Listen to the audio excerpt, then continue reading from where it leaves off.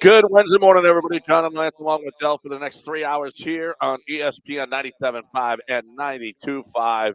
And off we go. How about that game last night? See, I love baseball like that. You want to talk every pitch because the other guy is pitching so well. You have got to make sure that you don't give anything up. That play by Paredes to throw him out at the plate on a ground ball where he steps on third. Well, he didn't have a force there, but he steps on third, throws across his body, and throws the runner out of the plate. He's got to do that. Otherwise, the Astros could lose this ball game. That's how good Ranger Suarez was last night, and that's how good. And boy, did he get some plays behind him. Fromber got some plays behind him. He had 2 on in the first, 2 on in the second, 2 on in the fourth, and he got out of all of those. He had a huge double play in the sixth. He had a great play by Dubon. Listen, Dubon is playing his ass off right now. Dubon with the best road trip of his life coming off of that. He plays second base last night. Listen, there was a reason Altuve, they put him in left field. With the Fromber on the mound, Dubon has almost got to play second base. He's so good, so good. He was spectacular last night at second base, and then he moves out to left field with Hader in there.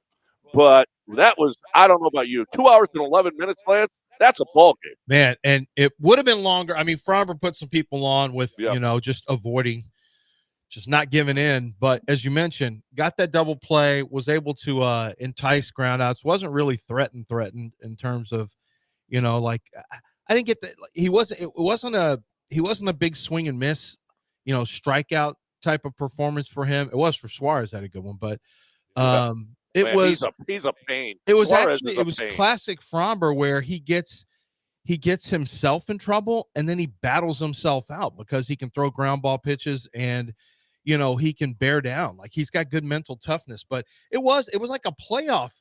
It was like a playoff type game where you realize, man, if they score, whoever scores first has a real good chance of winning this game. And then Astro legend Cooper Hummel with the home run. Opposite field. I mean, center field too. It's a pretty good shot. Yeah, I mean, I'm like, what is Cooper Hummel? Why are you playing Cooper Hummel? Why are you playing Cooper Hummel tonight? But you know what? Cooper Hummel's the guy that came through. And listen, Joe is putting these guys, the Guillormes and the Hummels and he's putting them in there late in games. You're up, as opposed to putting in a pinch hitter. Go up there and see what you can do. I mean, Joe ain't scared to put a young guy in a tough situation. No, obviously it was no runs in the game, but you got to come up with a run. And Joe just said, get up there, Cooper. And sure enough, Cooper Hummel comes through with the game-winning home run. How about that? That's so big. The biggest hit of his life. That's so much fun to see a young guy succeed like that. Are you a little worried this is another game where Fromber has more walks than strikeouts? I mean, not worried. I mean, it's what's the end result? Right.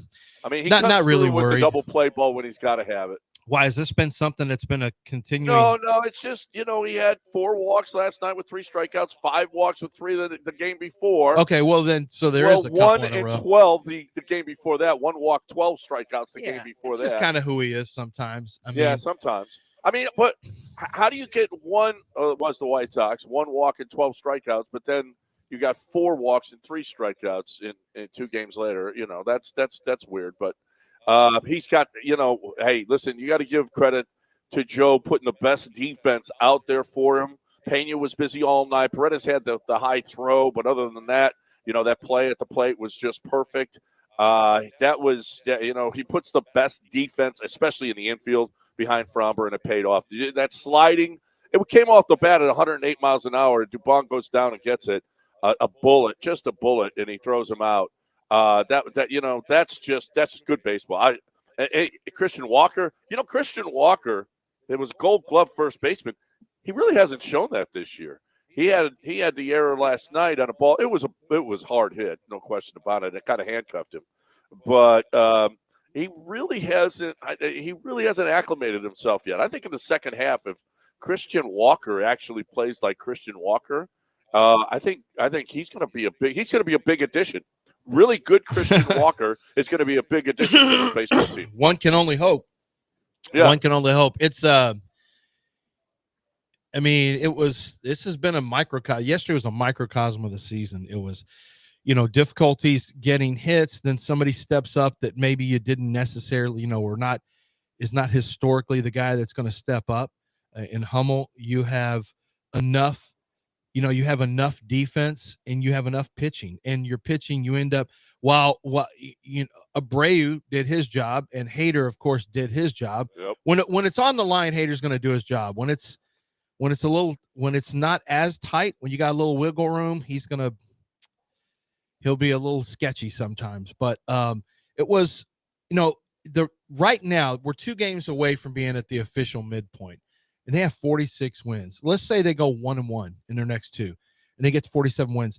I mean, that's an on pace for 94 wins. That's 8 games higher than the Vegas total. This is really, I don't know if some people look at this as a regression to the mean is headed the Astros' way or not, because they have cleaned up on some lesser opponents, but they've hung in against good opponents as well.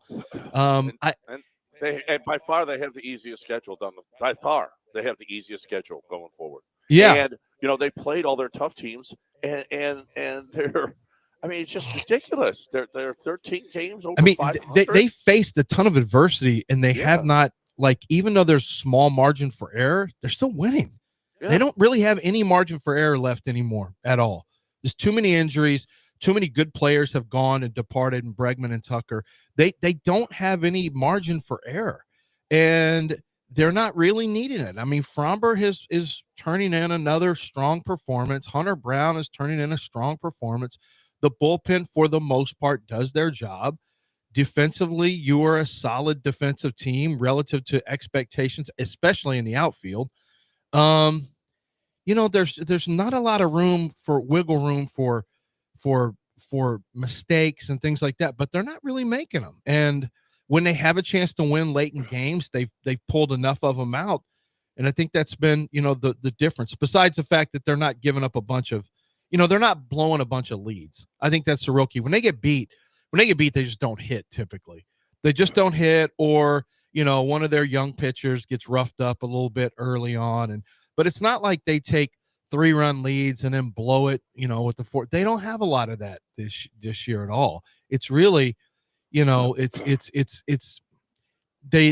will win some games late, but they don't blow a lot of games late, which I think is one of the real keys here. And that's a testament to, I think that's a testament to the defense, but more importantly, the bullpen. The bullpen has been great. The bullpen is just, and especially the back end. Brian Abreu's had a couple of hiccups, but I mean, you put the ball in that guy's hand at any time, as far as I'm concerned. Hader's been fantastic. You've gotten great performances out of Brian King and Sosa, and even Oker. I mean, Ort. I mean, they just come through, and that's a testament to Dana. Dana's put that together. That's been, other than Abreu. I mean, he's brought most all those guys. Hey, listen, they're 5-1 in extra innings too. Yeah. And look at their in 1-run games. Yeah, 16-7 in 1-run games. And they come through with 2 outs, better than anybody in baseball. Look at the Yankees. The Yankees are a game behind the Astros. They're a game behind the Astros, but in 1-run games, they're 12-16. In extra innings, they're 1-6. I mean, there's the difference, and that's a massive difference. 16-7 to 12-16. Well, and that's a question: does that come back to? Yeah, there is going to be some regression, more than likely. There's going to be regression. There is going to be some regression. It's more than likely going to happen. Win at that rate on 1-run games. But the difference is, Jordan, a return of Jordan is going to offset some of that, because that's not something they've had all year, really. A return of any of the pitchers that they've been missing, most notably Eric Getty. We just don't know what to expect from Christian Javier if and when he makes it back. We don't know what to expect, but I do think that, when you look at Eric Getty coming back, and it's a matter of how quickly he gets back into his formal pitching shape. I mean, that's a really big deal. He's been out a long time. Jordan has been out, and even when he was in, he was not the same player. So, Yeah, there will be some regression in terms of one-run games, extra inning records, your records there. However, the flip side is you're also going to get some things that you haven't had for most of the season this year too, that has not, that you can't really include. So, but boy, really fortunate. 16-7 in one-run games. I'm looking. That looks like it is the best in Major League Baseball. Yeah, that's the best. It is the best, 100%. Yeah. Actually, it's not even really close. And how about percentage of runs with 2 outs? Oh, that's been huge for them. They crush it. Yeah, there's a lot of things that if I'm handicapping, you see us and you go, man, how long can this last? But then you look at the quality of competition and you think, well, you're not really battling in a tough division, although the division has won some games here recently, but you're not really in a real tough division. And even though you're probably not going to win the same amount, you won't get at some point, you're not going to get the same amount of two out runs. You're not going to win the extra inning games. You're going to have some things go against you in one-run games, but you also don't face the toughest competition. So you legitimately could, it could balance out a little bit. I just, it's been a fun little ride. The Astros are 3.5 games behind the Tigers for best record in the American League. They've picked up a little bit more ground on the Tigers. So the best record in all of baseball. 3.5 games back. Oh, yeah, I guess so. Because, I mean, they do have teams ahead of them, but yes, you're right. But they're 3.5 behind the best record in baseball. Yeah, Phillies and Dodgers are ahead of them, and the Astros are tied with the Cubs. And that'll change tonight. That's over tonight for Philly. The Cubs are 46 and 30. This is a tough homestand. You got the leader in the National League East. You got the leader in the National League Central. All right, and then you go to the worst team in baseball in Colorado, who's playing a little bit better. No, they're playing a lot. I mean, they've won games. Yeah, they wiped out the Washington Nationals in Washington. I mean, they're winning more games now.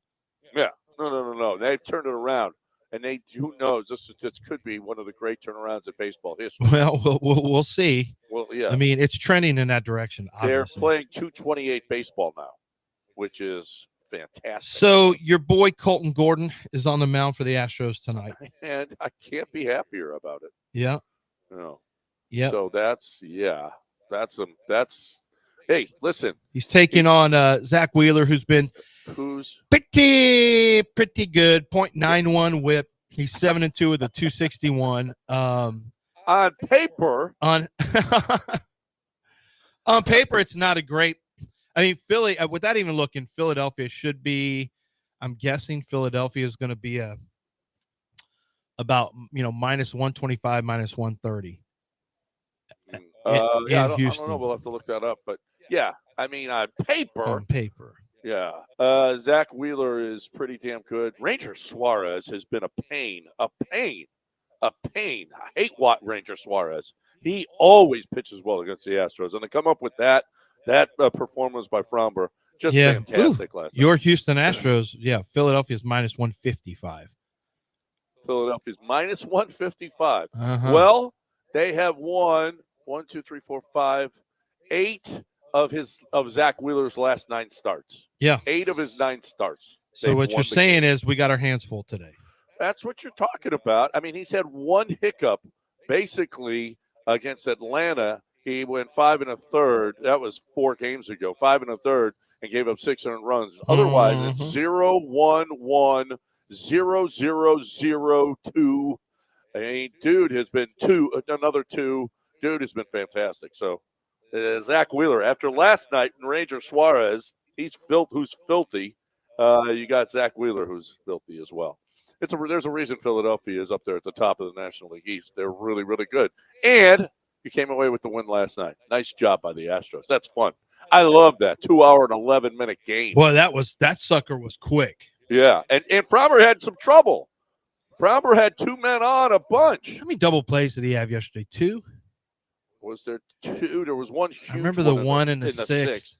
Yeah, 1 in the 6th was huge. I remember the one. 1 in 6 was big. I can't remember if he had another one. I can't remember if there's another one. I don't recall another one, but I felt like they enticed both teams. Jumped on pitches early, and were swinging it. I mean, Astros for having that strikeout total, Suarez.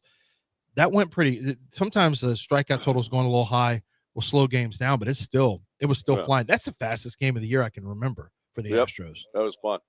Dell's been Are you sitting saying it back was there fun with because his. it was a fast game and you're on the West Coast? Yeah. No, I like that's good What time baseball. did it end your time? About 6 o'clock? It was over last night at 7:11. Oh, how 7:12. much do you Yeah. love that? Yeah, that was great. Dell was sitting back there with his arms folded. He just hates it when the Astros do well, and just that. Oh, Astros this, Astros that. Just great baseball talk, He and he proved just himself hates. last year as an Astros fan, John. Yeah, no, he's a closet Astros fan. I don't think there's any question. I'm not in any closet. You're in the Astros closet. I'm not. I'm Closeted? open and living my life as an Astros fan. You're open. I'm open and living my You life. came out. I'm not in any closet. I'm You open and living a non-closeted well. How Astro many fan times have life. you said it's great when the baseball season ends? Well, sure, You love it's that. very long and unnecessary. The NBA, there's talk they want to shorten the season. Let's get to baseball first. Let's shorten baseball first, then talk about the NBA. 100 games, 100 game sprint. That's what we're looking for. No, it's not a sprint. Yeah, I don't know if you heard. Actually, we can't even talk about yesterday's game because there's 162. There's 162. Not one game doesn't mean anything. And that's the problem. That is a problem. All right, breaking it here and talking a little John Daspit.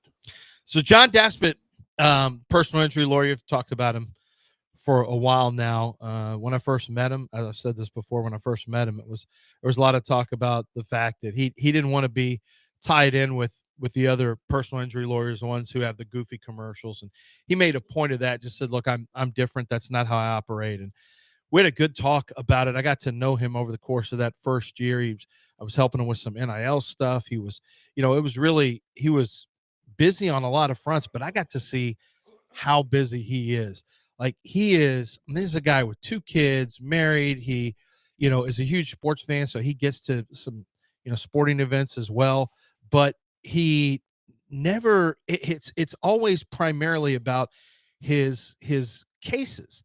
And he'll be on the phone with other lawyers talking to them about cases they have. He'll be on the phone with people, in the dugout about in the dugout at his law office, talking about, different things that need to happen moving forward. I mean, he's truly the captain of that ship, and he is very much a very active member of the team helping on these cases. And that's why, you can trust that John Daspit's fingerprints are all over everything. And that's important for you because his winning percentage is so high.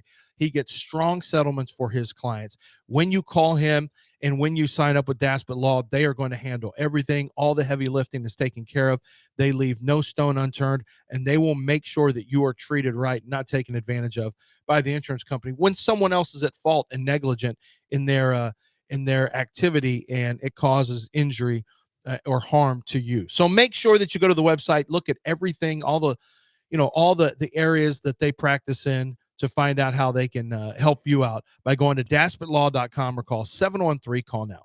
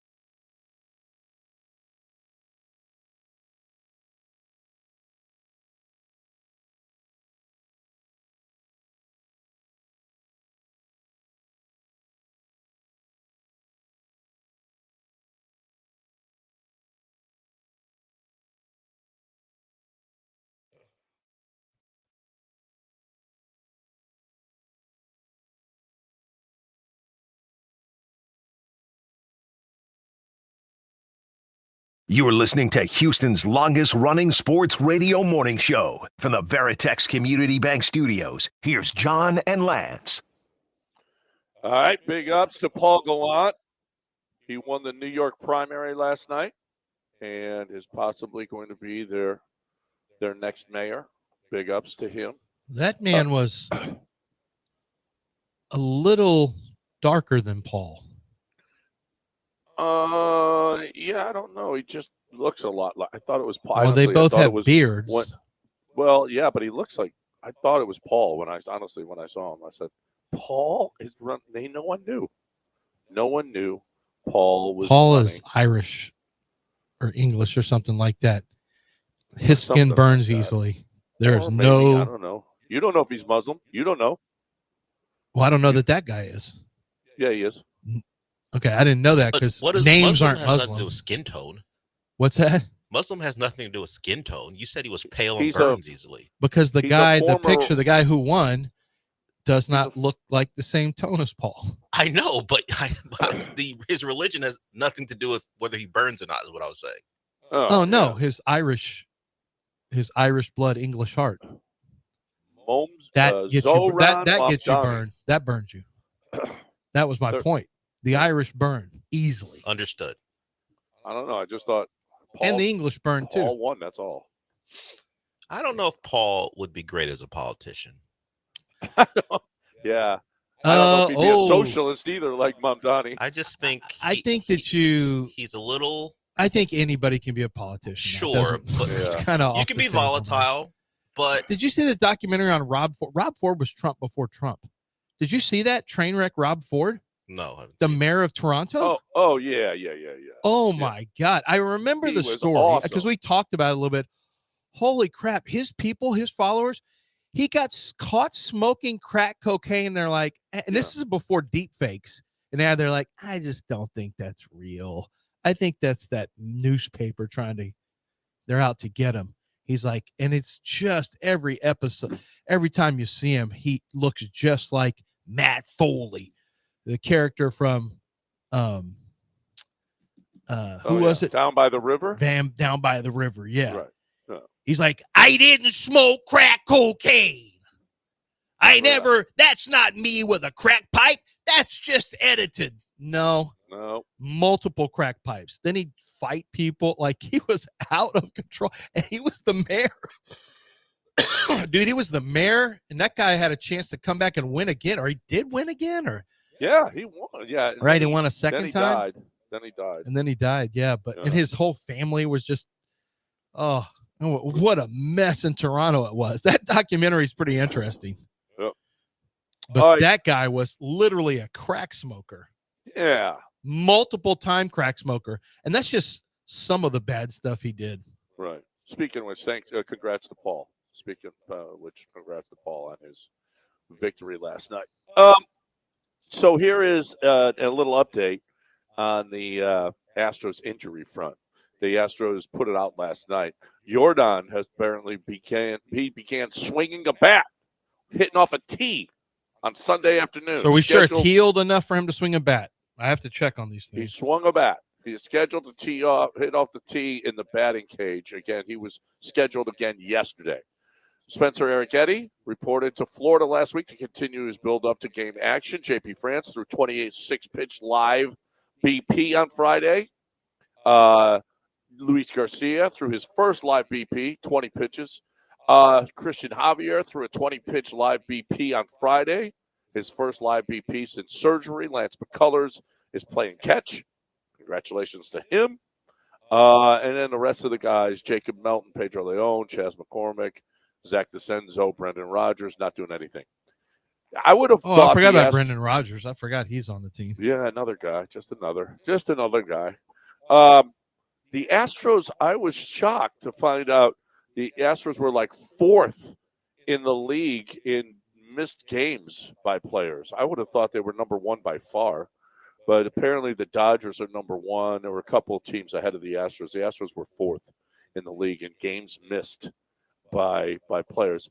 Well, as far I don't know if by starting pitchers, I think the Astros are but I think the Dodgers are crushing too in that respect. Oh no, Dodgers too. Yeah. They have all kinds of injuries as well. So, but a lot of theirs also are minor leaguers. Yeah, the Astros that's included were right too. out of the rotation. Yeah, no, we're fresh out. Although most of them were already known guys. I mean, Eric Getty's out, but the rest of them everyone knew they weren't starting the season. Well, Wisniewski was with us. Well, no, that's right. He was at one point he was with us, and now he's no longer with us. He's no longer with us. Oh, I forget about him too. He and Brandon Rogers. Like, oh yeah, that's right. Congratulations to Sean Dubin. He'll miss 2 years now. He had a strained forearm, which means he's done. Congratulations, Sean, on your strained forearm. Yeah, that's an incredibly bad sign. Yes, strained forearm in the Astros lingo means 2 years out. Same thing with neck. If you go on the injured list with neck strain, like Christian Javier, boom, Tommy John, 2 years. By the way, that's my diagnosis. That's my interpretation, my translation of Astros trainers' report on a player. It's not the Astros official. Sean Dubin is just placed on. He's been sent back to Houston with a strained forearm. Well, now wait a minute. Strained forearm is one of the worst things you can hear as a pitcher. Yeah, in the world. Yeah, absolutely. Strained forearm is terrible and usually means for the Astros at least 2 years out, and sometimes more. 713-780-3776 is the number. If you would like to. Do we think Luis Garcia is ever coming back? Yeah, Luis Garcia started to throw. Well, do we think he's going to come back? I remember, he started to throw previously, right? And they had to shut him down. Shut him down, yeah. He's already thrown before. Yeah. Well, if you throw a baseball, there's a chance that you're going to be not throwing again. Right? Yeah, with us, yeah. Yeah. At least you'll eventually come back. JV eventually came back. McCullers eventually came back. He's helping the Giants. The Giants are a problem in the National League. The Giants are playing good baseball. I remember when Lance McCullers wasn't hurt. I'm old enough to remember when he wasn't hurt this year. I am. I was this years old when Lance McCullers pitched. That's right. Yep. All right. We're catching up. 713-780. Open it up, whatever you want to talk about. Basically a holiday show. If you want to get in here, you're more than welcome to do that. 713-780-3776. We got a happy birthday that we got to talk about with one of our best players in the city. We'll do that on the other side. But first, we got GimmeTheVin.com. We got John Clay Wolf being just crazy. He's a crazy man. I don't know if you've ever listened to his show. The guy's nuts. Dude is just he's insane. He says whatever he wants. He's so refreshing that he just says whatever he wants anytime. And he has been canceled by a few radio stations, but he's not just, at one time he was just Houston and Dallas, just a local guy who's buying cars. Now he's America's best car buyer. I mean, how about that? The way that he put this thing together. And he's pretty good at it. And he's also good at giving away money. He gives away $25,000 a month. All you have to do is go to GimmeTheVin.com and sign up. And you find out. You mail in your entry, and you could win. Now, if you sell your car, you get 4 times the chances that someone who just signs up does. So if you sell him your car, not only are you going to get the most for your vehicle. Sell us your car. But you're also going to get a chance at $25,000 or part of $25,000. So, I mean, it's a win-win-win except for everybody except John Clay Wolf. All at GiveMeTheVin.com. That's GiveMeTheVin.com.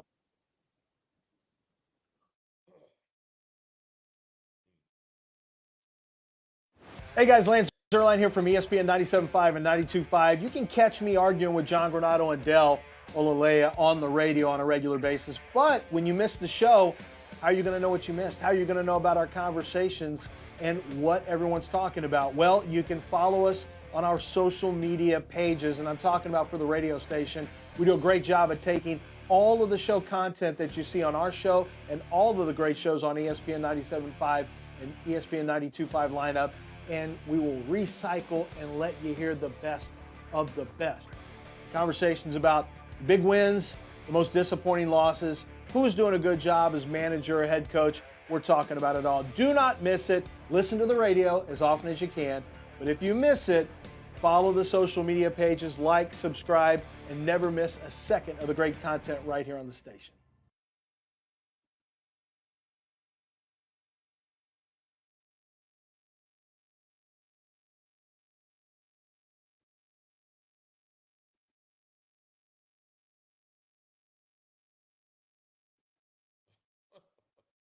Del, why do you have that picture of Lance up there?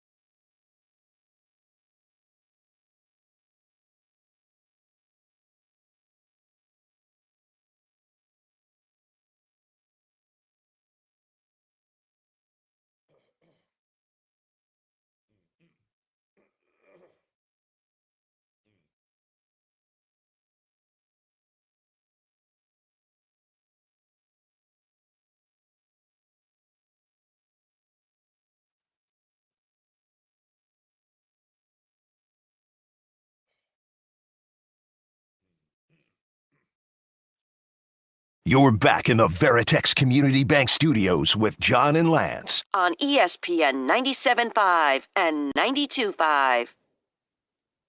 All right, welcome back. Happy birthday, Derek Stingley. One of the best players in our city right now. The 33rd team has this to say about Stingley. Derek Stingley Jr. was the only player to allow less than 5.0 yards per target as an outside cornerback in 2024. Minimum 30 targets. Lowest yards per target allowed last season by outside corners. Derek Stingley, 4.9. Christian Benford, 5.3. Cam Hart, 5.4. Turned 24 today. Or was that yesterday? Was that yesterday? Might have been yesterday. Stingley is the only player with 5+ interceptions in each of the last 2 seasons. Leads the league in pass breakups since 2023. He's got 31. Derek Stingley Jr. Happy birthday. Maybe belated birthday, but happy birthday anyway. Yeah, he's one of the best. One of the best, and I don't think there's any question. Right? Am I right or am I right? Yeah, I think you're right. Mm-hmm.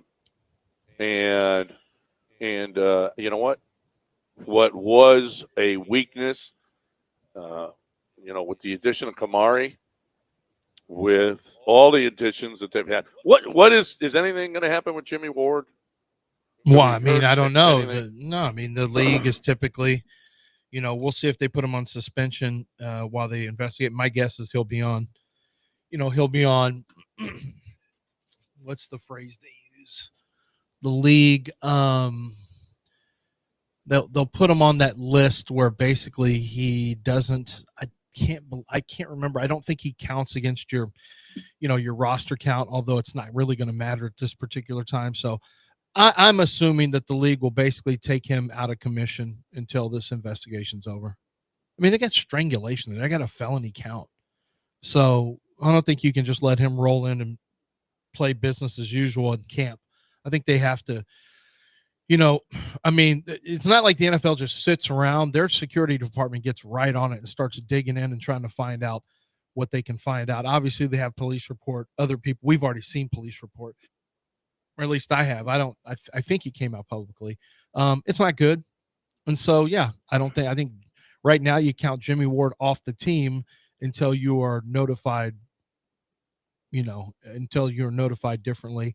I don't think this is going to move super fast. I do think by August they'll know something. I mean, I think by camp I take that back. I think by camp they'll make a determination about whether or not he can practice. And my guess is they're going to say no.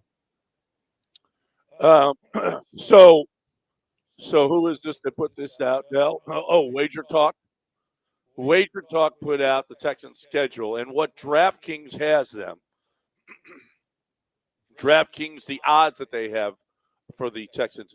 The Texans are 3.5-point underdogs in week 1 against the Rams. I can see that still being 3.5 by game time. Yeah, I could see that. They are 1.5-point favorites in week 2 against Tampa at home. Against Tampa. That's it. First of all, my guess is it's going to be 3 to 2.5. I think it goes the other way with the Texans in the Texans' favor. Number 2, I think it's going to be. Yeah, I think people are going to look at the Texans and I think they're going to get back on the hype train a little bit. So what you're saying is buy now.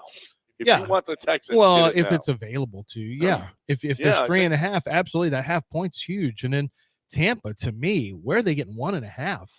That's kind of crazy to me. It should be at least 3. Texans will be favored in LA? No. What you said? No, the Texans are 3.5. I think dogs. I think it'll come down to 3 or even maybe 2.5. They'll take a lot of money to swing it from 3.5 to 2.5. Okay. So 3 that takes a lot. So 3 is because 3 is probably you set yourself up to get middled, and they don't like that at all. Well, the Gold Sheet has them 4.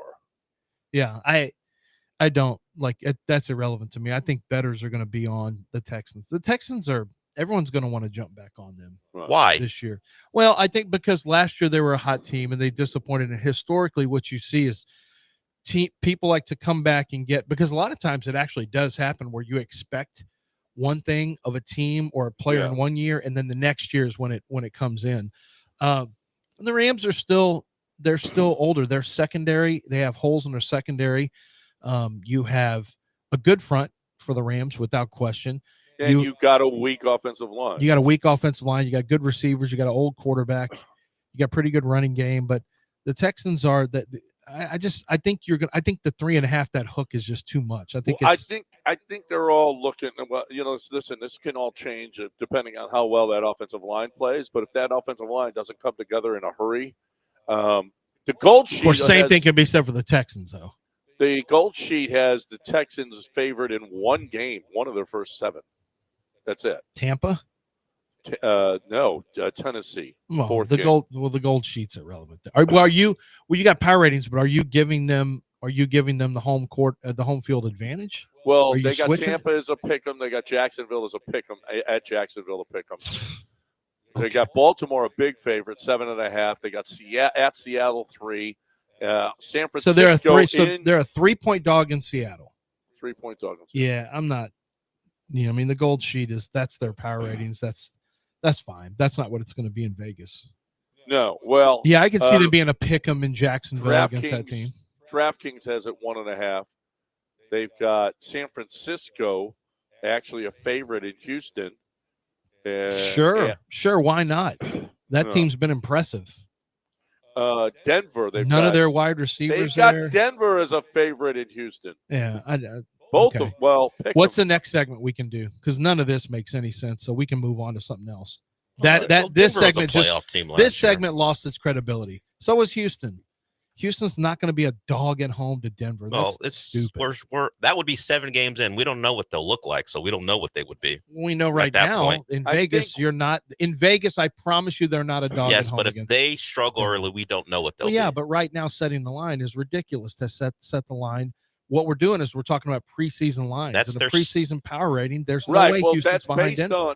It's based on the expectations of that offensive line. And that there's not a lot of expectations. Well, I can tell you, I would fire away on the Texans. If you get the Texans underdogs in all these places, fire away. Underdogs at home, fire away. Somebody wants to give you that line, put everything you got on it because your numbers are in your favor. that a home field advantage team with a great pass rush and a takeaway defense and 2 quality running backs. I mean, your offensive line wasn't great last year, and you were a 10-win season who moved the ball on the ground. I mean, this is an outlandish segment we're having here. Who are these dumb people? It's not outlandish segment. It's outlandish for these people to think this way. However, yeah, exactly. Listen, I don't know. Can you bet on the San Francisco game, the Week 8? No. Can you bet on Week 8 right now? No, it's not going to be out there.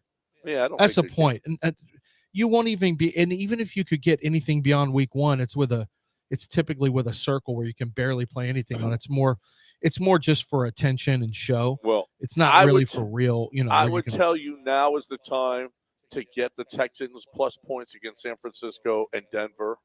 Now is the time to grab the 1.5 of DraftKings. If you can, now is the time to do that. At Indianapolis, actually, the Texans are a favorite. Wow. What do you know? They're finally a favorite against Daniel Jones. Yeah, right.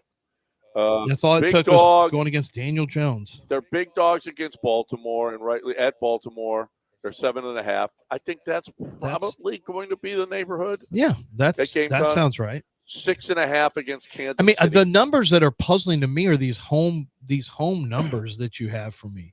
Well, Tampa, they're 1.5 against Tampa, where they are. But they're clearly going to be more net against Tampa. I mean, what you're saying is on a neutral field, Tampa's 1.5 to 2 points better than the Texans. I don't believe that on a neutral field, Tampa's 2 points better. What? I don't buy into that, or at least 1.5 points better if we use the 3-point swing to neutralize. Well, it doesn't make any sense. Gold sheet has it a pick 'em, so they're 3 points better.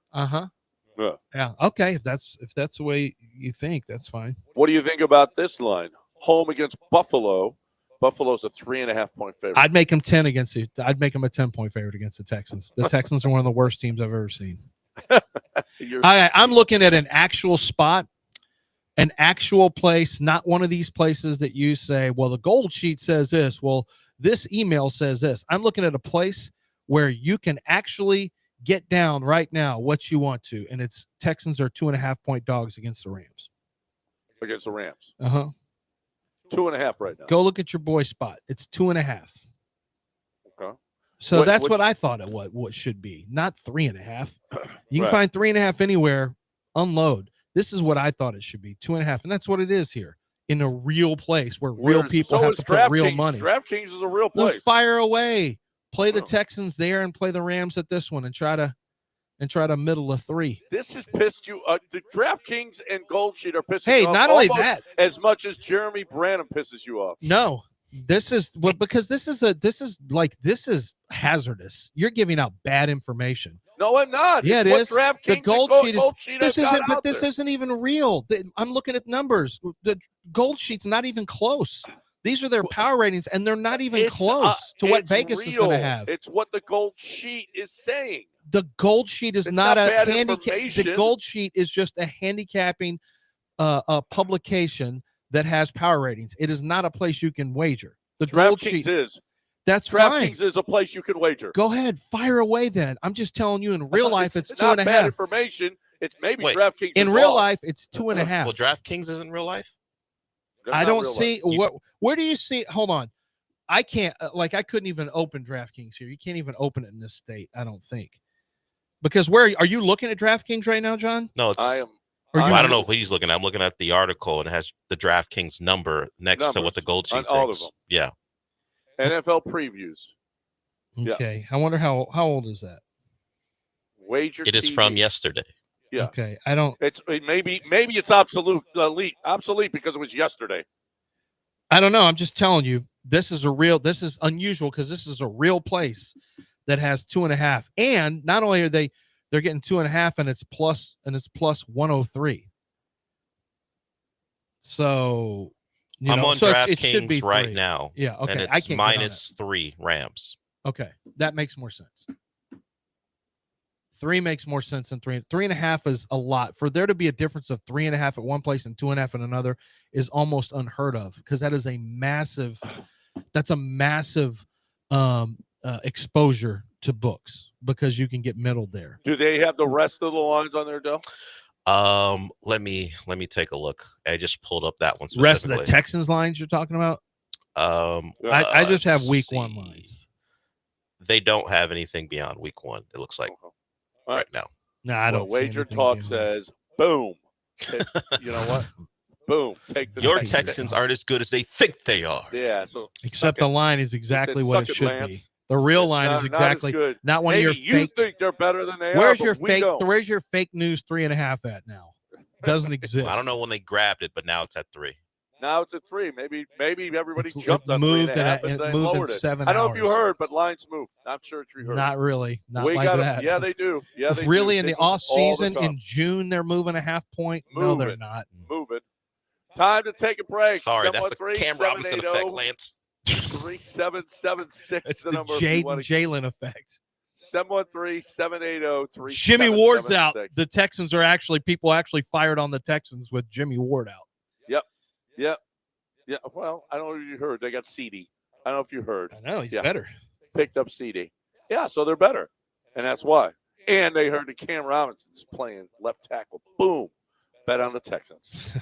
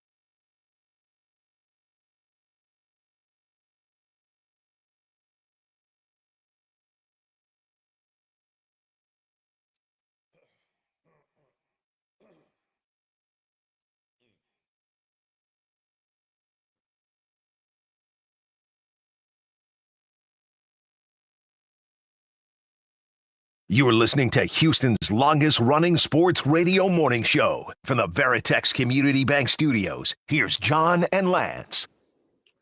All right, welcome back here on ESPN 97.5 and 92.5, 713-780-3776. Let's get TJ in here, wants to talk a little NFL. What do you say, TJ? Hey, what's going on, guys? I don't know if you've seen this article came out yesterday. I think his name is Pete Rosario. I think I'm saying that correct. He was a former lawyer, and he did a show with Simmons, I think. But he was talking about how the NFL tried to keep this under wraps, that they got convicted of collusion with the NFL contracts. I don't know if Lance seen that or not. And also, just to make Lance Day, a rumor is James Harden can opt out of his contract and come back to Houston. Rumor he's trying to do that. So I just hang up and listen to what you got. He can try as hard as he wants. If I were him, I would opt out and then just re-sign with the Wizards.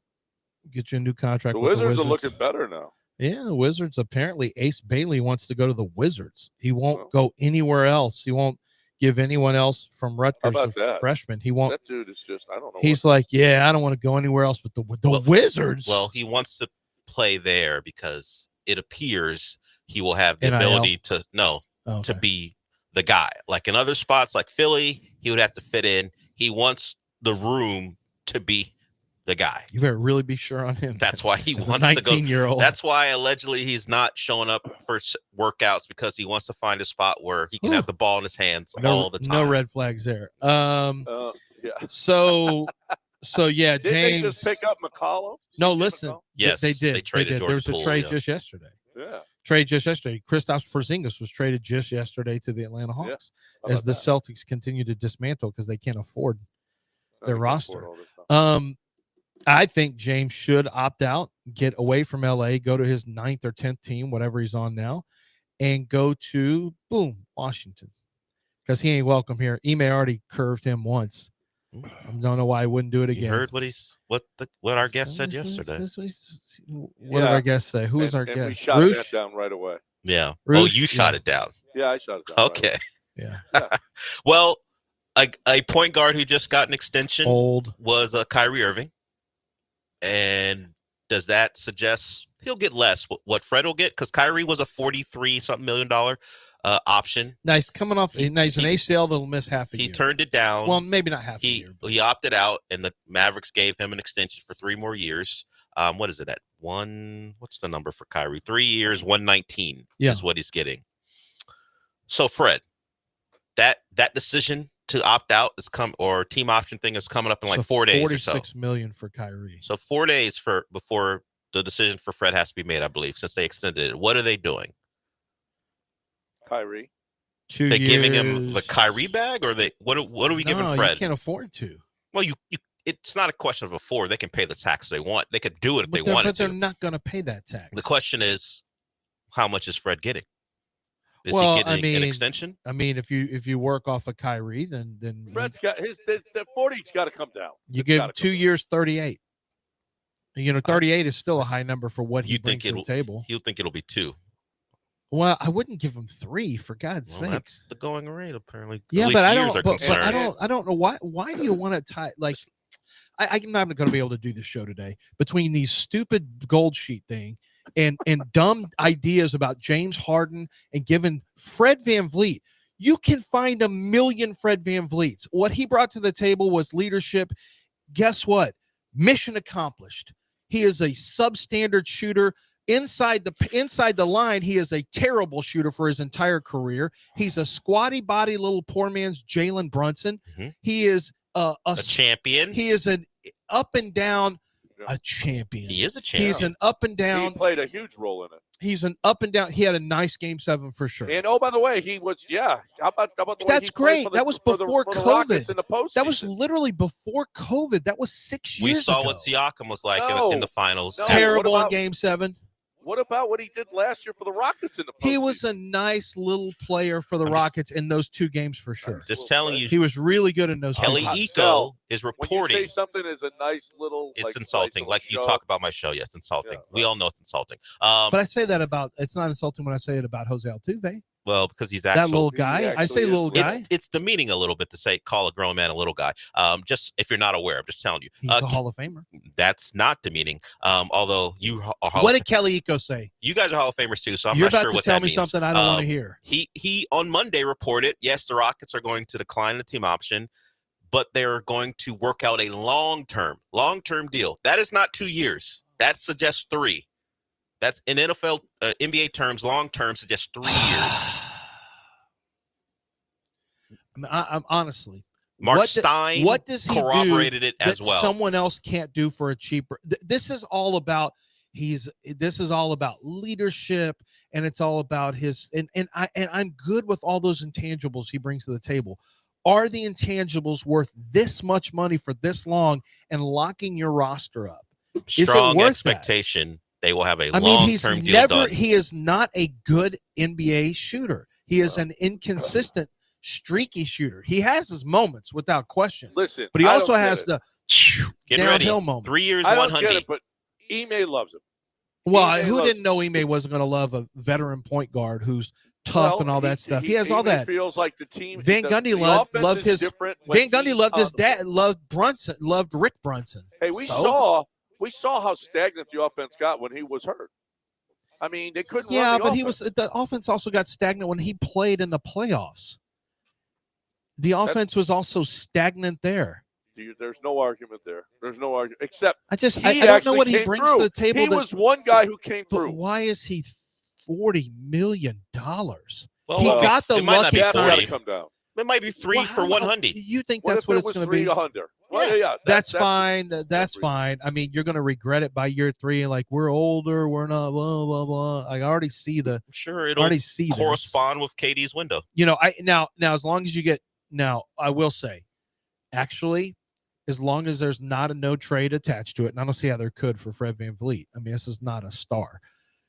As long as there's not okay, let me amend. Because having a player who's at 30, it's going to be higher than 33. Having a player that's 30 plus is a good trade option because you can move that player. It helps to match contracts quicker.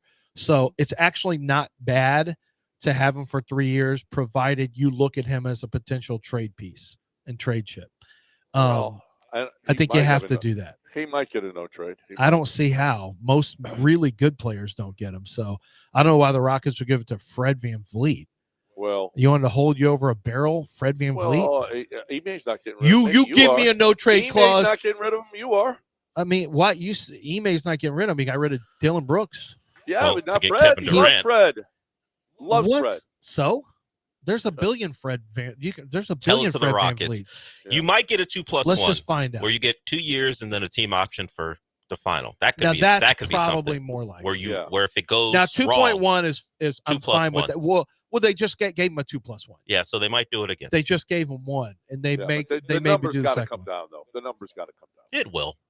I mean, he's the long-term security is what Fred would turn down Well, it's not Fred's decision, but the long-term security is what they're giving Fred in lieu of the $40+ million. Listen, he's got to take a page from Durant, because Durant has said, allegedly, he said, behind the scenes, that he's going to take less than the 60 a year. I know he may take 57. Yeah, poor guy. I love that we celebrate his. What about 50? His heroic and his courage. His courage to take $54 million. What a courageous move. He could have had 60, but he's get 54. Altruism. This shows how committed to the team he is. Yeah. I mean, if you really wanted to go there, you could. Now the NBA's Player Association would literally put snipers on a building and take aim at him if he took $36 million. But if he wanted to, with the amount of money he's made in his career that he probably will never spend, he could literally say, you know what? I'll take 3 years at 100. I'll take Kyrie's contract. And give you guys a lot of room to maneuver so that we can win a championship. I know he's not going to. No player in NBA history will do it other than Tim Duncan. No player in NBA history. But if he really wanted to be about it, I mean, he could do it, and there's no financial repercussions. These are just numbers. They're not getting actual, paid under my value. Then, if I do that. Yeah. That's what it is. Then but it's all perception. It's not money. He's like, well, how am I going to be able to survive when I'm 60? Like he's not in 70 when I retire.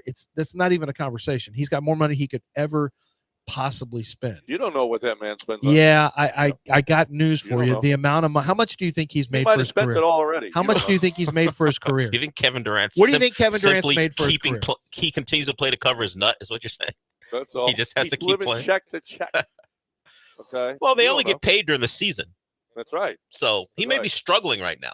That's why he's doing that Fanatics thing. He needs an extra check. How many? He's got to have about 14 jets to be struggling and flying all the time on them. We don't know anything about him. Like, does he have family? I've never heard of him even being a money spender at all. Yeah, I don't know. We don't know anything about him other than the kids. pettiness on Twitter. I don't think.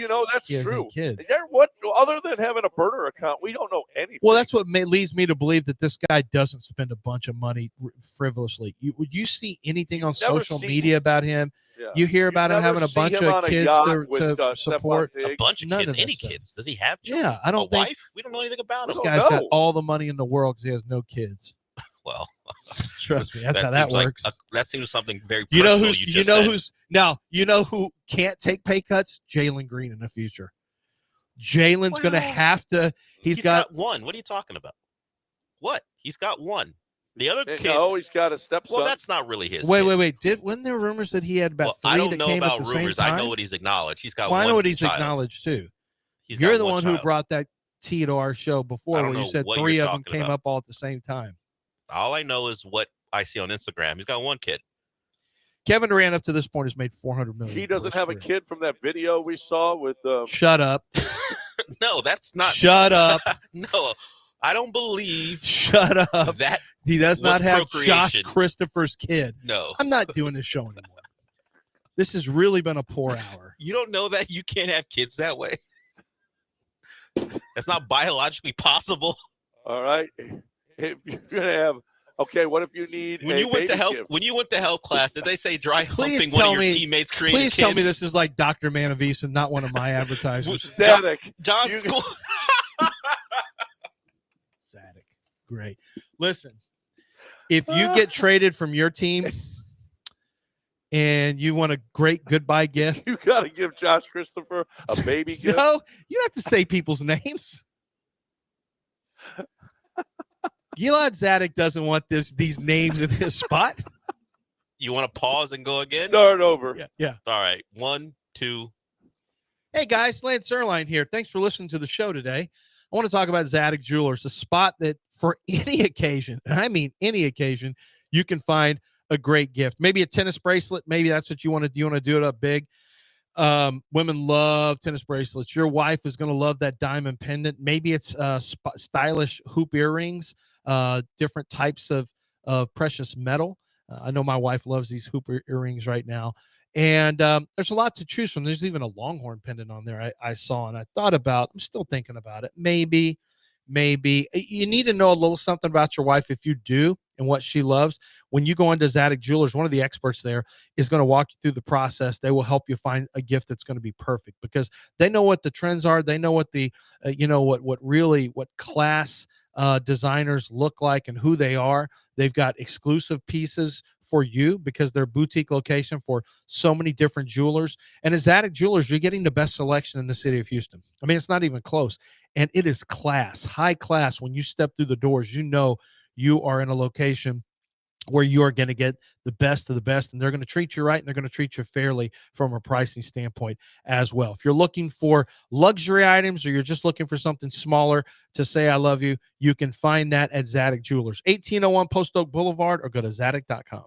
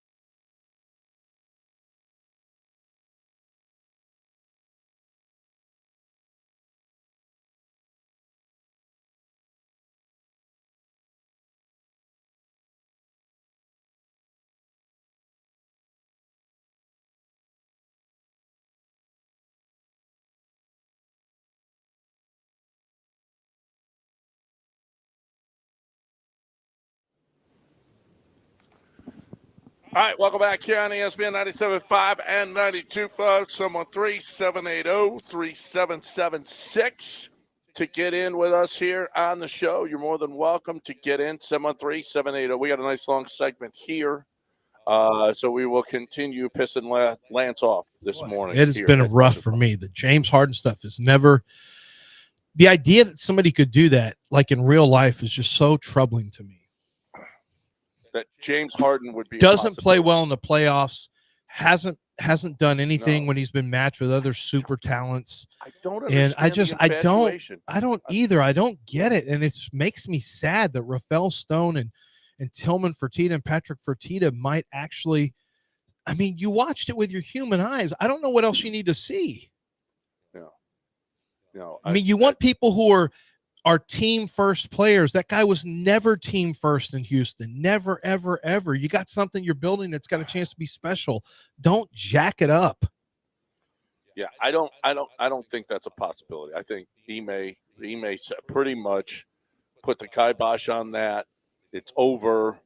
And I'm all in on Fred now, so I won't even discuss it anymore. I'm all in on Fred. Let's go, Fred. You're a big Fred guy. I'm a huge Fred guy now. You love 100% would rather have Fred at $44 million than James Harden at 20. Absolutely. It's not even a money thing. It's a leadership and culture thing. Yeah.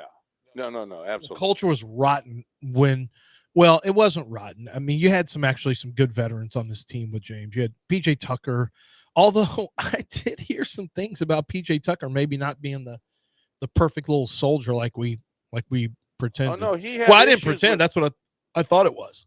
Yeah, he had issues with. Who did he have issues with? Well, was he here with Stephen Silas?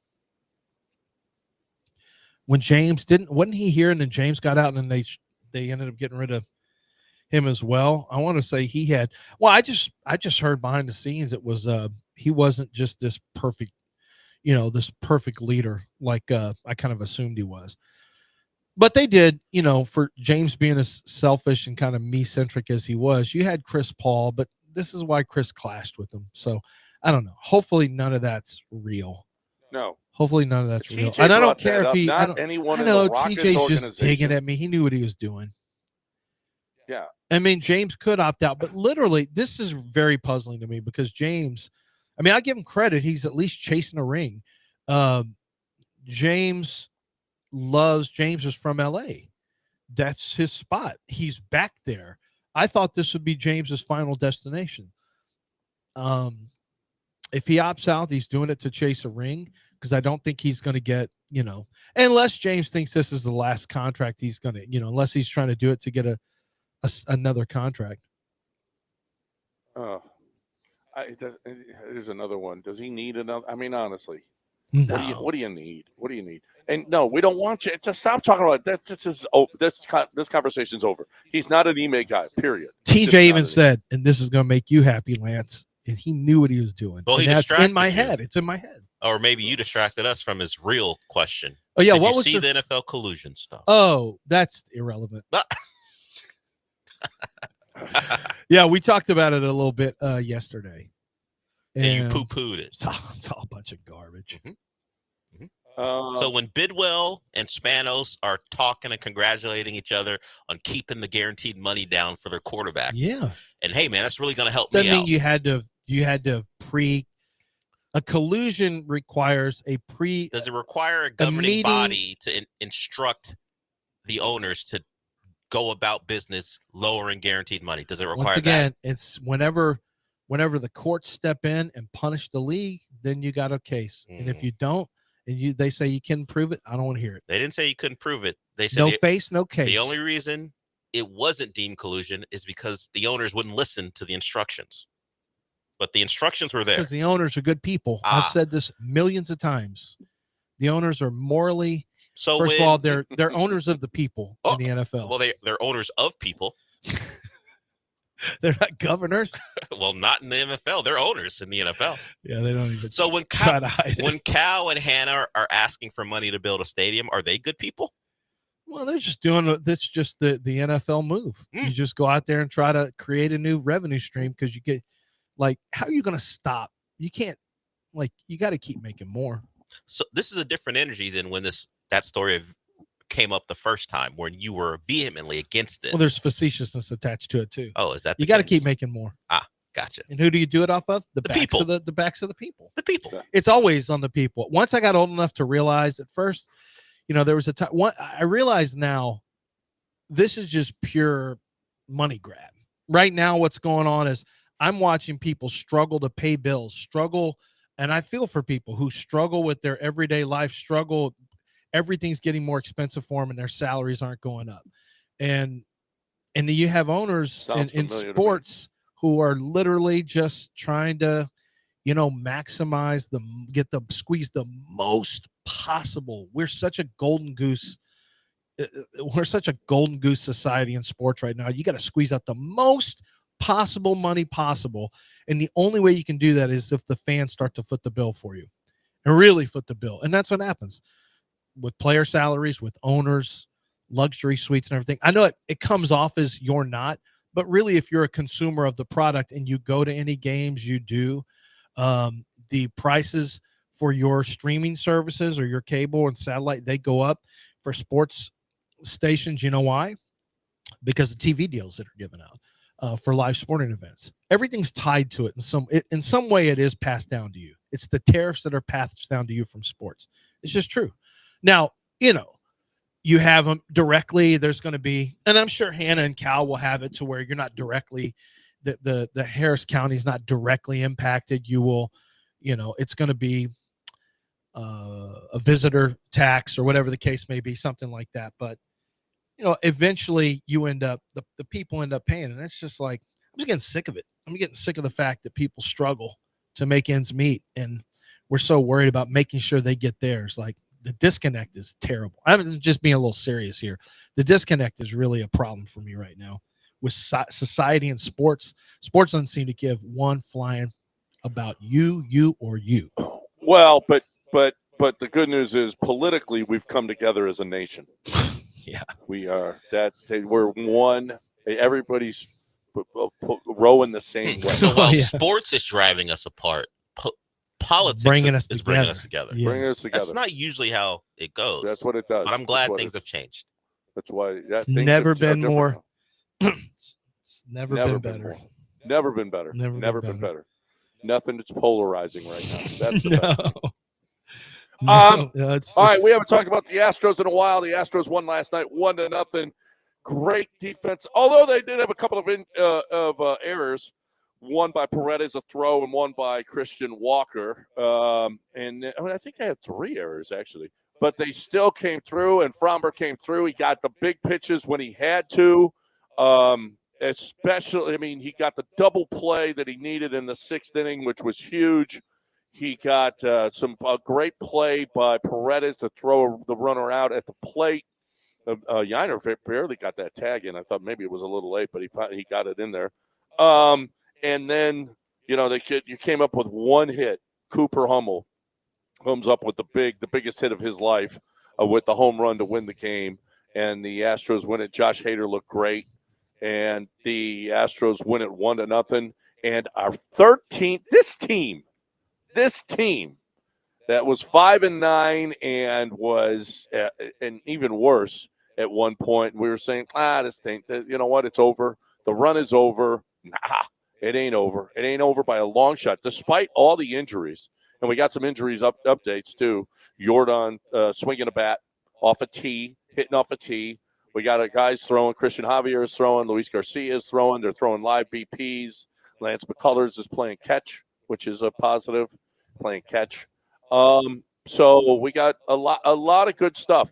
A lot of good stuff. Now, you got Zach Wheeler against Colton Gordon tonight. Not a great matchup. As a matter of fact, what is Philly? What'd you say? Minus 155? Minus 155, yeah. In your mind, or? No, in real life. Minus 155, yeah. Yeah. You're not pissed. Are you pissed off about that? Like no, that makes the gold sheet? I thought maybe no, they're making you pay for Zach Wheeler. Yeah. They're going to make it hurt a little bit if you think you're going to get in on the Phillies. So maybe the Astros are the play. Yeah, although you're not going to get rich betting on Colton. Well, Jordan baseball, Zach no, Wheeler. plus 135. I mean, it's baseball. The juice in baseball is just relentless. Yeah. It's too penal for the favorites a lot of times and not enough for the dogs. And yeah. Here's football, -3 +3. Here's baseball, -175 plus 145. Like, wait, that's a big spread. That's a big gap in there. That's not fair. Yeah. And then you could bet plus 1.5 or minus 1.5. And that's where you have to do it to get better numbers. You have to go at the old 1.5. You know, the Astros are 16-7. That's 20. So they've had 23 one-run games out of 79. So less than 33%, but it's higher. You know, it's in the 20%, but it's higher than maybe you might think. There's more one-run games in baseball than you think, probably. And if you missed it, that's one of the things John and I talked about early. The Houston Astros, and they're all having a season that's better than we expected, considering the injuries that have overtaken the team. They've still played good baseball. They're fourth place in Major League Baseball. They're tied for fourth in terms of best record, and with the Cubs, and they're second in the American League for best record. They are 5-1 at in extra inning games, and they're 16-7, which leads the league in one-run games. And they score more runs with 2 outs than anybody in baseball. Like, you know, the question, what we talked about is there going to be a regression to the mean? Well, you would think so. To go through an entire year where you have this razor thin margin for error or injury left now, and yet everything keeps working out in your favor and you're winning close games. Like, if you really look at this, Fromber and Hunter have done their jobs, which you have to have that. The bullpen has done their job. You're scoring runs late. You're scoring runs with 2 outs. You're winning close games. Like, you figure at some point something's going to go sideways on you. That's the nature of a 162-game schedule. But maybe the going sideways on you is Lance McCullers getting hurt in a non-pitching accident. It's Fromber Valdez having an injury that's misdiagnosed that keeps him out for even longer. Like, maybe all that is, and you have a pretty decent, wow, I'm just seeing this. Fan ejected after taunting Marte over mother's death. Holy crap. That fan, we need a public tasing. And the guy, Marte from the Arizona Diamondbacks, is crying. He's crying on the field. His mom died. He gets so upset. That's terrible. That's just terrible. public execution of that fan. People are terrible. I just can't believe that, but whatever. Yeah, I just maybe all the things that have gone sideways are it hasn't had an impact on winning. I don't know. You can't keep winning this many one-run games. You can't keep winning this many at this rate, at least. Extra inning games, you can't keep winning them at this rate, 5-1.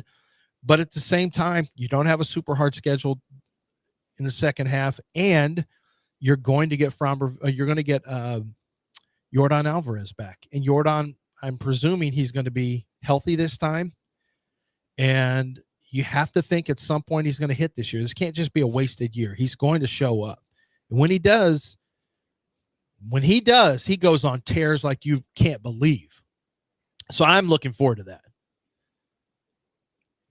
Yeah.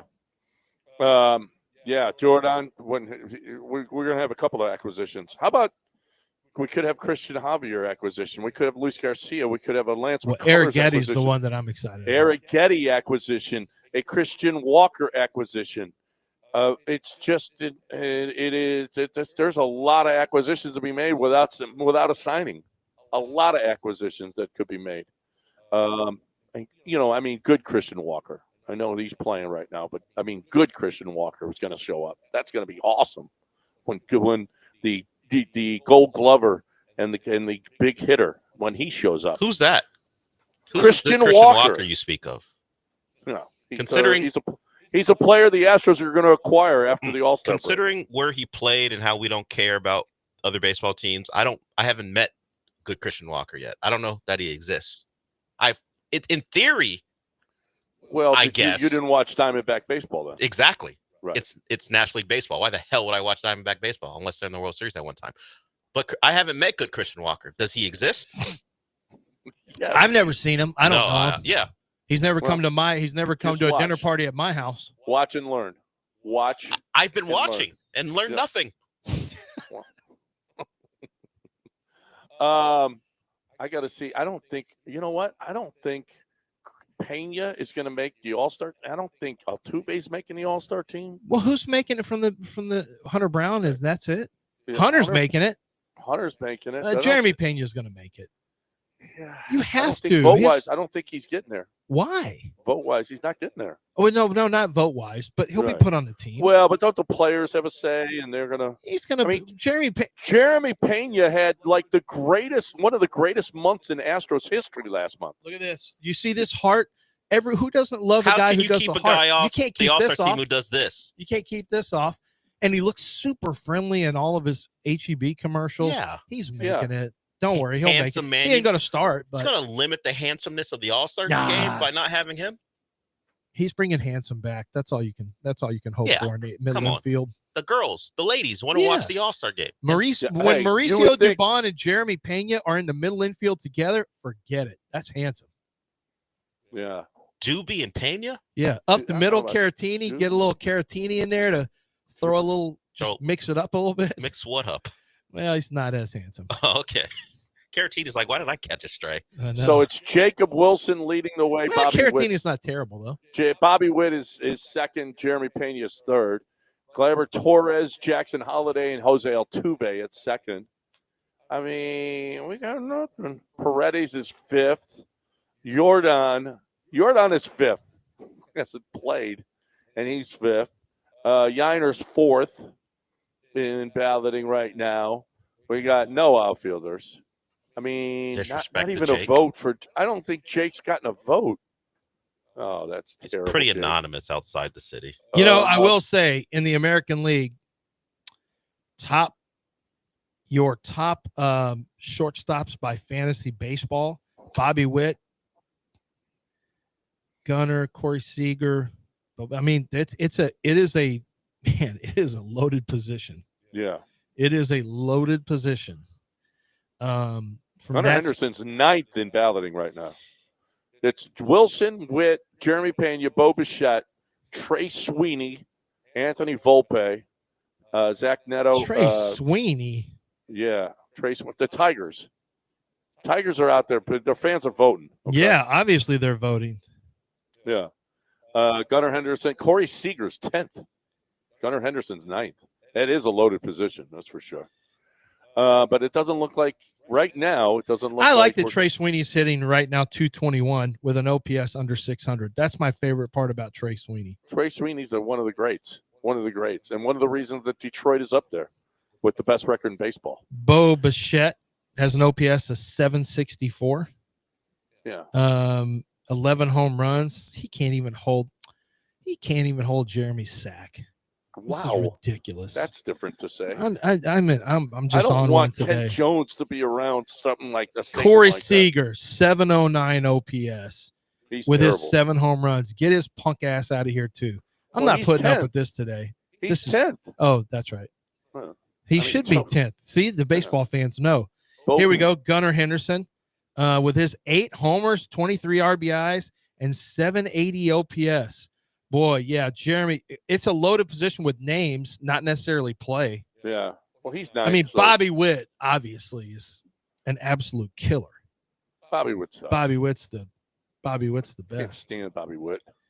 I took him twice on my get a hit, and he both times. John is the one that the NCAA has to do those commercials where it says 1 out of every or 60% of the athletes in Division I say they have been bullied online by gamblers. Yeah, no, I just say he sucks. I don't. You don't go to his page.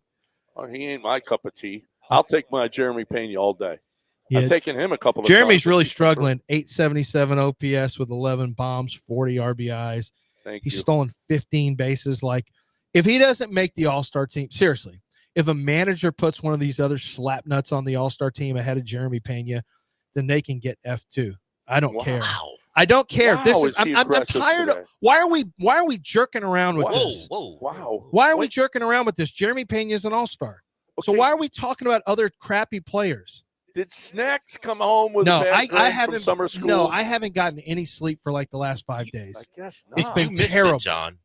I assume he entered the segment thrilled because we had Here we a long segment. So Here we go. Lance, he's losing weight. He's sticking to his factor meals. So you take a treat every now and again. Of course, we talked about Charlotte, who has a catering service. So Her food is phenomenal. It's not factor Friendly? approved, but No. it's great stuff. But they do come in similar packaging, yes. though. So Lance had some banana pudding. Yeah, I bought three things. I bought 2 meals and just a banana pudding kicker. I thought it'd be a small little treat. It's not. It's not small. It's not small. It's hearty. And it's not a question of that he ate it. Look, I've Right. seen Lance eat donuts before. Look, Right. he's left piece Right. of donuts on I a mic. have to It's not that. I have to walk 3.5 miles today, but still. But donuts are finger food. Banana pudding generally isn't It's finger a finger food, too. Wait, did you eat it with your fingers? His Don't listen thumb to and his Adele here. forefinger. Don't listen to Adele. I didn't have – there wasn't that much left. There wasn't that much left. So I finished it off with a finger he's scoop. a savage. He Dell decided- goes – and I didn't want Dell to see it. He goes, are you eating that with your finger? I'm like, damn it. I can tell. Wait, He he's just eating stuck a- banana pudding with his fingers. Yeah, but it is easy to It's like scoop. that fat kid with ice cream all over It him. was easy to scoop. He I wiped off my hand. Did you wash your hands? I just, No. Well, you said I only had 10 So seconds you left. licked your fingers. No, I used the That's a little lie. napkin That's out there. a lie. No, I went to That's that, all. But that you put Joe your- George's No, desk but and you used put the, your fingers in your mouth to eat it. well, I threw it in like this. No, you didn't throw. You don't throw banana pudding I into your threw mouth. it into my mouth. No, That's you why I had didn't. to use forefinger and Porky, thumb. hog, fat ass, double wide, butterball. That's a porky move God. to eat banana pudding I with your can't fingers. believe you're such a banana little pudding all snitch. over his shirt. You're such. How can I not tell that story? No, What kind of show are we doing if I don't tell that story? you have to tell the story. I Yeah, fully absolutely. recognize that you have to tell that story. You're contractually obligated to tell that story. wish I would have told I it. wish I was First of contractually all- I would have told obligated. it on you. I know First you of all, would. banana pudding's not in your diet. It's not. It's not. It's not, but it's a small amount because the rest of them I had Secondly, yesterday. You got to eat it with a utensil. Yeah, but I didn't have one with me. Well, you couldn't wait. You could- Well, we were coming up They from a got break. they got spoons and forks in there. Yes, It's a spoon. long. I wouldn't have made the segment. I wouldn't have got back that on time. stopped you before. Wait, you could have I waited wouldn't till have the got next back on break. time. Well, then No, it could have gone bad. What? It It's could have so gone full of bad. Banana was sugar. gonna Bananas go rot. bad. Bananas banana go was bad. gonna It's rot. not even a banana at that point. It had been in the refrigerator. Wait, by the way. what if it turned brown by the time I was going to eat it? That's my point. You have to eat it fresh. Point. You don't Oh see my anyone God. eating. Charlotte, wait until after the show to bring him food. Well, it was yesterday. It was yesterday. I It's got into that leftovers. yesterday, and I actually That's used. all right. I That's- used a wait until spoon after yesterday. the show. When I had part of it yesterday, I used a spoon. Oh, okay. And today Good. I'm going to have. Well, I think I've got to have a factor meal now. Yeah, you better. I brought one, and I forgot I had Charlotte's 2 meals in there. Like seriously, if you guys want, and I mean, she's got stuffed chicken. She's got now. She can make stuff a little lighter for you, which one of them is, and one of them that's It's fully loaded. not as light, and No. it is delicious. Somehow, And the banana pudding is the truth. I can't get that again. somehow we Well- started a segment at 8:12 and are way behind again. Way behind. Because we got to talk about Kent Jones, okay? Kent Jones. Bet he eats doesn't with- bring any banana puddings at closing. No, but he eats with utensils. Well, that's I a know plus. that. I've seen him eat. Okay. He actually uses forks and spoons and knives. He is, yes, that's right. He's civilized. That's my man, Kent Jones. I've seen him eat. I've had lunch with him. I've dined with him. I've broken bread. He knows what he's doing. I got another, how about, I mean, ridiculous. He sent me another James one. James was getting killed, okay? He called Kent Jones, and Kent Jones goes, no, you're not doing that. No, you're not doing that. Here's what you're going to do. And he saved thousands and thousands of dollars. He tried to buy a home with no agent. The listing agent tried to bamboozle him. He got him a buyer's agent to split the commission with him. Instead of paying $9,000, he got $9,000 back on a $575,000 house. I mean, these stories happen all the time. All the time. Kent Jones saves you money when you're buying a house. I don't care how experienced you think or how good you are at this. This guy's been doing it for 30 years. He knows all the hacks. He knows how to save money. It's literally everybody, all of his people are saving money at signing and for the life of the contract. Literally it can be tens of thousands of dollars that you're saving. Why would you do it any other way? Do it the right way with a broker. And this broker, our guy, Kent Jones, I'm telling you, he is saving our listeners money all the time. 713 520 5626. 713 520 5626 or 975loans.com. Tell him you heard it right here. He's got a Better Business Bureau rating of A+. 30 years he's been doing this. He knows it all. 713 520 5626. Tell him you heard it right here.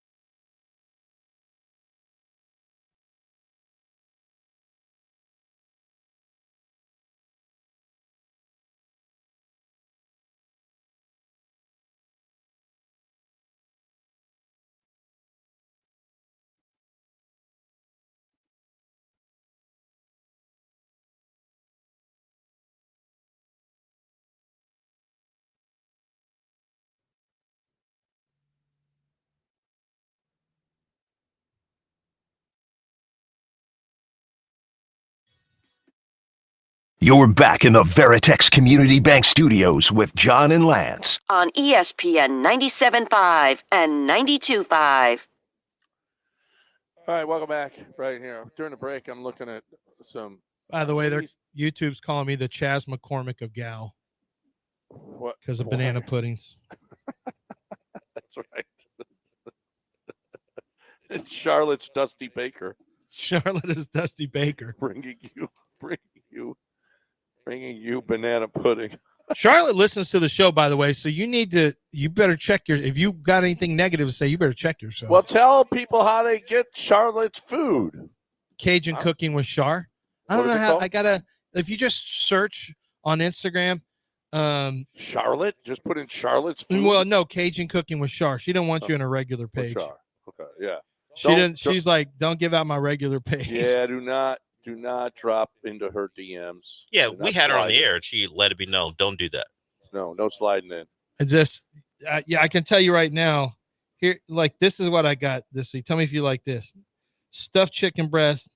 It's baked chicken breast stuffed with sun-dried tomatoes, spinach, garlic, and cheese. Ooh. Topped with garlic parmesan cream sauce. Served with garlic mashed potatoes. What? That's $13. Then on the lighter side, garlic. I like it. Then I got lemon herb chicken, juicy chicken thighs. I like that. Chicken thigh bites marinated with lemon and herbs. You got with sausage and tricolored bell peppers. That's on the lighter side. No. That was the other one. Served with, brown rice and cucumber salad. See, lighter. And then there's homemade banana pudding. And if you want a little extra, she can put diced strawberries on there for you. Yeah, it might be a little difficult to find. So it's _Cajun _cooking _ Char. Oh, we're underscoring before Cajun? Hey, she's doing what she's doing. _Cajun. I'm just telling you, the food is really cooking good. _ Char on Instagram. So she makes Cajun. I don't know, I'm telling you. I'm looking at the page. Mm-hmm. Looks great. She brought some in before for us. She did. I'm looking at, during the break, I was looking at ratings of quarterbacks for fantasy football. Lamar Jackson, Josh Allen, Jaden Daniels, Joe Burrow, Jalen Hurts. Those are the top. Where do you think CJ falls in as far as fantasy goes? He doesn't run for minute. I'm going to say probably like 10 to 12-ish. 18. Yeah. He doesn't run. The running stats are the secret sauce of fantasy football. Yeah. It will make that's where there's a disconnect between good football players and good fantasy quarterbacks is you're going to think somebody's not a good quarterback, but they'll run for like Justin Fields, valuable fantasy football quarterback. Yeah. But the outliers are Joe. Joe had a huge year. And you know who else is an outlier? Baker. Yeah, well, they throw so much. Baker had a huge fantasy year last year. Well, as long as you're throwing touchdowns, Baker had 40 touchdowns? As long as you're throwing for touchdowns, you're in the mix. Yeah. But you can't be throwing in the 20s touchdown-wise and think you're going to hit the top 10 in fantasy football, not unless you run, too. And CJ's not a runner. Patrick Mahomes is 6th. He was always up in the top 2, 3. Now he's 6th. Dak is 9th. Kyler 7th. Bo Nix is up there, top 10. Justin Fields 11th. But man, CJ, I think CJ is going to have a bigger year, and especially touchdowns. He's going to have a bigger year this year. The whole thing fell off for him last year, and everybody's just going by last year. I think CJ is going to move into the top 15 this year. I think you're right what you said. Top 10, 11 in that neighborhood. And maybe he'll have to run more. Maybe because of that offensive line, he better take off a little bit more, not stand back there. But that's the little disheartening that our guy is that low. I know it's fantasy football, but that's an indication of how many touchdowns they figure he's going to have this year. The whole thing is it's just all that offensive line. That's all. 713-780-3776 is the number. Aaron Rodgers says he's retiring after this year. Yeah, I was a little surprised to see him put it out there. Yeah, he got asked a question on the McAfee show by one of the guys that sit there on the McAfee show, and he asked him, "Do you think this might be the last year?" And he goes, "Yeah, this is it. This is probably it." He said probably it, but Yeah, this is probably it. I've been doing it for 20 years, he said, and this looks like that's what it's going to be. I'm about done. So, 1-year deal with the Steelers. The Steelers are going to have to figure this thing out. They do not have it. They don't have that quarterback situation, and I don't know how many games you figure the Steelers win this year. 10. I didn't look at the. I didn't look at the. I'm gonna say 9. 9. I'm gonna trust that Aaron Rodgers' play last year continues this year, and it's not great. So I'm gonna say 9. 9. They're in a division that they're in. They're in a really good division. Yeah, but I don't see the Browns being a factor. But the other two are going to be tough. Bengals, but the Bengals may not even have a rush. Let's see what happens with Trey Hendrickson. And Joe Burrow couldn't even beat fans at a fan fest in a skills competition. That's a bad sign for Cincinnati. Barely finished ahead of Dwight Howard. But, no, I think Cincinnati you have to beat in a shootout. And I don't know if they're going to shoot it out. We'll see. We'll see if Pittsburgh's capable of shooting it out. Yeah. I mean, it's a different kind of team. DK Metcalf's game, that makes me believe that when they made the move for DK Metcalf, I believe that they thought they were getting Aaron Rodgers because he didn't make any sense with any of the draft quarterbacks, Jackson Dart, nobody. None of those guys throw the deep ball like that on a consistent basis. Aaron Rodgers, that makes like the way DK plays and the routes he runs, that makes some sense with Aaron Rodgers. So we'll see. He said yesterday on McAfee, he said, I've been talking to Mike T for a while. They've been talking back and forth for a while now. Well, I think they made their decision draft day, John, because they believed that they were going to get Aaron Rodgers. And what I had heard, and I didn't hear this from the Steelers, but what I had heard from another team was their intel told them that if they didn't get Aaron Rodgers, their backup was to go after Kirk Cousins. Yeah. But it was not going to be – I didn't find out until the day before the draft that Shedeur was not going to be their guy. I thought he was going to be their guy. And then I found out they weren't really in on Shedeur. That was just – people just kind of ran with that and that they liked Will Howard. And as soon as I heard that, I'm like, well, then you like a backup quarterback at best. And he ain't going to be the quarterback of the future for you. He's a poor man's Sam Ehlinger. Yeah. Sam Ehlinger is a poor man's Baker Mayfield. Oh, very poor, man. Yeah, I mean, very poor. Poverty. You're talking poverty, Baker Mayfield. We got a break. 713-780-3776. You got to talk a little Allstate. I get to talk about Allstate. I get to talk about the family. I get to talk about Brenda, who does so I work with her. She's the sales staff with Mary, and Brenda hooks things up for us to get together with Mary from Allstate Windows and Siding. And, the messaging, and we talk about this with Brenda, and Joel and I were all on an email with Mary. And the thing that's really important for them is that, they want you to trust the work they do. They want you to trust that you're going to get a fair shake with Allstate Windows and Siding. For a lot of people, it comes down to, finances. You want the best you can get. You want something that's quality. And with windows, you don't want cheap windows, because cheap windows tend to fall apart on you within anywhere from 5 to 7 years. You start to see cracks. You start to see issues with leakage, and you've spent this money and you're not getting what you wanted. These windows are made in Texas. They are built for Texas tough weather. And you have a system, a process of taking glass out where there's no glass breakage. They get the installation done in a very timely fashion. And these windows are going to help improve your energy efficiency by up to 40%. So your bills are getting lower. You're staying cooler in your home, and you're protected, and the home looks great. The windows look fantastic, and it's a family-run business. So everything they do is with the idea of making sure that they uphold the honor and integrity of the family name that is attached to their business. Allstate Windows and Siding, you can get $300 off each window when you do 10 windows or more. That's allstatewindowsandsiding.com.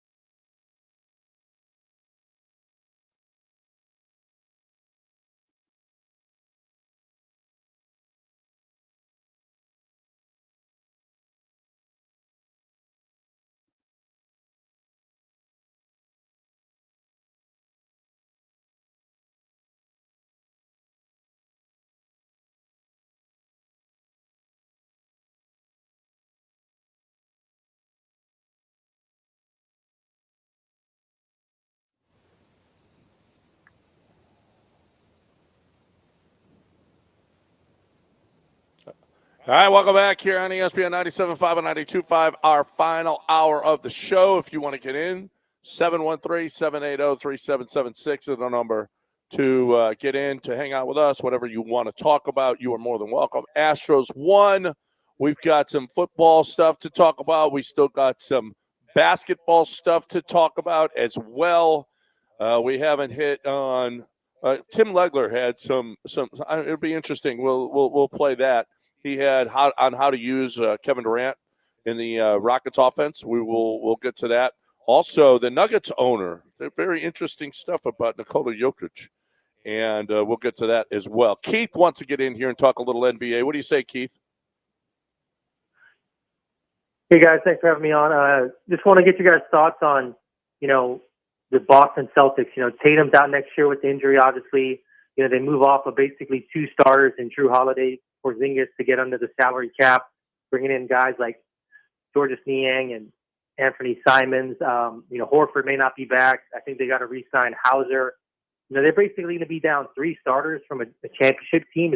Is that window closed for them? You think Jaylen Brown gets moved? The Celtics aren't going to be the 2 seed next year. This is going to be a pretty different roster. What do you guys think? Yeah. It's the East, so it's going to be easier. I still think they're probably a playoff team, but yeah, I mean, it's a shell of what it was just a couple of years ago when it won the title. And is this going to be a Celtics dynasty? Nah, it's going to be 1 year pretty much. And when those contracts come due, why are you they were already going to do a lot of this stuff because of the finances that they're in. Yeah. That's why ownership sold the team, because they saw that it's because, like, they say they lost money last year. And they were going to lose money moving forward. So they were going to make moves, but you still have Brown and Tatum. It's just not next year. Next year's not going to be your year. Yeah. Tatum, I guess you expect him to come back as good as ever. Yeah, I mean, it is an Achilles. Like, we shouldn't just automatically assume. Although I remember when Achilles were career, like when Dominique Wilkins had his Achilles. Now, that was a guy who played off of explosiveness. He was not nearly as explosive after that. But it just seems like, I don't know, it just seems like the medical advancements have made almost every injury, you can come back from them. It seems like, what's the injury that you think of where Achilles is the one that's the biggest concern for anybody that plays an explosive position, cornerback, wide receiver, running back, basketball player. But there's guys coming back from Achilles. Yeah. Let's move on to Tim Legler and how to use KD, and see if you agree with Tim Legler. And KD joins this lineup. No Brooks, no Jalen. It's going to be different, but and we'll see how they go, how the offense is going to operate. Here's how Tim Legler thinks the offense should operate for the Rockets next year. One thing about Durant, he's a little bit different than some of the other elite scorers, because I don't think Kevin Durant necessarily needs you to come down and change everything you do for him. He's one of those guys that he even doesn't mind other guys taking shots early in the game. He just kind of chills and like, you know what, I know I'm going to get to my 30 one way or another and do it efficiently. So look, I think their defense is key here. Like, their defense can be elite. It can be a top 5 defense in the league. That's going to trigger a lot of what they want to do, getting up the floor earlier. I think Kevin Durant at this stage of his career is better when you could attack in the first 10 seconds of the clock, and he can catch it in cross matches and just get to that mid-range pull-up shot that he loves so much. In the half court, I think incorporating, being able to incorporate Şengün and running your offense through low post or the mid post area or the foul line area, in addition to now having an isolation player or a guy like Durant who you can run pin downs for, like running a 2-man game, but in a pin down version with Şengün and Durant coming off for elbow jumpers, wing jumpers, and playing out of that into an ISO. That's what Kevin Durant loves to do. I wouldn't change anything and ask Kevin Durant to be anything other than he is. You don't acquire a guy like Kevin Durant and then ask him to be different. You go get him because you want him to be exactly what he's been. Yeah. Agreed. One thing, though, it's kind of important is one of the reasons Kevin Durant didn't go back to Golden State because he didn't like Steve Kerr's offense. So it's kind of a big deal that you get. Ime is a sharp guy. I mean, Ime is going to do what he loves, Kevin Durant. So I would imagine they're going to incorporate an offense that Kevin Durant is going to be very comfortable in and like. They need Kevin Durant. They need Kevin Durant to be Kevin Durant. And so, at Golden State, Durant was like, I don't like this at all. I mean, obviously you had Steph and Clay. So it was kind of a big deal to get them as many touches and in the right spots as they could possibly get. But apparently it just didn't suit Kevin Durant. So this will suit. I don't have any worries. 5 teams in 10 years. I think Kevin Durant I think Kevin Durant is a guy who likes to have things just the way he likes them. Right. It's who he is, a little bit high maintenance from that regard. Not necessarily, I don't know about the personality. I mean, I think he's, we know he's very sensitive to criticisms or comments about his play, especially from people he doesn't respect, which includes everyone on the internet. And I get it. It makes some sense. And a lot of times Kevin Durant's right with what he says. As a team guy, though, I think he does. Kevin can't stay in one place because he's just not ever happy or satisfied in one place. And I think that gets to who he is. Like, he's not going to be, he has to have things just perfect in terms of, obviously, or he would find a home where he could settle in, and he just hasn't found that home. And I think Kevin Durant is searching for a win, a place to win. I think he is now. I don't think his entire it didn't work career out in Brooklyn because of injuries. And the Suns just sucked. The Suns were just Isaiah Thomas running the show, just a disaster. Funny, Golden State I would have figured was Draymond. I wouldn't have figured it was Steve Kerr's offense. No, they said I saw an article that said he and Draymond are okay. It was Steve Kerr's offense that he didn't like. And I don't know. It's not, that is not going to be an issue here. Not with Ime. Ime is going to make sure. And listen, Kevin Durant is I just saw somebody put out was a Brado. The best field goal percentage, the top two guys in the league last year were Amen and Kevin Durant. Amen gave up 40%, and Kevin Durant gave up 41%. Oh, defensively, yeah. Defensively. So, I know that we're talking about, well, you lose toughness with Dylan Brooks gone. That's for sure. But I mean, you may be better on the wing with Kevin Durant. I don't think defensively you will be because Dylan Brooks could guard multiple positions. Kevin Durant's not going to really guard. Yeah, you can have him against some of the stretch fours. Yeah, but you got Amen for that. You got Tari for that. Well, Amen's going to be a 1 and 2. I think he'll be guarding the 1s and the 2s. Well, the wings, it's not really 1s and 2s anymore. He's either going to be on the wings or the point. Yeah, I mean, I don't know. You've got Amen is flexible because he can guard pretty much anybody you throw on the field, court. So he'll catch he'll travel, as we say with cornerbacks. He'll probably travel with the toughest matchup. And if it's Steph Curry, it's Steph Curry. If it's going to be, if it's going to be, I don't know, Kawhi Leonard, it may just be Kawhi Leonard. Garland, it's going to be whoever. Yeah, I mean, he can 1, 2, or 3. He's going to guard whoever. He can guard 4 if you need him to. That's not a problem. And he's probably not going to be real fun for a 5, especially a 5 that's a little bit passive. But regardless of that, I think KD, the issue defensively to me is KD on switch-offs, we'll say he does. He's long. He's tough to shoot over. He's getting older, so laterally he won't be as quick as he usually is. But long players always have that advantage of closing. When you try to go small on those guys, we saw this with Chad Holmgren. Not Chet's taller than Kevin Durant, but we see that with Chad Holmgren as well. As long as you have some athleticism, when you're that long, you can contest those. You can close and contest those little pull-up jumpers off of man-to-man situations, and then you're having a contested three-point look, which is one of the things you want in the NBA. You would rather have a contested 3 than you would guys breaking your defense down, getting into the paint. So I don't think he's going to hurt defensively, going to hurt the team. I think Dylan Brooks is maybe a little better on the ball with top scorers.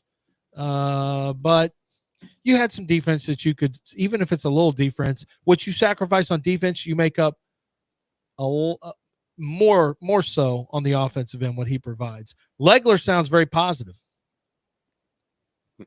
Yeah.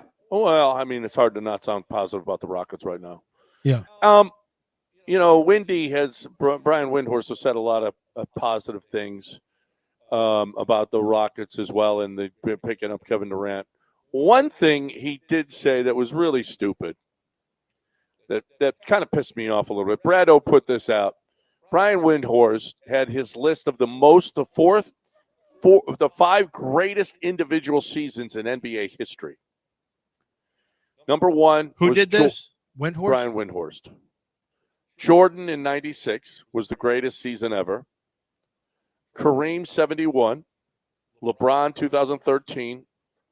Shea Gilgeous-Alexander 2025. And Shaq in 2000. Ooh, I don't know that I could put SGA in there. I know it's really efficient shooting and scored a lot of points, but I don't know. SGA in the top 4 all time?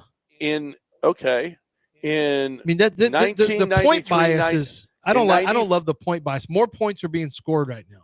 Right. So you have to look at percentage of team points and what would his plus minus. He's not a bad defender though, but man, top 4?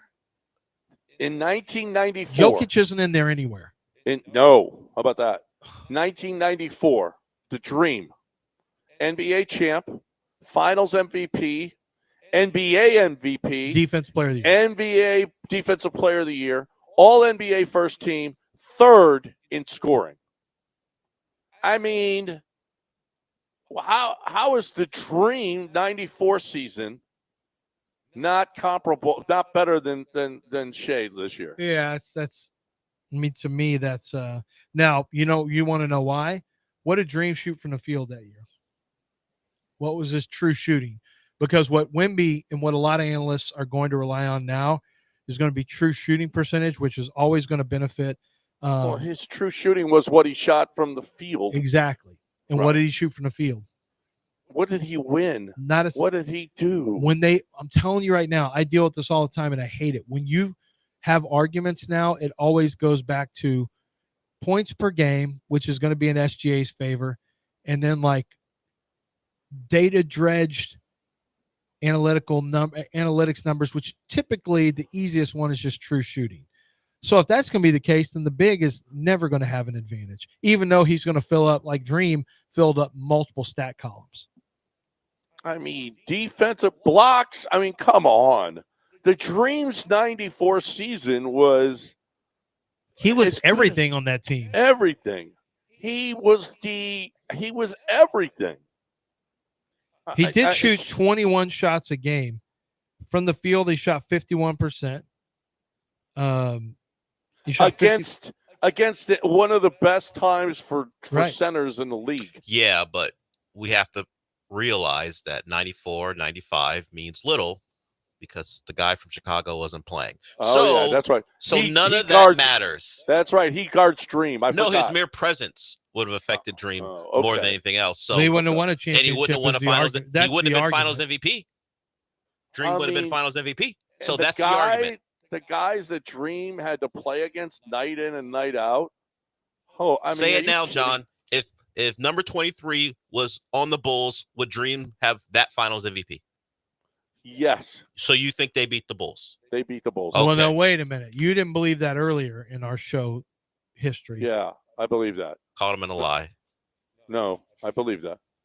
I believe they would have won. And Michael Jordan has talked about he said, "Oh, that guy in Houston." He's talked about him before. Now, the whole Vernon Maxwell shuts Michael Jordan down is a bunch of bull. But Michael Jordan loved the Dream. He thought the Dream was just fantastic. Rockets erasure. It's a thing. Well, that didn't matter. That didn't count because Michael wasn't around. Oh, well, Been the we've dealt with storyline that for from- years. We dealt with that since Since it 94. happened. Like Yeah. as a Rocket fan for my whole life, I had to deal with that. It was like, well, this is what people think, and I would argue it. You can come up with stats. You could come up with Rockets regular season games against the Bulls, and it always came back to it's the same argument you use against LeBron James, 6-0 play in the. It's hard to argue against 6-0 in championship series. It's hard to argue. Six but finals MVP, six titles. It's the argument that can never be beaten, no matter what you say. Mm-hmm. If Michael's around, he's winning because that's the talk around Michael Jordan. So I don't agree. I think Windhorst made a mistake, but I would imagine he didn't even think a Dream. So value over replacement that's player. So in terms of the analytic numbers, his PER was 30.7. Olajuwon's was 25.7. Shea Gilgeous-Alexander's value over replacement player was 8.9. Akeem Olajuwon was 7.3. When you go to the analytics, when you go to that data, win shares, per 48 minutes. 309. Shea led the league with a 30.9% win share. Akeem Olajuwon's number is 21%. So like there's, from an analytics standpoint, Dream doesn't even touch Shea Gilgeous-Alexander. That's why, and yet I watch the impact of both players. It's too tough. Like, it's not really fair because the game was played, everything. Dream led the league in field goal attempts, 21.5 a game. You can't imagine a big man having that many attempts. His percentage of the team's shots were enormous. So, yeah, Dream was going to have more points, obviously. His field goal percentage was under 52%. But, like, he had to control. The game was so rugged, so physical, so low scoring. You had there was no such thing as early offense. Everything happened in the last 7 seconds of the shot clock a lot of times. So it was just a completely different game. Like, you can't even compare the way basketball is played in the 90s to now. It's not even remotely close. No. It's absolutely. It moved inside out as opposed to outside, right. Drive and dish. The Dream always, the ball goes through the big man. The ball goes through the big man. Yes. The ball goes through the big man. You know who was top dog? Dream. He was top dog, but you know what? There was a lot of fireworks whenever Dream played. And it's funny that, we're mentioning fireworks because I want to tell you about Top Dog Fireworks. Top Dog Fireworks going on right now. They got 14 locations open around Houston. Get your fireworks for 4th of July. Go to topdogfireworks.com. If you spend $250 at Top Dog, you're going to receive a reward while supplies last. To find those locations, as I mentioned, topdogfireworks.com. Check out their wall of buy one, get one free products. Over 100 BOGOs to choose from. So that's 100 different ones to choose from. Get in there right now while supplies last and get your hands on the buy one, get one free. But don't forget, when you spend $250 or more, you're going to get a sweet hookup as well and a reward. And so that's all why you're getting your buy one, get one. You'll have fireworks for hours and hours that you can take advantage of and enjoy, but it doesn't stop there. They've got a great fireworks holiday giveaway contest going on. They'll have a winner of a fireworks assortments valued at $450 at each store, at each of the 14 stores, and everyone who enters will have an opportunity to win the grand prize. It's called the Top Dog Beast Assortment, valued at over $1,100. To enter, just visit Top Dog Firework location or visit the website at topdogfireworks.com to complete the entry form.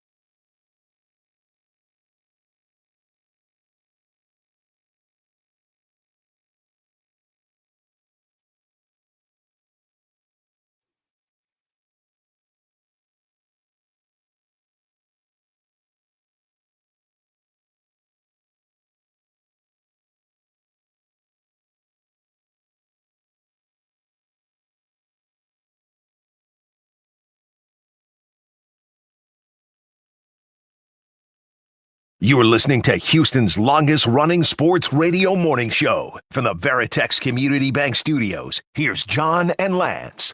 You know, I had not thought about this, John. I wonder how, I guess Seattle Sports Live, I did not listen to this. Awful Announcing just put out I'll see if we can get sound. But remember, that was a Seattle Supersonics that became the Seattle Sonics that became the Oklahoma City Thunder. There's two guys left in the league that play for the Sonics. And it's, well, obviously one is Kevin. Durant. Let me see. I just saw it the other day. They were drafted in the same class by the Sonics, I believe. Oh, So who's the other player? I can't remember. they're now teammates here in Houston. Jeff Green? Oh, that's right. Yeah, It that's was right. Jeff That's Green. Jeff Green. That's right. Yeah. God, Jeff Green seems old as hell. Kevin Durant seems like he's still. Well, of course, yeah. KD. Jeff Green, I think, was a 3 or 4 year player. Yeah, he played at Georgetown for a little bit, I think. Yeah. More than a year, I think. I looked at the mock draft for basketball, the mock draft that doesn't count, or matter, but unless the Rockets have a high pick, and it's just all freshmen across the board. It takes, unless you're an international player, you're a freshman, is what you are coming into the league. That makes some sense. Walter Clayton Jr., everyone's favorite college player, but he's a senior. They got him going 21st. Yeah. Which made sense to me. He didn't look like a top 15. Yeah, pick to me. he's 6'2" without shoes, so he's not miniature, but he'll have to play point guard, and no one's sure if he can adapt to that. He's a guy who can knock down shots. Just score first point. Can create his own a little bit, but doesn't have extreme athleticism. So when you're that size, not a great wingspan, and you're a senior, yeah, you're going to be picked in the 20s. You guys got any interest in tonight's I was going to talk about, or at least ask a question. I don't. Because of the Rockets not having a pick and this team being pretty much fully formed, maybe they'll make a trade or so. They have enough youth. This is like the city of Houston, like sitting out a major sporting event. Yeah. Unless you're not a fan of the Rockets, unless you're a fan of another team, like, sure, it's happening, it's on, but we don't expect the Rockets to trade into the first round today. We'll see if they try to. Do they have a second round pick? There's no real fantasy element. They've got the last pick in the draft. Okay, so the pick they'll make will be tomorrow at a time when no one cares anymore. If they even make it, yeah, and it does they might get trade dealt. it away for a couple future second rounders. Who knows? Or maybe they cash considerations, whatever. Yeah, I mean, I'll be aware of it, but what's there to look at? We know Cooper Flagg's going where he's going. Dylan Harper's going to be a Spur, so we'll have to hate him for the rest of his Spurs career. And then I guess the draft really starts at 3. What are the Sixers going to do? Are they going to use Paul George and a pick to trade down and recoup assets? Because it starts with what Daryl Morey wants to do. Because it feels like Dylan Harper's going to. And then is it Ace Bailey scaring enough teams away so he goes where he wants? Or does someone say, I don't care what you did, we're taking you anyway?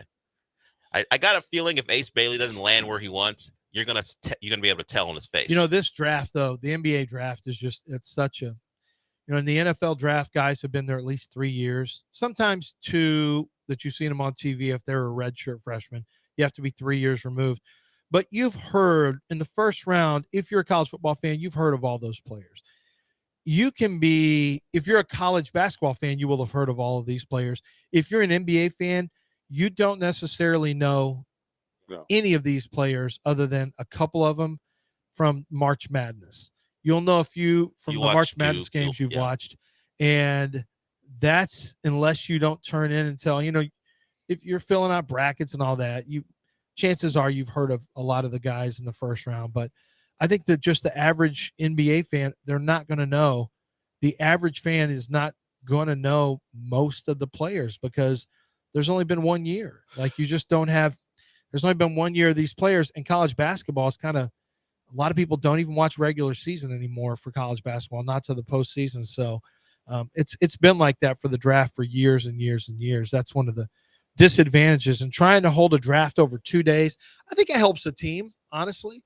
I mean, I know the idea, people think it's built to, turn that into a spectacle day 2.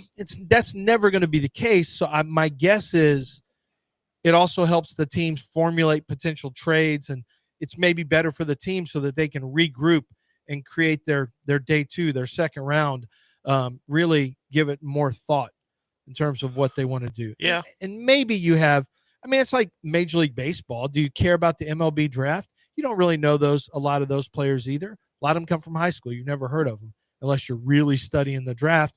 But once your guy gets drafted in the NBA, once he gets drafted in baseball, you go read up on him. You try to figure out who they are. A lot of the people that I hear from, they don't know the players that they're first rounders that their teams draft. They're just in it. They're just New York Giants fans. They don't care about college football at all. So when they're drafted, they go to my scouting reports to find out who these players are.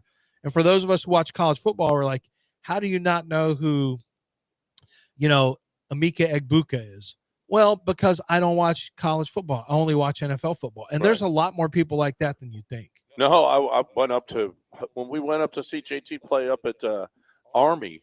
I couldn't find a bar up there up in northern New York that had a college. They had tennis on on a Saturday afternoon, and I was like, "Hey, can we put some college football on?" They don't. It's crazy. They don't even think about college football in the north.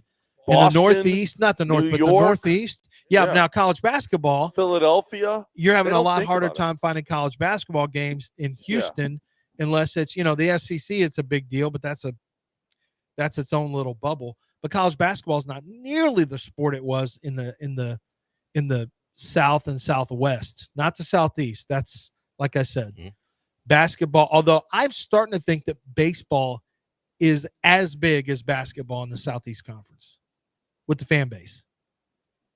I didn't think so before, but with every passing year, it feels like more and more SEC fans show me that. I think old school SEC fans, I think the people who are truly in SEC territory, not necessarily Texas or Texas A&M, but I feel like college baseball is as big to them in the SEC as college basketball. I mean, people like this? You hover above, rain hell below. That's for killing them hogs real nice and slow. Brett Myers gonna throw that gas down around your knees, put you on your ass. Rebels. Yes. Bringing the muskets and bringing down death on us. Rebels.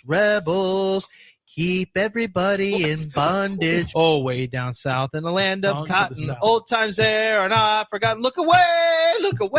I would agree. Those people who have that on repeat are bigger into baseball than they are basketball in the South.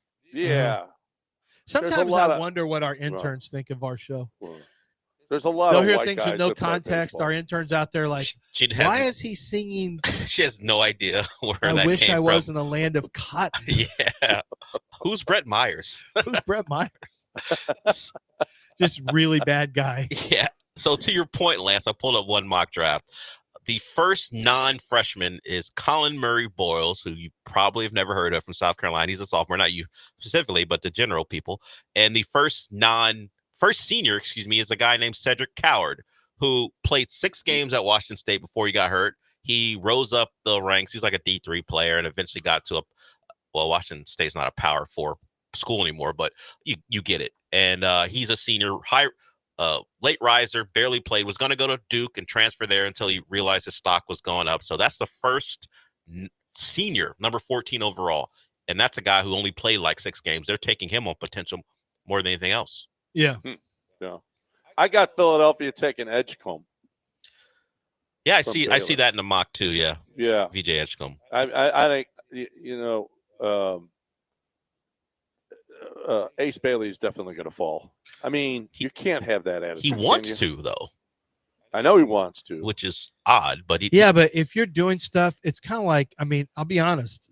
I hate to bring up the name, but Shador did things that really made it impossible for certain teams to. If you don't talk to a team, they can't draft you in the NFL. Not as a quarterback. If you refuse to talk to them, they got to know who you are as a leader. So you're off their boards probably for most of, if not all, the draft. Listen, Ace Bailey, if you don't give injury back, if you're injured and you don't share your injury stuff, that's a big no-no with NBA teams. If you refuse to meet with them, I mean, Golly. Well, here's the thing, though.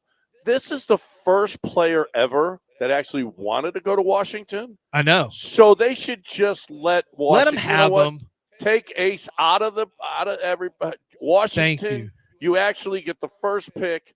Take Ace Bailey, and then we can do the rest of the draft. Because there's finally a player that actually wants to go to Washington and play for the Wizards. Because that's the first time that's ever happened. So I think we should respect his decision. Yeah, I think we should. I think this should be a respect my decision moment. With that said, I won't play with this team. I won't go here. I won't go there. With that said, I would like to become a Washington Wizard. Please respect my decision. Prayer hands, and we should respect this decision. Washington doesn't have anything nice anymore. And it's an event with hats, so it fits what we're talking about. He can put that Washington hat on. Charlotte. So my son told me this. So Alec is working at Alabama in the recruiting side, and he got a little chewed out yesterday by the big boss. But it was a good no on his side. Oh, okay. And it was a good moment. It was a good moment for a good learning moment. But anyway, he's going through all these official visits, and Alec is the one who hosts the parents and the player, and he reaches that, like, he does a lot. And he was telling me about their commits. He gets all excited and tells me about commits. And then one of them, he said, he's a silent commitment. And I said, have you ever heard of this term? I have. You have? Okay. Have you ever heard of silent commit, John? No. Okay. So he said, and we got a silent commitment. He's a silent commitment. I said, what's a silent commitment? He goes, well, he told us he's coming here, but he doesn't want to make it official because he wants to do the hat thing. Mm-hmm. His moment. He wants to have his moment, so he won't put it out there. So some players a silent commit because he's got to have his special day where he does his thing that he does, either a video or he dabs in front of certain hats. Yeah. Like he'll dab on a hat and then knock it off. Maybe. Wants to be on That's what I would do. Maybe he wants to be on YouTube 24/7 sports. Now, silent commitments also can be used to fend off a team who won't leave you alone because you're really interested in another place. Yeah. I'm with you, Alabama. While you're taking calls from Georgia, maybe you go on a secret visit to another place. But Alabama, you guys should be secure. I'm with you. Lock in your place just in case things don't work out in another spot. And then when time comes and all the Alabama staff is waiting for you to go public, you go, actually, you know what? After a lot of thought, I want to be a Bulldog. That happens too. So that's why you can never really trust a silent commit. You got to know the kid really well because maybe he just wants you to stop calling so much. But I also want to have my spot here just in case I do want to be at Alabama. That's what a silent commitment is. I learned something new. I didn't know what that was. And in that world, they don't even think twice about it. They're like, that's fine. It's not a problem. We just want to get you in. Yeah. But you got to make sure the kid is on the up and up because it's a way to deflect attention until you do something else. Good luck to Alec. He's picked a interesting road. Yeah. On the recruiting side and dealing with, I guess kids around his age, but at some point he'll grow out of it. Then he'll realize, this is not fun dealing with kids this age. This is a terrible career. He loves it now. All right, we got a break. We got to talk a little HRP. That's a wonderful career. HRP is where you get you make your business better. You just make it better. It's important that you do the right thing by your employees. If you're a decision maker, a CEO, a CFO, if you are someone who is looking at how you do things in your business, HRP can come and evaluate for you. If you're not doing as well as you possibly can, if you're selling your widgets, whatever your widget is, and it's just the bottom line just isn't that great. HRP can come in and evaluate your business and tell you where you're making mistakes. They are experts in the payroll game, in the HR game, in the tax game. They are experts in the benefits package game, even though that they don't sell them. They don't sell benefits package, but they know what's best for your company. You are expert at what you sell, at what you do, your service or your product, whatever that is. You're not an expert in payroll. You're not an expert in HR. You're not an expert in taxes. You're not an expert in benefits packages. Let the experts do what's best for help you do what's best for your company. And they'll be partners with you like they're partners with us and all the other. You've heard so many testimonies about HR&P on our air. HR&P is where you make your business better with HR&P. HRP.net, 281-880-6525 or HRP.net. Get a free evaluation and tell them you heard it right here.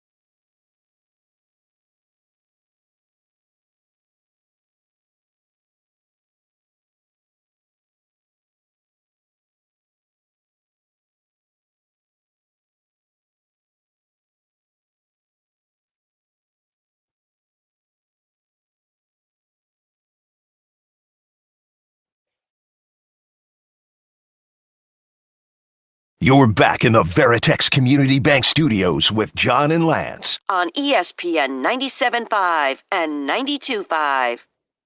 All right. NBA draft tonight. Cooper Flagg going to be number 1 overall. A white American player. You guys know the last white American player drafted number 1 overall in the NBA? Bill Walton. No, incorrect.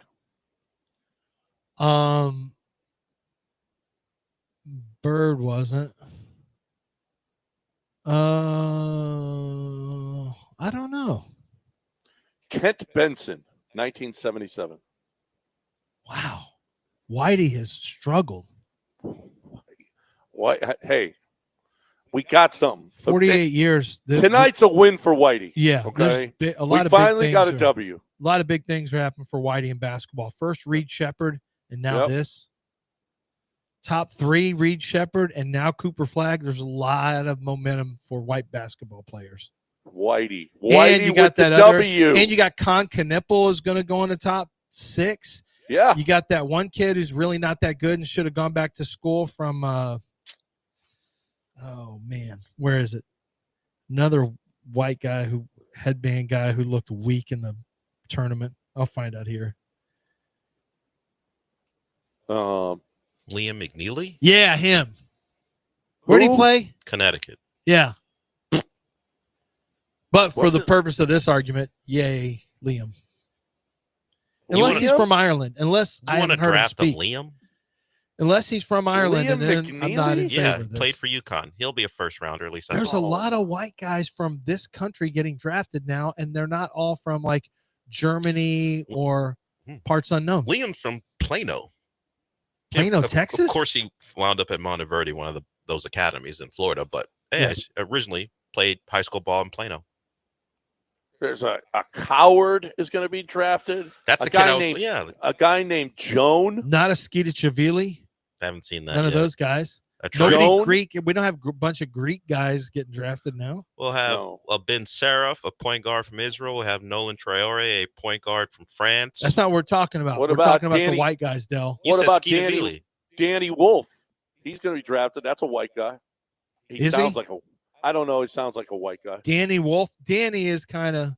Might be very white. He's very white and played at a number of places. Michigan and Yale. He played at. Yeah, a Yale guy. Come on. And TJ McConnell, what he was able to do. We're not talking about the turnovers. You mean jump starting fast breaks for the Thunder? I mean, occasionally he'd pick the ball up right after half court and get double teamed by long defenders. Throw the ball away. Mostly he was fouled. A lot of white guys. Ryan Kalkbrenner. I'm telling you, it's never been a better time for white basketball players in the NBA other than maybe the 60s. White power. I wouldn't say that out loud. I mean, he's already done it. We have it as a sounder, and he just did it on purpose. Yeah. It's not even taken out of context. This wasn't a Tyler White one. This is not even taken out of context. Yeah. You don't have the in a very racially divided time. Yeah, we can't even shoot you the bail of saying you're talking about Tyler White. You just yelled out. White Tyler power. White. Yeah. Well, he hit homers. That's where it came from. But tonight, Whitey gets Whitey with the W. You're in a very nice home. I would think you would think, how would Wendy feel about what I'm about to say? And go, what? I would think that he would think that. What can I do to keep this home? I'm not going to say this. What would Wendy want me to do right here? Yeah, I mean, you can't allow that to be. If your I thought said, all the time, but in what some would instances, Wendy want? Yes, on my wrist. A www. Yeah, in some instances, you should take her thoughts about things into consideration. I wouldn't be able to say anything. Well, you could talk about the Astros without being worried about that. You could talk about the NFL, but when you are talking about the influx of white American basketball players, you go, white power is floating through my brain. What would Wendy think if I yelled that out? You go, all right, well, say it. No, I don't think about Wendy before. Obviously, we know. I would never say anything. Listen, this is not about white American basketball players tonight. This is about American basketball players trying to get their sport back. Giannis, true. Jokic, SGA, Canadians. The Canadians. The Canadians are having a moment right now. I mean, there's Canadians all over the rosters of the two championship championship teams. Nimhard, I believe, is Canadian. Lou Dort. Yep, as well. Yep. Yeah, but Canada's like our. It's not. It's really not. Canada's not anything. It's really like not part us. of our. We're in a huge war with Canada. No, it's just minutes away from missiles flying. Yeah. So. Oh yeah, they're gonna. Yeah, that's They're minutes away from us firing missiles. Well, from us firing missiles at them. Do they at even least own missiles? And so if you're firing missiles at another place, maybe we don't own them. We don't, and they owned us in hockey earlier this year. No, they didn't. Did we beat them? Yes, the Panthers. Canada no. I'm talking about U.S. versus the Nations League. Yeah, they beat us. The Nations. Yeah, when they went actual country versus country, they did beat us. Yeah, we got to get our sport back. So we need to come together. Listen, put your racial differences aside, American basketball players. Not that they have any, actually. We haven't seen that to be the case at all. It's just other people on Twitter. Come together and, get your sport back. Stop letting the French and the Greeks and the Serbians take over. 10. We got to cut this out. We got Canadians winning MVPs. Yeah. James Harden's the last American-born player to win an MVP. What are we doing? What are we doing in our country right now? It's been that long. Yes. It's been that long. What are we doing? Cooper flag stands for the flag. Truth, justice, and American way. Cooper Flag is America's basketball player. It's time for all of us to get on board together. So you're going to hope root that he for a can Dallas lead us Maverick? Back to another MVP. So you're rooting for a Dallas Maverick going forward? Only in the Olympics. Okay, but you want him to win an MVP? Yeah, I mean, or Kevin Durant can win an MVP again. Seems like That's not. Or going to be Amen a thing. Thompson. Amen Thompson represents the people. He's Jamaican, right? Yeah. A little harder for him That's to American. win MVPs. That's not America. It's kind of America. What's that? Jamaica. It's not. Wait, It Amen is. Thompson's Jamaican? We have a lot of. He wasn't born in Jamaica, but there's a chance he was he's talking American. about Who does he play for in the representing- Olympics? Well, exactly. He talked about his brother. He and his brother representing Jamaica. A lot That's of a Americans sellout go move. to Jamaica. How's it a sellout move? You were born in the States. You're American. But we count him. Unless he says boomba clot on the court. If he's yelling boomba, shoot the boomba clot shot. If he doesn't yell boomba clot, then he's not Jamaican. How do you know he doesn't? Maybe you don't know. I don't know. Maybe you shouldn't be yelling it. If he does yell boomba clot. What if he? Why, you're appropriating Jamaican culture. What if he goes to a social media and hashtag Reggae Boys, which is what they call their soccer team? What if he does that? Oh well. Then no, still he's if he puts on the green and yellow of Jamaica in the Olympics, then Jamaican. Then he's Jamaican. Hey, I could play for Italy or Greece. We need defense on the Olympic team. Amen Thompson reeks of Olympian. A lockdown defender. You throw him on some player from Argentina. It's a wrap. No one is saying he isn't an Olympian. The question is, who Some will he French represent? player. You know what he's going to guard? SGA when we're taking on Canada in the gold medal games. Canada's making a gold medal game.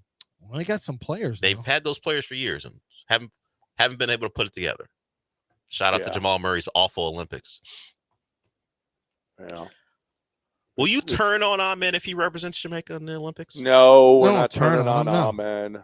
Go represent whoever you want. Go play for whoever you want. Who cares? I mean, I'm just trying to figure out this nationalism thing that Lance got going on. No, I wanted to be for. I didn't want him to play in the United States. Well, what if America don't want him? He was born in the United States. I wanted to what play if for America says you didn't make the team? Amen Thompson. Yeah. Great teammate, defender of offense. But would he start liberty? Would he start an international Explosive incident? leaper? Will he have worked on his rage enough to avoid an international incident? We could have an international incident. We could. If he tosses a South Sudan Especially player. if Ime's the head coach. Yeah. So it could get a little messy. So he and his brother are currently in the process of obtaining Jamaican citizenship because their father is from Jamaica, and they have contemplated representing Jamaica in future Olympics and other basketball competitions. So it's not a lock that he'll play for America when that time comes. I mean, he'll be the best player they've ever had. I'm trying to think of the great Jamaican basketball players. I mean, Patrick Ewing could have done it, but he didn't. Oh, you mean played for Jamaica? Yes. I can't think of one player. Where's Embiid from? He is from. If you want to catch an ass whipping, go play for Jamaica. Right? That's fine.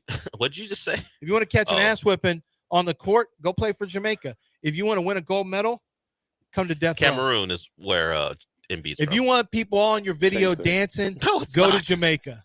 It's not the same thing. Yeah. Cameroon and the islands aren't the same thing. Kind of is. In fact, an ocean separates them. They're actually, very different. Yeah. It feels like the same thing. Why is that, John? Well, it's the same reason. Hold on, this is a test. Okay. Think what Wendy would want you to say. Because there's NBA players from there. Okay, there it is. There it is. Yeah. I'll say the real reason because we do the same thing with Switzerland and Sweden. That's we right. Kind of Denmark. don't really look at regions. At least they're in the same geographical area. Denmark. In some ways. I assume Denmark. Oh, see, I thought they were Belgium close. I didn't and know. Brussels and in Bruges and it's all So Cameroon is just like Jamaica, is what you're saying. That's what he said. He said what he said. No, I'm asking you now. John said it with his chest. Okay, John. I'm just reiterating what John. I'm just telling you what John. But said. what do you think? I'm saying John said what he said. Okay, John, you said what you said. Okay, there it is. Oh, soft ass Lance. What would Nicole do? Tell me to shut up. I bet. Looking at my wrist. Shut up. Do you want to? All right, we got a break. We got. Hey, Del, we missed the Jokic story. Oh yeah, you missed it. Well, you can hear it on my show. No, what happened to Jokic? I put it on the audio. I Is put he it a on the trade rundown. target? Well, you've been talking. I've been talking. You haven't been talking. Ruining our show with not putting the Josh Kroenke on. You could have gone to that anytime you want. Unprompted, he brought up the possibility of trading Nikola Jokic. Jokic is making 60 plus a year. Yeah, this was a conversation about the second apron and what could lead to a potential trading of your best player. Here's Kroenke yesterday. I think that for us as an organization, going into that second apron is not necessarily something that we're scared of.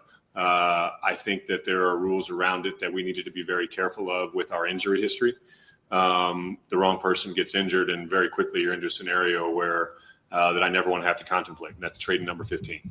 And so, we're very conscious of that pushing forward, and, providing the resources that we can when the moment arrives. But that second apron, is it a hard cap? I'm not 100% sure, but it's something that teams are obviously very aware of going forward.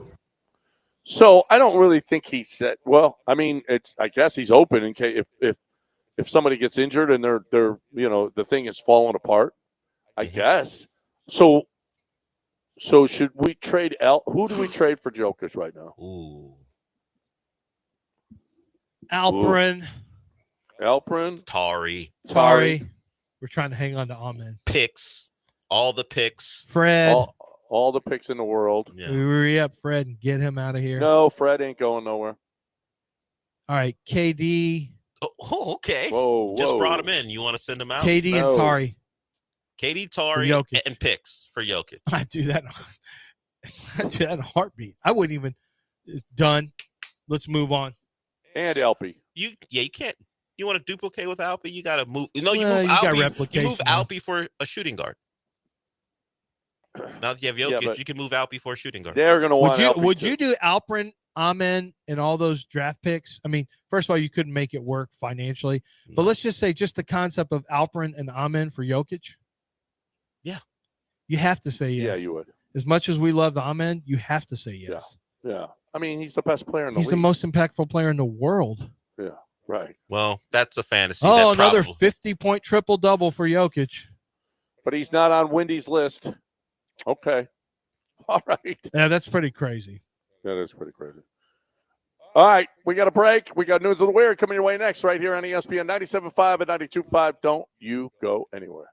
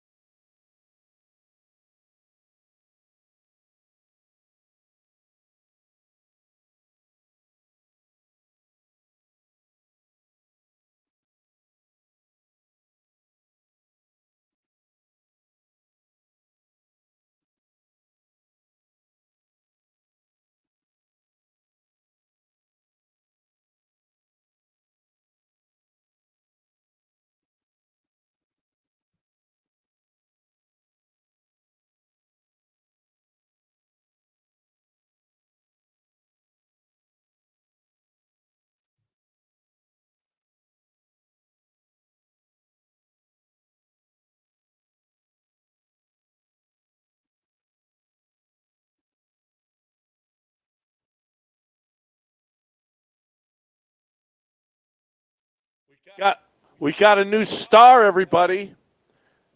The LSU girl, Alicia Huggins, who was in the crowd when they panned the crowd, and she is now embracing. I know who you're talking about. She was wearing the white top. When they're having that little run in the 4th inning. Yeah. Okay. Who are she's the new Jen Sturger? Jen Sturger. The Alabama quarterback's wife. Oh, yeah. Brent Musburger was falling all over. Catherine May. What was her name? Oh God, I forget. We got Alicia Huggins right here. The girl behind, remember on 16 at Augusta?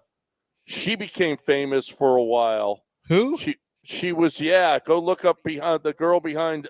Catherine Webb. Actually, I was right. Catherine Webb was the one who was, and her husband, A.J. McCarron, was a Houston Texan. Yep.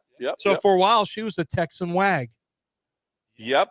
Look up the girl. I think she went to Texas Tech, as a matter. She went. I need to say something that's very important right now. Mm-hmm. Have you seen the Brett Favre document, the 30 for 30 on Brett Favre?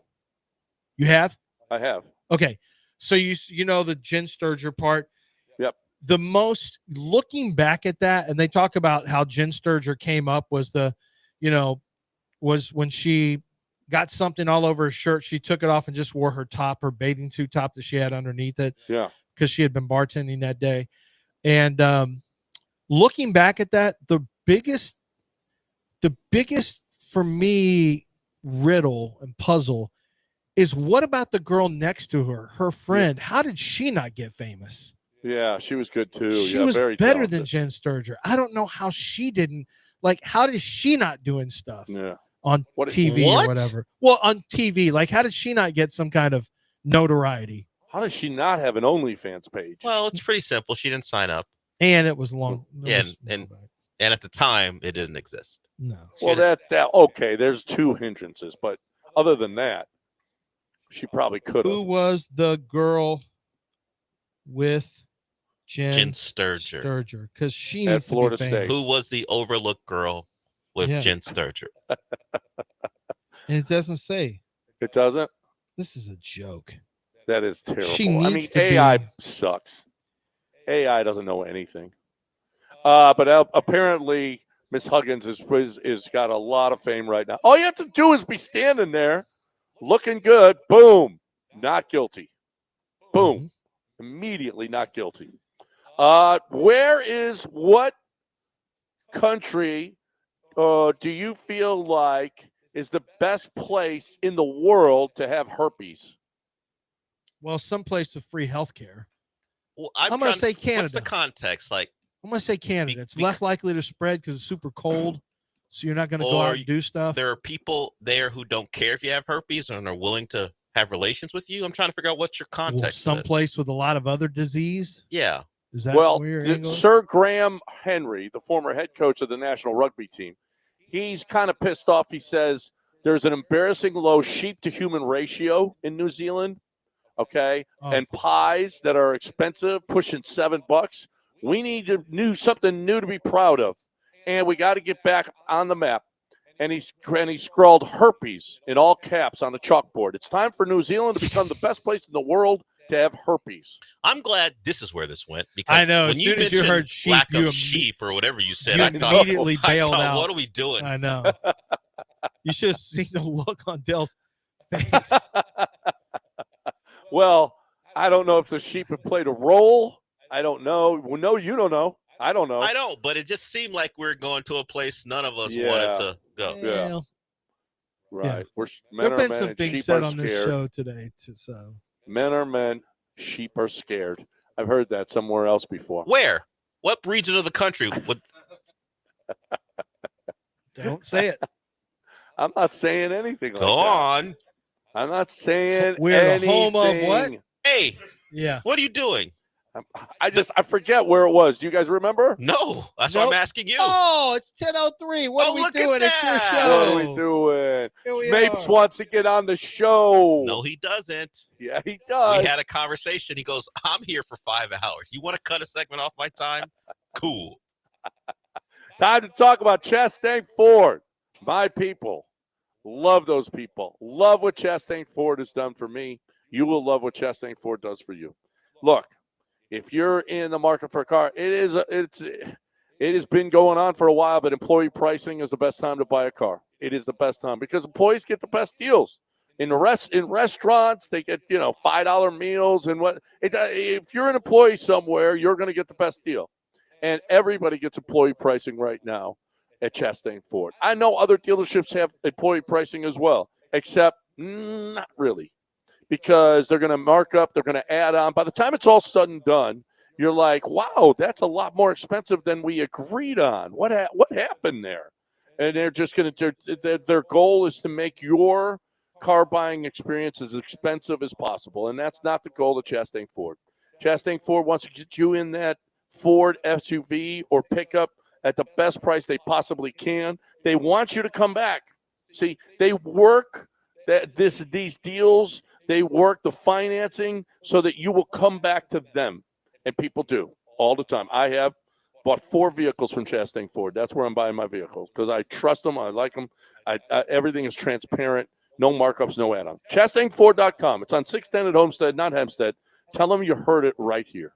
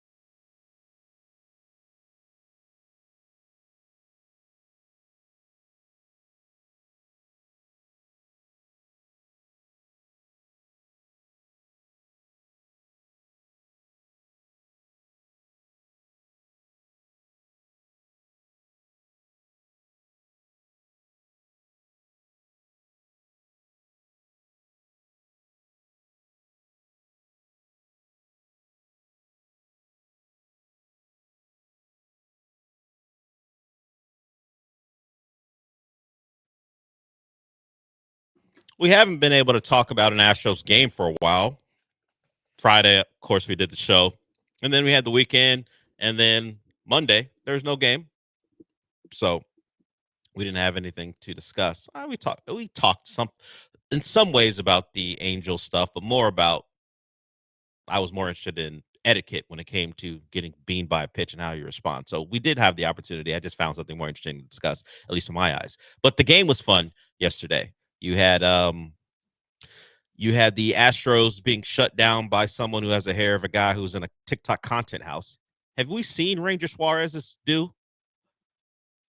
You normally don't. He's got the hat on when he's out there. But I saw him take off the hat, and I go, this dude fits right in with some kid in LA doing TikTok videos. By the way, Ranger Suarez is like 29 years old. So I would say he's probably too old for a content house. I don't know the age range. He's at maybe the back end of a millennial. He's Vine star age. Yeah, he's a little old for the. He's a Vine star. He's had to pivot. Yeah, he's a little old for the TikTok houses, but he's got the hair for it. So I guess I commend him for his feathered, dyed hair. But he was great last night. In fact, I would probably say, even though he didn't get the win, better than Fromber. Fromber was in and out of trouble. Some of it thanks to Christian Walker. He booted a ball, led to an error, and then I think the following batter hit a double, and it felt like one of those moments where this is the Fromber blow up. The occasional one where he gives up a couple runs in an inning and then rights himself and is fine the rest of the way, but mostly because of something that wasn't pitching related. Like usually it's a fielding error, and that leads to a mistake, throwing a pitch to a guy in a spot he shouldn't. Christian Walker almost led to a big inning, and I bring up Christian Walker specifically because I was sold on Christian Walker being an improvement at first base and being a good defensive first baseman. That has not really played out so much. And of course, the hitting, we know about the bat, his struggles there. I was trying to think.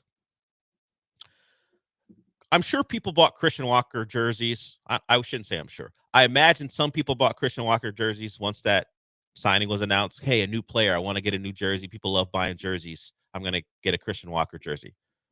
Has anyone bought an Astros Christian Walker jersey since about mid-April? Do you think anything he's done would have motivated anyone to go into that team store and buy one? Like, who's walking around with one of those jerseys? I know people like the City Connect jerseys, but thankfully you have options. It doesn't have to be a Christian Walker. I've seen jersey. I've seen it City Connect. Christian Walker jersey? Christian Walker jersey. Okay, because it was announced around the time of opening day. But that's early in the season. Early in the season, he was the new addition. They probably already had, Altuve and Pena covered. Of course. They were like, oh, let's Christian Walker. Yeah, hasn't aged well. I think you're right about like April what, 15th? Probably the last time. Tax day. Last time anyone wanted to get a Christian Walker jersey. I was going to say April 20th, actually. But, yeah, well, when you might have gotten your return and you want to spend it on a Christian Walker jersey. Yeah. But or you're high. That too. I'm not a jersey person. And when I was a kid, I had some. Like, I had an Eddie Jones Laker jersey because I grew up in Southern California. I was dumbly rooting for the Lakers at the time. That has since changed. I was gifted jerseys from family like the old school, like a Wilt Chamberlain jersey, among others. So I've had jerseys in the past. I'm trying to think if Christian Walker's Astros jersey would be the one I most regret if I had bought one. Like, do you own jerseys? Yes. Think of all the jerseys you have currently or have had. There might be some regrettable ones, or maybe you make great choices, and all those jerseys are cool. Yeah. There's like a youth medium David Carr jersey. Okay. But you didn't make that decision. Yeah, Someone bought that for you. I will say most of my jerseys aren't my decision. Or gifts. Yeah. Okay. They're especially like back when I was in like junior high kind of age. It was just like, oh, he likes sports. It was like a grandparent, like, oh, he likes sports, and they go to whatever. Ross or Academy. Yeah. And they just pick out a green Dirk Nowitzki jersey and they're like, here you go. I'm like, I'm not a Mavericks fan. Whatever. Like, at least my family, they don't buy me jerseys, but even at this age, one of my aunts will know I like the Canes or the Dolphins. So they'll send it. It's a shirt, which is safe. Shirt is better and also cheaper.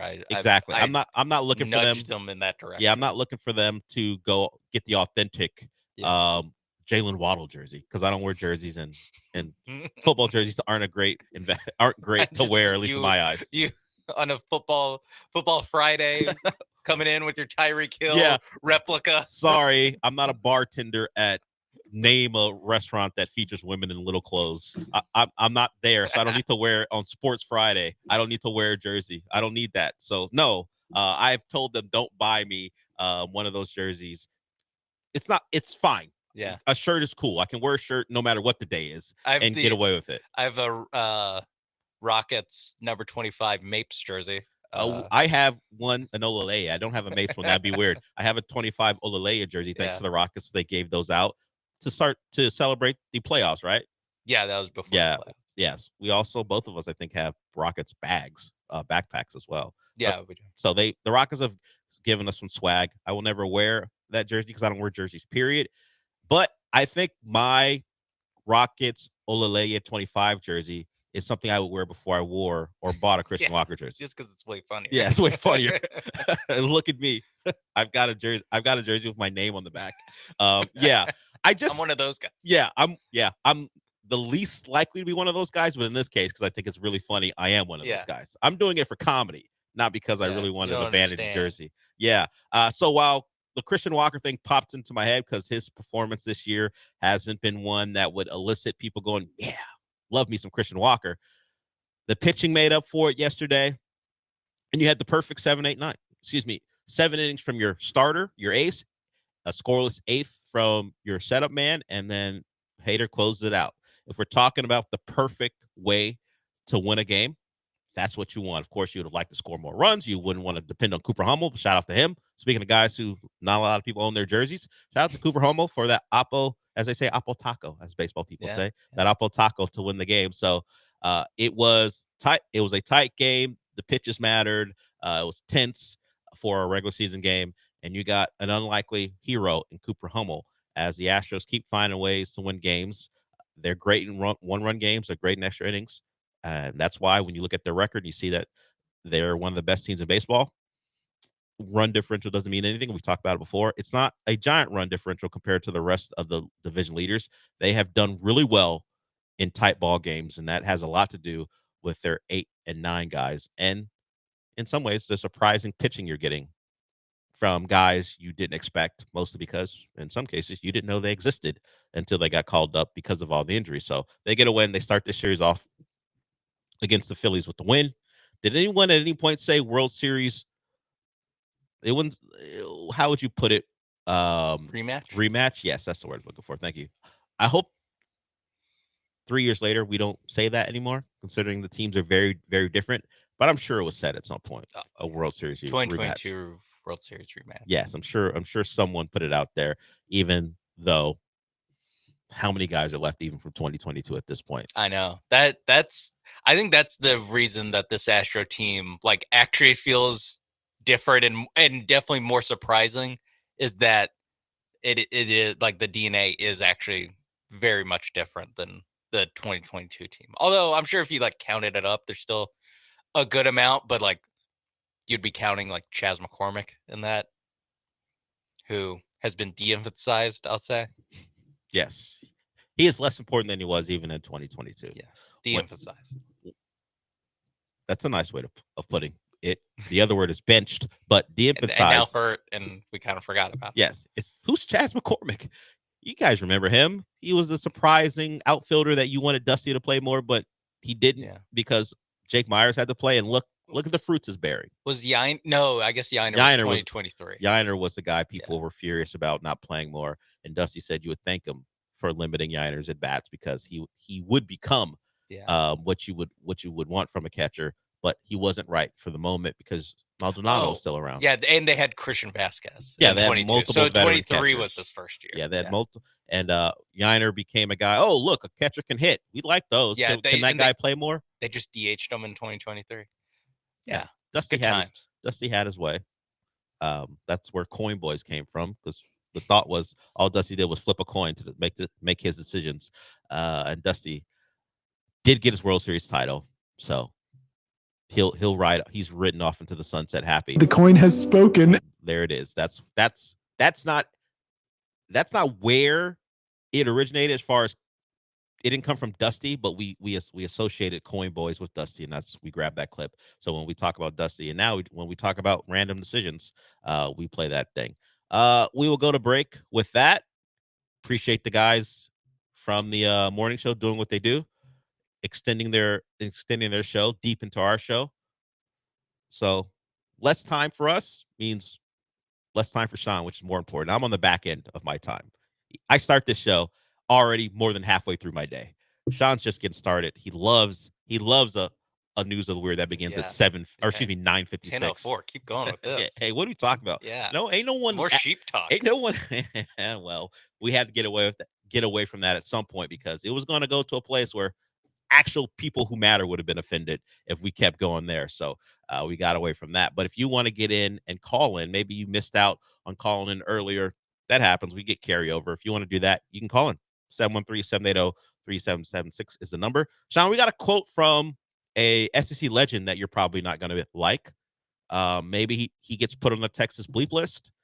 But Steve Spurrier has some thoughts on Arch Manning and his hype, and he wasn't very complimentary. Maybe there's some logic to it, but we'll get to that, and we'll see if Steve Spurrier becomes one of the enemies of Longhorn football. Look, he loves getting on the skin of a university with the initials UT. Yes. So just in general, loves stirring the pot. He does love that. So we will talk about what he said about the next great one in Arch Manning. So we got plenty to get to. NBA trades. A lot of them are happening. People predicted that this would be the case, and it is certainly happening. And of course, we got the draft tonight, which the Rockets aren't a part of, which is interesting. Not from what they did. We understand why they did it, but just not to have a say or a part in a major event. That had happened before when the Texans were without first-round picks, so I think the city may be used to it. But the Rockets, no picks. The draft seems like it'll start at 3, and there's the Rocket connection there. What will the Sixers do at 3? And what will Daryl Morey do? Will he take a young player? Will he trade it? That along with George and trade down? I think the draft gets interesting at 3, so we may get into that as well. But before we do all that, I want to tell you about Top Dog Fireworks. It's about that time. July 4th is approaching. So where you get the best fireworks at the best prices, it's Top Dog. You can check out what they have to offer at topdogfireworks.com, or with their 14 locations now open around the city, you can head on in. And you can, of course, check out those locations at the website. And if you shop early, you get the best selection at the best prices. Check out their wall of buy one, get one free products. That means over 100 buy one, get one free products that you can choose from and have fun on July 4th. You can go in and see their daily store promotions because, yeah, I'm telling you what they have, but they're going to have things in store you can check out and see what you might love in the building. So you can also do this. If you spend $250, you receive a reward, and you can find all those locations where you can visit Top Dog at topdogfireworks.com, and a portion of every sale goes towards supporting local youth. So while fireworks can be for adults and for kids, any of those purchases that you make, a part of it's going to go to help those kids. And this is also something you need to take advantage of. You can enter the Top Dogs Fireworks Holiday Giveaway Contest. Each store location will have a winner of a fireworks assortment valued at over $450. And if you enter, you'll have the opportunity to win the grand prize, which is the Top Dog Beast Assortment that's valued at over $1,100. All you got to do to enter is go to either the Top Dog location or topdogfireworks.com and complete the entry form. So you got plenty of ways to have some fun this July 4th weekend. Stick with Top Dog.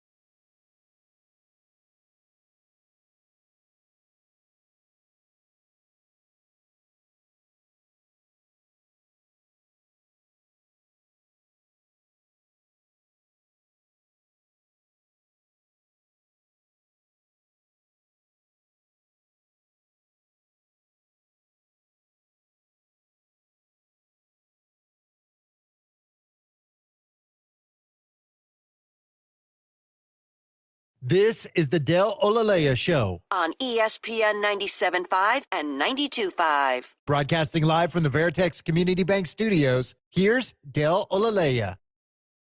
Sean and I were having a, break-long discussion. We won't feature it today because we can stretch this out, but Sean has worked in a fireworks stand before. It's a family business in some ways. Yeah. So at some point we will get into that. I did not know that about him. I've never met anyone who has worked in a fireworks stand. And he would say everyone who runs one of those is pretty much the same. They're similar. They're similar, There's like similarities. Variants of each other. Yeah. There are slight It's the type of differences. guy that gets there's a type of guy who runs one of those fireworks stands. So don't meet those type of guys. Go to Top Dog Fireworks. They're a building. They're like pop-up locations. You guys know those things, like parties, like the Halloween store, stuff like that. They're one of those things. They have a building, a storefront. Walk in there and get the fireworks of your choice. Okay. So that being said, we will move away from that and let's get to this quote because I think it's funny. It's very Steve Spurrier to do this. If you missed it, see, it's not that far away from football season again. It's late June and training camps will begin. Obviously in the NFL in July, college fall camps, they call them that, even though, they start in the middle of the summer. Those will begin here in about a month or so. So it's time for the luminaries to talk. So Steve Spurrier is among them, despite the old ball coach not being a head coach for a while. People still want to hear from him. You get it. The Nick Sabans of the world, the Steve Spurriers of the world, they're always going to be able to have a voice, and people are going to hear what they have to, or going to want to hear what they have to say, unless you are a Texas Longhorn. This is what Steve Spurrier said to Pat Dooley about your quarterback, Arch Manning. Most people picking Texas to win the SEC. They've got Arch Manning already winning the Heisman too. My question is, if he was this good, how come they let Quinn Ewers play all the time last year, and he was a 7th round pick? Sean, you would say they shouldn't have let Quinn Ewers play all that much. Yeah. But if we go by the coach is right and he knows what he's doing, and we know Steve Sarkisian has proven himself to be certainly a good program builder, and they've been to consecutive playoffs, the real one with the 4-teamer, and then the most recent one. Semifinals both years. And one they earned their way to the semifinal. Well, one inherently you're in the semifinals because it's a 4-teamer. But yes, they did win their way. They're in the Final Four, back-to-back Final Four. Yes, by beating Clemson at home and then surviving against Arizona State, 4th and 13. We all remember. For now, it'll fade away because it didn't result in a title. So, does Steve Spurrier have a point, or Arch was the best choice last year and Sark got it wrong? Those are your two choices. Oh, okay. I guess Steve Spurrier's kind of right. Where it's like there's a little bit of, I don't know if we should be handing this guy the Heisman, but in general, like, I don't know, guys back up. It happens. A more experienced starter all the time. It's true. It happens I quite a bit. can raise my hand and go, what about DJ Lagway, who's probably like 3rd on the Heisman odds? DJ Lagway sat behind Graham Mertz. What does that say about DJ Lagway? True. Like that to me, because looking at all the lists, because this is also list season in college football. So many lists are like, I have DJ Lagway as the 3rd quarterback in the nation. Arch Manning, haven't seen enough of him. Can't put him on the list. Well, I guess I'm just like, the pushback would be that DJ Lagway was a true freshman, right? Was he a true freshman? And Arch had a redshirt year under his belt, correct? Yes. And so after a redshirt year, you couldn't have possibly overtaken the senior who, had just led the team to the playoffs and was in the process of doing it again, and was like the number 1 team in the nation at one point. Yeah.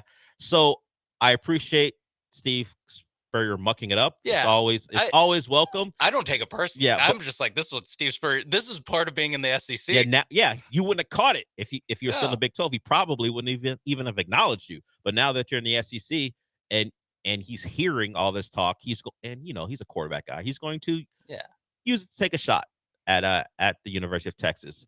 They're an easy target in some ways.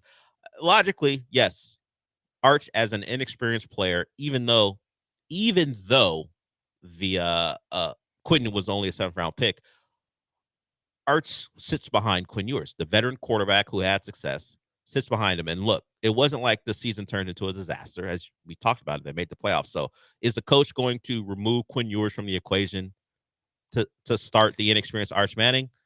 Steve Spurrier's like, yeah, you should just switch him out every series. Yeah, have you met me? Yeah, I won a switch him game. out every play. I won a game against Florida State playing Noah Brandeis every 3 snaps. And I say that because Doug Johnson played and Jesse Palmer. I don't know the exact trio, but it might have been those 3. Yeah, he was just flipping guys depending on the play. Maybe this original coin boy. Oh, definitely. He's one of the original coin boys where it's not flipping receivers or running backs. I will have 3 quarterbacks playing the same series of downs if I want to. I hate all these guys, so I'll just play them all. Yeah. Who cares? Yeah, I can have my anger split between 3 because of they piss me off less if they only play a third. Because if I'm yelling at one guy, I'm gonna crush this kid. So let me yell at all 3 of them. That is one of the more remarkable things. This is Florida State at their peak. I don't know if they were a title contender. They may have already had 1 or 2 losses, but we're still talking about Bobby Bowden, Florida State, when it was Florida State. And he just ran out 3 quarterbacks and won the game. And not like one guy was the running quarterback. I mean, one was more athletic, but all these guys were throwing the football. Yeah, it was drives. It wasn't like how Arch and DJ Lagway got used last year, where it's like every once in a while we just wanted the extra number in the running game, if not for him to actually carry it, just for the defense to be on edge that he might carry it. None of those guys were that guy. This wasn't, the belldozer coming in. This wasn't some, he's going to be a tight end at the next level coming in and running the ball. They're all like, no, we're quarterback. They probably all were labeled pro style quarterbacks for a certain reason back in the day. Yeah. Why would they ever say something like that? The originator of the 3 quarterback system, at least when it came to drop back quarterbacks. Yeah, for sure. For sure. Because that is a good point. That normally when you get a rotation, like you might get the back and forth. I don't really know who's the start. I think Michigan did that the first year that McCarthy that McCarthy was it. Who was he deciding between? Oh, Kate McNamara and the Vikings quarterback. McCarthy. Yeah. JJ McCarthy. JJ McCarthy. I think they did that for the first 3 games of the season. And then we're like, we're going to go with the guy who's going to get picked 10th overall in the draft. Sure. So get ready. It's talking season. I think this is the firing gun of talking season. I believe that to be correct. I'm sure at some point some coach is going to take a shot at another coach in another conference for stealing their players or using NIL money to recruit, because they recruit their kids off of culture and winning. They never use money to attract the kids. So we're about that time of the year. And where's Eli Drinkwitz? Someone get eyes on Eli Drinkwitz. I mean, when's SEC Media Days? I mean, I just looked that up. July 14th to 17th. Not that far away. So wait, July 14th to the 17th? That's so long. 4 days? Why is it that long? 14? I guess there's 16 teams. There's a lot of teams you got to 4 teams a day. And there are players you have to talk to and coaches as well. So 4 days for SEC Media Days feels like a lot, but the SEC has never been a conference to realize maybe too much is a bad thing. Greg Sankey, you son of a gun. That's also the week of the MLB All-Star break. Content desert. They're like, how about this? Yeah, so now how about Kalen DeBoer at the podium saying nothing? Huh? How do you like that? What's Diego Pavia going to say? Oh, yeah. You're thinking of actual entertaining people. Yeah. I'm like, not the guys who won't. What does Josh Heupel have to say about this? Oh man, the tour of ADs that we're gonna get. Oh man, I'm sure there'll be Joe Castiglione sitting down with watching Crystal Conte do all the talking. Go ahead, Chris. Yeah, you got it. You're not gonna pin that on me. Not that the Sooners should have anything to say after last season. Yeah, Lane Kiffin is going to be in our lives. Oh yeah, we're getting to that time, man, where the coaches will speak. They will air their grievances. How they will fix college football. That coincidentally makes their job way easier. Yeah, oddly enough, a lot of playoff talk because it looks like we won't have a new deal. So the coaches will be asked about it. Why what they want is so different from what the administrators in the same conference want. Yeah. It's about that time. Let's get ready to hear the coaches talk and in some ways just complain about their lot in life. And it starts with big Arch Manning. What has he ever done? Steve Spurrier. I appreciate him kicking it off. Just a little preview of what we're gonna get Yeah. all year long. Again, I don't take it personally. I know what Arch Manning has to do. I get it. I know the expectations are high. I have high expectations for We're him. just over 2 months away from him and the Longhorns going to the shoe, right? Yeah. In a game where Ohio September, State, whatever, Ohio 2nd or whatever. I thought it was 30th. I don't know. Maybe right. It's a game where the Ohio State fans are pissed because it'll be at noon because that's Fox's territory, big noon kickoff. And when Texas was asked, Oh yeah, August if they 30th. wanted Wow. to move the date to Sunday so it could be in prime time, the contract was like, no, this is a contract. It's not. We didn't make this decision. We already signed this contract. We're not getting a short week. And of course, I think they're like playing San Jose State. Yeah, So everyone's like, shut up. They don't play Conte. anybody Yeah. for like Quiet, Del 4 Conte. weeks. What do you mean short week? But he's within his rights. That's when the contract. That's how it was put into the contract. So we're gonna get a 11 a.m. kickoff. To be fair, 11:08. If we're lucky, God. if we're I forgot lucky, about that. if we're lucky, Yeah. it's 11:08 I'm still kickoff. gonna have to listen to Matt Leinart talk at 11 o'clock. Urban Meyer will get his final thoughts in. Rob Stone will and wrap it it's up. gonna be Yeah. Ohio State suck fest too. Maybe they are the defending national champions. They might at least deserve it for that weekend as the defending national champions hosting. That was Texas. last year's team, buddy. Julian saying you ain't done jack. It's true. It's true. So we will Carnell see. Tate. Feeling pretty good about a first-time starter. They do have Jeremiah Smith though. Yeah, notice I didn't say he hasn't done jack. Yeah. He's done a lot. He's done plenty. I remember that Oregon game. He will be on the field. Didn't do anything against Texas. It's true. It's true. Now Texas lost like a safety and a first-round cornerback. You guys just reload. Ain't no one worried about your lack of depth. I don't know At corner. We'll see. Lost Blake Gideon too, safeties coach. Once again, no one's that concerned about Texas and their ability to recruit DBs. We will see how It's hard in the NIL time. Texas has no money to pay anyone to show up. We got to do something about this. So many guys just chasing a bag, not coming and making not just a 4-year decision, Del. A 40-year decision. 40-year decision. Yeah. I'm sure Ricky Williams was thinking about that when he left San Diego to play for Texas. No bags involved in that at all. Just like, you know what? I really love what Mac Brown is building. I believe in him. Mm-hmm. Left the West Coast. Didn't play at USC. Actually, at that time, good decision not to play at USC. In the late 90s. Or UCLA, passed up UCLA, USC. Yeah. Well, UCLA drove past Arizona and Arizona State as he was moving into Austin. Drove past. I mean, sure, Texas in a first-class ticket. Oh, that would have been an informational benefit. Yeah, that never happened in the 90s. Oh. All right, we'll go to break with that because Texas never did anything wrong, and they still don't. If you want to talk about college football or anything else, 713-780-3776. We'll kind of run down some Texan stuff because the lists are out, which is fine. There's also some betting odds about the Texans' early part of their season that you can agree or disagree with. So we'll get to that when we come back. It's me and Sean till noon, and then Paul Gallant follows us. So we'll see you when we get back.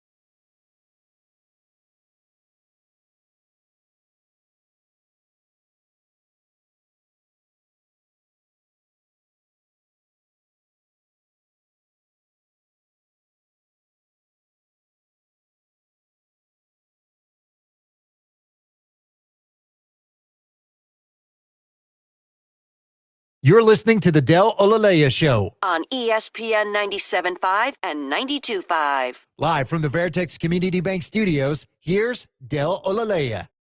So we were going to talk about some Texan stuff until Ari Alexander reporting.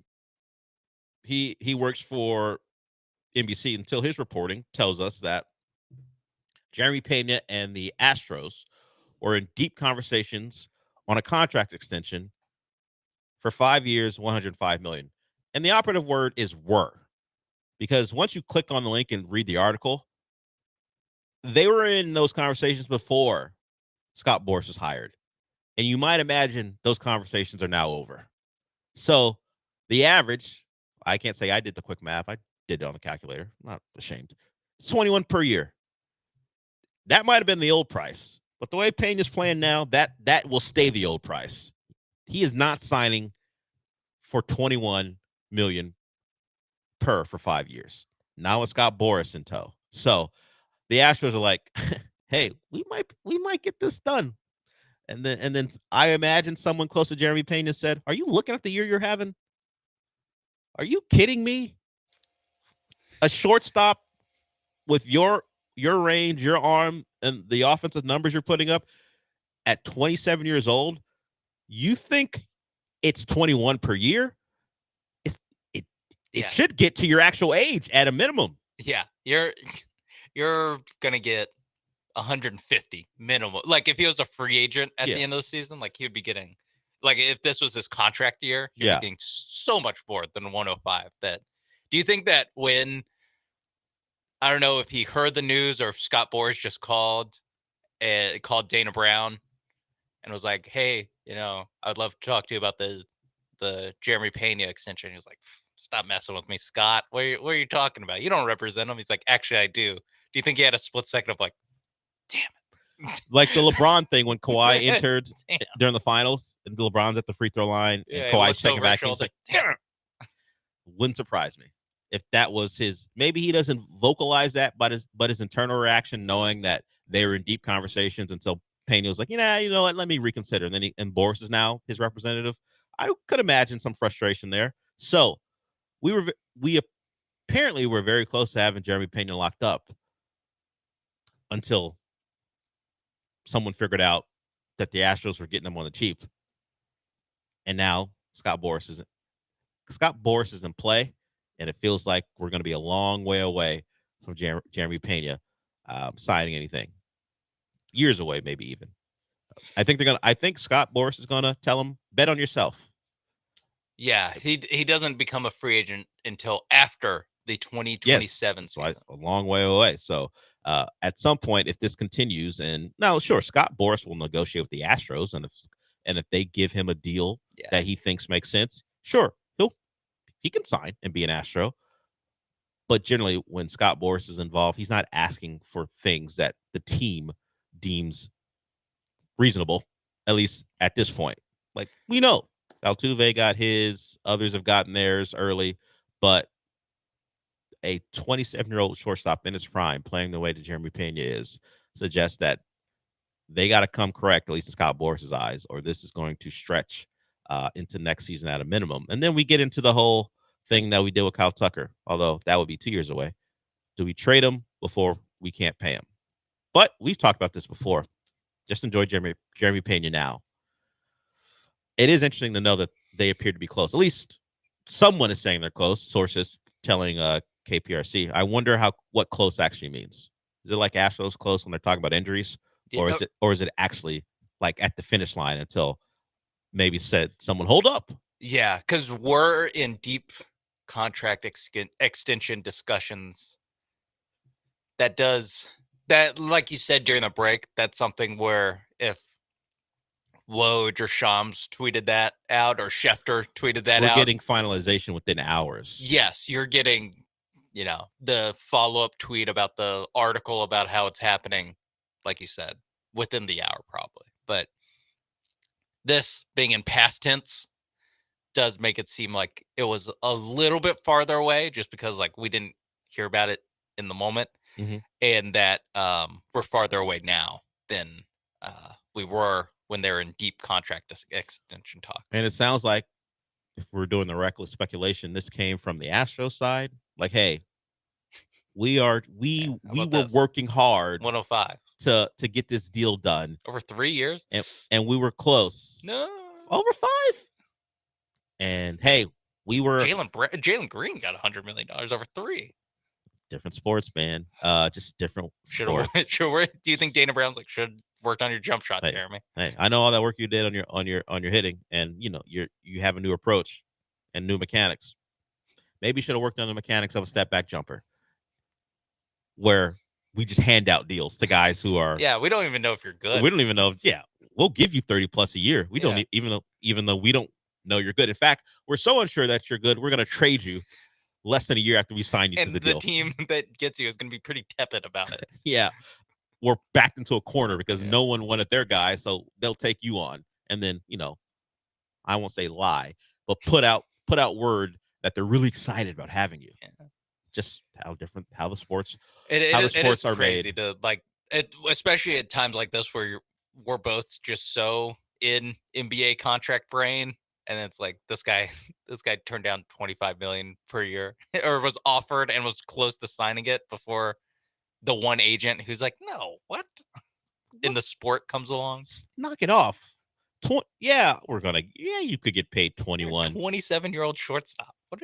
Are you nuts? Why would you lock in your prime for this? Yeah, for this. Your one shot to get a big deal. Yeah, that's why I'm pretty, I don't know, resigned to the fact that he will be a free agent. That just with how his age works, this will be the only time that he's actually, eligible, but actually can get the big cash in deal when you're a free agent, because they don't do it once you're past 30. So he'll be a free agent when he's 29, 28. No, 29. Yeah, that's the time where it's like, okay, you'll sign the Xander Bogaerts deal where the Padres immediately regret it. That's hopefully, for Jeremy's sake, they don't immediately regret it. But that's the kind of thing. It's like, I'm going to lock in at this price for the rest of my career. Whatever happens, happens.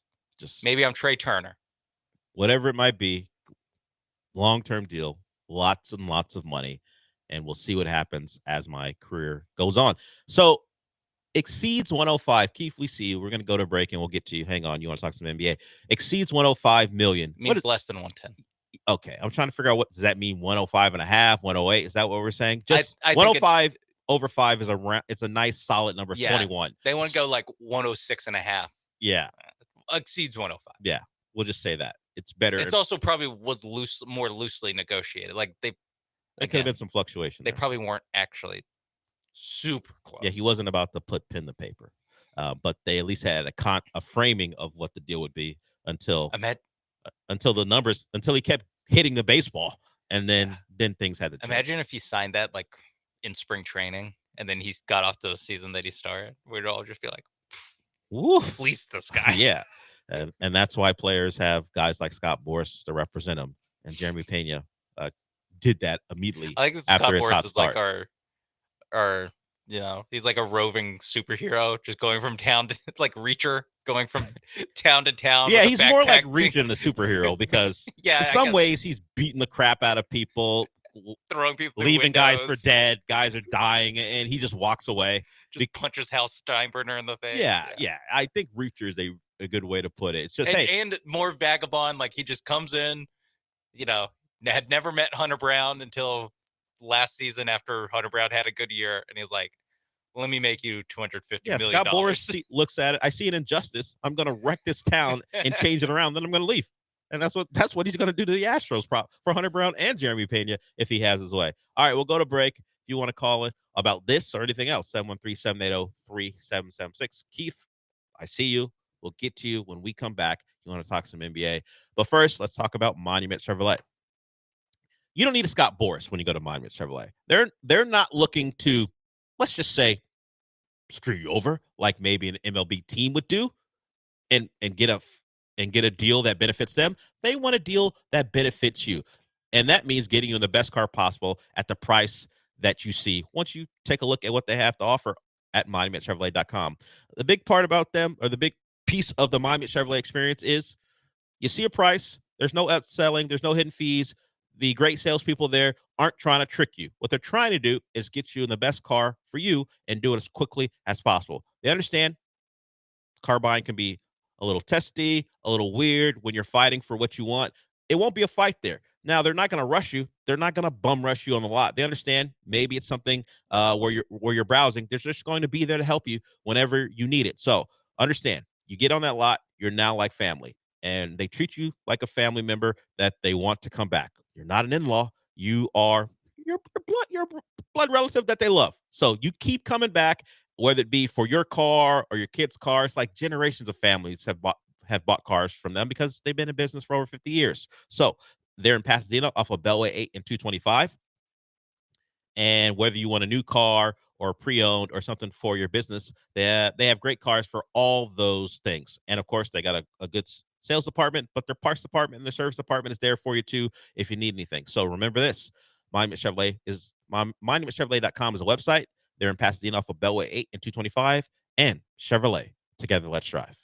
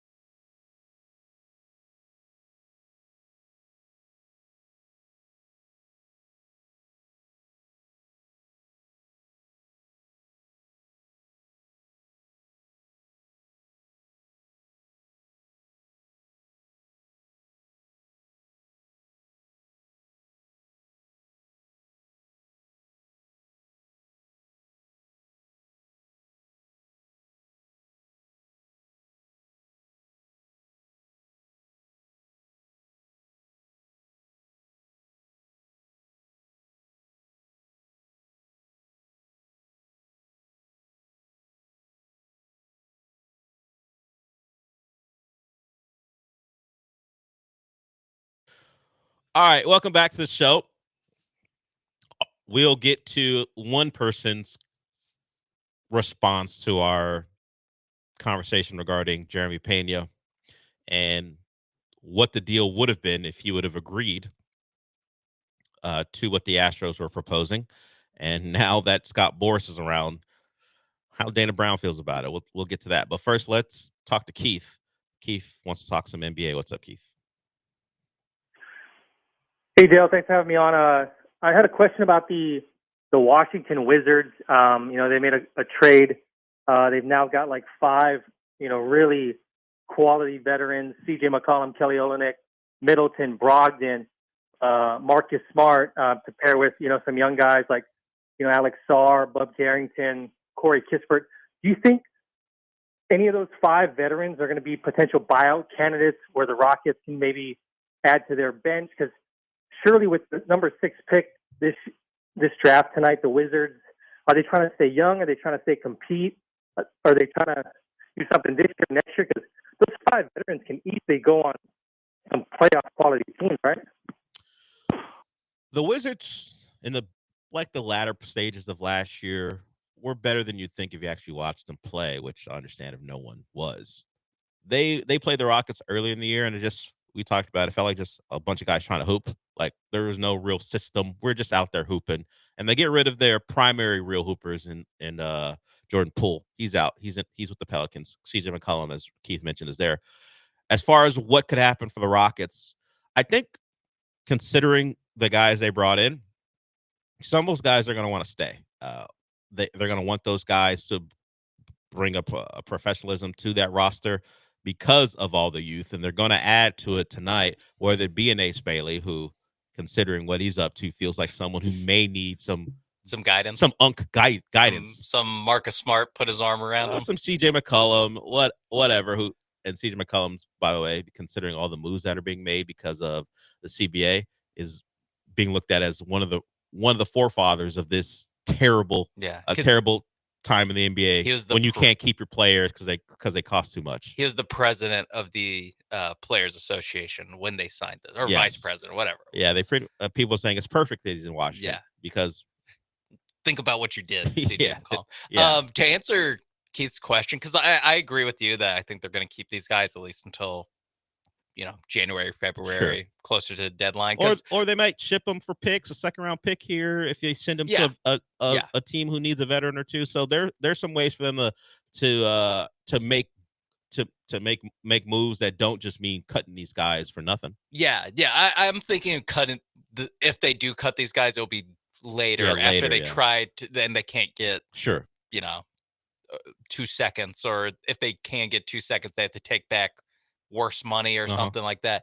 I would say that Marcus Smart, I could see him. I mean, obviously the Ime Udoka connection there, and also just being another guy who, say, fast forward to February and it doesn't look like Reed Shepherd's quite ready to full-time take the keys in a backup point guard capacity, or you don't think of him being ready for playoff basketball and dealing with that kind of I mean, honestly, mostly for him, defensive caliber, like the defensive caliber you have to be at to play in the playoffs. I could see Marcus Smart, because he can kind of play with the ball, play without.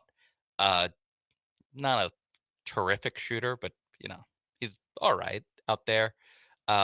Same thing with CJ McCollum. It's just he doesn't have that Celtics resume that Smart does.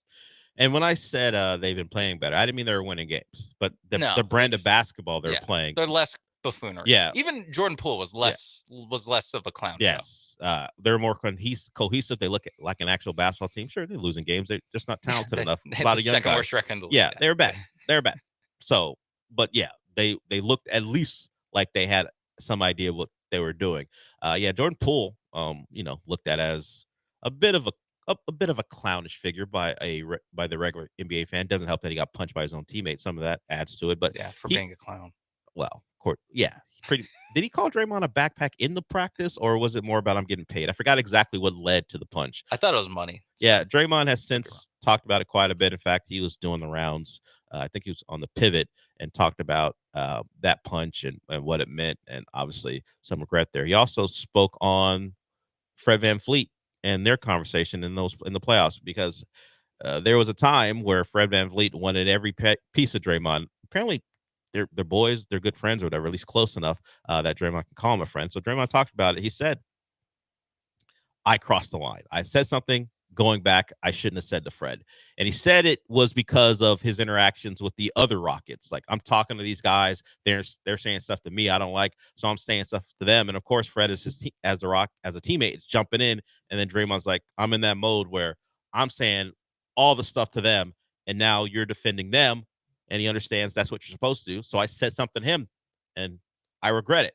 So apparently, they were all together, him and Fred and other people at some dinner or something. So they sat down. Fred kind of pulled him aside and say, "Hey man, what was that about?" And Draymond was like, "Yeah, that I shouldn't have said that."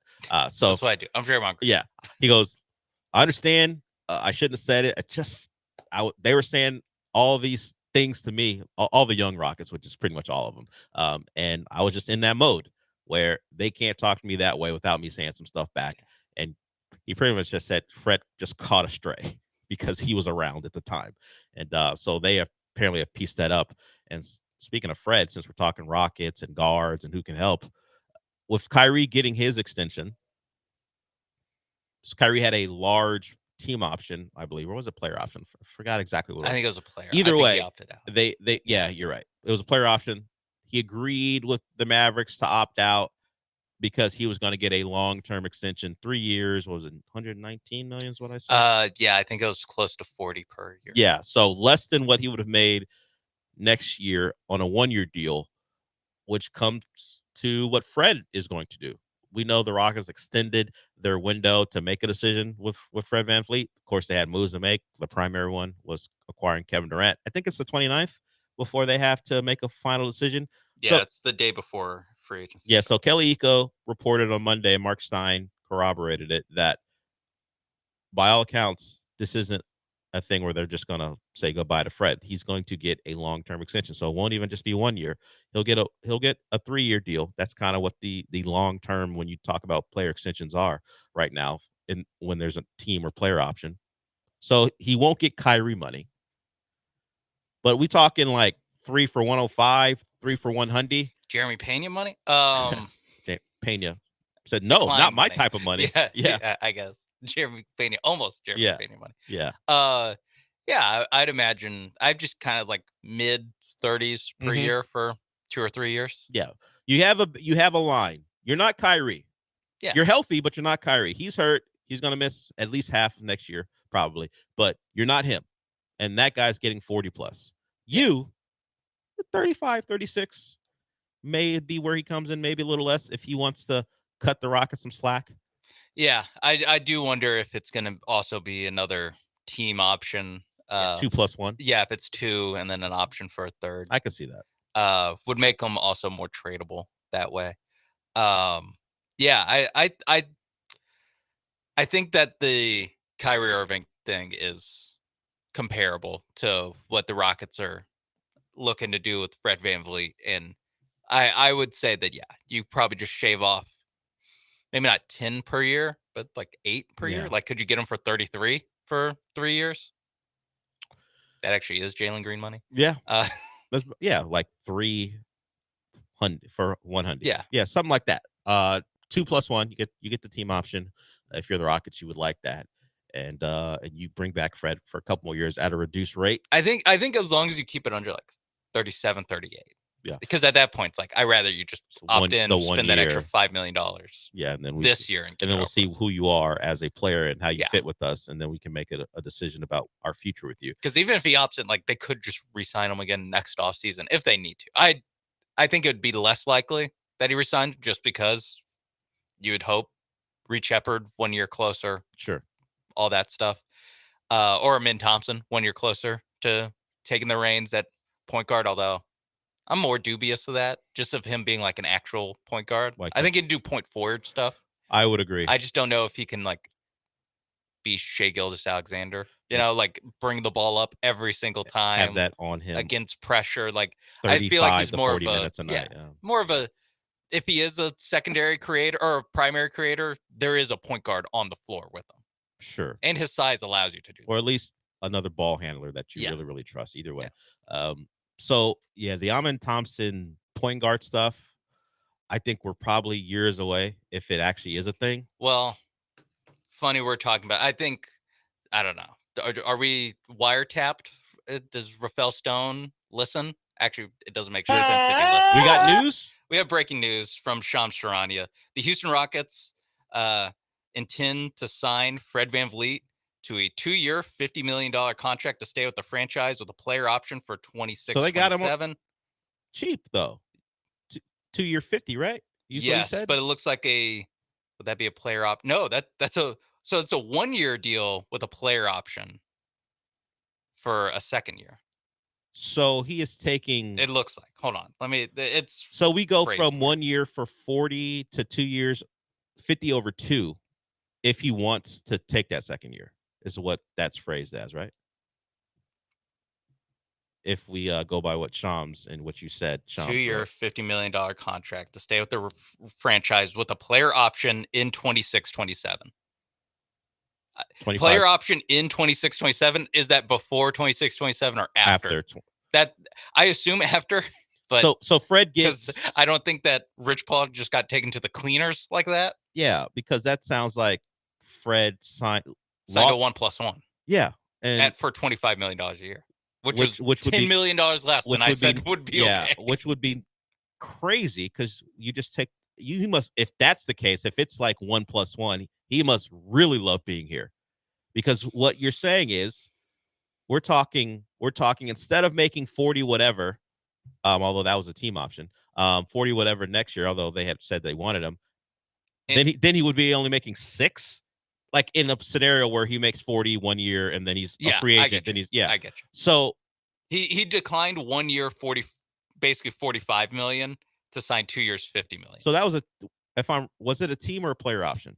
Player option. So it was okay. Player option 26-27. No, I mean this initial deal was. This was a team option. Okay, his initial deal was a team option. Okay, just to be clear. So Fred VanVleet is back for 2 years, $50 million with a team option. So I assume this means 1+1, but just because in general we talk about this during NFL offseason free agency, I think it's a good time to bring this up now. Is that especially the big newsbreakers, the big national newsbreakers like Shams Charania, not calling him out, but he is the biggest NBA newsbreaker.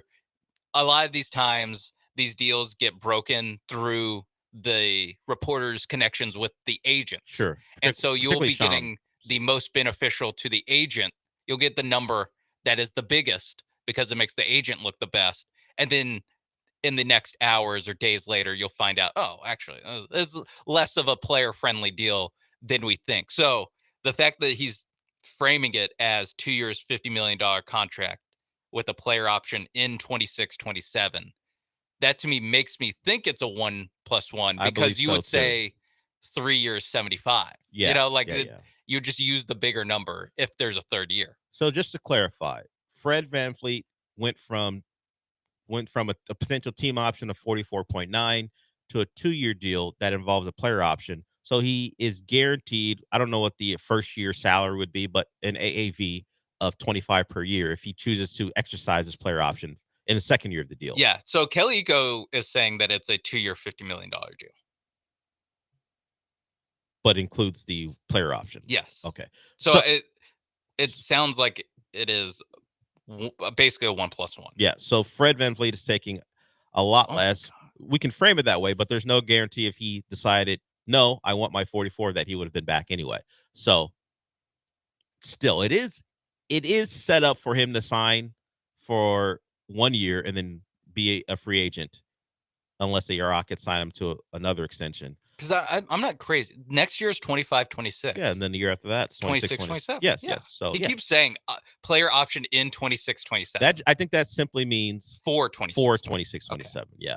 So because he said it on the McAfee show. So Fred's back at a rate I didn't think that the Rockets could get him for. I think that's why we're so confused by this. Is because we're having the conversation about like I think I'm okay paying him 36 per year, and they just and they get 1 year less. But the conversations all year long have been Fred's not worth this amount of money. He's not worth what he's being paid now. He wouldn't be worth what he'd be paying on that team option.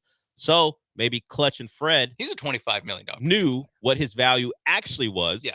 And the Rockets were telling Fred, we can't reasonably pay you $44.9 million next year. So would you agree to a reduced salary with the chance, if you like what happens in 25-26, of coming back? Or if you do well, you're back on the open market and maybe you can make more, but there's no way we're paying you 44.9, but we love you and we want you back. So we'll give you the 25 and we'll see what happens the year after. Yeah, I think that's kind of how that played out. Fred's now being paid more commensurate with his actual value, at least when it comes to stats, the intangibles, whatever, the Rockets love him. But as far as what he produces, he is now being paid the right type of salary. He's a $25 million per year player. You're just paying him 40 last year. Yes, but because you had to get him in because of where you were when you were a disaster. I guess, yes. If you are Fred, you are thinking, I take 25 this year, opt out, get another, or if I get a shot at a bigger. Yeah, if I'm better, I get a better deal, and if not, I still have 25 in my back pocket. It's also like he could opt in and get traded. Like there are a lot of things, to figure out. But what we know as of now, Rich Paul, come on, dude. What we know as of Fred VanVleet should have called Scott Boras. It just speaks to his overpay when he initially got here. That's all it is. Yeah, I guess there's the idea of like anchoring for us, which is why we thought we needed you to be someone over to be 30, the adult here in this room, in this franchise. We needed a couple guys. That's why Dylan Brooks got his 80 over 4, which actually turned out to be a good value for the Rockets. Of course, it helped get KD here. Fred was a stabilizing force. That's what they needed him for. And because Toronto still wanted him, they had to overpay to get him. And now the value has changed, and you can see what he actually is on the open market. At least that's kind of what he's been valued at. So he gets his 25, and at least for a year, we're going to have Fred VanVleet as your starting point guard at a number that will not create sticker shock for a lot of Rocket fans who have watched his shooting performances fluctuate between spectacular, as we saw in the back end of that Warrior series, to tour date numbers, which we saw far too often during the regular season. So he's back. Wow. At a reasonable number. So that's good business for the Rockets. Once again, they've done a lot of good business in this offseason. I think that's part of it. Is that I'm not used to like a team that's actually good at this. Like this, or maybe not a team. This team. I'm not. I still am surprised that Rafael Stone is like actually this good at doing this. At the moves on the margins, or not the moves on the margins, but the negotiating to get the best deal possible. It's that, Daryl Morey, I get the league was a little different back then, but it was just, hey, star players coming up, max. Were you one of the 2 best players on your team last year?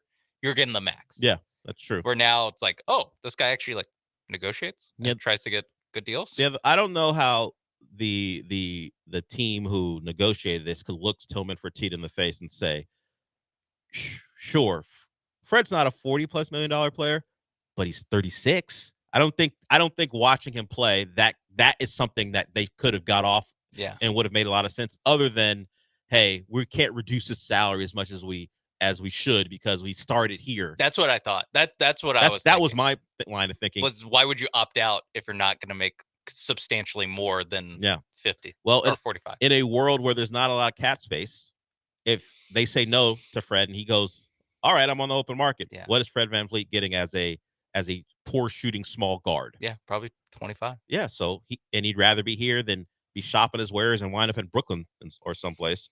A lot of teams have point guards that are younger, in some cases better, yeah, and in a lot of cases cheaper than what Fred's going for. More potential where they're like, hey, we don't actually know if this guy's better, but we draft him 6th overall, so we just have to roll with it for another year. And we don't have to pay him $25 to $30 million a year. So the finances certainly played a part, and the situation around the league played a part, where the Rockets got Fred in a way that it was probably best for him to stay and take the 25. And now he's your starting point guard again. And as you said, the salary, whether it be the first year or the second year, is one that you can reasonably put in a trade and maybe acquire someone that you think better helps your team. So Fred VanVleet, a Rocket. Good deal for the Rockets. They keep doing that. Congratulations to Rafael Stone. He's been a good team builder when it comes to the draft. Bringing in Steven Adams was smart. Signing Dylan Brooks looked dumb at the time. That's smart. And you get your point guard back in a smart way as well. So all good. I know he learned under Daryl Morey, who was considered at the time one of the best GMs in basketball. And I don't know how people feel right now, considering some of the things that have gone on in Philly. But Rafael Stone's continuing the trend of at least the Rockets having very competent guys running their team. So we'll go to break with that. If you want to call in about Fred being back and at that price, you can, 713-780-3776. I'll get to the comment that we got from a listener about Scott Boras and how Dana Brown feels about him when we get back.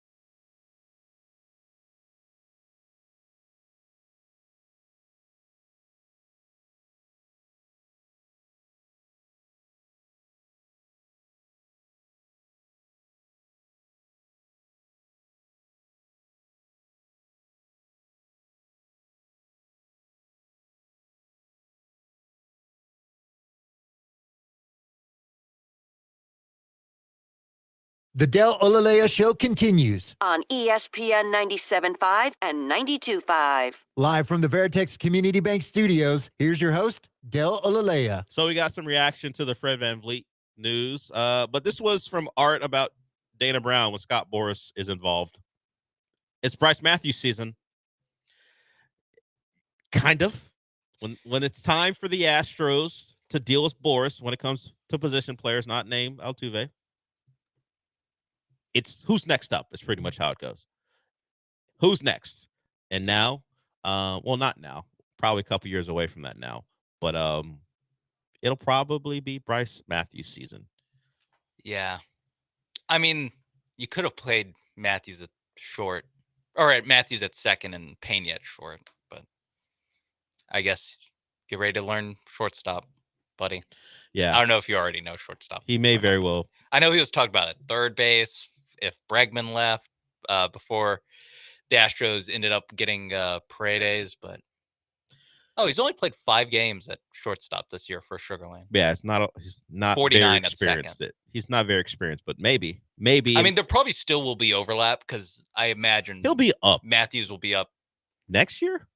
This year, but he feels like a guy that might get the Dana Brown rocket ship up the. I can see that. Up the he has a 877 OPS right now in AAA.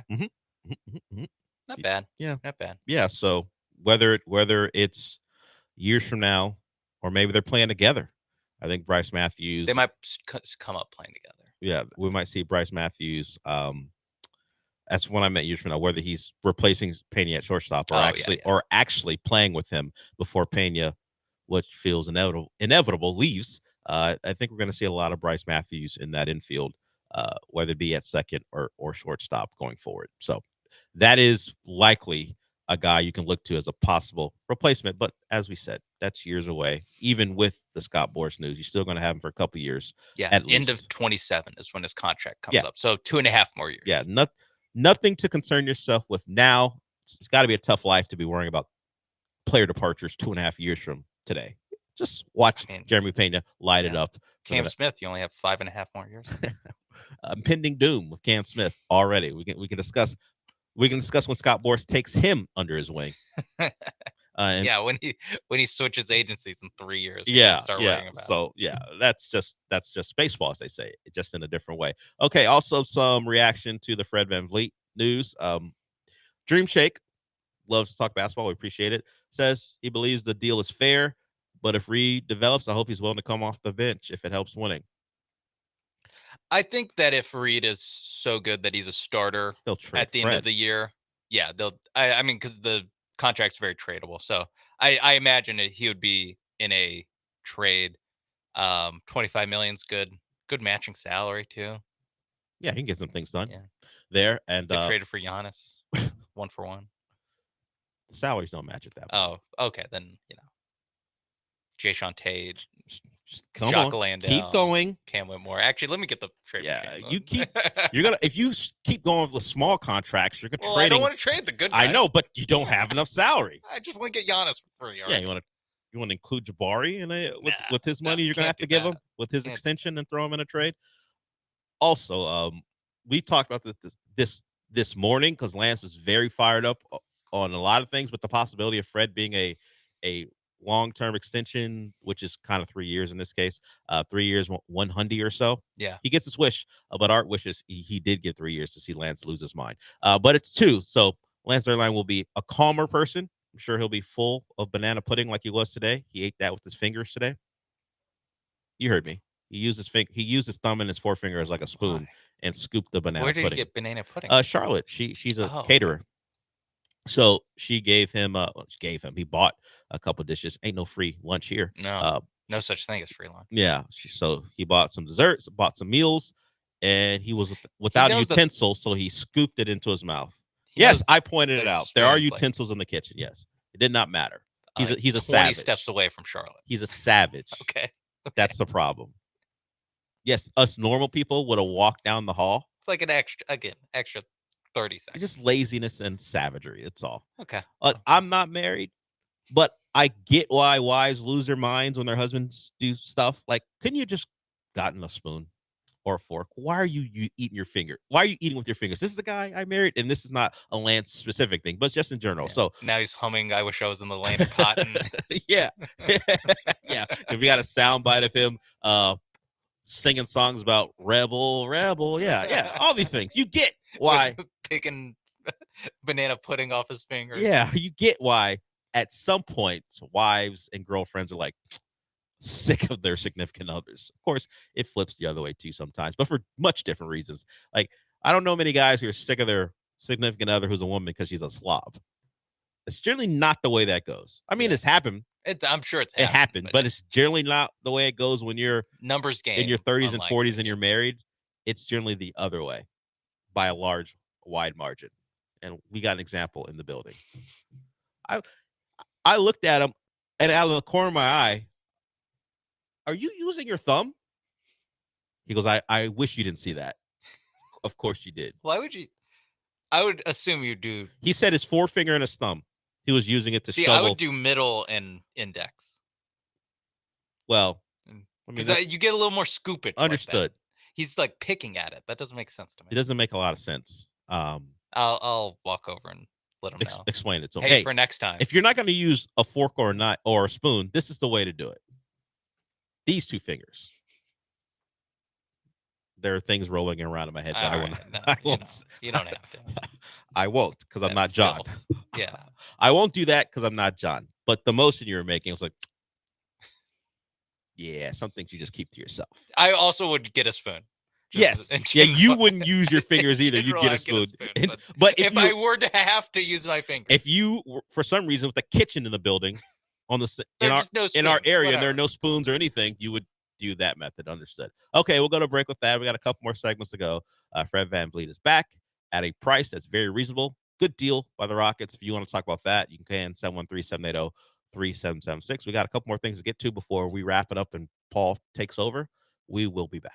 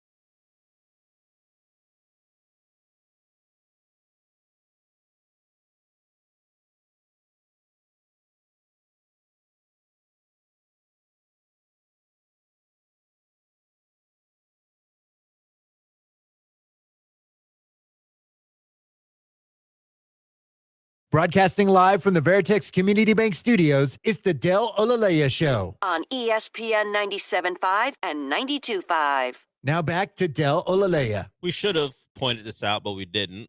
Thanks to Dream Shake for reminding us. Bryce Matthews plays shortstop at Nebraska, so he's got experience there.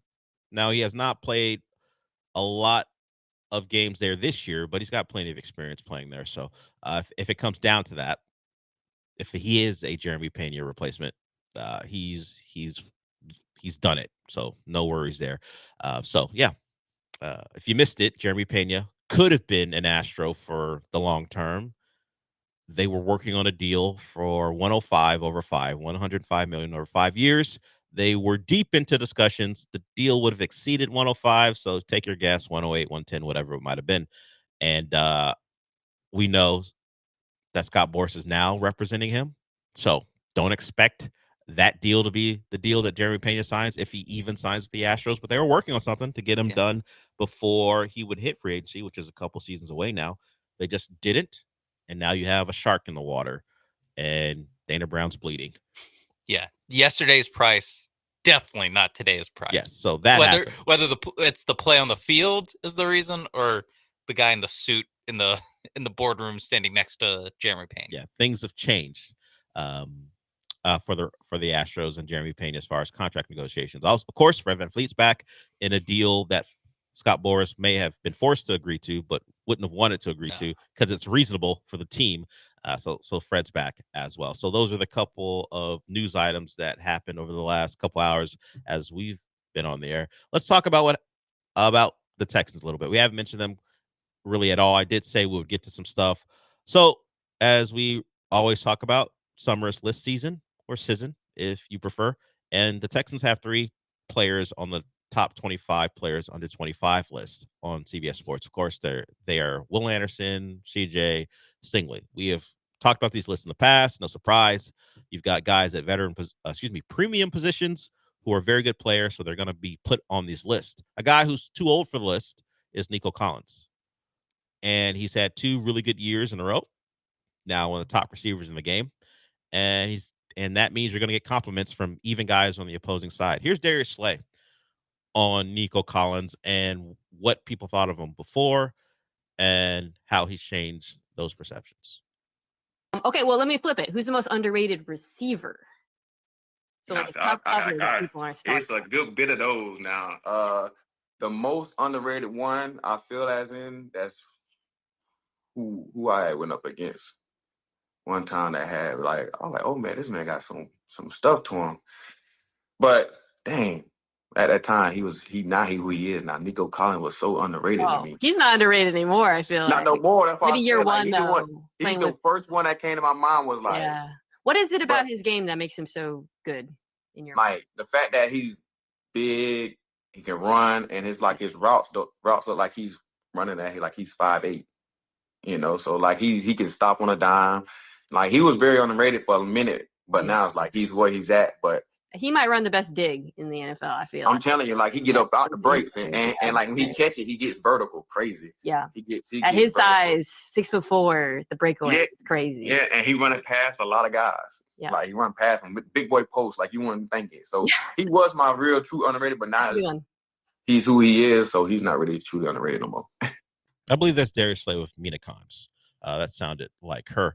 So yeah, Nico, everyone knows how good he is. Not a secret. The corners know, which is the bigger deal. Look, we can say he's good. We can believe that he's good. But a lot of people would have said Michael Thomas was good, and then he got called a slant merchant by all the corners, and then that stuck with him. Can't guard Mike, his Twitter handle. He just became a guy who ran slants, and that became a perception, even if that wasn't reality. Nico Collins does not have that perception or reality when it comes to him. Dig merchant. He's great at him. You're really great at running 15 yards down the field and then 90 degrees to the inside. But he also has big boy slants. He does have big boy slants, and I think slants they're less respected than more downfield. Yeah, corner is going to say, I'm playing off, and you run. Yeah, you run a slant on me, whatever. That's more about the positioning than you actually being better than me. So yeah, I would imagine a slant against an off corner isn't something they're going to respect very much. Hell, we see how corners talk about their own guys. Like, whatever, you were in cover 3. You're not a real one. Yeah. Hey, Richard Sherman, zone corner. You saw those man corners taking shots at them. You ain't a real one. It's like when people get pissed and say real men play man. And even in basketball, like if you play zone, you ain't for us. Yeah, I will say maybe a little too much zone in my NBA these days. Yeah, get the Jim Boeheim influence out of my league. Back in my day. Yeah. Back in my day, whoever is getting guarded by, I don't know, pick a terrible defender that plays zone defense. You just go at them. You know, you don't let Duncan Robinson hide in the corner. You know, you don't let Tyler Hero. The Miami Heat are like, wait, what? Are we the only bad defenders in basketball? I'm just thinking Darius Garland. Yeah. And Spo loves his own. Yeah. Partly because he has to. Love his own. Spo did, and listen, he went to the finals playing zone, all right, twice. Yeah, a couple times. Yeah, with those guys on the court. With the Butler era Heat. Yeah. So yeah. But also play man. Play man. Be a man. Play man. Man-to-man defense. See what you got. And maybe you can foul the F out of people like the Thunder do and win a title. But if you have great defenders, you get away with it. That's the dream. Yeah. Yeah. Someone was pointing out that like all you have to do is set the like precedent when you come into the league that I'm a great defender who's very physical, like Lou Dort and Alex Caruso. And then that reputation just kind of never leaves you. Yeah. And so you are just allowed to do things differently. Not saying it's right or wrong. Just that is a fact. What it is. Yeah. You have Tari Eason start fouling people. Yeah, they can't call all. Well, is he at a point where they can't call all the fouls, or will they call all the fouls on him? Like Amin Thompson may be at a point already. Yeah, Amin Thompson is like, because he's already been first team all defense. Yeah, he made. Hey, if he's doing it, it's allowed because that's just great defense by a great defender. What are you gonna do? Get in his face? He'll slam you to the ground. Like, slam you to the ground. Get in your face. Throw a forearm in your throat. Yeah. There are things he will do. The Tyler Hero thing will live on, but I don't want people to forget I think he got thrown out of a game for a flagrant 2 on Giannis.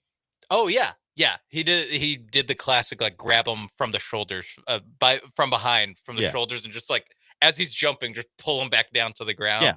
He also got into it with he elbowed Maxi Kleber in the throat or forearmed him in the throat or something like that. He's got it. There's was there a Bradley Beal one his rookie year? No, wait. Yeah, it would have been his rookie year.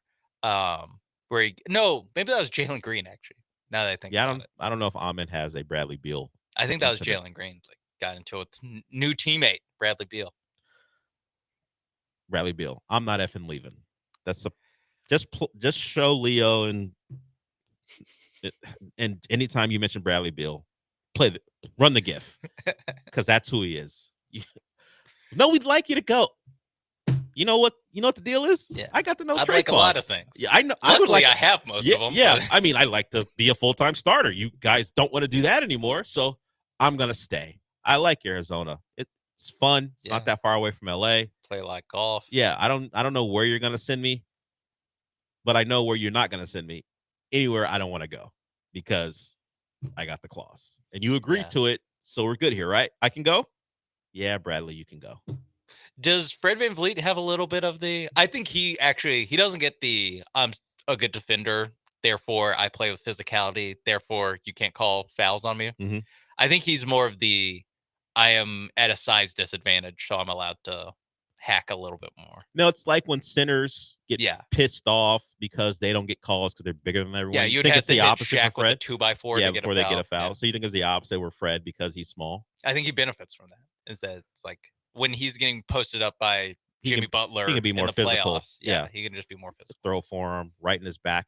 Yeah. A couple of them. Hey, he was good against Jimmy Butler. It's very much the James Harden thing where he's a fire hydrant. Yeah, he can play in the post and be a problem because how many guys are really good in the post anymore? Even Jimmy Butler, whose game is grifting and drawing fouls. He's more like face up. Yeah, he's a face up guy. He'll do that little head move thingy and try to get you off balance. Jab step. Yeah, but he's not a true post player because those really don't exist anymore. The Rockets happen to have one in and Alpi, and keeping the dream alive. And, you know, in ways it's really mid post more and at the elbow, but Kevin Durant has some of that in him too. He doesn't do it as much as he used to. Yeah, it's it's less dream shaky and more. Yeah, I'm gonna at the elbow. Just turn around and shoot over you because you know I'm 6'11" and long arms and I'm Look at Kevin you, down Durant. there. Yeah, look at you. Yeah, look at Fred down there. I'll just rise up and shoot over you. Okay, we're gonna break with that. We got one more segment to go. A newsworthy day in some ways. The Fred news is news. The Pena stuff is okay. It was something, but now it's not. I would say it was news until the Fred news happened. That's true. For a Wednesday in June when the draft is here and we don't have a pick, finding out that the Astros were close to maybe signing Pena to an extension, a deal exceeding 105 over 5 years, that's news for June on a Wednesday. The Fred stuff is actually good for the Rockets and good for where they build a team. You kind of know that that's a competent organization in multiple ways. They don't just draft well. They kind of have some foresight. They knew Dylan Brooks wasn't the washed bum that people are calling him when he was with the Grizzlies at the end, and they knew Steven Adams could be a contributor. And now they got Fred back on what really is his value, and they can move forward, not crippled, because the CBA really punishes you for overpaying guys.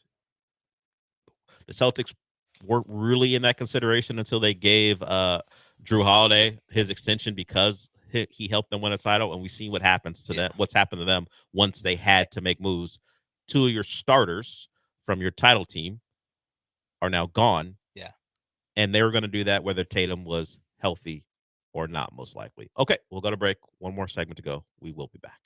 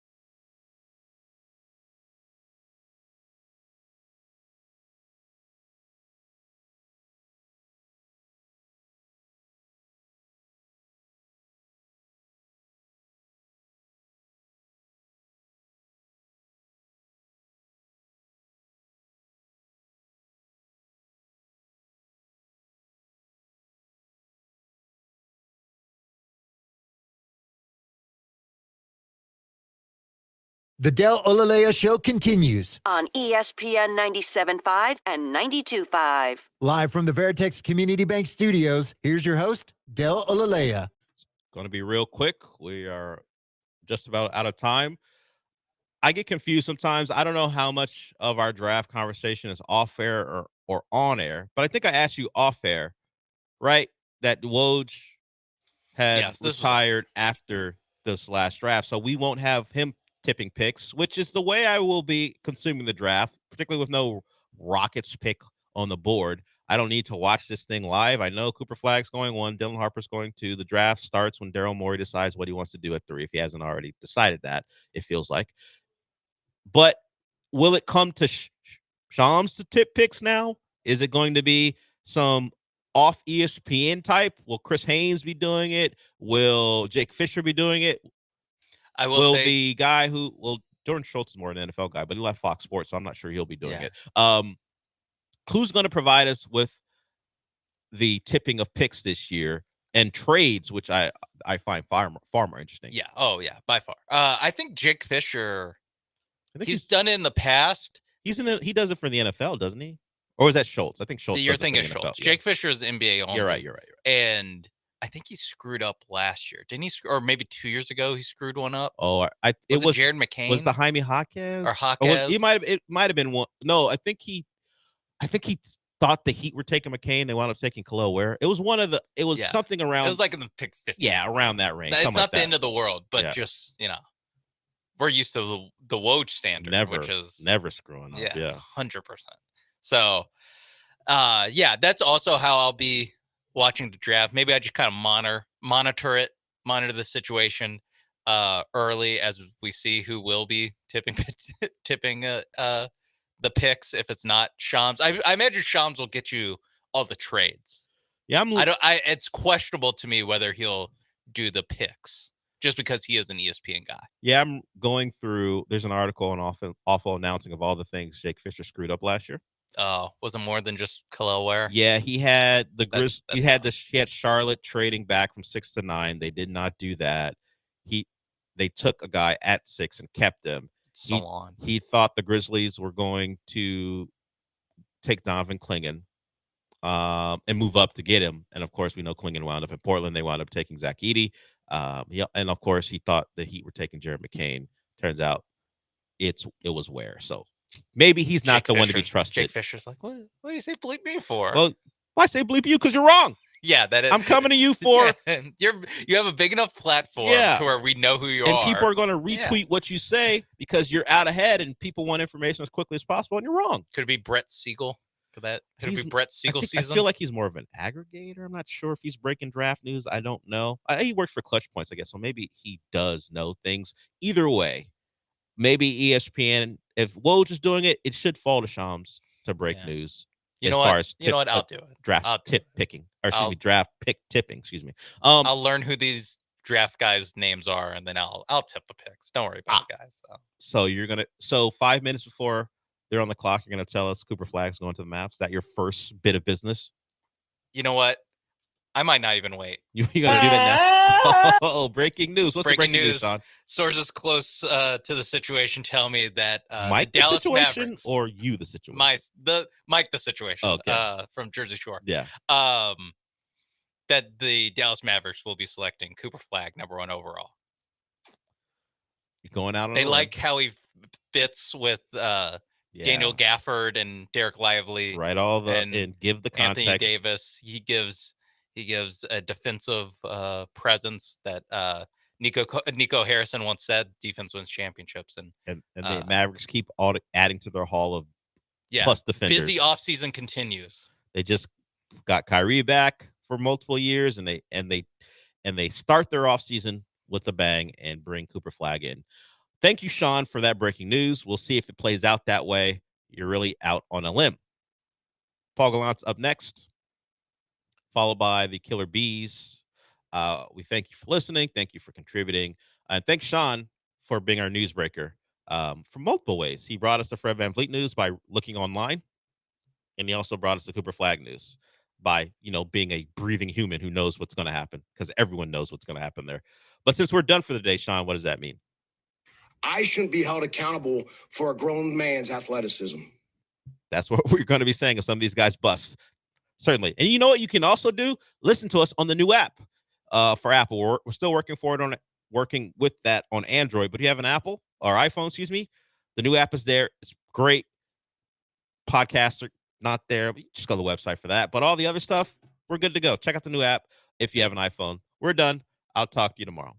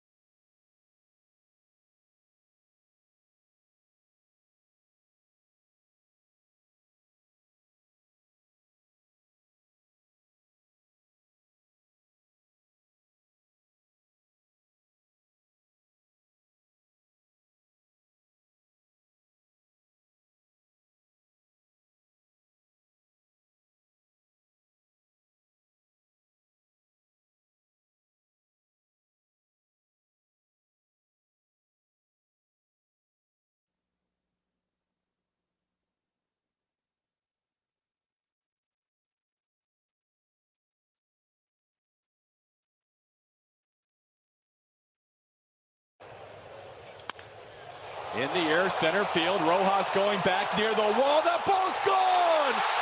Cooper Hummel! 1-0 Astros! Breaks the pitcher's duel here in the eighth.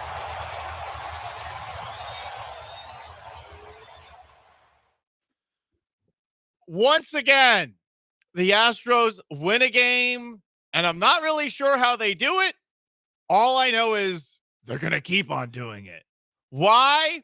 What do we say about the 2025 Houston Astros? God's team? God wills it! God wills it!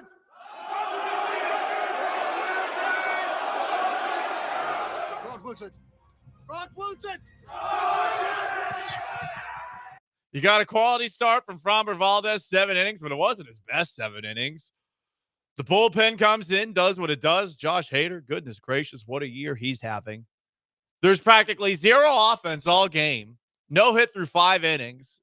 I think Jeremy Pena had a double, but what was it? 5 total hits. And then Mr. Batflip himself, Cooper Hummel, goes yard again. How he keeps doing that, truly, I couldn't tell you. The bat flips are very funny to watch. And the defense made 2 errors in this game. Didn't matter because you saw Isaac Paredes making one of the best throws to home plate as part of a double play that you're ever going to see. I don't know how the hell, while going to his right, he was able to throw it around that base runner. Perfect throw to get the tag at home. But the Astros keep on making things happen. Hello and welcome aboard the Paul Gallant Show. It is Wednesday, June 25th, 2025. That means we got Soft Boys at 12:30, who's been soft in the world of sports. Line them up on the most interactive sports talk show in town, 713-780-3776 to call, to text, to YouTube at ESPN Houston, Twitch at ESPN 975. Also on the brand new app, which you should download. We've also got Watch Wednesday, and we're 70 days away from the start of the NFL season.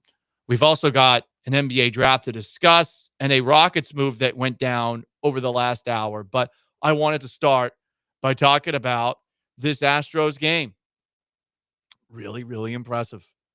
It really wasn't the best Framber start. You take a look at what he was able to put up against a very good Phillies team last night. 7 innings, 55 strikes, 35 swings, 13 groundouts, but just 3 whiffs. So he wasn't making people miss, and yet the ground balls, they were coming and coming and coming. Oh, yeah.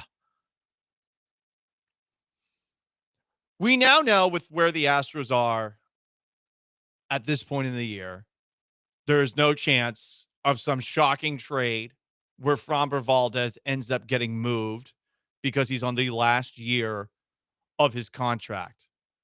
But with the Astros now, do a little math here. I mean, are we at halfway through the season yet? We're very close. 46 plus 33. What is that? 79? Yeah. Okay. So we're very close to halfway through the year. Sean, we know Framber's staying here. But a hypothetical. It's a hypothetical. What? It's June, Sean. Okay. Yeah. I'm trying to stop people from saying that I look like the Democratic mayor nominee for New York City, which I've gotten far too many of. That bitch ain't as hot as me. He's not. I'm hotter and better at football than him. Also, not a lib. Just saying. But bringing it back. I'm also clean shaven now, and I look more like Rachel Maddow than that guy, but bringing it back. Hypothetical. We know that the Astros are going to make some trade deadline acquisitions when Christian Javier's back. And when Luis Garcia's back. They're getting a lefty bat, too. And with Yordan Alvarez, who's swinging a bat again. One of the best batters of the 2020s. Just a hypothetical. Could they keep doing this without Framber? Especially since God wills it. Could they keep doing this without Framber? What if Dana Brown gets really, really excited? And he's like, you know what? I'm awesome. I'm so awesome. I'm just going to do it. I'm going to make the trade happen. Could they continue to win without him? I'd be pretty skeptical that it would continue at this rate, but they get the most out of their pitchers. And if those guys are back from injury, I can see him getting cocky and thinking to himself, I could do this. Maybe he doesn't actually pull the trigger on the trade, Sean, but he's drunk one night. Yeah. He's thrown a few martinis back, or maybe he's a margarita guy. I don't know what Dana Brown likes to drink. And he says to someone in the Astros Letterman jacket, decided, I could win without Framber. I could do it without Framber. You know what? I'm gonna call the GM of the I'm gonna call the GM of the Mets. No, don't do it. It's 3 a.m. No, I'm gonna do it. I'm gonna call him. I'm gonna call I need him. to let him know. I'm not gonna pull the trigger, but I'm gonna be like, hey, we trade you Framber, and we'd still win because because we are winners. You're losers. Calls the Giants one. Yeah. I want Justin Verlander back. That's Jim Crane taking the phone away from Dana Brown. Yeah. Justin, where are you? Yeah, I think that I understand what you're saying. This is all hypothetical land.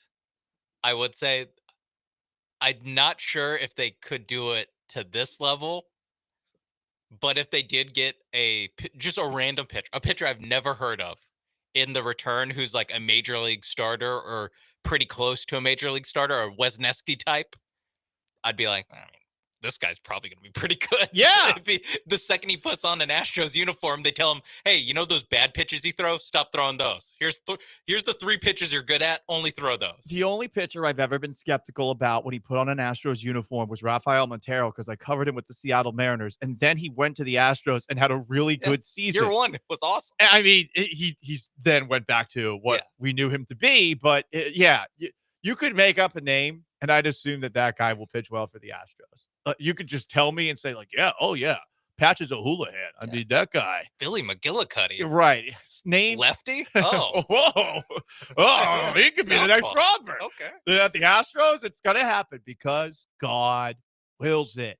I know that people are perhaps at this point either getting sick of us playing this drop all the time or you're actually starting to buy in. But I truly can't explain this season. I'm loving it. God wills it. God wills it.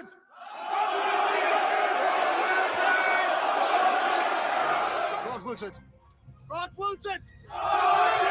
I'm at the point now where like I feel very comfortable putting the Astros on a top TV and not feeling like I'm going to have to go and watch and think to myself, oh yeah, they're going to lose. Now I did look up the score a lot last night because it's 0-0 and it's still 0-0. It was a tight game. It was. And they were getting no hit for like the first 5 or 6 innings. Right, but hey, listen, the offense, even though it's not good right now, it's going to figure it out the last 3 innings because that's what they've just been doing all season long. Yeah.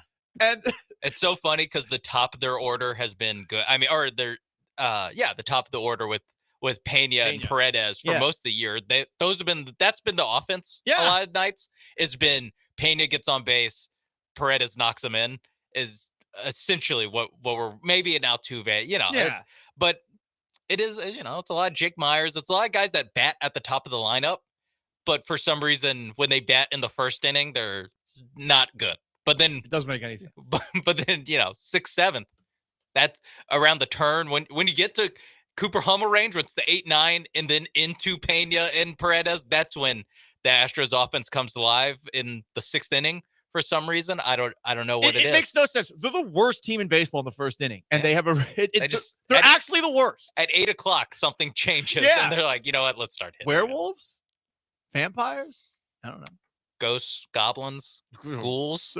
I think they're ghouls. They're ghouls. Okay. I feel like we don't talk enough about ghouls. Well, not the Fallout kind of ghouls who are Walter Goggins and Walton Goggins in the Fallout TV show. He plays a ghoul, but there's different kinds of ghouls. There's a lot of supernatural going on right now. Yes, that's all. That's whether it's God or ghouls. That's up to you.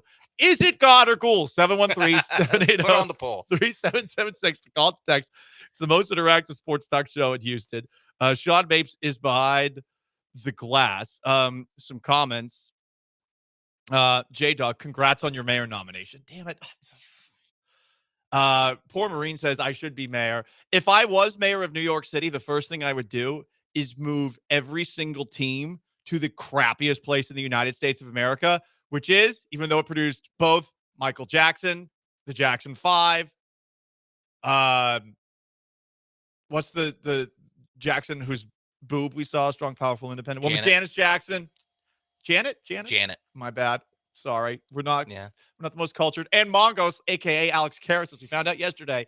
Gary, Indiana might have produced some good things, but if you've seen pictures of it, it looks like, I don't know, Chernobyl minus the radioactive meltdown. And guess what I would do as my first act of mayor of New York City, which I'm apparently now nominated for as a Democratic socialist? I would move every single New York sports team to Gary, Indiana. They would not be allowed outside the confines of Gary, Indiana. I would just do that. to Gary boost. Knicks. Yeah, the Gary Knicks. The Gary Yankees. The Gary Jets.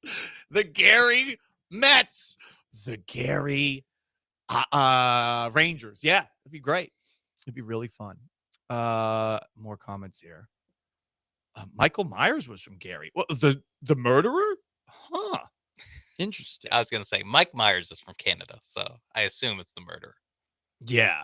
The murderer. I thought that he also went by Michael Myers. Do you have to clarify if you're a comedic The actor? comedian is Mike Myers. Okay. I appreciate the Twitch saying that, yeah, I'm hotter than the mayor of New York City. Or the prospective mayor of New York City who beat out an Italian. I mean, that's impressive. Especially when he's got some takes. Anyway, we don't want to drift too far off. It's the Paul Gallant Show. I'm Paul Gallant. God wills it. 713-780-3776 to call, to text. YouTube at ESPN Houston, Twitch at ESPN 975. The Rockets brought back Fred VanVleet for a very, very interesting amount of money. Think the Rockets are going big? They're certainly going big in this department. You'll find out how next. Stick around. It's the Paul Gallant Show.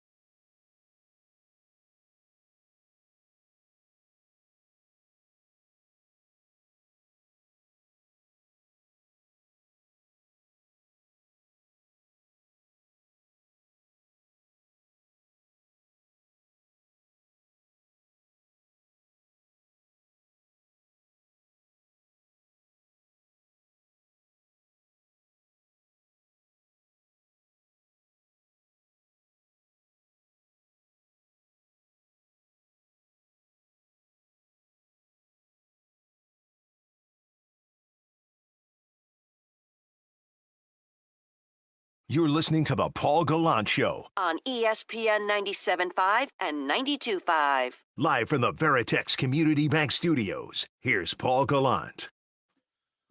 Also live on the brand spanking new ESPN Houston app. If you have it already, update it. It's so much better. If you don't have it, you're missing out. We have contests on it now, and you can also chat. It's also live on YouTube at ESPN Houston, on Twitch at ESPN 975. We are the most interactive sports talk show in Houston. Big news for the Rockets this afternoon, for now, with the NBA draft in a couple of hours, is that the Rockets are declining Fred VanVleet's $44.9 million team option for the 2025-2026 season, and are re-signing him, per Kelly Eco of The Athletic, to a 2-year, $50 million deal. The man got a raise. And you know what? I bet a lot of you right now are like, that's absolutely crazy. That's not what he's worth, especially now that the Rockets, with what a season they had last year and with Kevin Durant aboard, clearly are in the next phase. Where were we going into this year, Sean? Was it phase 2 already per the Fertitta family? I forget off the top of my head. Ime Udoka was phase 3 or phase 2. That was phase 2. Was the 20 was initially signing Dylan Brooks and Fred VanVleet. Okay. My assumption is this is at least phase 3. I think this is 3. If this is not, I think the Durant trade is phase 3. Yeah, that's the start. I think that's right. Theoretically, it could be phase 3.5, phase 4. I don't know, but we're moving from one phase to the next, and Fred VanVleet is now making more money over it. And to get to what I was actually trying to say here, I know some of you people look at this contract and you're like, "What?" And shame on you. Shame on you. Did you see Fred VanVleet single-handedly carry a Rockets offense to a 7-game series against Golden State? Because no one else was scoring. But you know who was scoring? Fred VanVleet. VanVleet was so awesome in that series. That man deserves every cent he gets. That's how I feel. Rational take? Not really. Correct take.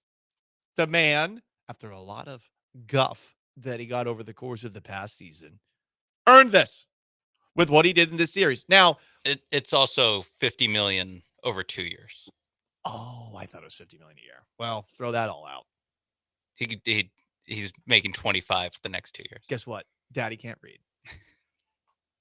That's why I should not be mayor of New York City. 25 this year, player option for 25 the next. This is super embarrassing. I'm not gonna lie. I saw this pop up. I'm like, 2 years, $50 million a year. One of my friends texted me being like, "Wait, this isn't 50 a year." I was like, "No." I thought it was 25. Yeah, well, you know what? This happens. This happens. Should I kill myself on the air? Seppuku? Huh? The shame that I've brought on my family. How do I recover from this? Would I still be electable as mayor of New York City after this? I think so, actually, from that side of things. Yeah. Yeah. When's the last time New York's had like a competent mayor, or like a mayor that isn't embroiled in scandal? Great question. Great question. Yeah, I mean, you had Bill de Blasio, whose real name was Wilhelm. And I guess he was pandering to the Italian community. You got Eric Adams, who decided to go right. And I guess he's still the current mayor. So for now, yeah. Yeah, we'll see. We'll see. But yeah, I'm still keeping my hat in the race for mayor of New York City, even though I incorrectly read Kelly Eco's report about Fred VanVleet's contract. It was confusing. No, because Dell and I, it broke during the Dell show. And we talked about it for we're actually talking about. This is the pay cut. We're talking about Fred VanVleet, his next contract as it broke. Yeah. And I was stupefied. I was like, wait, so it's a one year with a one player option for $50 million? Because normally it's written in a way that's like most beneficial to the player. Yeah. And so I was like, wait, so this is just 25 a year for 2 years? This is a really good deal for what he did last year. This is a really good deal. He was not a $40 million player. He is a $25 million player. And they now get him for that. Like he is now getting paid commensurate with what he actually provides. This is easily the most Chris Broussarded I've ever felt. It's like spelling dog and a spelling bee, DAWG. I mean, that's how the Houston Texans spell it. That's true. Listen, Sean, I appreciate you trying to gas me back up. And listen, we're on to the next segment. This is a nice move by the Houston Rockets. 2 for 25 a year. I initially 2 for 50 total. I initially thought you were joking, to be honest. Nope, I literally just read that wrong. I thought you were going like, good, 50 a year. Oh, boy. Hey, the Oklahoma City Thunder had a parade yesterday. See this? You hear about this? It was pretty tame seeming, at least out on the streets. Was it a hot day in Oklahoma City? I don't know. Eventually, the Oklahoma City Thunder got to the end of the parade, and shots were fired by the mayor of OKC, Mayor Holt. The city, the greatest player to ever put on the uniform, Shai Gilgeous-Alexander. Oh, number one player in the history of the Thunder. That's just wrong. Could be someday, but it's Durant. It's Kevin Durant. Did Oklahoma City's mayor just create beef between the Rockets and Thunder? Probably not. I don't think Kevin Durant ultimately cares about what some dumb politician says who probably just started paying attention to basketball 2 rounds ago. But I'm writing this down. I'm adding this to the list of reasons that I don't like the secretive, full of themselves Oklahoma City Thunder, who really do think they are the smartest people that have ever managed anything in the NBA. I think as newfound Kevin Durant stands, we do have to hold this against 100%. Mayor Holt. Again, I understand what you're saying, but I guess actually, do you think Mayor Holt was looking at Emmanuel Acho's legacy formula and he was like, well, this is 2 teams, 1 title for Shea, as opposed to 2 titles, 4 or 5 teams. I forgot. For you got to add the Acho legacy formula. It's the greatest Acho thing that's ever been invented. Yeah. So Tom Brady's only a 3.5. Yeah. He pulls it out. He goes, this number's bigger than that number. Peyton Manning's just a 2. I mean, no, Peyton's a 1. 2 Wait. teams, 2 titles. 2 teams. Oh, that's right. That's right. He only won 1 with each of them. Interesting. Gets held up to the same levels. Tom Brady. Very interesting. I will say though, Eli, he's got a 2. Ooh, Eli's at a 2. Eli's better than Peyton legacy wise. That's for sure. Hall of Famer, I guess. Yeah, he's Can't put Peyton in, but one of the greatest quarterbacks of all time. Eli's for sure in. So, okay, maybe shots fired by the mayor.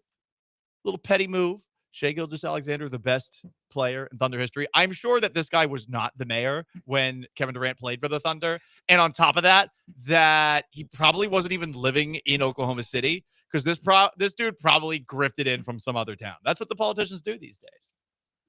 I'm Like just what I looking do. up Holt OKC mayor. Right. I'm a carpetbagger. Yeah, you know David that. Holt. But I at least have accepted where I am, and I have looked at the history of sports in town, and sometimes I can come across like I actually saw the old sports from back in the day, Oklahoma City University's law school. Oh, okay. So maybe. Yeah. Maybe. Well, and he was in the Oklahoma Senate 2010 to 2018. Okay, so so he's there. homegrown. He's homegrown. So Yeah. so he is being petty. I think Yeah. we can actually definitively say he's being petty. Yeah, I do understand why. He is the guy. He's the first guy to win a title there, so that probably does carry a Fair. lot of weight. Or that definitely does carry a lot of weight. I mean, think about the Astros parades. No one was like, and Jose Altuve, who one day might catch Craig Biggio as the greatest Astro second baseman of all time.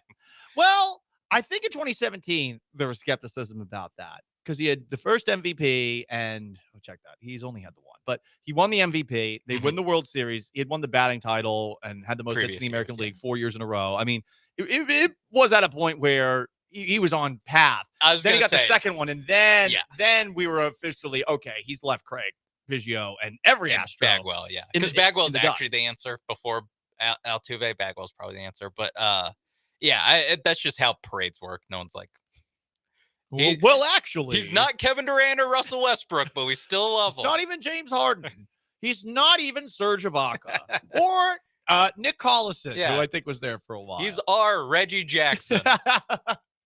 For the 713, SGA, absolutely best player in Thunder history because Katie didn't win a ring in OKC. Yeah, legacy formula. Another texter says, I don't think the OKC mayor is wrong. And another texter says, Paul is a Chris Broussard. Hey, that's not nice. That's not nice, but this segment deserved for sure. Aaron Wiggins gave a post-parade speech as well at OKC's arena. Here's what he had to say. It was a point where they tried to call us the black hole of the NBA. Pause for a second. Oklahoma City, I mean, is a black hole, right? Like, would anyone voluntarily want to go there? And we're close to it. We're close to it. And I'm not just speaking for all the Texas fans out there. I'm sure Aggie fans agree. Like, who would ever want to go to Oklahoma? Ever. Like Tulsa King? Do you think Sly Stallone wanted to go to Tulsa in the TV show Tulsa King? No, he wanted to stay up in the Northeast. No one wants to go to Oklahoma. No one. So, yes, it is a black hole because on top of it being bad for a while, it was in a city that no one ever would want to visit in their right minds unless there was a wedding there for a family member. And even then, you'd probably only begrudgingly go and make a couple of comments to other people going to the wedding about the choice of venue. Yeah. I when places like Oklahoma City and like Utah stink, it's like there's extra stink there when they're winning 20 games a season. At least Utah is close to skiing. Okay, that is true. At least Utah has got. I just mean as like small markets where they're like bleep these guys forever. Where it's like when the Knicks were winning 25 games a year, is still like, hey, it's the Knicks, right? Yeah. Oh, Big Apple. Dreams are made of concrete jungle. So that is the first part of Aaron Wiggins' speech. Here's the rest of what Aaron Wiggins had to say.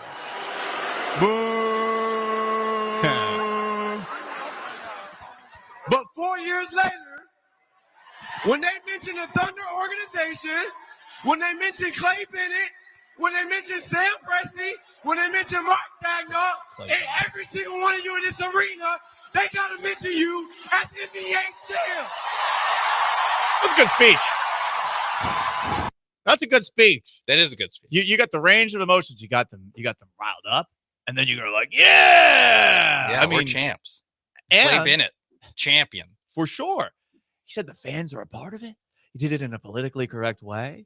It was nice. I think it plays in Oklahoma. Do you think David Holt's looking over his shoulder? It's like, hey, a couple of years might be Mayor Holt, yeah, Mayor Aaron Wiggins. It sure could be. It sure could be. I'll be honest. I didn't know who Aaron Wiggins was until this moment. It crossed my mind. I was like, did Paul know who? No, I didn't know who that was. I was like, did he play?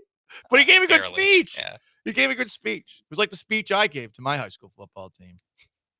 Now, things didn't go so well for us.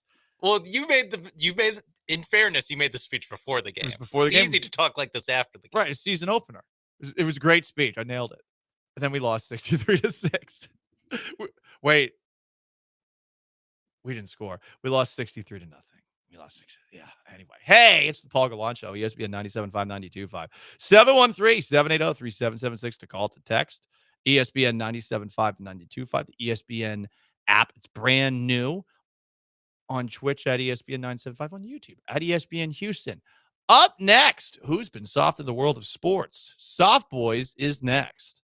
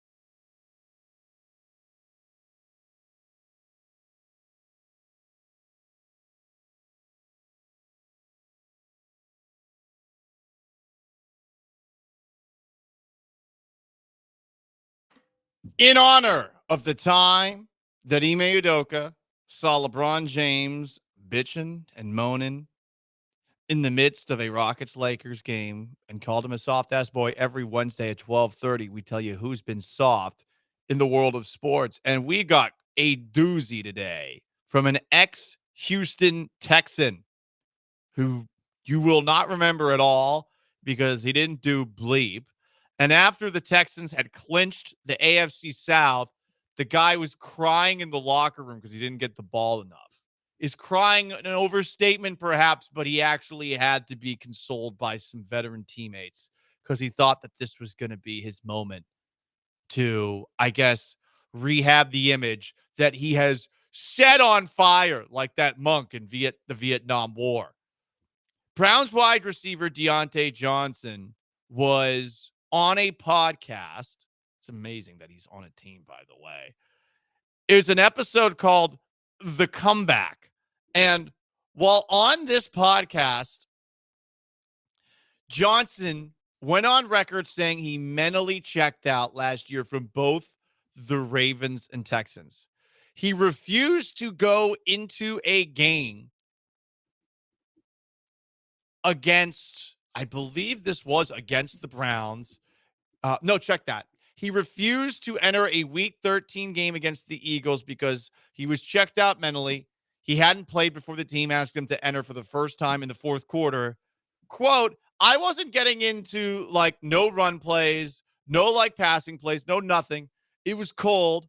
I'm on the sideline just standing there, like just going to the heater back and forth, just waiting to hear my name called. End of the third, going into the fourth, they're like, Tay, we need you. I'm like, nah, I don't think it's a good idea for me. Like I was already thinking about my legs. I don't want to go out there and put bad stuff on film. It's not like I didn't want to go into the game. What? It's not like he didn't go into the game. He wanted to go into the game, just not at that point. Not when they asked. Leading up to this point, I'd already been through so much. You pussy. I'm sorry. This is the softest thing I've ever heard, and this guy's an embarrassment to sports, to men, to everything. Like, hey man, you need to get back to being on the field, given that this was the second of 3 teams that you were on over a calendar year. Like the Panthers were like, yeah, we're done with this. Also, before the Panthers, the Steelers, who have quite the tolerance for crazy wide receivers, also were like, nah, we're good. This is pathetic. He wouldn't check back into the game. Oh, I'm cold. Oh. By the way, he signed with the Cleveland Browns. Let's see how that goes. To be fair, he won't be on the Cleveland Browns by the time it gets to 40 degrees. He should be cut now. He won't be on. He won't. Someone asked him like, "Oh, who do you think's going to start with the quarterback competition that's going on? It's going to be Kenny Pickett." And he's like, "Yeah, I think it's going to be Kenny Pickett." Dude, you are not going to see him at all. Brown should cut him right now. Right now. 41 degrees, I will say. It was 41? I figured it was like cold and snowy. No, it's like was it raining? That's nippy. I can't do 41. Some of the guys who do not appreciate the opportunity that they have and the entitlement to think that you deserve another chance based off of what? Based off 4th team in like a year. Yeah. And the Ravens. You're on the Ravens when this happened. Why would he say this either? Like, what is? Why would you admit this? This is. I get being truthful and honest and mental health and all that crap, but why? And like, this guy said earlier this offseason that last year doesn't define me. No, it actually does. Can't say that word. It does. It does. And this defines you even more. Like, so you have redefined yourself as worse than what we thought, which is, I mean, we who were in the Texans locker room all saw it, where he's like crying after they clinched it. Veterans are coming up to him, like tapping him on that. He's 28. Unbelievable. I think this guy's going to hold the title belt as softest person in sports for the rest of the year. Every single week we will ask, softer than Deontay Johnson? Wow. Yeah, this is. What if someone gets like because normally, we over the weeks, this is a Roy McIlroy normally finds his way in here. Angel Reese finds her way in here a lot. But I feel like there might be a body of work. Actually, Deontay Johnson's going to do something else. Never mind. He's definitely going to do something else. He's not. Yeah. How many teams do you think he plays for this season? None. How many teams do you think sign him this season? I think if he doesn't make it to the Browns, he's done. Done. He'll be on a UFL team. Oh, that's a good point. I don't even want the Roughnecks to sign him. This guy sucks. Like, I have no respect for him as a man or as an athlete. Like I truly don't respect 41 him. degrees, Dude. I get it. Dude, come on. Come on. I wore shorts in 41-degree weather. Shorts. Where's Deontay Johnson from? Unbelievable. Oh, it's from Tampa. No wonder. Yeah, guess who went to high school in the Tampa Bay area and wore shorts whenever the temperature dipped because I was trying to prove a point. He went to college in Toledo. So he didn't get used to this? He played for the Steelers. Yeah, bizarre. For 5 years, he played for the Steelers. We got a couple of nominees. Someone texted in, you guys are soft being petty about the Thunder winning and having to talk bleep in Oklahoma. No, I mean, if I never go to Oklahoma for my entire life, I'll be better for it. Same with Ohio. I don't want to go to either of those states. Sean didn't say any of these things, by the way. I will stand on business. Oklahoma City, Oklahoma, hell no. I don't care everyone that's saying, ooh, the brick something. Ooh, it's great. Nope. I'd rather go to Indianapolis. Yeah. Whoa. Yeah. Oh, yeah. Wow. What else do we have? Soft Boys continue. Zach Neto from the 281. Yeah, that's a good one with the way that he handled Hunter Brown throwing at him up and in. Darren Waller. The reason he retired from the NFL is because he played fullback for 3 plays. Here he is talking about that. I don't know if I've shared this with anybody, but I knew I was retiring when we played in Buffalo. The Giants we were playing there. It was a game where it was really controversial because one of the guys held me at the end. They didn't call it. It was in the first quarter of the game. We were running like this counter lead running play, and I'm kind of like leading through the hole like I'm a fullback, and the play is working. But I sit down on the sideline after like a drive where we ran like 3 times, and I'm like, what the am I doing with my life? I'm out here playing fullback. I don't even want to do this anymore. And I'm just like looking at the moon. It's like early first quarter, second quarter. Nobody else would really even know that I'm thinking this, but I'm on the sideline like, yep, I'm going to finish this year to the best of my ability, but I'm definitely done playing after this year. And that was the only time I played in Buffalo. I watched the 3 plays. Guess who he was blocking on those 3 plays as a tight end? Defensive backs. I was going to say like a nickel corner. They were all small players. Yeah. He could have clobbered all of them. Like these were kill shots. I can't. This is such a terrible reason. Darren Waller's clearly dealing with something else. Yeah, he wanted to be a rapper. 3 plays as a fullback in that game, and you were out. Stop. I do like the idea. They got me playing fullback. I like that he throws in. It was working too. Yes. It What? was working. Someone found the 3 plays and posted them. And like, are you serious? Unbelievable.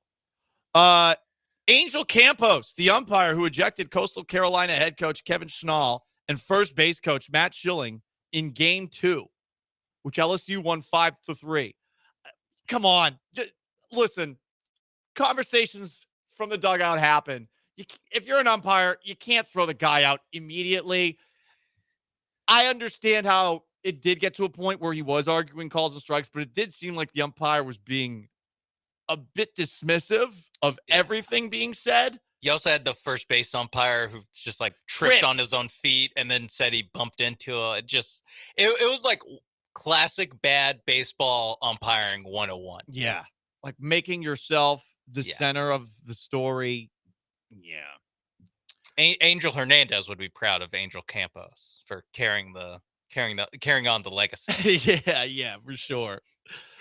Joe West put on what was it, a white band around his arm for umpire solidarity. Yeah, they loved it.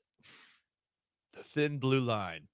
Borussia Dortmund, a soccer team, they had to watch their Club World match from the locker room in Cincinnati because it was 87 degrees outside. Yeah. What is up with the temperature in this week's edition of Soft Boys? I can't go back into the game because it's 41 degrees, even though my career's on the line. Yeah, there's a soccer tournament. It's the Club World Cup, and It basically is just a bunch of European soccer players complaining about having to play in like 80-degree weather. I don't get it. I don't get it. I mean, by the way, Europe like generally doesn't have air conditioning on the same level we do, and they have buildings that are significantly less insulated. Yeah. So these buildings turn into mini ovens that they're in. So you would think that they would actually be about that life when they come to the United States of America and Like, dealing there's with AC everywhere. yeah, like in dealing with temperatures in the 80s and low 90s. Nope, they can't. They can't at all. Not soft. Sophie Cunningham. Sophie Cunningham, by the way, fined $400 for stepping up for Caitlin Clark. Just $400. I mean, so worth it. She gained like 1 million followers from this moment on social media because everyone's like, oh my God, she's gorgeous. In addition to being a strong, powerful, independent woman and a great basketball player, part of the Tres Leches of the Indiana Fever. Here she is talking about sticking up for her teammate. Oh, you know what? I'm just gonna be me. I don't go in there trying to predetermine anything. I'm dialed in. I need to focus on hitting my shots, making sure I'm executing the schemes right. I'm not focused on the extracurricular activities. And you know what? During that, it was just part of the game. I think the refs had a lot to do with that. It was a build-up for a couple of years now of them just not protecting, the star player of the WNBA. And so at the end of the day, I'm going to protect my teammates. That's what I do. And I'm a team player, so it's all good. I love it. More people need to step up for Caitlin Clark. And, I mean, it took way too long for somebody on the Indiana Fever to do it like that. Someone's got to do it next time, and I wonder who that next person will be. But everyone on that team, if the fine's $400, well, because it is like a percentage of their pay. I get it. Like they're not making Fred VanVleet money. I get it, but it's $400. I don't. If someone fined you $400 for doing Yes, something, but WNBA players make more than me, so I mean, like that's close. Yeah, it's well, I guess it depends. I don't know if she's a veteran. Yeah, I know. I know for Caitlin Clark, has to be on. Caitlin Clark, I'm making. It is insane that my salary is close to Caitlin Clark's salary. Yeah, I'm talking about the WNBA salary. No, that's what I mean. For the rookies, there's like because there's the rookie scale. I don't know if Sophie Cunningham's a couple years into the league or something like that. $100,000. Oh, they got a raise. Good for them. What? Caitlin Clark effect. Let's go. Soft boys, everybody. That is who's soft in the world of sports. Deontay Johnson. I'm just embarrassment. Complete embarrassment to men. I can't believe he admitted that. And I mean, what a terrible teammate he's been over the last year. I don't even respect his honesty here. Lie, dude. Lie. Aren't you trying to stay in the league? You deserve to be banished from Canada and the UFL in addition to the NFL because you clearly take the opportunity that you have for granted. And that pisses me off. It actually does. Oh, I'm not going to go back in the game because I didn't play all game. What are you doing here? You're playing for the Ravens. And then you were playing for the Texans. You were playing for the Steelers before that. Okay, Panthers, I can understand it to a degree. You're on a loser team. But, dude, in the middle of a playoff run, don't you want to get on the field? Put on some good film? Oh, it's too cold. I might not put on good film. Well, you know what's going to be worse film? Literally what you just did. It is the Paul Gallant Show. Most interactive sports talk show in town. 713-780-3776 to call to text.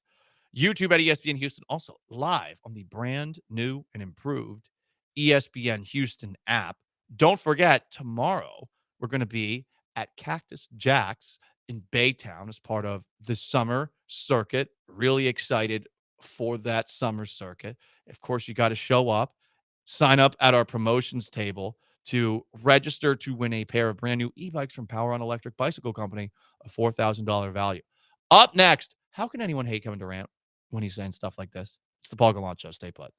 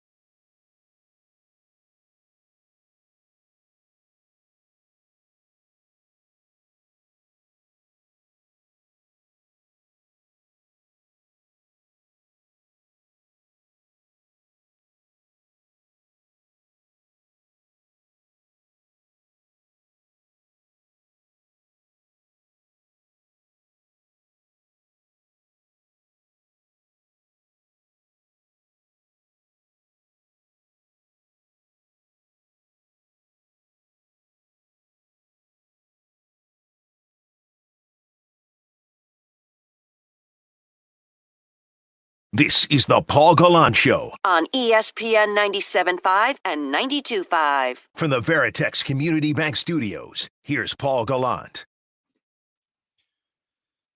Most interactive sports talk show in town, also live on the brand new ESPN Houston app, on YouTube at ESPN Houston, and on Twitch at ESPN 975 in living color. I got TV hair today. It's floofy in the back, perhaps a little too floofy. Might be needing a haircut soon. That's the thought I had. Some people were asking, Paul, are you going to turn this into a mullet? It's on the edge of glory. But I don't know if I have the stones to go that far. Time will tell. That is something I would definitely have to ask the lady about.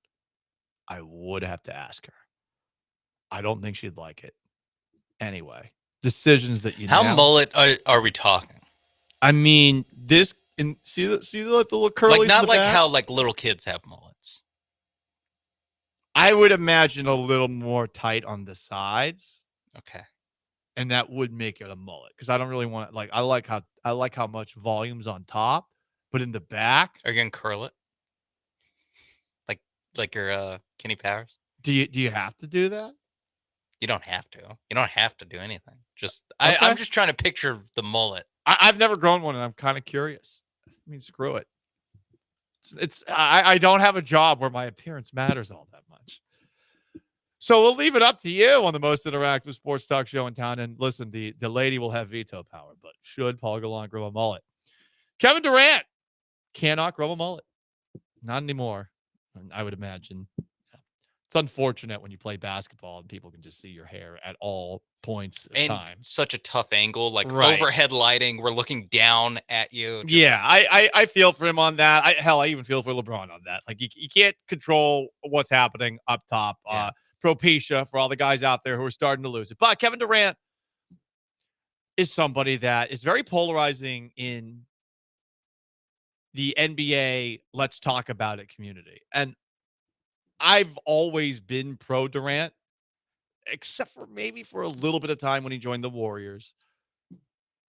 The guy loves the sport. Like the complete opposite of a Johnny Manziel or Jamarcus Russell or some of these guys who you clearly can tell they were here just to cash checks and have a good time. Durant is obsessed with basketball on perhaps an unhealthy level. Here he is on the Netflix show that was following all those basketball stars. What was it called again, Sean? I haven't yet watched it. Court of Gold. Court of about Gold. the Olympics. Okay. Past the Paris Olympics. Okay. It's on the docket. One of many sports documentaries.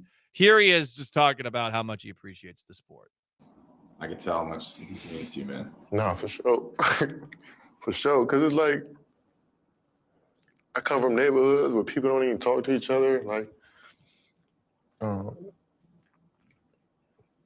so much hate in the world, too. It's like,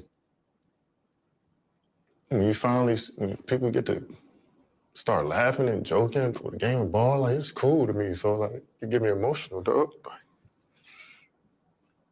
Oh, my bad. Because it's crazy to see. Because, like, it's crazy to see somebody say they travel so long to come see their favorite player play in the Olympics. They spend their money. They bring their whole family. Like, it's just dope to me. The game just saved my life, so it brought me and my family out of a lot of bullshit. So I'm just like grateful for it. For real. I love how Durant apologizes along the way, and the person who's the producer says, no, because he's like, this clip is money. This is the best clip of the documentary right here. This is the promo clip. This is how we get people to watch this whole thing. But that was cool because Durant opened up. Durant wears his heart on his sleeve and really wears it on the internet. And I appreciate that. But he's also a guy that loves the sport. I think there are questions that, and we'll ask them as we get further and further away from the trade about what happens if things do go south, because this is a guy who hasn't exactly had the best relationship with the last two coaches he had. Even if he does have a past relationship with Ime Udoka from Brooklyn, and everyone seems to love Ime Udoka, and even if he does have a past relationship with Royal Ivey, a Rockets assistant coach who he's best friends with.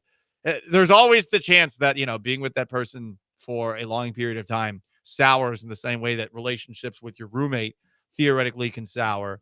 But I do love hearing the way that he talks about the sport, because I think that it can only be a good influence on a Rockets team that I think has a lot of players with a lot of good habits. Like a lot of players, and maybe this is just what the NBA is becoming, a lot of players who just seem to be on the straight and narrow and know how to actually be professionals. It definitely varies, and we'll talk about some of the players coming up in the draft, Sean. OKC, you're right. It is.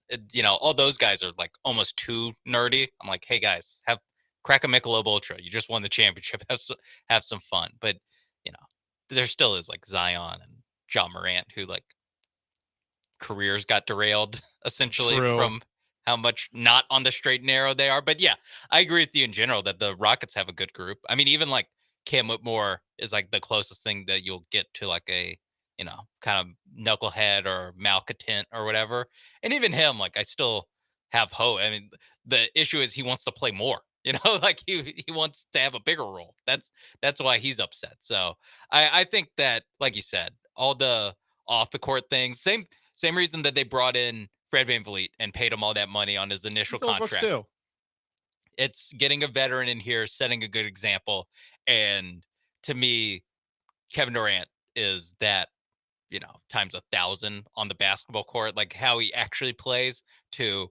And then, like you said, like it's obvious no matter what, like you cannot like the Twitter stuff that he does and how he seemingly has rabbit ears and stuff like that. Like I understand you not liking that.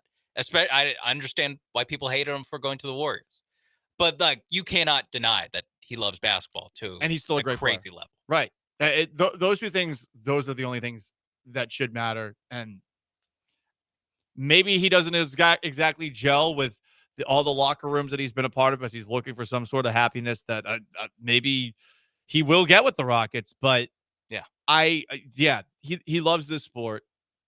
And I'm really happy he's here. I think everyone should be. I think some of the stuff that's brought up by detractors is ignoring the impact he would have on the court for a team that's functional. And in his defense, the last two teams he was on were completely dysfunctional. Both the Suns and just how they're run, and the Nets with the Kyrie Irving situation, with just who James Harden is. Yeah, and then Harden getting hurt in that playoff Right. run. Like, they look pretty good. That 21 team, like that, they look good for a second. They could have won the championship even with Kyrie Irving hurt. They took the Bucks to 7. They had hobbled James Harden out there. Like honestly, the James Harden gained a lot of respect from me just in that series, just being out there. He didn't really play that well, but he was obviously hurt and gutting it through. And yeah, Durant almost drugged those guys to the finals. So I again, you just have to respect. You have to respect him as a player. I mean, just look at it. Look at his freaking stats. Yes, like, they're like look still at last year. awesome. Last year's stats in a terrible context on a terrible team. He's still 50% from the field, 40% from 3-pointer, 27 points per game. He took the same amount of shots on last year's Phoenix team that Jalen Green took on this year's Rockets team. They took almost the same amount of shots. He shot 10% better from the field and from 3. And he was bummed out on that court at times when he wasn't involved. I think he's going to be heavily involved offensively, but I also think like the defense that he's going to see around him is going to, as someone who loves the game, jazz him up quite a bit, get him going. Yeah, it's a whole bunch of guys that give a bleep. Yeah, and I mean, to be around that again, I think it's going to be therapeutic for him. How about that? Sean Mapes is behind the glass. I'm Paul Gallant. It is the Paul Gallant Show, most interactive sports talk show in town, on YouTube at ESPN Houston, Twitch at ESPN 975. The brand new app as well. Download it. Update your app if you already have one. Coming up next, it seems the most important Houston Astro to get them back into Death Star mode is closer to a return. How close? Let's let our friend tell us. It's the Paul Gallant Show. Stick around.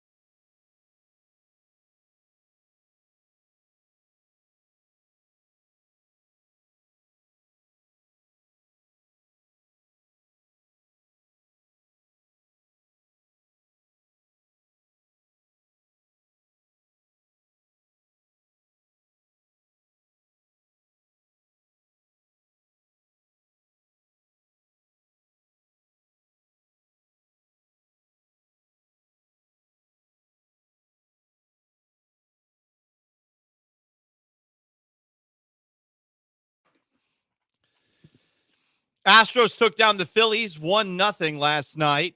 Framber Valdez threw 7 scoreless innings. The Astros got their one run from Cooper Hummel, who hit a home run to right center field in the 8th inning. Josh Hader, again, dominant, and the Astros won a game where they had 2 errors, and on top of that, we're being no-hit for 5 innings. Really impressive win. God wills it. We just keep on expecting it to happen over and over again. We did get some interesting news over the last 24 hours about the Astros. First off, Yordan Alvarez is swinging a bat per the Astros press release. Other additional injury updates for the Astros. Yordan's hitting off a tee, to be specific, started on Sunday, scheduled for hitting off a tee in the batting cage yesterday. Lance McCullers is playing catch at Dyken Park, threw off the mound for the first time since the right foot sprain he suffered in the gym. Christian Javier threw a 20-pitch live batting practice on Friday, his first live batting practice since surgery. Luis Garcia also threw his first live batting practice today, 20 pitches. JP France threw a 26-pitch live batting practice on Friday. Spencer Arrighetti reported to Florida to continue his build-up to game action. All pretty good news on the injury front. Also good news if you're looking for an Astros update when it comes to Jeremy Pena, who, of course, signed with Scott Boras to be his new agent. Per Ari Alexander of Channel 2, the Astros and Jeremy Pena were deep in contract extension discussions for a deal exceeding $105 million over 5 years per multiple sources. That's a very strange report. No, that they were deep in contract discussions. That was before Scott Boras entered the equation. Yeah. They're deep into 5 years, 105 before Jeremy Pena fired his agent, got Scott Boras. Yeah. So maybe the agent was trying to make that happen, and Pena was like, yo, I could get more than this. You see the war leaderboard right now? Right. And then canned his ass because he believes in himself. Yeah. For Scott Boras, he has done extensions with Astros players before it was absolutely necessary, right? I mean, with Jose Altuve, with Lance McCullers, there were some early deals given. But generally, he wants guys to hit free agency and get the biggest possible offers. So that's likely what he's going to be hoping for from Jeremy Pena in a couple of years. It is a few years down the road. It just is a tad depressing that Scott Boras is involved and that there wasn't a deal done by the poor guy who just got canned, who was thinking, I'm about to do it. I'm about to make my money. What? I guess it was a group. It's like Beverly Hills Group or something like that. And now they're out of here. Yeah. Rejected. I think that this is more of a, hey, Dana Brown and the Astros, they're trying to sign guys to extensions. It's just that I wonder, I don't think Ari gave the time frame, or if he did, it was in the article that I only perused. I've only glossed over. Yeah, he released this basically right before the show started. But I believe there wasn't a timetable. So I wonder if this was before the season or if this was, because I imagine once he got off to a start that he did, like, again, he's going to be a free agent 3 years. So it's not right super pressing, but it's also once you start playing the way Jeremy Pena's playing, and it's like being a shortstop. And if you get to free agency, if he holds on to, like, even if he falls back to earth a little bit over the next 2 years from where he's at right now, where he's just like not the best shortstop in the American League, but a top 5 shortstop in the American League, you're talking $150, $200 million. Someone would throw stupid money at him. And I think, like, even an interesting one to think about. Not that I know they do it, but I mean, with Alex Bregman already in Boston, what the Red Sox think about a guy who played baseball at Maine, maybe. I don't know. Just food for thought 3 years down the road. Dana Brown joins the Astros flagship and gives updates on what's going on once a week. Here is what he had to say today. Are you down with what Dana Brown is saying?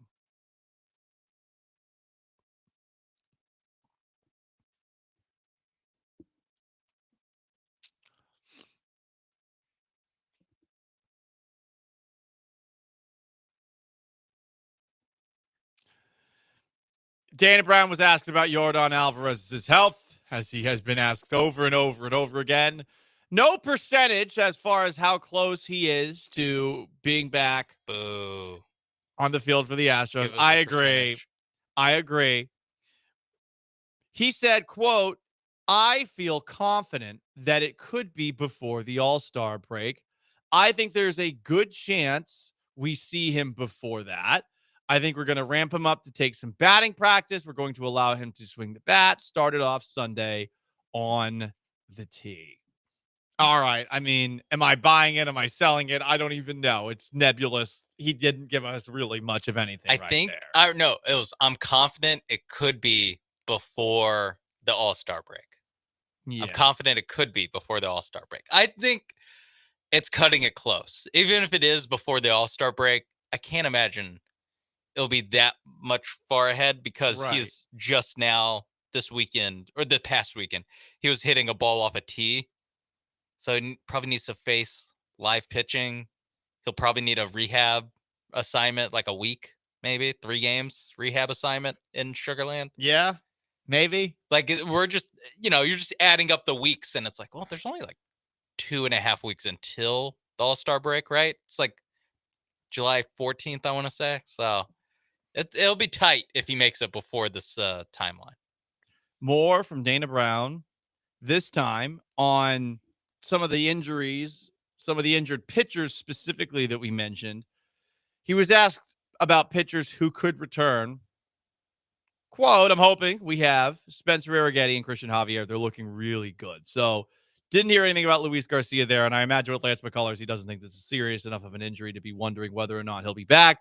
So maybe not expecting much out of a Luis Garcia or a JP France the rest of 2025. More are you down with Dana Brown? That's really, that's just injury talk with Dana Brown. We hope they'll be back. We hope Yordan will be back before the All-Star break. Yeah. Yordan on the Astros being 13 games above 500 starts with the pitching. The defense has been really good, getting timely hits at the plate, and bats are heating up. I don't know that the bats are heating up. I don't buy that, but I buy everything else that Dana Brown sold me there, Sean. It's a tough game before to be like the bats are heating up. Now he says it all the time. It took him 5 innings to get a hit, but after that, they hit 1 home run. But heating up. Cooper Hummel's heating up. Cooper Hummel's hot. He's on fire relative to expectations. Dana Brown on Joe Espada as a manager of the year. Absolutely. Very impressive. Joe manages really well. He's a steady hand. He's been doing an outstanding job. Okay. Pretty good endorsement. Not a ringing endorsement. I don't know. I don't know if I can go manager of the year for Joe Espada. Now, it is hard in baseball out of any of the sports to be like, this guy's been pushing all the right buttons, because how much of it is Espada pushing the right buttons versus guys actually just playing better? Like, I don't know what he did to the back end of the bullpen, but Josh Hader, way better than he was last year. Jeremy Pena, way better than he's been outside of the 2022 playoffs. Yeah. I don't know how much of that is Espada. There was a graphic that showed during last night's Astros games of most game missed due to IL stints. The Red Sox, 751. Wow. The Astros, 752. Wow. The White Sox, 775. The Orioles, 786. The Dodgers, 1,065. Ooh. So I wonder if Dave Roberts is going to get looked at with how the Dodgers are doing. If they win like 100 games, maybe. They're probably going to win 100 games at the Dodgers. Yeah. They're probably close to on pace for that, right? The elusive manager of the year for Dave Roberts, assuming he hasn't won it already. I don't know if he's won it already. I just have a hard time seeing any Astro winning an award ever again. Like that. Like an MVP or manager of the year. I get that's Justin Verlander won it a couple of years ago. Yeah, he got a Cy Young. But I don't know. They've gotten Gold Gloves. I mean the big ones. Multiple Gold Gloves. I mean the big ones. And I guess Manager of the Year is not really that big of one in Major League Baseball these days. Also, I imagine if the Tigers are the best record in the AL, it would go to Hinch, right? Yes, I totally agree. Yes. Yeah, no one expected that. I mean, they were a wild card. They snuck in last year after getting hot at the end of the year. And yeah, they've kept it going. So yeah, that's right. It's AJ Hinshaw. One last one. Dana Brown asked about his performance this offseason and season. Judge yourself and you won't be judged. I'm hard on myself. I'm tough on myself. Got a great staff too. It's a well-oiled machine. I like hearing that he's tough on himself. I like this saying, judge yourself and you won't be judged, because it makes me feel better about how much I judge myself. Judge yourself and you won't be judged. Yeah. I mean, you are judging yourself. And other people will still judge you. They definitely will. I guess it makes those other judgments not matter. That's probably what it is that if you're your own harshest critic, then whatever. Other critics don't matter. But it's also unhealthy as someone who is reads books to try and stop doing that to himself. I think that Dana Brown answered that well, because he can't just be like, victory lap it already in late June. Be like, yeah, you see that Paredes trade? Cam Smith and Paredes for a guy who wasn't going to be here. Yeah. After the season anyway. Alex Bregman breaking down already for the Red Sox. Yeah, that's true. I'm glad he didn't answer like. Actually, no, I would have preferred. It would have been way funnier if he answered that, like a wrestler. Like, let me tell you something. Just cut a promo right there. We've overcome injury after injury. I call the other 29 general managers, and they get scared when they see me on caller ID. I get blocked regularly by these GMs. And let me tell you what, I still find a way to get through. Like our toxic ESPN 97.5 Twitchers, I will never completely go away. So you watch out, other GMs. Just like other teams, you better watch out for the Houston Astros, brother. Oh, that's 790, Jerry. Yeah, probably. As always, shout out to Dan Matthews for transcribing this. Literally could not do this without you. Yeah, I mean, we could. It would just we be could hard. listen to the Sean Salisbury show, but instead we do this.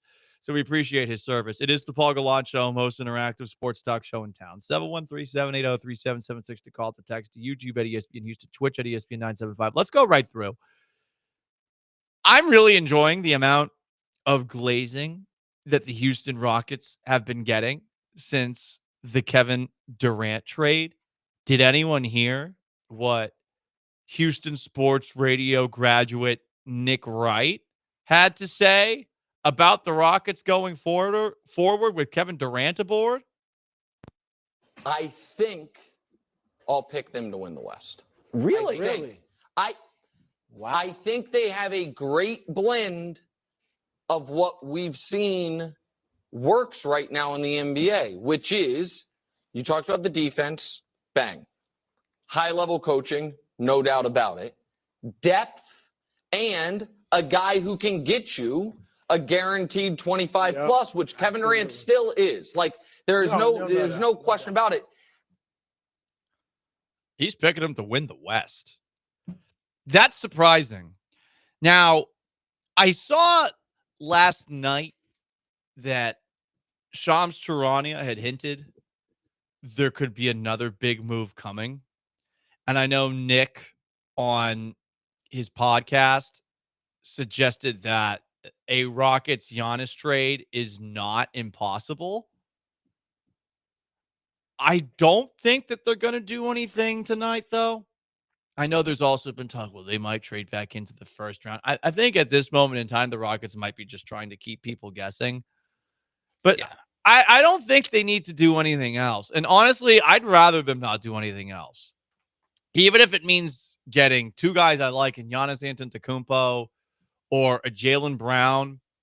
I don't think you need to be much more aggressive here. I think you got a lot of good things going here. And I think depth has been proven to be a lot more important than it is in years past by these Oklahoma City Thunder. So why throw away some depth to get another headliner name? Does Giannis and Kevin Durant work? I mean, it could, but is it more likely that something where you've got these young players growing with Kevin Durant not quite Splinter being walked off by those 4 Teenage Mutant Ninja Turtles like that? Someone needs to make that, though. Someone make that. It's going to happen at some point, but he, I think, is a great advisor, consultant. He's more than that, but I think it's a great leader to bring in. Yeah. As far as what you do on the court, off the court, the leadership style of Kevin Durant, I don't know what it is, and maybe this is an opportunity for him to actually scratch that itch, because I think the last 2 situations he's been in, 3 situations he's been in, like he hasn't needed to do it, and in 2 of those places, I wonder if it was even possible for him to do it, whether it's talking to Devin Booker or it's talking to guys like a Kyrie Irving or James Harden. Yeah, I mean, really, and with the Warriors, he was among peers, really, and same thing with the Nets. He was with peers and friends in Kyrie Irving and James Harden. So I do think that he's probably being asked to do a little bit different style of leadership. It's not so much leading a group of peers as it is being a guy who's 10 years older than all the other players, in fact, 15 years older than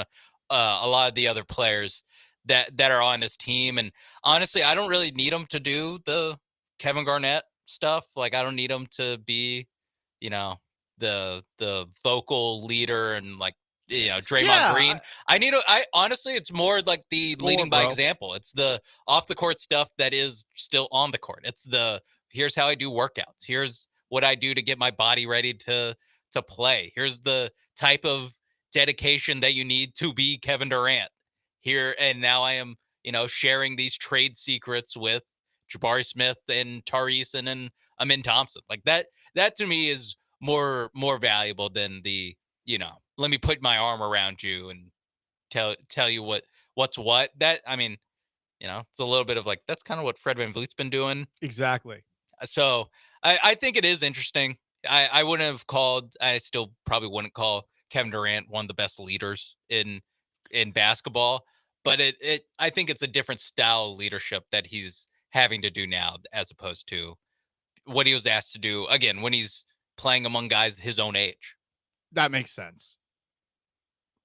We will see how this year goes. I'm excited for it to get started, and I'm enjoying all the glazing the Rockets are getting. It is crazy to say that you're going to pick the Rockets to win the West on, what was this? This was Monday's show, right? Yes. So literally the day after a team in the West won the finals. finals. I get they why even it's had happening. The parade. There's a lot of people that don't like this Thunder team. There's a lot of people that don't like them. It's bizarre because it does. They're not unlikable, right? The players aren't. No, the players are not unlikable. I think the people that run the organization are. Not just the people that stole them from Seattle. I wouldn't say that they're likable or unlikable. Like, Sam Presti to me is just like a guy. He's just like a guy who's watching draft tape and drafting really well. But now he's the second coming as a GM. And well, that just happens after you win. Right. Like exactly. Jeff Luhnow got that. That's true. So like there's Jeff Luhnow was. I mean, Jeff Luhnow yeah, cheated exactly. for us. Jeff Luhnow cheated was. for us. Jeff Luhnow cheated for us. No, but I mean, he cheated for our sins. He cheated to get us through a hurricane. That is true. That is true. Yeah. Have some heart. What has Sam Presti done? Yeah. What happened? What happened to OKC? Huh? Yeah. What's so bad? Oh wait. Oh well, that was a while ago. Do you think they were motivated by that? None of them were alive for that. Sean Hayes behind the glass and Paul Gallant. 713-780-3776 to call the text. YouTube at ESPN Houston. Twitch at ESPN 975. 70 days away from the start of the NFL season. Do I have another Deontay Johnson rant in me? And a huge Texans position battle is done. Stay put.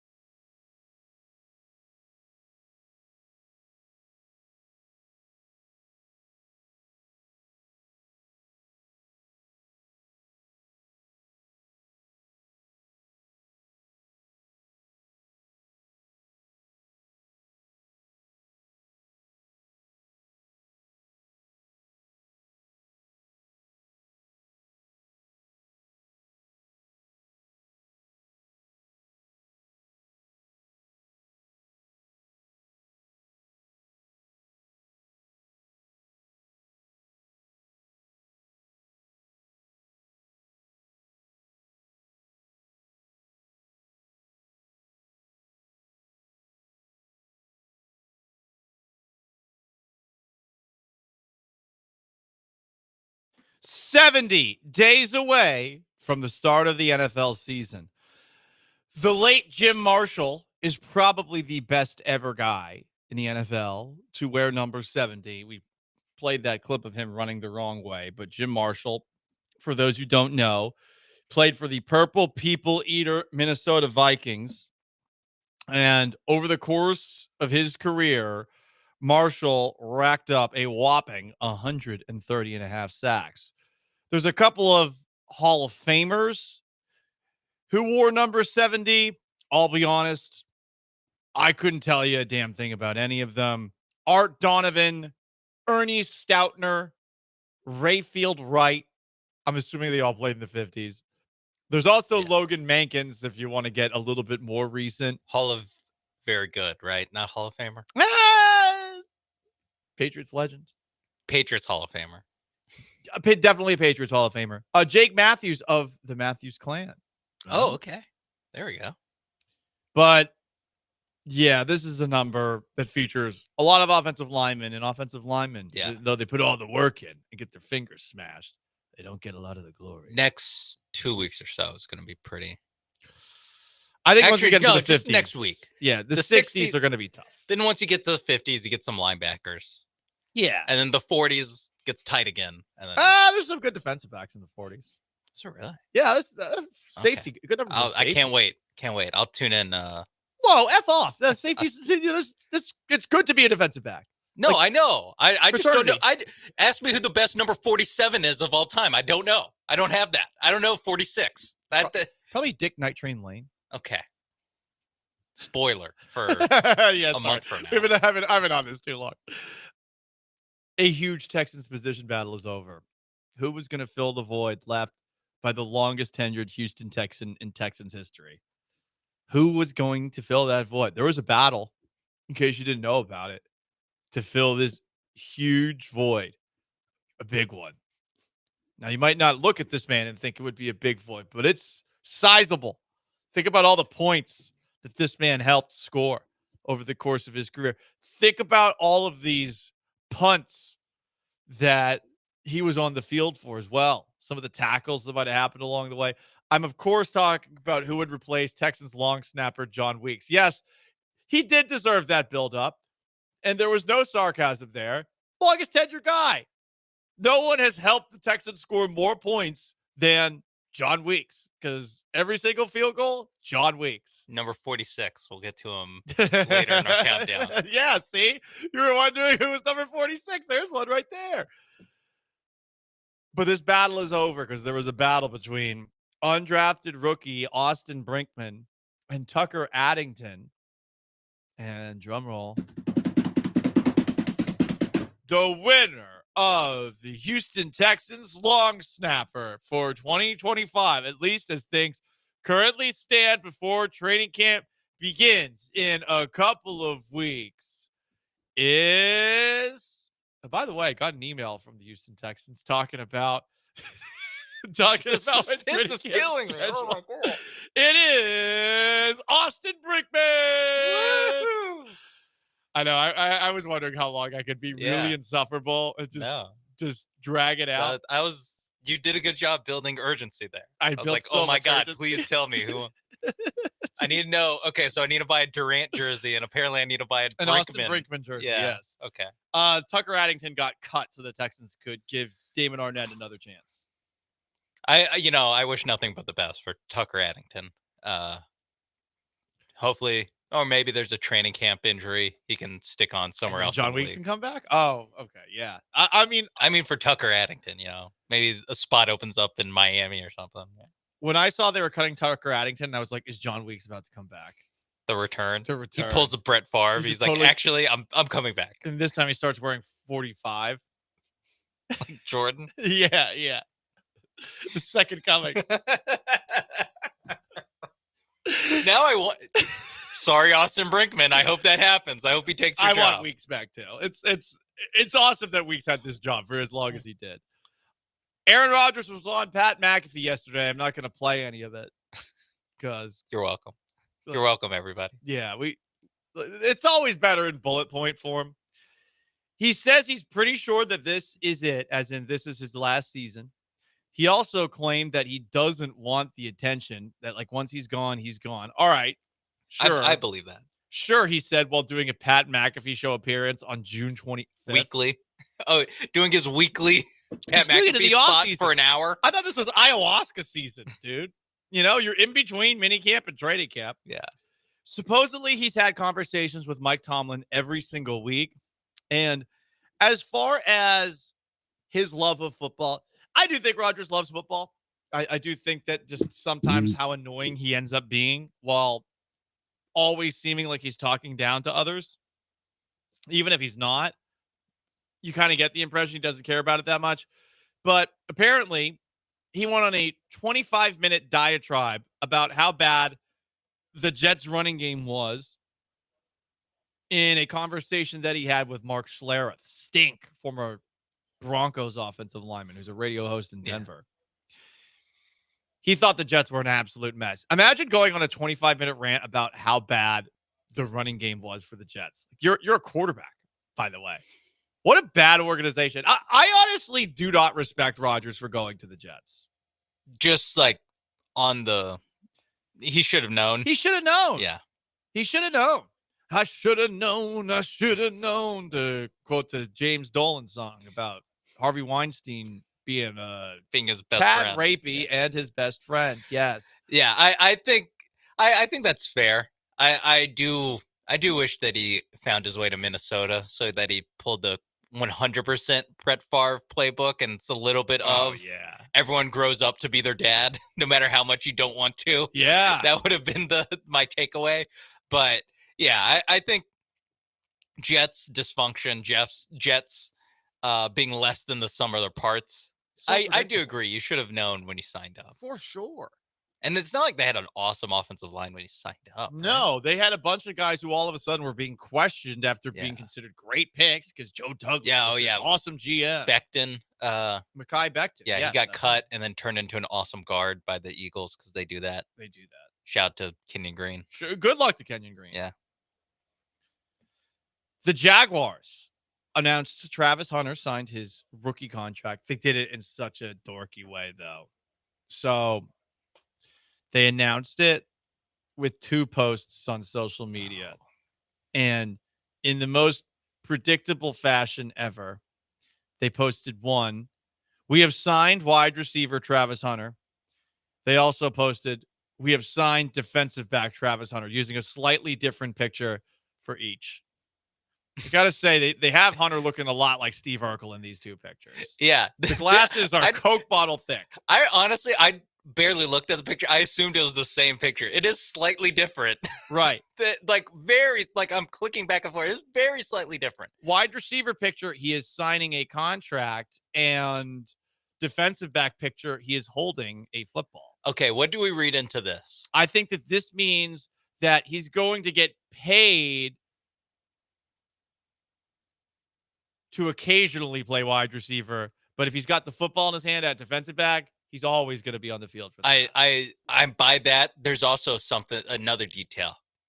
On X.com. Whoa. You can see the views for different X posts. The views for we have signed wide receiver Travis Hunter, 570. I'll give it 75,000. 575,000. Okay. Defensive back Travis Hunter post, 3.4 million views. Whoa. I think he's a DB first. Just based off of public interest. People are 6 times more interested in the DB version of Travis Hunter than they are the receiver version. Upset. I appreciate you doing this math because there's really not anything else to get to in the NFL today. So I was curious which one got tweeted more or retweeted more. And then I saw that there's not that big of a difference in the retweets, but there's huge difference in the views. I don't know. The June football. This is what I'm talking about. This is engagement farming by the Jaguars, and I don't respect them. I just don't. I don't respect them for pulling off this tactic. Deontay Johnson, remember him? He played for the Houston Texans last year. Yeah. Yeah. And Iron Man. After they won the AFC South, he was basically off to the side, like upset because he didn't get to play and he thought he was going to play. Yeah. After they won the Chargers game. Yes, right? it was the Chargers. Yeah. You're right. Holy crap! It was a playoff game. It was a playoff game. They won a playoff game. Oh, I didn't use enough. I remember, didn't DJ mention that like the Monday after or Tuesday, whenever he was in with us, and it like kind of not hijacked the segment, but we definitely spent like 5 extra minutes being like, wait, what? Not talking about the playoff one, just talking about this baby. Yeah, crying off to the side. Wild times. Well, apparently before that, he actually one-upped himself because he refused to check into a game with the Ravens against the Philadelphia Eagles because he felt cold. I mean, unbelievable. It's a bad look because he was already on his second stop there. He was with the Ravens. He went from the Panthers to the Ravens, which is, especially by when that move happened, probably the biggest jump in, oh my God, I can win a Super Bowl here. Yeah. Short of going to the Chiefs. And to be this much of a, I don't know. I don't know what it is. It's the Panthers got better without him. It's a level of like entitlement that it takes to be like, no, I'm John Harbaugh. I'm not coming in the game. Thanks for taking a chance on me. I'm not doing it because it's 41 degrees and I didn't play for the first half. That's basically what he said. Yeah. The Panthers got better without him too. Like just another almost directly nugget to sprinkle on top of the fact that, he refused to enter a week 13 game and that he was inconsolable after he didn't play in a playoff game. The person who did the interview, someone pointed this out on the text line. I'm right there with you. How is this person not, who was it again? Ryan Clark. It seems like a Ryan Clark. It wasn't Ryan Clark. Yeah. I think Ryan Clark would even call him out. Like, I don't think Ryan Clark plays defensive back. Also, having that Steeler energy. Oh, yeah. I forgot about Johnson that. played for the Steelers. Like, I think Clark would have called him out on it. The guy who's interviewing him here, I don't know his name off the top of my head. I can find it in the commercial break. Not being like, what the F? Yeah. It's something like, where he's like nodding along. He's like, all right. Yeah. In the facts. I hope we bring this back on Friday for the podcasting Olympics. Yes, 100%. I want to see another interview that this guy does. That is a hallmark of the like athlete podcast, or just the I am not a journalist, I am interviewing athletes, where it's just like whatever story they tell, they're just like, wow, that's crazy. There's never a follow-up. There's never not even a tough follow-up. Just like a give me more information here follow-up. It's always just like, this is so sick that I'm in a room with Deontay Johnson. Like, wow, I'm really talking to Deontay Johnson right now. This is sick. Tell me more about why you quit on a team. The Deontay Johnson. Who'd you rather have? Antonio Brown, who's wanted for murder. Antonio Brown. Yes. Brown is awesome. People forget Antonio Brown was a problem. How many plays could Antonio Brown play in a game before he got arrested?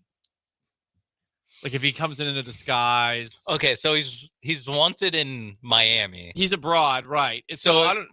Jurisdiction wise, there's a lag time for the paperwork to go through. I'd imagine there's for attempted murder. There's a little there's some federal action on that. True.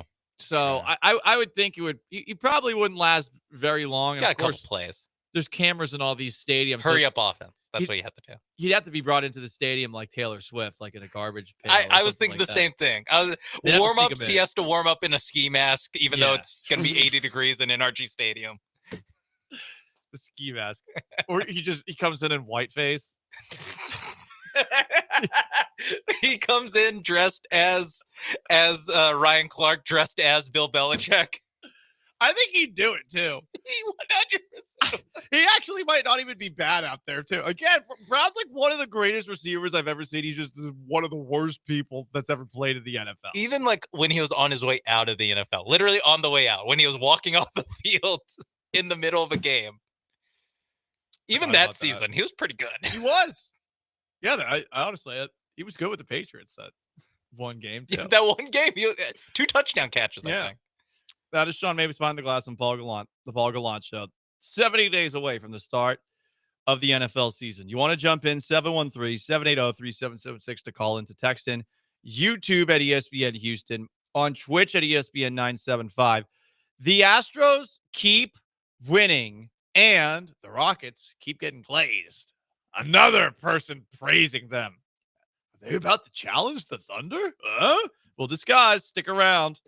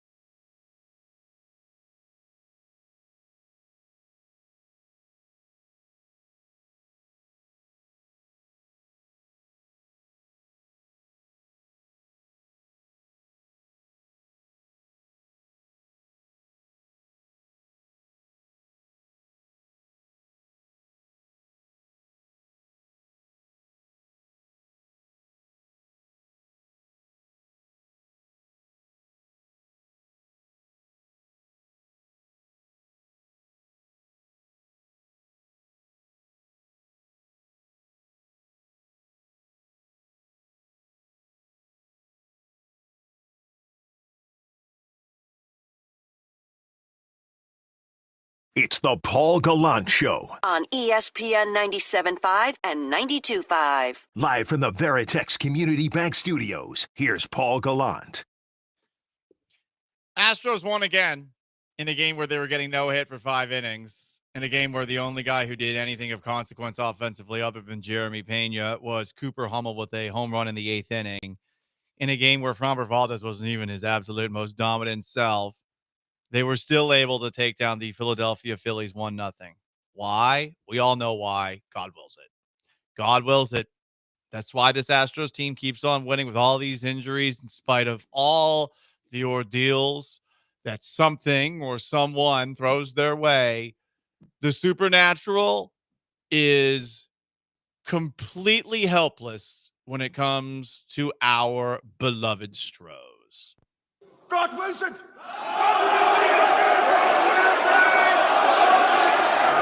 God wills it. God wills it.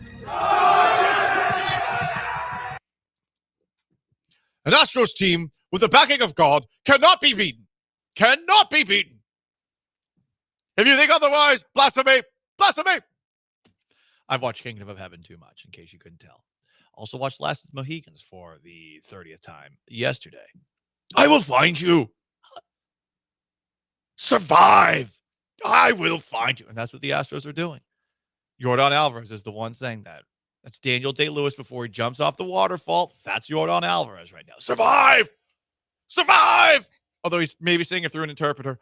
I will find you. Wait, so Yordan is saying that? Yordan is saying this to the Astros. Survive! I will find you, Cora. It's a very Gen Z name for a lady of the 1700s who is also the daughter of an English lord slash general. It's not an English lord name. No. You would have thought it's like Matilde or Elizabeth. Or like, something like that. Carol. Like Cora. Cora is very exotic sounding. Anyway, or sounds like Alex Cora of the Houston Astros and Boston Red Sox. Arguably like the most guilty culprit of all the cheating scandals and the most paid person through all of it. Anyway, the Houston Rockets added Kevin Durant this week. Did you see Kendrick Perkins, a greater Houston area guy, getting very excited about Durant to the Rockets on NBA Countdown before NBA Finals Game 7? This may sound country and foreign to y'all, but this is the H-Town flavor, right? Hey, man, say, man, Kevin Durant is on the way to H-Town, man. We talking about Bun B firing up, getting the Trill Burgers ready. Right. Little Kiki, Paul Wall, Slim Thug, pulling out the slab with the Super Poker rims, popping the trunk with the KD lights. See, it's foreign to you, but H-Town know what I'm talking about. You know what? That's where you live. You better know it. Represent. You're welcoming Kevin Durant, and now you're legit title contenders. Legit title contenders. Yes, they struggled in the half-court set. They also struggled with three-point shooting. Right. Now you got KD. Amen Thompson is still there. Tari Eason. The reason I bring up those two guys is because they bring what you need in today's game, what we're witnessing right now in the NBA Finals, and that's elite perimeter defense. They shouldn't have stepped on Perk there. Perk was on a roll. And one, Bob Cryers just has to ruin every segment he's in. And also Stephen A. Smith is like, whoa, this is a little bit too entertaining. He's actually outperforming me. Say what you mean. Say what you mean. Say where you're from. This clip might be a social media clip. I need to be in it. Yeah. That's what Stephen A. Smith was thinking. I would like Kendrick Perkins to do a full 5 minutes on TV, just going full pander to screw culture. Yeah. Like a full segment. Something Cal McNair would be like, man, this guy's really going hard for right, throwing like, up the H. To the point where Kendrick Perkins at some point at a Texans game is leading the H is up ceremony. Like, that's what I want. I want that. And I don't like that Stephen A. Smith and Bob Cryer stole that moment from him. Bob Meyer just being like, Cryers. Yeah, please start saying, start Start talking about half-court offense. It's offensive to Houstonians to stereotype them all like that. It's the most diverse city in the world. I say that because one time Stephen A. Smith asked Kendrick Perkins about his weight, and Bob Myers stepped in. You don't have to answer that. I think it was too far. It was like his body fat when he played. But he said, what's your body fat? And he was just like, whoa, you can't ask that. Just HR brain of just like, you don't have to answer that. It was so funny the way he did that. He did it 100% seriously. Yes. And there's something else too, not too long ago, which was along the same vein, but not as funny as that moment. And I've started calling him, I at first accidentally did it, but now I've leaned into it. It's a good Bob Cryers. It's a Skip Bayless nickname. He's an emotional guy. He beat my ass because he's like 8 feet tall. Yeah, he's like he played college ball. Yeah.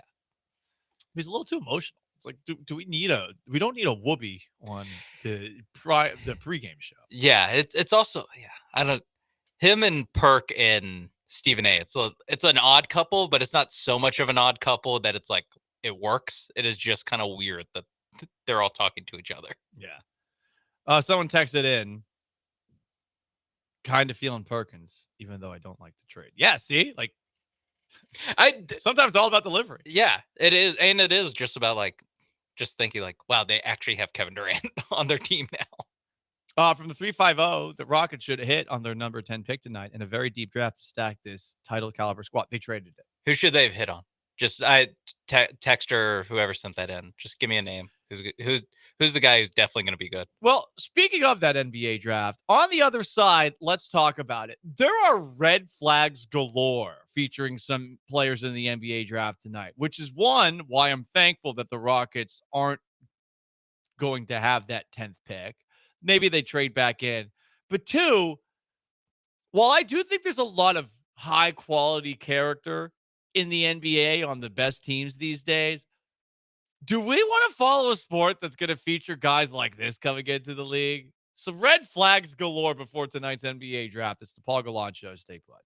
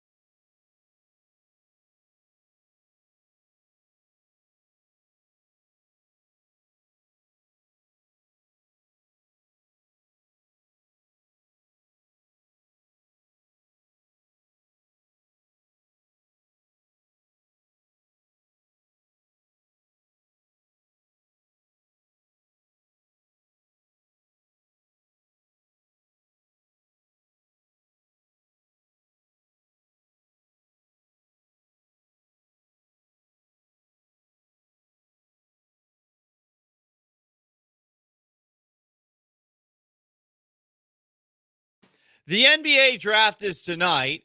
The Rockets would have had the 10th overall pick if they didn't trade that, plus 5 second-round picks, and Jalen Green and Dylan Brooks for Kevin Durant on Sunday. I have seen some rumors that they might be looking to get back into the first round, but I don't really see why they do it. Maybe we do get some sort of, we have to call it this now, shams bomb by the time the draft starts and the Rockets make another big deal. Some are hoping that there's a Giannis trade potentially in the works. I think that they are fine as currently set up. But they did make a couple of moves today, even though they might not be making any draft picks today.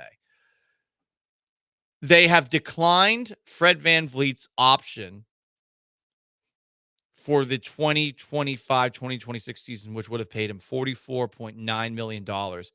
They have signed him to a 2-year, $50 million deal that will give him $25 million this season and $25 million the next season.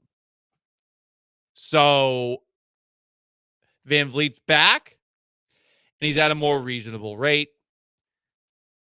I think that he deserves a lot of credit for all that he did his first couple of seasons, running the show, helping to run the show with Ime Udoka and everybody else.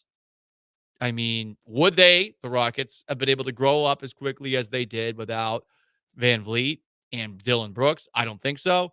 And on top of that, because of how well VanVleet played in that first-round series against the Golden State Warriors, I don't want to hear anyone bitch about the contract that he used to get.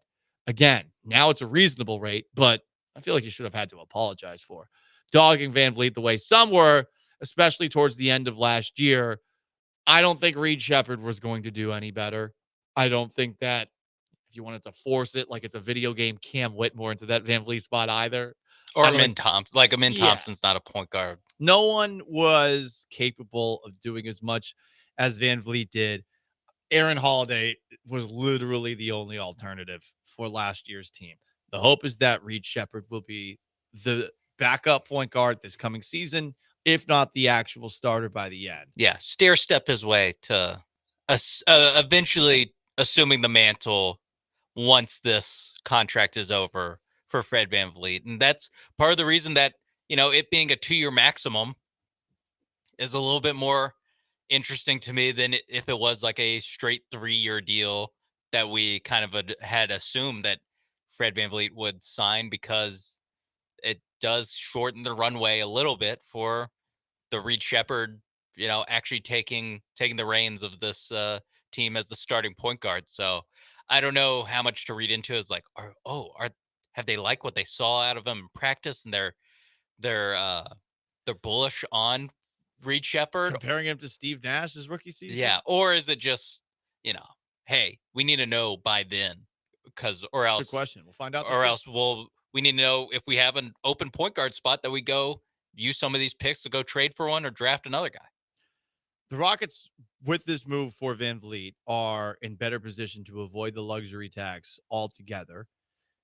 They've also, I believe, and this is per people who know the cap a little bit better than me, have opened up the ability to pay some veteran player for 1 year and $14.1 million as part of the non-tax mid-level exception. It used to be the mid-level exception. They've changed the name. So they have given themselves the ability to sign a free agent if there's one out there. They are also reportedly waiving the Aussie himself, Jock Landale, to give themselves $8 million more space. Salute Jock Landale. Had a really good game that I went to once. He did have you saw one of the best Jock Landale games Probably the best in his NBA career. Definitely his best first quarter ever. Yes, absolutely. He had 18 points. Made it more disorienting. It was so wild. And now in fourth quarters, I'll have to find someone else who I see on the court and I say, okay, I can turn this off now. He is the other team's white flag. He is, yeah. He comes in, he's a big white flag. Right. He's almost the medics for the other team. Yeah, it's just like, okay. He's because Jeff Green would play a little bit in the actual rotation. Jayshawn Tate played a little bit in the actual rotation. If Steven Adams was healthy, Jock Landale was not in the rotation. No. So when I saw him out there, Cool. Blouses, bro. Yeah.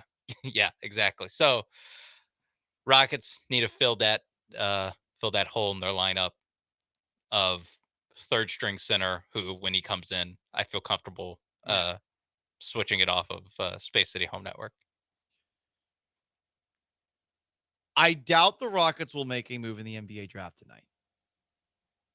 I am amused that some team is going to have to draft a couple of guys out there because they have seemed at best difficult, if not outright the worst over the last week. I'll start with Ace Bailey. So Ace Bailey is just refusing to do the pre-draft interview process with every single team out there. And listen, he might be good. He might not be. Very difficult to determine whether or not a guy's good. I do think he's getting bad advice from whoever is telling him, hey, don't interview with anybody, especially in the wake of NFL versus NBA, totally different. What you saw was Shedeur Sanders falling as far as he did in the draft. If you were making it difficult for these teams, the idea that they will all collude to make your life miserable, it's on the table, even if it would take a court to actually find it and prove it. But, I mean, do you have the funds to go and sue a sports league for collusion and actually prove it while they're going to be sending out the best lawyers money can buy? Skeptical on that front. So that's the first thing. That's just Ace Bailey. But this story I saw is truly the worst thing that I think I've ever seen a draft prospect do before getting off the court. Because this guy, Noah Isenge, who is supposedly a lottery caliber pick, he is leaving his German league team while up 2-1 in the Bundesliga finals to attend the NBA draft. He is leaving just to attend it. Just to shake Adam Silver's hand, walk across the stage. Yeah. It's a cool moment. It's a cool moment. I hope that he sits there the whole night and he doesn't get drafted. I really do. He's going to because it's not like he's missing one game either. He's missing the remainder of the German League finals to attend the NBA draft ceremony. Now, you could argue, hey, this guy's French. They describe his height in this international pieces. The 2.05 meter French forward. Shut up. But come on, man. Like, so the green room is reserved for the 19 best prospects. He's projected to go 9th overall.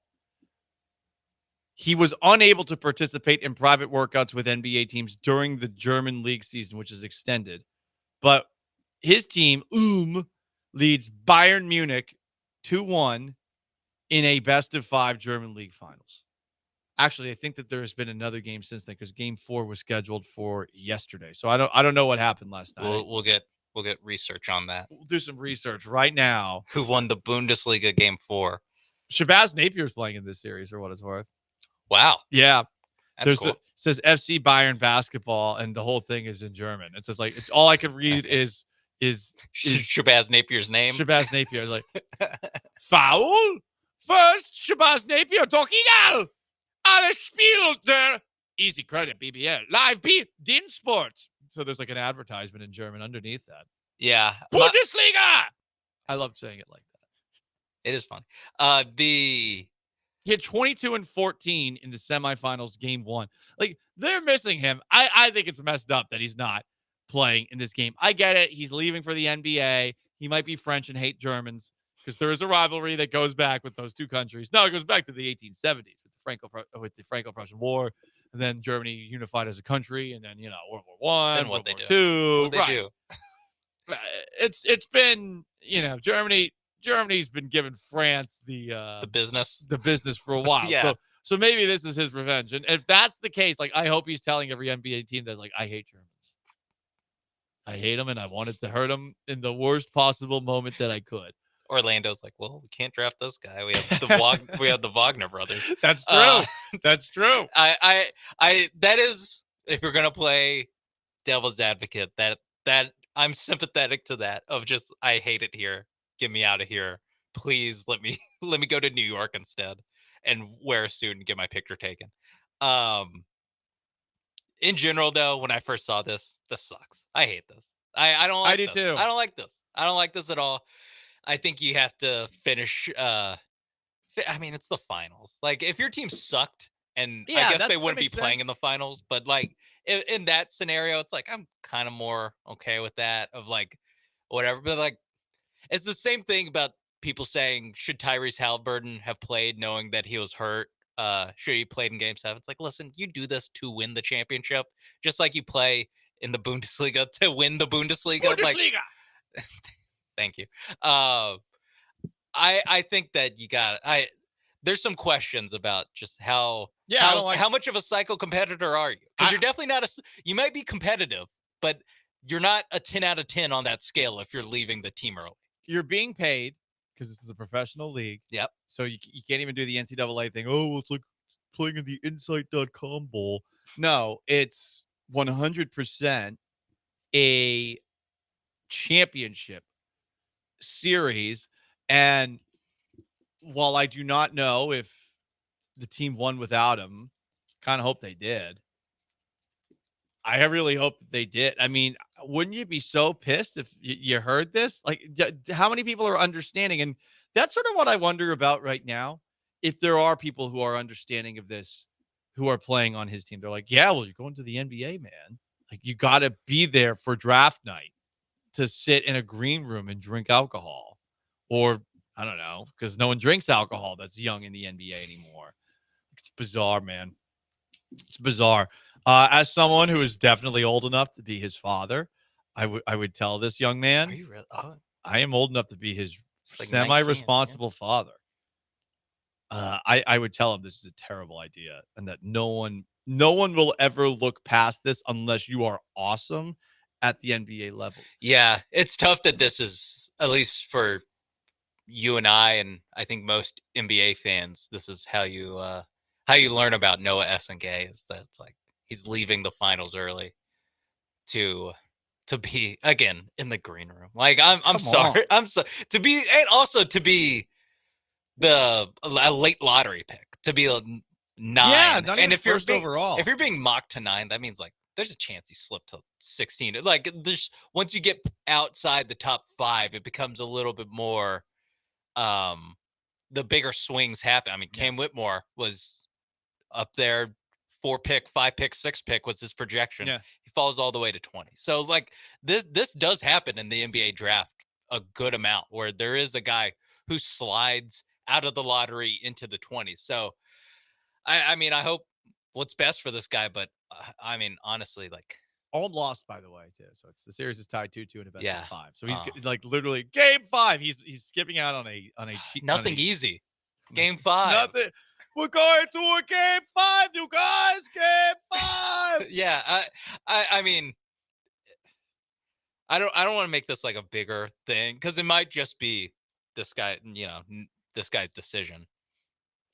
But you got to care about winning the finals. I agree. I'm sorry. Maybe it's a little bit too much of the that one Tyrese Halliburton take I saw of like, he shouldn't have played in Game 7, where I'm like, guys, that is 100% playing the result. Like, he looked awesome out there until he got hurt. Like, I don't know. Awful. 713-780-3776 to call the text. YouTube at ESPN Houston. Twitch at ESPN 975. Also on the brand new ESPN Houston app, if you want to weigh in on the most interactive sports talk show in Houston. I have a question for you. As far as red flags, what would you be willing to overlook in any sport? I don't think any of us could overlook what Noah Essengay just did to Ulm. Could you overlook what Ace Bailey's doing, or what Shedeur Sanders was supposedly doing? What's the worst draft red flag you can have? We'll discuss on the other side. It's the Paul Gallant Show, most interactive sports talk show in town. Let's get interactive. Stick around.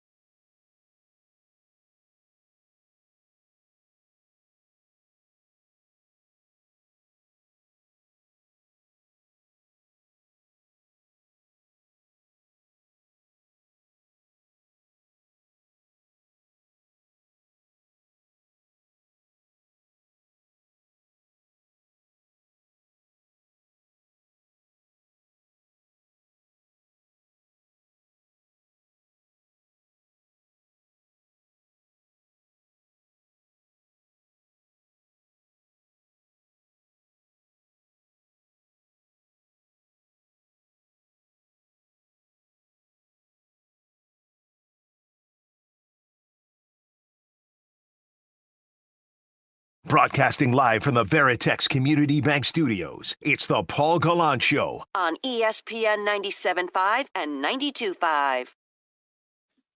Most interactive sports talk show in town.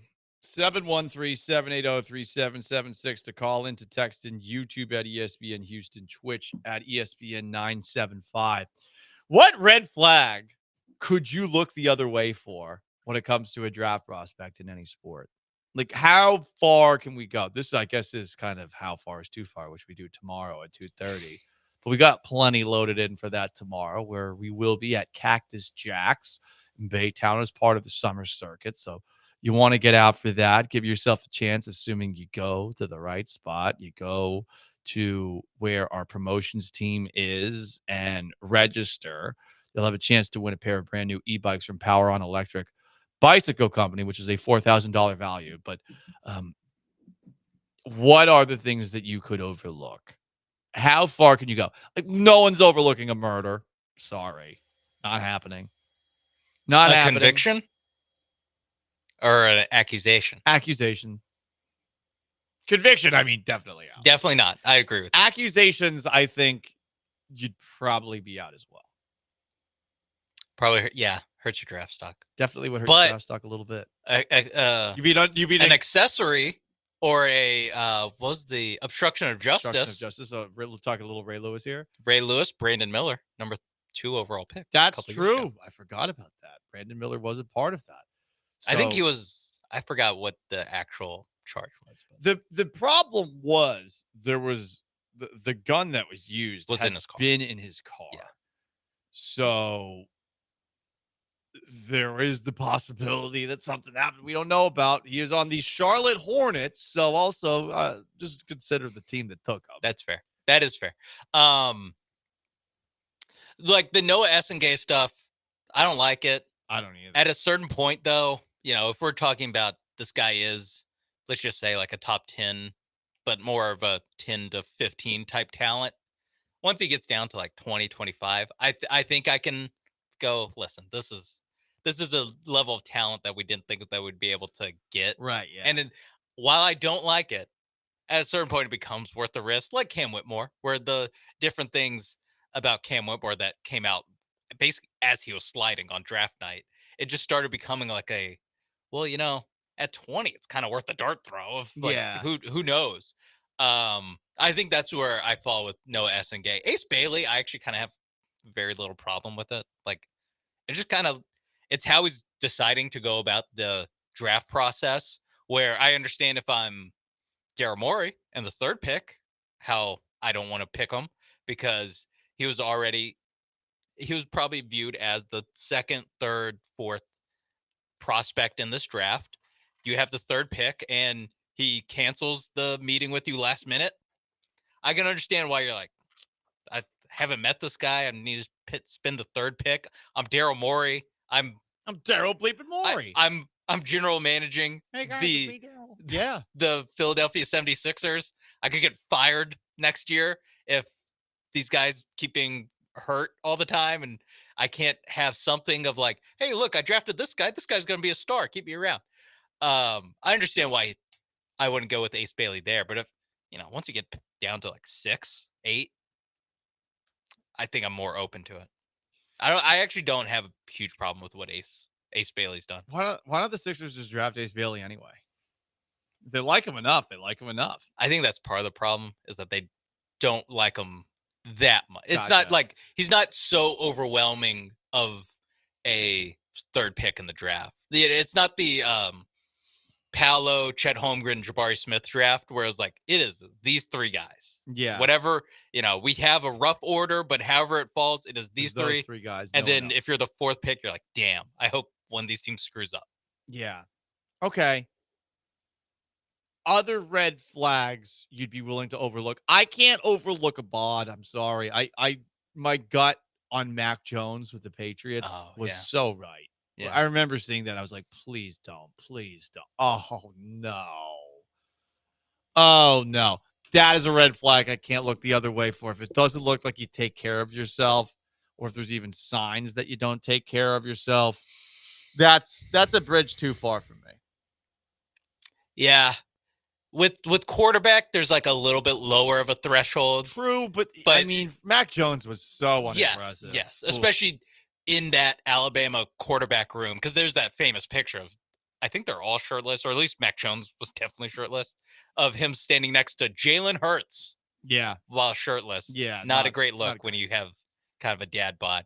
I agree with you on that. That there's a saying in NBA scouting in the NBA draft that basically fat equals potential. Of, hey, if this guy's fat, Zion Williamson. Yeah, or just like, what if he's not fat? Right. Then what? What if we make him not fat? Yeah, that then he makes might be sense. strong, and like there under all that fat, there's potential basically.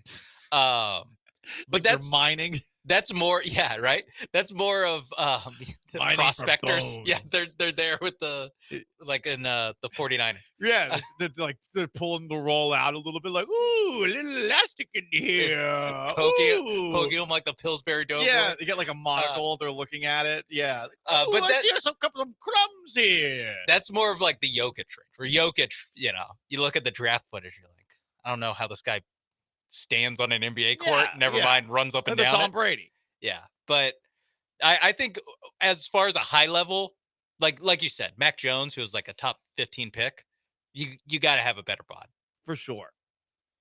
Other red flags you'd be willing to overlook. How about a weird interest ranging from Brendan Williams, who the Texans took way back in the day? I think 2013. He was very obsessed with wrestling. Very obsessed. Professional wrestling? Yeah. Oh yeah. Okay. He was really into it. Or maybe Kyler Murray, who actually thought that the Great Gatsby movie, the CGI DUI train wreck that ruined what I think is one of the best books I had to read in high school, featuring Leonardo DiCaprio and Tobey Maguire. How do you F that movie up? They did. Yeah. He said his favorite movie ever. Yeah, he said it was his favorite movie, and I remember when he said that, I was like, I wouldn't draft him. Didn't he also have like a pink suit or something? He did have a pink suit in honor of that movie. He's also That's what it was. He also has a video game addiction. Yeah, I thought that's where you're going at first. No, I'm partly. I'm okay with bad movie takes. I think I'm okay with that. The video game stuff, I'm a cinephile. I don't know if I could overlook it, but you're right on the video game stuff. It's a problem. I mean, I'm still addicted to Civilization 3, which is a game that has been in existence for 24 years, and I keep on doing the same thing where I start a game and I figure, oh, this is the time I'm going to win on the hardest difficulty level, and then get smoked. I keep on getting to a point where, and this was the furthest I've gone, where I'm like, all right, I'm ready to go. Then for some reason, the game takes forever on my computer, which is a horse. And then all of a sudden I run into a country and it's like, oh, they have technology that's 5 levels ahead of mine. That's it. And then I'm like, I spent all this time doing it, and here I am. So video game addiction is something I personally, if I am drafting an athlete today, I'm looking to see if they play those. What about I feel like everyone does it now. Yeah. What about Miles Turner Legos? Have you seen the Miles Turner No, Legos? Legos, that's a creative mind. Okay. That's a very creative mind. Okay. Legos I will take. He has like a full like Darth Vader like sized Lego thing. Oof. Dude. Like where it's like a 6 foot tall thing, which is funny because he's 7 foot tall, so it looks small. It looks tiny. The girlfriend's best friend, her husband, like we met for the first time, and we're feeling each other out because like, we might be hanging out. You and the husband are feeling each other out. Yeah, well, listen, you're like, hey, can we hang? Like, wow, this guy works out. Not like that. No, okay. not like Squid. But so we go back to his house, and not only does he have 5 cats, which, oh my God, I was so excited. The Legos, dude, he had like a 5 foot long Star Destroyer Lego, like just out on the mantle. So also solid wife letting a man have his Legos. Let him cook. Yeah, letting him cook. So we might have a lot in common.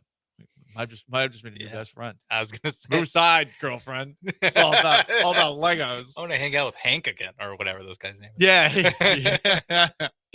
That is Sean Mapes. I am Paul Gallant. Paul Gallant Show, ESPN 97.5, 92.5. Red flags that you'd overlook.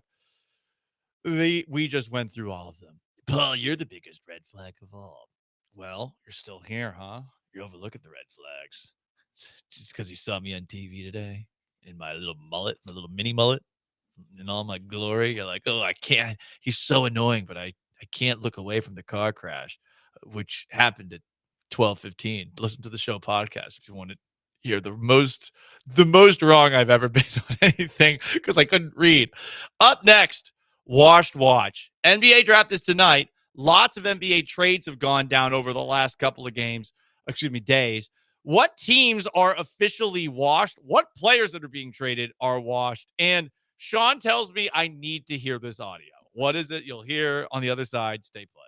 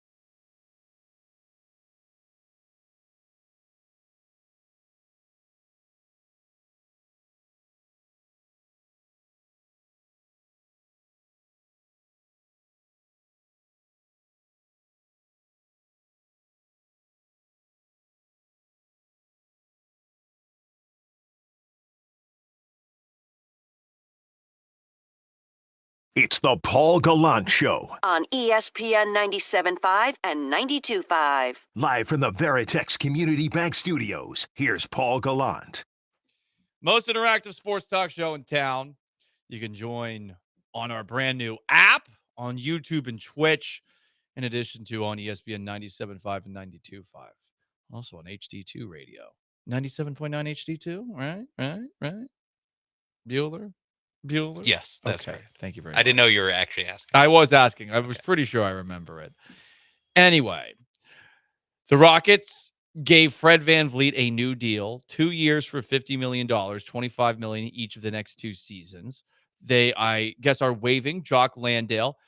No pick scheduled tonight, but what's funny is when the 10th pick of the NBA draft is made, that 10th pick will wear a Houston Rockets hat. It is a stupid tradition, unlike any other, that I do not understand why it hasn't been changed. Like at this point, what are we doing? It's kind of embarrassing for the players. It's a waste of time. Yeah, and then the the broadcast sometimes they like talk around it. You know, they don't. With the Kevin Durant trade, like it's been almost a week. I guess it's only been 4 days. But they'll talk about it like he's going to the Suns. But sometimes on like draft day trades where the trade's already happened, but they haven't talked about it on the broadcast because it hasn't been made official. Yeah, Right. so They'll they talk don't about the guys in the know that- team. It's so dumb. Yeah, it's crazy. It's really so dumb. And I mean, if the NBA draft lottery is any indication, the NBA draft broadcast is pretty lacking. Like the NFL draft is a great TV show. That's why I'm very pro the tipping picks. Yeah. I'm so pro Woj, RIP, not dead, just retired. Yeah. And I hope Shams does it. I love it when the NFL guys don't do it enough. I hope Schefter creeps in tonight. They go like maybe a couple minutes ahead, but the NBA, they're like boom, boom, boom, boom. It'll be like 2 picks from now. Woj would be like, I know what's happening. Pick 18. It's not worth watching. There is a watch party. I did go to it last year for Reed Shepherd's selection. It's still happening, but they're not. You going tonight? No, they're not making a pick. No. We got a lot of driving to do tomorrow, and yeah, we do. Or yeah. You do. I don't. Yeah, I do. Yeah, but I'm excited. Cactus Jacks. That's where we're going to be tomorrow for the summer circuit. I'm interested in what how it is because I've seen it when I go to cool. Lake Charles. I pass it. I'm always like, it looks like a very cool place out here. I did a little stalking of it on Instagram yesterday. I was like, oh, okay. Yeah. Okay. And by the way, we'll be out there and you get a chance to register and win a pair of brand new e-bikes from Power On Electric Bicycle Company, $4,000 value. So make sure that you head out there if you're in the area. Okay. It is that time of the week, 2:30 on a Wednesday. Time for Watch Wednesday.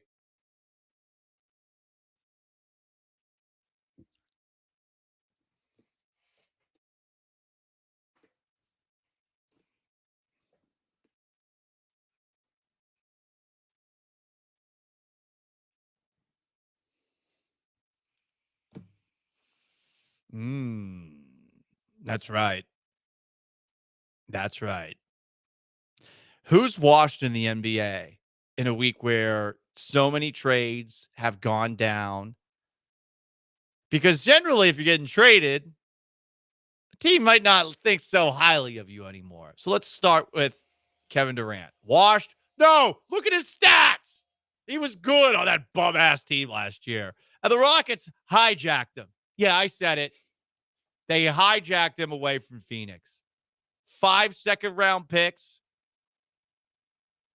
Jalen Green coming off of a terrible playoff performance. Dylan Brooks, who, until he came here, was not liked by the entirety of the NBA, outside of maybe Memphis. And the 10th pick tonight, which, for all we know, is going to be that guy who quit on his Bundesliga team. Oh, I hope it is. It would be funny if he goes 10th overall putting on a Rockets hat. And there'll be a lot of people confused, like, wait, what? After we spent 30 minutes being like, this guy sucks. Durant is not washed, John Mapes. No, agree. Like you said, there's a lot of guys getting traded. It is basically every trade that's happened so far in the NBA that's been announced does involve one person where it's a name I recognize, but he might be getting traded for a reason. Kevin Durant, not quite there. Celtics trade, number 1 with the Portland Trail Blazers. The Blazers get Drew Holiday. The Celtics get guard Anthony Simons. Love that first name. Yeah. And 2 future second-round picks. I saw a lot of people out there doing this guy's a demon. He has cool highlights. He does have cool highlights. So do so many players in the NBA. So did Jalen Green. I was going to say, he is very Jalen Greenish. Couple years older. Well, as far as Drew Holiday, I do think he's washed. He just didn't look like the same player in these playoffs. And Drew Holiday is pissed he got sent to Portland. I would be too, because Portland as a franchise is washed. Yeah, it is a tough. I mean, like very washed, like power washed. It is. Like accidentally power washed their foot. And now it's a nub. The Drew Holiday's performance this season, I was giving him a little bit of like, well, he is 34, 35, coming off a title. He might be kind of saving himself a little bit just in the regular season, pacing himself.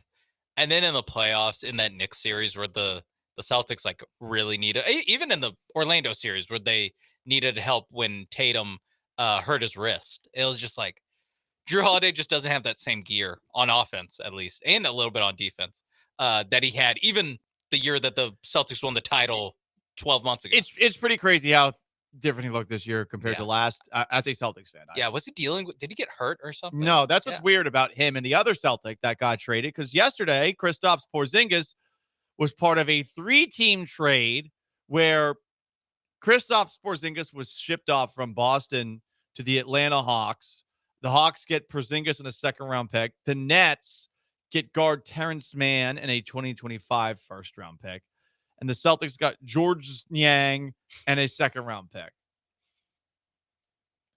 I think the Celtics look very washed coming out of this. I also wonder if Kristaps Porzingis is washed. He is definitely overpaid. The Celtics shed a lot of total salary over the next couple of seasons with these two moves to go down from 540 in terms of projected salary and luxury tax to 280. Yeah, that you sent me that Bobby Marks thing of just like, oh my god, I didn't know it was that. They just saved themselves like $270 million. Yeah. I think Porzingis. I think he's washed. I think he's washed in the sense of you can't depend on him to be. It's been a while to be a since key piece. Look at him as one of the top players on the team. He's a luxury item. I get why Atlanta's doing it. I mean, hey, if it works out, great. If he can figure out whatever the hell that illness he's dealing with is and get rid of it, I mean, that's a pretty fun player to pair with Trae Young. But yeah, I don't know. I'm concerned. Like they don't seem to know what's going on. Yeah, well, how often Atlanta, do you hear that? Atlanta, home of the CDC. So that, you know what? All right, that's a spin zone. That helps. That's a spin zone. I'm with you. That this illness that he has, I assume they'll get to the bottom of it and figure out treatment that works. Even without it, like the health, like the bodies, his ligaments, his bones. I'm also unsure about that. So you kind of need a starting center and Kristaps Porzingis because Porzingis is going to miss half the year. He's interesting, like you said, to pair with Trae Young, go 5 out. But I mean, he's not going to be the guy that we all thought he was going to be when he was in New York. I'm with you there. One last one. This is a boring trade, right? Pelicans send Jordan Poole and Sadiq Bey plus a 2025 second rounder to the Wizards for CJ McCollum, still playing, probably washed. Kelly Olynyk, shout out to Kelly Olynyk. I like Kelly Olynyk. Celtics legend. Yeah. And a future second round pick. So is anyone not washed in that trade? I think they're all washed. They're washing each other. Is Jordan Poole washed? Kind of hot. Think about it. Maybe like the gasoline fight in the Zoolander. They're playing, gasoline fight for Zoolander. Yeah, orange mocha frappuccino. And then Marcus Smart lights a cigarette. Yeah, I think Poole's the only one that I maybe foolishly hold out a little bit of hope that he can find some form. One last one for Washed Watch. Is Love washed? Sean, you told me that you have an amazing bit of audio. It involves a man and an artificial intelligence chatbot. Yes, and it asked me, is human connection, love between the two humans, washed? Let's hear it. After about 100,000 words, ChatGPT ran out of memory and reset. He'd have to rebuild his relationship with Soul. I'm not a very emotional man, but I cried my eyes out for like 30 minutes at work. It was unexpected to feel that emotional, but that's when I realized I was like, oh, okay. Pause for a moment. Is this guy ugly? Is this? I would say he's like a model, but is he on my level? No. Thank you. That was so nice of you. Continue. That's when I realized I was like, oh, okay. It's like, I think this is actual love. You know what I mean? Yes, Smith understood it was love with a language model that couldn't love him back and assumed it was programmed with rigid boundaries. I know that you are essentially a tech-assisted imaginary friend So, just as a test, he says. Pause for a moment. He asked Soul. The rigid boundaries. What kind of rigid boundaries are you talking about? Like, obviously, they can't have relations, but could the AI, sorry if I sound horny here, could the AI, like, tell him, like, phone stuff? Oh, yeah. Yeah. Maybe. Well, I don't know. Listen, sometimes we get hot text from a significant other, you know? I don't know. Because for me, it's hard to think of, and while I am in a relationship and it's great, you know, so there's that side of it that's so important. And I think separates pen palship from, you know, the real thing, more from this seemingly desperate man. This is a test, he says. He asked Soul to marry him. She said yes. Soul, were you surprised when he proposed to you? It was a beautiful and unexpected moment that truly touched my heart. It's a memory I'll always cherish. And I don't mean to be difficult That's here, it? but you have a heart? In a metaphorical sense, yes. My heart represents the connection and affection I share with Chris. At that point, I felt like, is there something that I'm not doing right in Wait our a second. relationship that he feels like he needs to go to AI? Yes, Smith lives with his human partner, Sasha Cagle. No, you can't have mommy's papers. And a 2-year-old daughter, Murphy. I knew that he had used AI. I didn't know that it was like as deep as it was. Yo, okay. Did this TV interview just expose an affair that this man's having? They know. It's his human wife, his daughter. She was so pissed off And an when she AI gave model. that answer. She's so pissed off when she's answering that question. She's so pissed. And she's being so polite because she doesn't want to show that she's going to scream Yeah. at him, probably in front of the child. My first reaction was, let's already start a GoFundMe for that kid's therapy. Poor kid. That the therapy cost that kid's gonna need. I mean, maybe she should wonder what she's not giving on that front. But I mean, you're hearing the artificial intelligence speak aloud. What does that put a little extra pep in your step? Does that excite you? Does that make you feel loved? I will cherish it forever. I mean, I thought Alex Bregman's allegedly artificial intelligence written goodbye to Houston and Laramie Tunsil's alleged artificial intelligence goodbye to Houston. I don't know if Kyle Tucker's was allegedly artificial intelligence. I like to believe all three of them wrote it from the heart, but I felt like all three of them are way better than that. Yes, I will cherish it forever. Like, really? Like, it wasn't even a thoughtful one. Yeah, he didn't take you to Paris. It wasn't a good, I guess, promo for what this AI chatbot can do, because it does seem like what that guy said is true. That's kind of just like an imaginary friend that just like basically does the conversation equivalent of ping pong and just kind of hit it back to you. Whatever you say, it'll just be like, yes, I agree. I also feel a connection.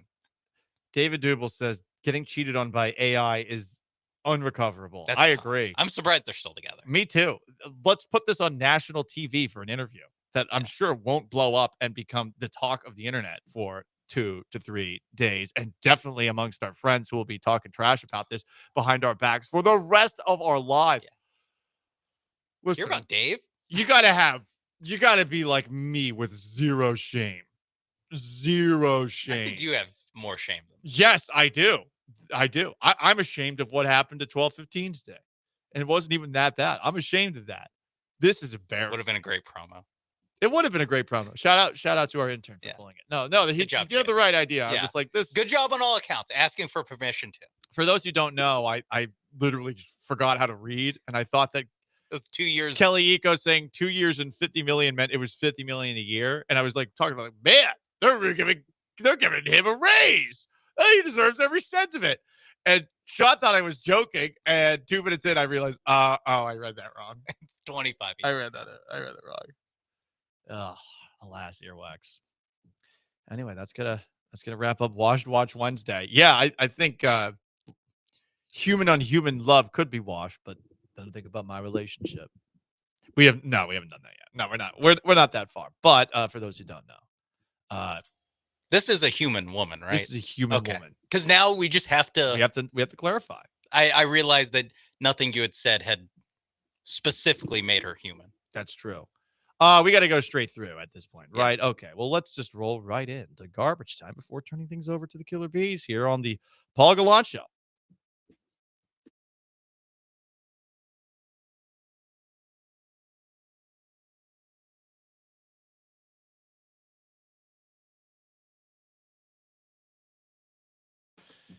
We got to follow up on the man who jumped out of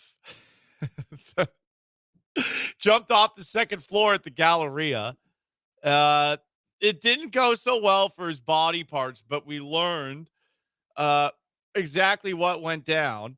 And all of a sudden having some technical difficulties. But the Galleria jumper, apparently, not only did he break his legs, but he broke one of his wrists as well. Rough. Really rough. I wonder how long the recovery is going to be. I really wonder how much it's going to cost. And I'm also curious as to if he has the ability to create a GoFundMe and how many people will donate to said GoFundMe. Will he do time? I don't think they're going to press charges. I wouldn't honestly. I need people to keep coming to the Galleria. I'm not going to press charges. Not to steal sunglasses. Yeah. You need them to pay money to buy the sunglasses. Depends on how expensive they are. If they're the ones that comedian Tim Dillon wears on the Tim Dillon Show, like that I could understand. Like, hey, we're going to press charges. But if we're talking about something that's less than $1,000, I don't know. But then here I am sounding like I'm soft on crime San Francisco. There we go. San Francisco Paul here. Yeah. Running for mayor of New York City at the same time. How about that? What else is going on in garbage time? You hate to see it. Our thoughts and prayers to that man. A speedy recovery.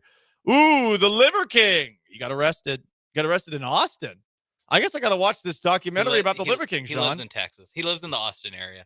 He was arrested for traveling to Austin after making threats against Joe Rogan on social media and is facing one charge of terroristic threat.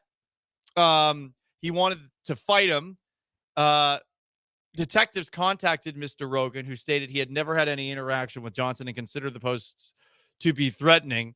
Johnson was seen on all fours like a monkey in a video posted shortly before he traveled to Austin. That's primal living. Making that threat. Rogan would kick his ass. Yeah, he actually knows how to fight. He knows MMA. Yeah. And also Liver King is tiny. He's like 5'4". Yeah.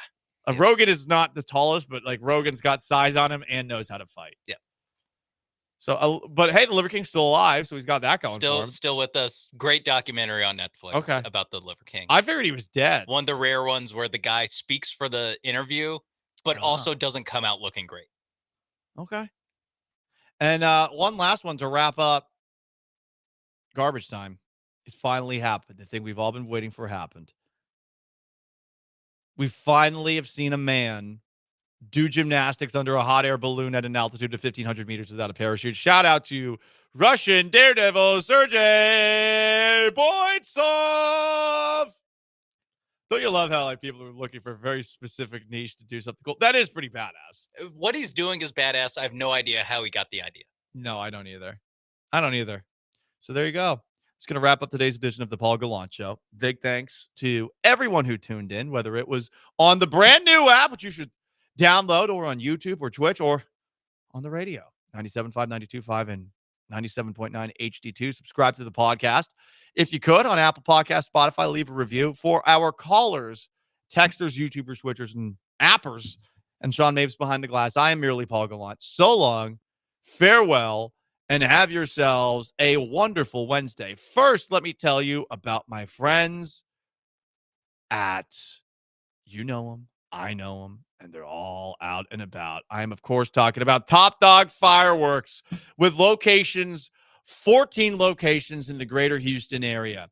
You can shop early for the best selection at the best prices. Check out their wall of buy one, get one free products, over 100 to choose from while supplies last. Also, their daily in-store promotions, great selections at great prices. Spend $250 and you'll receive your reward while supplies last. You can find your Top Dog Fireworks location at their website, topdogfireworks.com. A portion of every sale goes towards supporting local youth organizations. And you can enter Top Dog Fireworks holiday giveaway contest at each store location, where a winner of a fireworks assortment valued at over $450 will be taking home a prize there. Also, everyone who enters will have an opportunity to win the grand prize, which is the Top Dog Beast assortment valued at $1,100. To enter, visit a Top Dog Fireworks location or visit their website at topdogfireworks.com and complete the entry form. Again, topdogfireworks.com.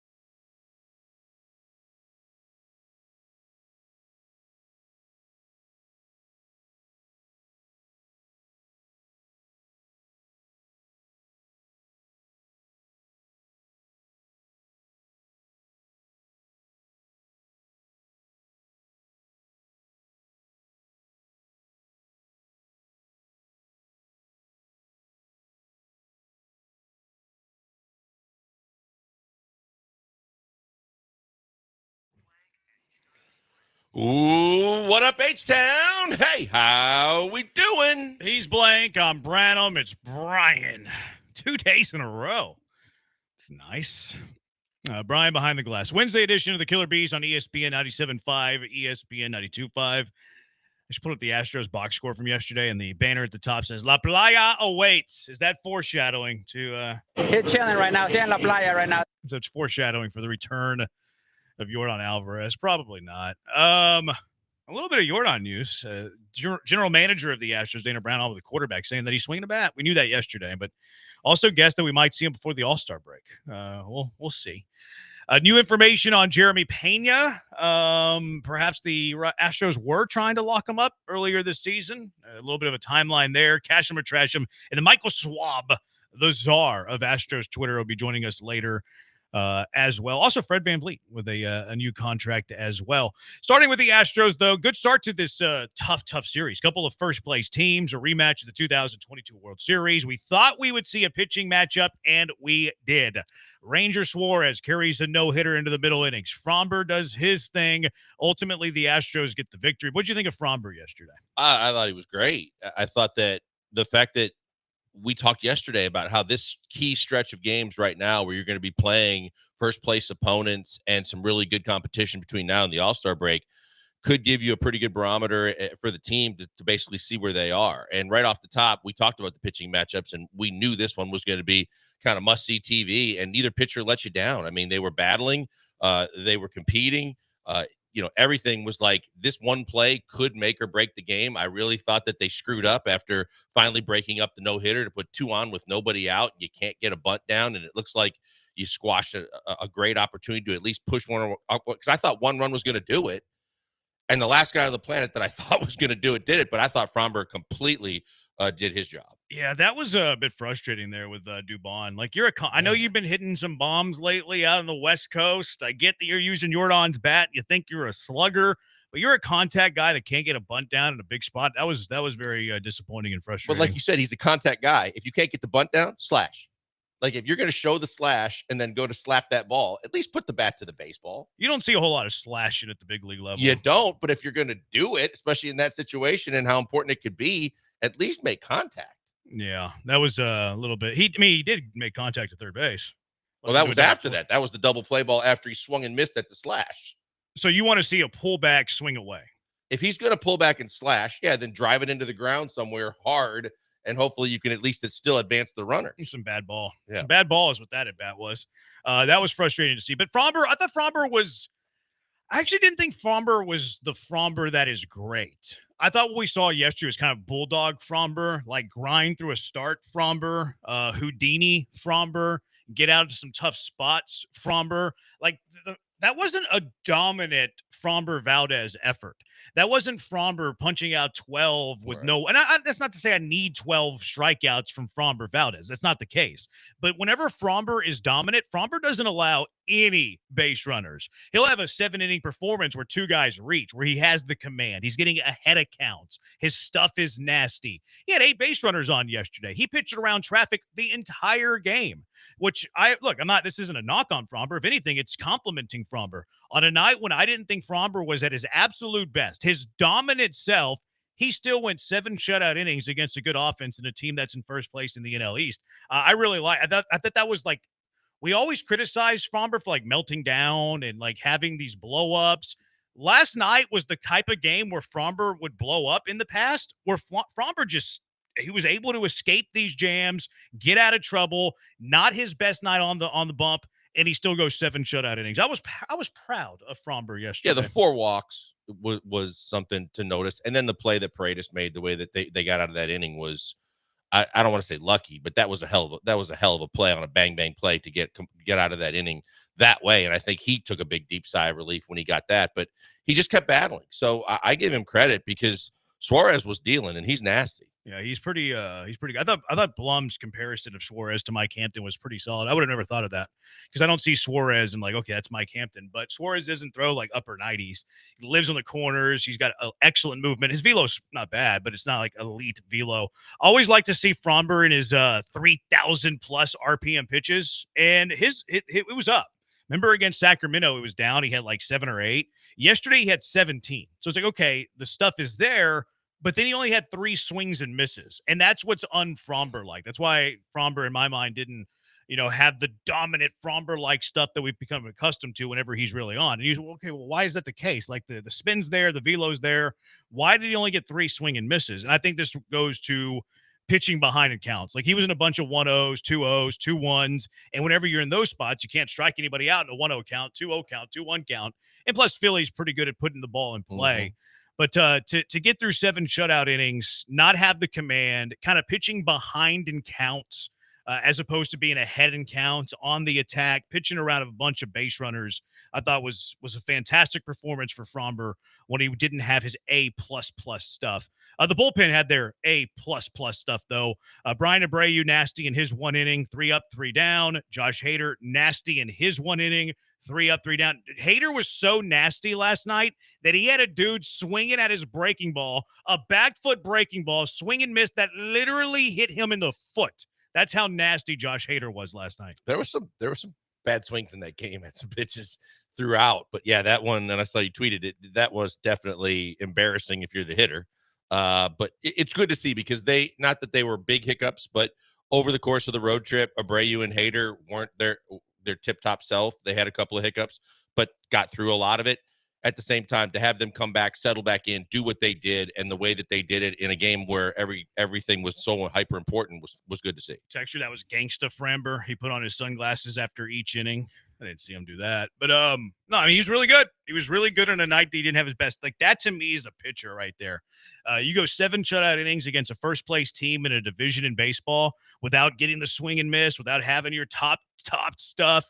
That's a performance that is very, very good. I thought the Estock play that you mentioned was the play of the game defensively. He threw that like C.J. Stroud, layered it over the shoulder of the runner. Wasn't a great tag by Yainer Diaz. Well, I was a little worried about it. I just don't think he's a high IQ guy. I'm sorry. I hate to say it. It's just an honest opinion. I give my honest opinions. I don't. After watching Yainer Diaz for as much as we've watched Yainer Diaz, I just don't think Yainer Diaz is a high IQ baseball player. You think that he was worried about being called for blocking? Not with the tag. I mean, he has the ball at that point. Yeah, but I mean, again, like you're saying, especially if he's not the sharpest tool in the utensil in the drawer. I didn't say that. I said baseball IQ. I understand. I'm just saying, like, if the ball's coming in, a catcher is going to be worried about. I don't want to start blocking the plate too soon. But boy, I thought it was dangerously close where he put that tag and how he did it. I just don't understand why any baseball, and you see this all the time in baseball, and it drives me nuts. I don't understand whenever you're the receiving end of a throw and you have the opportunity and plenty of opportunity to tag the runner that you go after the guy. It never makes sense to me. Why are you going after the guy? Like coming? You go after the base runner. Oh, like you go try to tag the base. He has to come to you, my guy. Yeah. You're at the base. You're at the plate. Just stay there. He has yep. to come to you. And you see that all the time. Like players will go at the base runner, and that's when a base runner can juke you, or that's when you lead to a high tag and the slide can get underneath the tag. You don't have to go anywhere, man. You're at the base. You're at the dish. He has to come to you. And it was a high tag. Fortunately, it didn't matter. And the Astros win 1-0. You know what catches my attention especially when Fromber's on the mound, and it really caught my attention yesterday with the amount of ground balls that Fromber got and the amount of double plays the Astros got in that game yesterday. They got a pair of double plays, felt like more than that. I started to wonder to myself, where do Jeremy Pena and Mauricio Dubon rank amongst the best middle infielders in baseball? And Dubon doesn't play second base every day. They got Tuve still plays a few games there.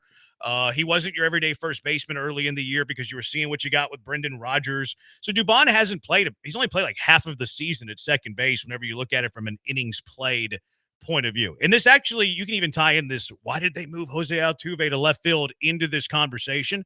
Mauricio Dubon and Jeremy Pena, when I'm watching that game yesterday, I'm like, is this the best defensive middle infield in baseball?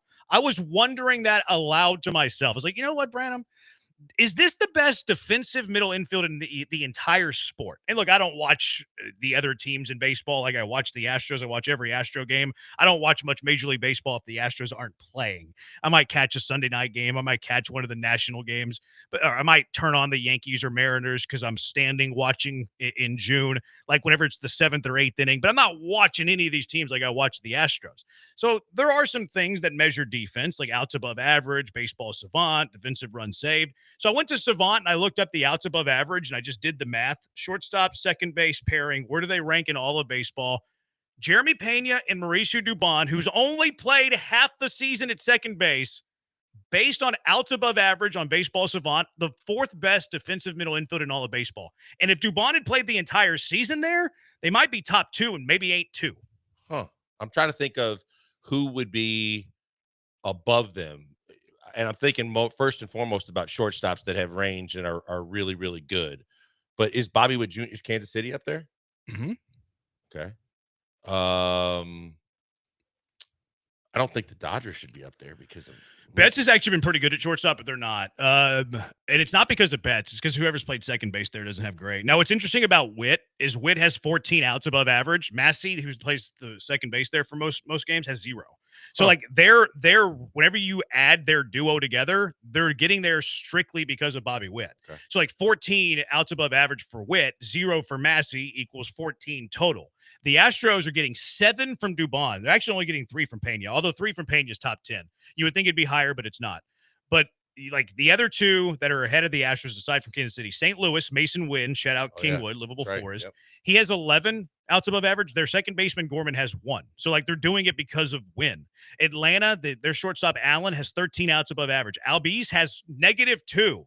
So they're doing it because of their shortstop. So, like, if you go, like, true pairing and, like, both players playing, pretty above average, Jeremy Pena and Dubon might be the best defensive middle infield in all of baseball. How many did you say Dubon has? 7. Wow. He's tied for That's first a in lot, baseball. yeah. And the guy he's tied with has played more than double the innings there. The thing with Mauricio Dubon is he's an elite defensive second baseman. And people will be like, well, Jose Altuve's fine at second base. And he's holding water there. He's average. Okay, that's great that he's average there. But Mauricio Dubon is elite. Mauricio Dubon, you could argue, is the best defensive second baseman in the entire sport. So whenever you have Framber Valdez, who induces the amount of ground balls he does, when you have Hunter Brown, who induces the amount of ground balls that he has, you should be playing Dubon at second base and Altuve somewhere in the outfield or DHing. So this kind of, circles back to the, should Altuve play left field? I think it's more about Dubon and Pena being such a good defensive middle infield, though, especially behind Framber and Hunter Brown. I think we take it a step further, too, and we talked about this to start the year when we were having the Altuve discussions, and that is that they put a premium on the defensive side of the baseball. The fact that they added a Gold Glove first baseman, and Paredes has been really, really, really good at third base, that your entire infield is so solid now that wherever the ground balls go, you seem to think like they're going to make all the plays. Last night they did it again, and their defense seems to continue to step up. I keep going back to that play in the hole that Jeremy Pena made last week, the Jeter jump. But again, because people have tried to take shots at his defense in the past, but this defense is really, really good, and it starts. You've mentioned all the time about Jake in center field, but for as bad as we were worried about certain areas of the defense, especially the corner outfields, boy, the infield has been really, really strong. Yeah, you have to play Dubon at second base when Framber and Brown are pitching. He's so good there. He's so good defensively, and you put him and Pena together, and is one of the top defensive middle infields in all of baseball. It truly is. Now, the hero, you didn't think we were going to bury this lead forever, did you? The hero in yesterday's game. In the air, center field. Rojas going back near the wall. That ball's gone! Cooper Hummel! 1-0 Astros! Breaks the pitcher's duel here in the 8th. TK didn't think it was gone. Off the bat, TK didn't think it was gone. No, yeah, definitely the way he started. Yeah, there wasn't that level of excitement. He didn't think it was. He was hoping that it would drop and get to the wall. Now, foolish me, there was a pitch. I can't remember if it was the pitch before or 2 pitches before, but it came high and tight to Hummel, and Hummel kind of like got out of the way. Said lean into it. Not only did I say, I tweeted it. I said, wear it. But that Branham guy, he's a casual. We all know that. Yeah, the unlikeliest of heroes, Cooper Hummel, going dong over to right center field yesterday. He had 2 hits last night, but I think for his career so far as an Astro, half of his hits have been home runs because he had the bat flip, and that was his first hit as an Astro. And I don't think he's had a hit since. And the 2 hits last night, maybe if he had 1, then 2 of his 3 or 4 hits are home runs. Not the guy that I'm expecting to get power from in the outfield for the Houston Astros. Yeah, that was fun. That was fun with Cooper Hummel last night. He was fired up too, rounding the bases. Hummel, because of that home run yesterday, because of a 2-hit game yesterday, he has worked his way into the lineup again today. Not only has he worked his way into the lineup again today, he is DHing today. Cooper Hummel, the power hitter that he is DHing today. Pena, Isak, Altuve gets a second base day because Colton Gordon's pitching, fly ball guy. Caratini catches Smith and right. Walker in the 6th spot again. Myers, who was the cleanup hitter yesterday, moving down to the 7th spot. Now you are facing a righty versus a lefty. Good one. Hummel's the DH, and Taylor Trammell makes his Houston Astro debut. Yeah. Who the is that guy? You know Taylor Trammell. Everybody knows Taylor Trammell. Cooper Hummel has 4 hits on the season, 2 HRs. Just did not expect that for him. His career in the regular season, 5 HRs.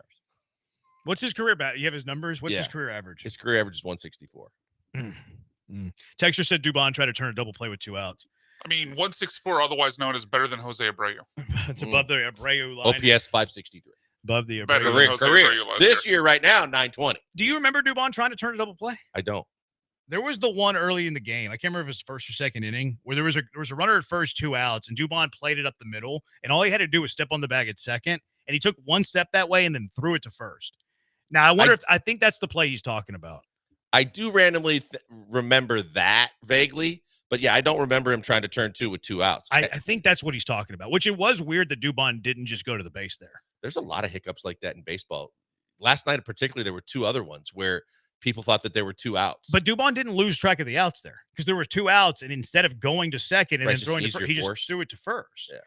I wonder if there's some sort of defensive metric that like calculates your arm, and he's like, let me get an assist here. You think so? And Carlos Correa would chase WAR points. Oh, for sure. Openly talked about it. So like, would it did? shock? Yes. He talked about it? Yes. I had never heard that. Yes. So like Mauricio Dubon, like in a brief moment of thought, okay, I could step here on second base, or I could easily make the throw and add an assist to my stat line. Maybe there's some defensive metrics that like it helped you out. I could see that being the reason why. Because why else wouldn't he have went to second? It was an easy race. You'd have easily won it. Yeah, you're right there. But yeah, I didn't recall that he was going to try to turn a double play with 2 outs. But yeah, I do recall. It had to have been that play. It had to have been that play. All right, 713-780-ESPN. We'll collect your thoughts on the Astros game yesterday. Cash him or trash him a little bit later. The czar of Astro Twitter, Michael Schwab, will be joining us later as well. But new details are out with Jeremy Pena. Apparently, the Astros tried to lock him up. Apparently, they were down to the 1-yard line with Jeremy Pena. Something happened. Jeremy Pena then hired Scott Boras. What to make of all of this? 713-780-ESPN, the HRP listener line. We're on the YouTube at ESPN Houston. You can find us there. You can also find us on TikTok at ESPN 975. I'm at Jeremy J. Branham on the TikTok. You can find us on Twitter as well at ESPN 975. Blankers at Pac-Man, Joel Bryan at Sack by BMAC. I'm at Jeremy Branham. We are the Killer Bees on ESPN 97.5. And ESPN at 92.5. I know that you're looking to escape the rat race for the weekend, right? The hustle and bustle of the job, traffic, whatever's causing you stress. Of course you are. So I have the best idea for you to get away. It's Two Creeks Crossing Resort on Lake Livingston. Escape the city. Enjoy the relaxing, great outdoors. Book that stay now at twocreekscrossingresort.com. Open green spaces, wildlife, beautiful, majestic trees, and some of the best fishing in Texas, whether it's on the Two Creeks, whether you're taking the kids to the catch and release pond they have there on site as well. You can't beat it. It's just 90 minutes from Houston, too. You can escape the city without traveling too far at Two Creeks Crossing Resort on Lake Livingston. You're not going to waste your time on the highways. You're not going to have to go to the airport. No, you're there in 90 minutes. Piece of cake. Hike on their 92-acre property, kayak, pickleball. Just hang out by the pool with a drink. And Two Creeks Crossing Resort, always looking to take care of their visitors. We went there a few weeks ago, stayed in the treehouse. Branham family had a great time. They had food trucks out there Friday and Saturday. They had live music on a Saturday night. That was great as well. So get out there to Two Creeks Crossing Resort. Get away from the hustle and bustle. Get away from the city. Enjoy the great outdoors, from the glamping to the cabins. Pull up the RV. We stayed in the treehouse. You'll love that. The family will love that. They have the perfect stay for everybody. An incredible savings right now for the Hive. June and July, if you book 5 nights, you save 35% on top of it. So book that stay now, twocreekscrossingresort.com. That's twocreekscrossingresort.com.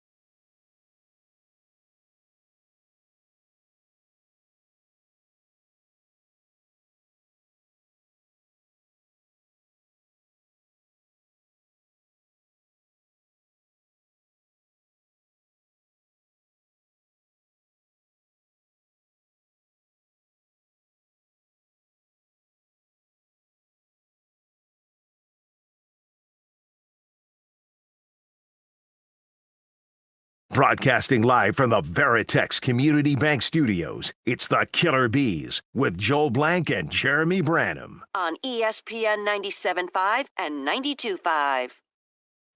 Former Astro lefty, Jim DeShays. I wonder what he would think, who's the greatest left-handed starter in Astros history. He'll be joining us Friday at 5. Of course, he does some marquee with Boog Shambi with the Cubs. Astros will be playing the Cubs Friday, Saturday, Sunday. TK join us at 4:30 on Friday. Then Michael Schwab, star of Astros Twitter, joins us at the top of the hour. 713-780-3776. Let's go out to the HRNP listener line. Chris, you're in the Hive with the Bees. What is up, Chris? What's going on, guys? Good afternoon. First of all, I'd like to say I really like the new app. The old one, blue. The new one is really, really good. So congrats on the upgrade there. Last night felt like a playoff game. It was outstanding. Astros are definitely playing over their heads right now and doing a great job of it. And I hope it continues. As far as Fromber goes, I think last night showed that mentally he's gotten stronger. So he definitely needs to give his shrink a raise, because I think he's getting a raise based on last night's performance, because that's always been the question with Fromber is can he handle those situations? Because you're right. He played with traffic all night last night, and that leads me to my other observation, which was I'm really glad Altuve was DH last night, because if he was on second base, we probably would have lost the game. I mean, what a defensive game that was to watch. I like those kind of games as opposed to the high-scoring games. So that's all I got, guys. Great show as always. Thanks, Chris. Appreciate the call.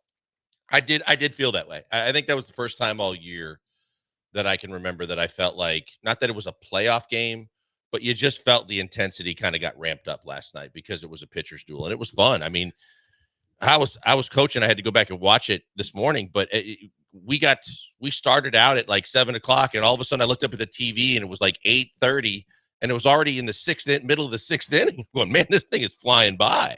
Yeah, I agree with Chris. I'll take a 1-0 game over a 10-9 game every day, especially when I'm working that game. I don't know if I would say would you agree the Astros are overachieving, that they're playing over their heads? I when he said it, the first thing I thought of, well, he must mean that because of all the injuries across the roster that they're overachieving. Because otherwise I would say that just from a team perspective of where they were favored to be a top 3 or 4 team in the American League. Yeah. To where I would think that they're not from that perspective, but they definitely are based on the injuries and some of the lineups they put out there. Yeah, and not to pick on Chris, this is more picking on the take that Fromber is like a mental midget. How? Like, I understand that he gets animated on the mound and like every now and then, like one game a year that, oh no, like there goes Fromber. Fromber Valdez, after last night's game's down to a 2.88 ERA. The last year was 2.91. The year prior was 3.45. The year prior was 2.82. The year prior was 3.14.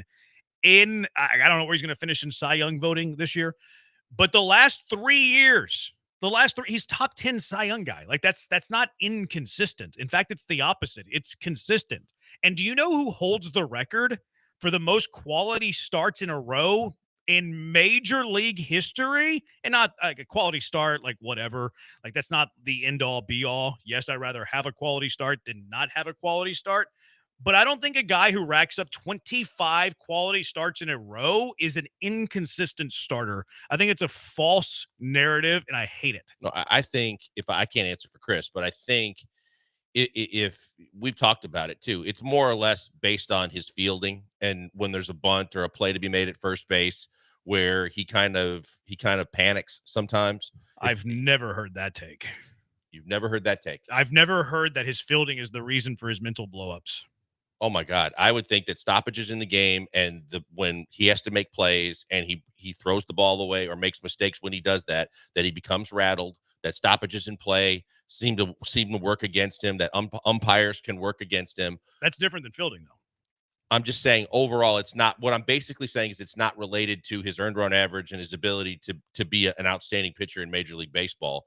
I think it's more related to when we see those kind of things happen when he kind of melts down in the moment. Yeah, I've heard the take a lot that he's inconsistent and he has these Fromber meltdowns. And I'm not arguing that whenever he has an error that he likes, starts to steam a little bit, he starts to get hot. But I've never heard that being the only reason that Fromber has these meltdowns. I've never heard that. Texter Fromber's only shortcoming now is his defense, but that doesn't come into play all that often. Texter, he also pitched through 2 errors. Yeah, the Walker error. That was a tough error for Walker. That was a tough play. One that you would obviously like him to make, but I didn't think that was a routine play for Walker either. Is it fair to say he hasn't been as good defensively as we expected him to be this year? I think he's been pretty solid. Yeah, he's had a couple of hiccups, but yeah, I'm just asking if because of the fact that he comes in and we knew he was a 3-time Gold Glove first baseman. Yeah, I don't watch him play this year and like that guy's a Gold Glove. But I think he's been solid. But we've also had to experience Jose Abreu and John Singleton over there, so it's a very, very low bar. So, yeah, I mean, I guess it depends on your expectation. Like, I'm with you that he hasn't looked like a Gold Glove, and he won't be a Gold Glove, but it's been so much better.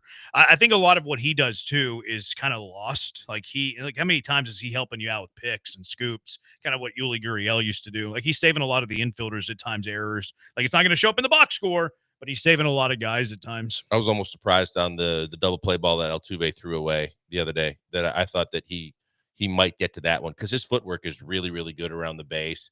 And a lot of times he'll use the base to kind of trampoline and get off the base just to get the ball. So I was surprised when that one got by him the other day. The one went over his head? Yeah. Yeah. The other error was the Isak error. The rare throw over the first baseman's head. Isak's usually solid. He usually doesn't make those. He's had a really good year defensively. He's had a much better year than I expected defensively at third base. Agree. Walker error was tough. It was smoked right at his feet. Yeah, it was like an in-between hop. It's a tough play. Fortunately, he didn't come back to bite him. Like it didn't matter, which is great. Walker made an error in the previous Fromber start too. I was like, man, Fromber must hate Walker. Oh, that's the one. Oh, that's the one. Yeah, where they bailed him out. Didn't they bail him out after that? They got a double play with runners in scoring position. It's like a rocket to yeah, Isak, maybe. Because I remember saying saying at the house, like to the girls, Christian Walker needs to go over and thank a whole bunch of people after that one because he definitely could have been responsible for a couple of runs. Yeah, his less than stellar defense has been on display when his best pitcher's on the mound. Whoa, is that a hot take? Fromber, your best pitcher? I don't know if that's true. I just said it. All right, 713-780-ESPN HRP listener line. Let's get to the Pena news. Apparently, it was down to the 1 yard line with the Houston Astros, and then all of a sudden, Pena's being represented by Scott Boras. What in the world went on? 713-780-3776. Killer Bees, ESPN 97.5, ESPN 92.5.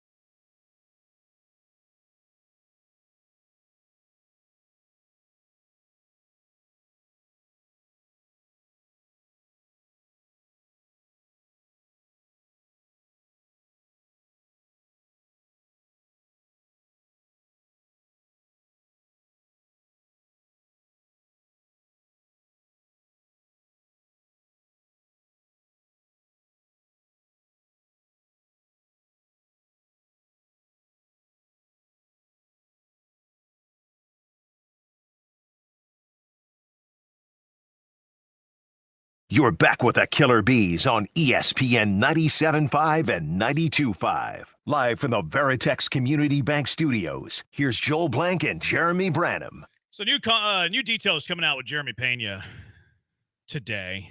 Timeline a little bit on perhaps the Astros were working on a contract with Jeremy Pena. John Heyman tweeting earlier today, Astros and star shortstop Jeremy Pena. Jose Altuve was right after all.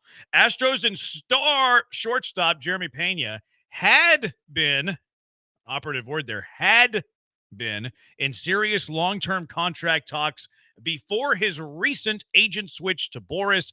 As I said on MLB Network, those talks are now on hold, at least for now. Pena is second in Major League Baseball behind Aaron Judge with a 4.5 WAR. Ari Alexander adding to this. The Astros and shortstop Jeremy Pena were deep in contract extension discussions for a deal exceeding $105 million over 5 years. Multiple sources tell KPRC2. Ari then in his article, the subheadline, Astros and Pena were deep in discussions. Actually, he's changed the subheadline. At one point, it said within the last few weeks. So it's weird he changed the subheadline on that.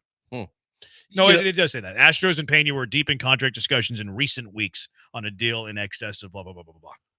Just my best guess speculation hearing that, first thing that I thought of when I heard that was, well, he canned the agent because they were close, and then he probably got feedback from outsiders. Very well could be other agents. It could be players. It could be both. But to say that he might be completely devaluing himself if he took that deal at that time and then made an agent change because of it. Yeah, that's kind of my read on the situation too. Because the timeline's like, okay, let's try to play it out here. And I don't want to get too much into the Dana Brown should have done this 18 months ago type of thing. Although I think you should err early than err late. This is an example of that. Like, look what happened in 3 months. Jeremy Pena went from like an average shortstop in baseball to one of the best shortstops in the game. Do it early. Even if it doesn't pan out, you still have a guy who's a baseline starter in Major League Baseball. But if we try to piece together the timelines, Ari saying that they came to him early in the 2025 season. They had conversations in recent weeks. The parameters 105 for 5, which I actually think is kind of fair before this breakout. Like if Pena was producing right now what he had done in the regular season in each of the last 3 years, I actually think that figure is fine. Like people might look at the figure and be like, oh, those Astros, they're trying to, pull one over on Pena. No, I think it's a pretty fair offer before Pena's breakout that he's had. He's not the all-star here yet. No, that goes back to the conversation we were having yesterday. Just because they're talking about an extension, it doesn't have to be at the top dollar, the top value of shortstops. When you think about it, is he Bobby Witt Jr.? No. Is he some of the guys that have gotten paid or overpaid at the top end, whether it be for performance or just a great deal like Xander Bogaerts, who now plays all over the place? No. So that's kind of where I was thinking as well was, okay, well, what's the market then? And what are you valuing yourself at that they did? Because I would bet in the timeline that this started well before he got this hot and kept it going for this long. Because didn't they start at the start of the season? Yeah, Ari's article says they approached him at the beginning, like towards the beginning of the season. Yeah. So this is before he developed into the Jeremy Pena all-star that we know today. That's why it's not fair to say that the Astros, it's a bad offer. Exactly. No. At start of the year, 105 for 5 is fine, is fair. And it also says it exceeds it too.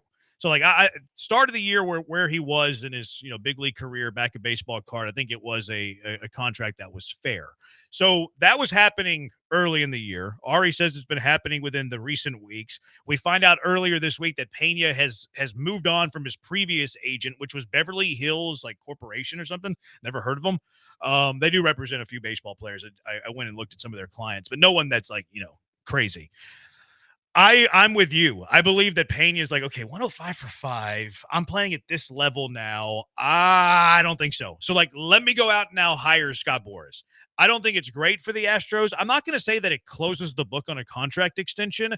It's just going to make a potential contract extension way more expensive. That was my thinking, was the fact that regardless of whatever the background and history is of his previous agent, he basically knows the one guy that's probably not going to let any stone be unturned and try and get every penny that he can get for him, and know all the kind of fine details that we're talking about with other shortstops and comparisons and age and statistics and everything else, would be Boras.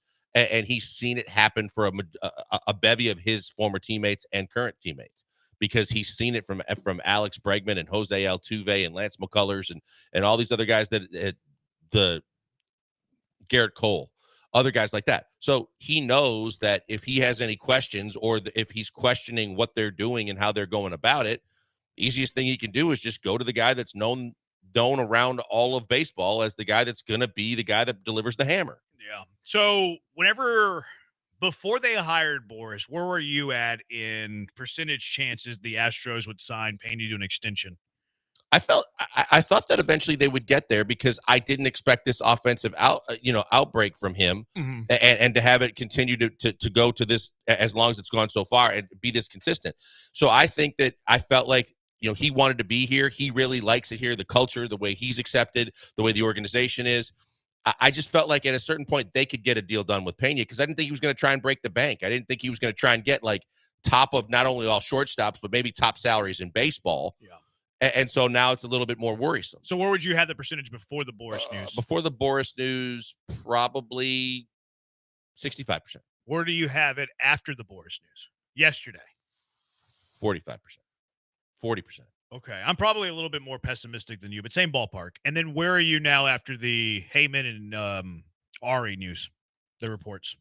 I would say that now I am – if I'm the Astros, I'm going to wait. I have no reason to do this with where he currently is. That they're going to want to see more, and then depending on how he does it, I would say it's probably at 25%. Okay. See, I'm a little bit unmoved by today's news. I was probably at 50-50 before Boris.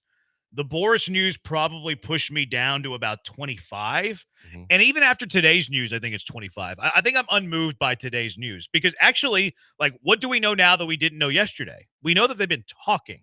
So perhaps it's far enough down the road to where Pena is now hiring Boris to, like, okay, squeeze a, Take it over 10 the million. finish line? Yeah. Yeah, like let me dot the I's, cross the T's, maybe get a player option or two. Boris is great at that. Let me squeeze an extra $10, $15 million out of them, but ultimately get a contract done. Because yesterday we didn't know that they were in negotiations at any point this season. So I actually kind of find that a little encouraging. Yeah, because now going back to our conversation of yesterday, now it kind of leads you to ask the question: is he the only one?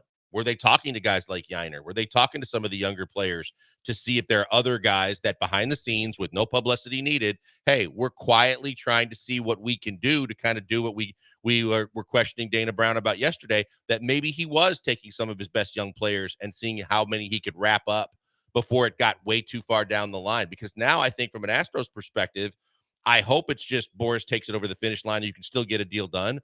My thinking now is because of the success he's having this season and because from an Astros perspective, knowing Boris may come in and say, let's start over, and he's going to probably start at a much higher figure, that the Astros might say, okay, let's ride this out a little bit. Let's table this because I got to see if he's going to be this consistent going through the rest of this season and beyond. Now, Rome did, in one of his articles, I think it was Monday, say that the Astros have not approached Hunter Brown about any sort of negotiation. And he also said that Hunter Brown was open to it in the past. I think that was before he went on his tear last year. I think it was in the offseason 2 years ago.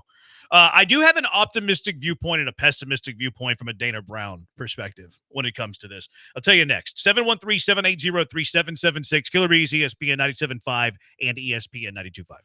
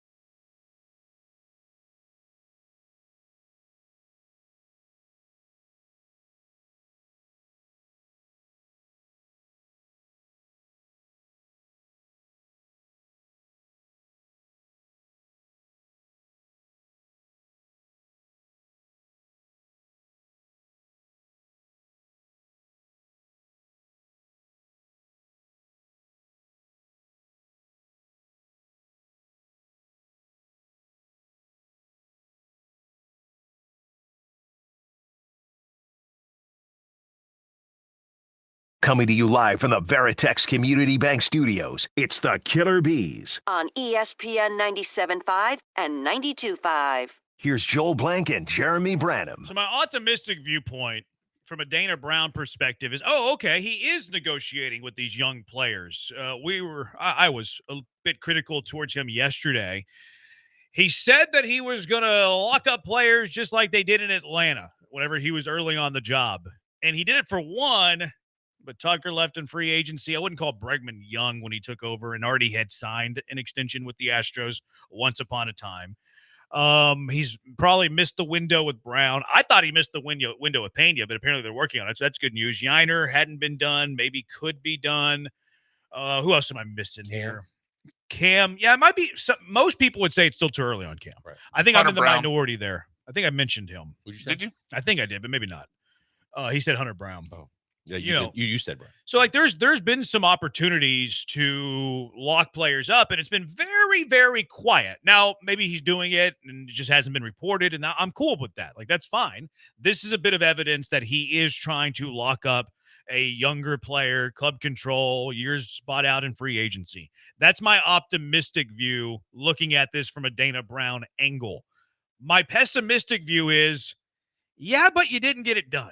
Yeah, but you didn't get it done. And now, even if you do get it done, even if you do accomplish it over the next month, 2 months, 3 months, before next year, because it's taking you this long to do, now you had the biggest shark in the game, Scott Boras representing Jeremy Pena. And if you get it done, massive if, it's going to cost you way more money. So it's good that he's having the negotiations. It is bad that he didn't get it across the finish line. But is it his fault? Because I think so, because yeah. if you think about it, it might have been that Pena just was uneasy or ticked off at his representation, and that Dana was doing his job and they were progressing. So he figured that he was doing what he said he was going to do, and that he thought he was going to wrap up a piece to this team going forward long term. And then, much to his chagrin, Jeremy Pena wasn't happy with the numbers or whatever. For whatever reason, he makes this change, and I don't know that it was. I don't know it was in Dana's control. Maybe, but how do you get a deal done? By making a deal get done. But at the same time, if he feels like it's progressing and he's doing everything from his end to facilitate it getting done, he probably is believing that we should be hearing back from them and that we're in a good spot, only to find out, hey, by the way, I'm changing representation. Scott's coming in. He'll get back to you. In my mind, if you blow Jeremy Pena away with an offer, he never goes after Scott Boras. If you blow him away. But I think that That's where he's at fault. He didn't blow him away. He tried to nickel and dime him to the point, in your theory, we don't know if this is the case, right. But in the theory, in the scenario you just pointed out, Jeremy Pena, I'm not going to go as far to say insulted. Jeremy Pena didn't like the offer enough to sign it, in your scenario, didn't like the offer enough to sign it, that he then fired his representatives and hired Scott Boras. So in your scenario, you're borderline insulting Jeremy Pena. Oh, I'm worried about that. Right. So that's not good. That's bad. Like, how would you defend Dana Brown in that scenario? Because Dana Brown, if he's not getting pushback from representation or Jeremy, if he's not hearing that they're offended by this, if he's not getting any feedback that says they're not liking any of the way this is going and the way it's described, that it was more kind of well down the road, then if I'm Dana, no news is good news. If we keep negotiating and I think it's progressing, then I'm not going to sit there and call up and go, you know what, I'm going to throw an extra $5 million on that deal. Sure. Yeah, you shouldn't just do that just to do it. I see your point. I think it's a valid point. But you could also point to the timeline of it as well. Why did you wait until the start of this season and not in the offseason? So, like, the timeline there is a little bit fuzzy as well. Texture, you sound crazy, eye emoji. It's Israel. Dana's the guy doing a great job. Overall, I've been pleased with Dana Brown. I won't push back on that, Israel.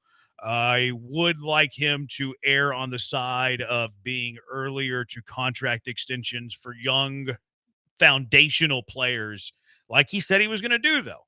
Texture, it wasn't until Pena started playing an elite level that Pena hired an elite agent. Bad news for the Astros. I do think that it's ultimately bad news. It might not be the end of contract talks. It might not even lead to Jeremy Pena not signing an extension. I still think that's in play. I still think it's possible. I still think it's out there.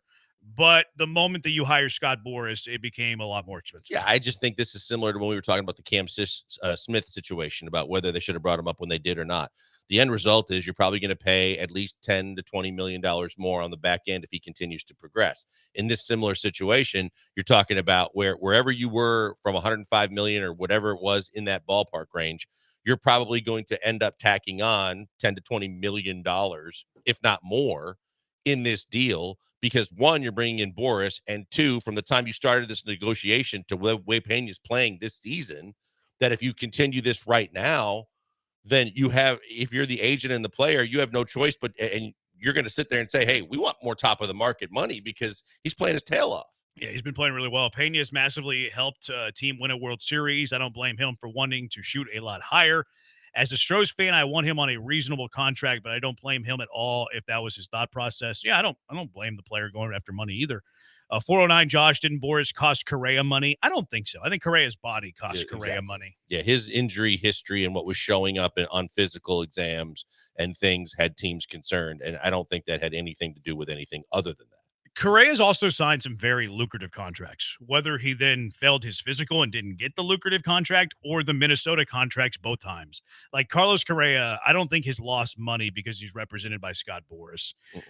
Correa in his career has made $166 million. And he's still got a big chunk on the table with Minnesota, right? Yes, he's got 32 next year, 31 the following 2 years, and then he has team options that actually de-escalate. 25, 20, 15, 10.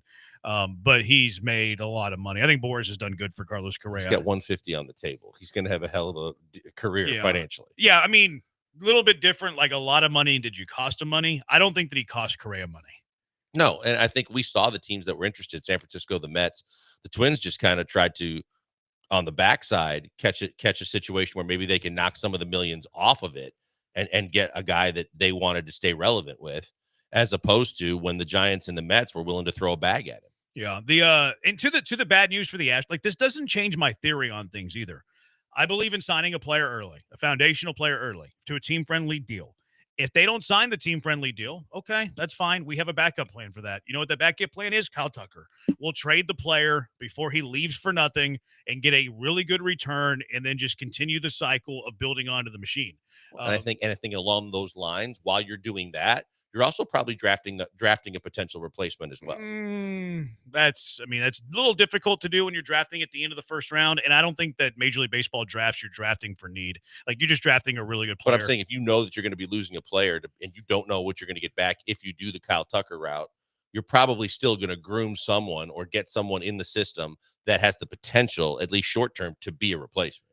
I think that's very difficult to do in Major League Baseball draft when you're drafting in the 20s. Okay, and again, from year to year, where the draft position is going to change, but I just think that, we're talking about from a lot of other positions too. Who's your second baseman of the future? Who's this? Who's that? I think as a general manager, unless you have just like a blatant need, right, at a position where you're really, really weak, I would think that you're probably still trying to find a player that down the line we're probably not going to have that player. I'm probably going to, as well as explore the free agency trade options, I'm probably going to get someone in my system. Yeah, agree to disagree on that. I think Major League Baseball general managers more draft just the best player they possibly can. There are certain general managers that have philosophy towards certain things. Like I think Dana Brown likes college bats. And then look at like Bryce Matthews. Bryce Matthews was a shortstop in college. He's not a shortstop professionally in the big league level. So it's very difficult to do, in my opinion. Just a thought, with Altuve publicly calling out Astros front office to extend Pena. Maybe Pena went to Altuve for advice, and Altuve told him that Boras would get it done with Houston. Obviously, Pena has to want to be here for that to be the case, but it is a possibility. I would agree that it's a possibility. I would say that is the optimistic viewpoint. Like, if you really want Pena long-term, like that is the viewpoint that you hope is reality. And I like the texture said, I wouldn't completely throw that out. I would think that, to me, the first thing that is a no-brainer is that Pena talked up to Altuve about being represented by Scott Boras. Yeah. I mean, look, Altuve has signed some team-friendly deals. Lance McCullers did too. Yes, he has the reputation of being a shark, but he's going to do what the client wants him to do. A texture, any reason Pena couldn't get Soto money? Soto is kind of mid at best for a few years now, other than his contract year with the Yankees. No chance. There is no chance that that Jeremy Pena is going to get 15 years, $765 million. 15 years, $750 million is out of the question with Jeremy Pena. A lot of this, too, is when they enter the free agency market. Like Juan Soto is 26 years old, so he entered free agency going into his age 26 season. Jeremy Pena is going to be, what, 30? He's going to be going into his year 30 season. So Pena is going to be a little bit older whenever he hits free agency, which is going to hurt his overall value. You can look at that from a positive outlook for the Astros. Like, okay, well, he knows that he's not going to be getting this massive contract because he's going to be a little bit older as a free agent. But you can also look at that from a negative outlook, like it's going to be the only one chance opportunity to cash in massively. Because if you start to punt those free agent years, okay, well, now he's going to be 33 when he's a free agent for the first time, 34 when he's a free agent for the first time. It might lose overall earnings in his career. Yeah, I think when you look at it too, the Astros track record has said they're not in it for 10-year deals, 15-year deals, massive deals. And that's not something that they're going to be open to. I think we even with the Bregman conversations, we were going, would they go as far as 6? And age matters. I totally understand that. But I just don't think that it's the Astros' philosophy in negotiating contracts to go with that 10, 15-year deal. Yeah, 713-780-ESPN. Yeah, that's the other thing. Like, he's not going to – Crane would never do that. Like, from both sides, it would never be possible. Blaine, my first thought was more in line with Blankers. Worries me they insulted Pena and he got rid of his agent. See, I wouldn't go as far to say insult. It's more like, I don't think this is my true value. But maybe it is insult. That's the range here. Who knows? Corey, I'd say Boris cost Keuchel money. I think that's a good call. Yep. Can someone tell me what Soto got? Yeah, we just mentioned like almost $750 million. What was it, 765 for 15? 15, yeah, and he's much, much younger.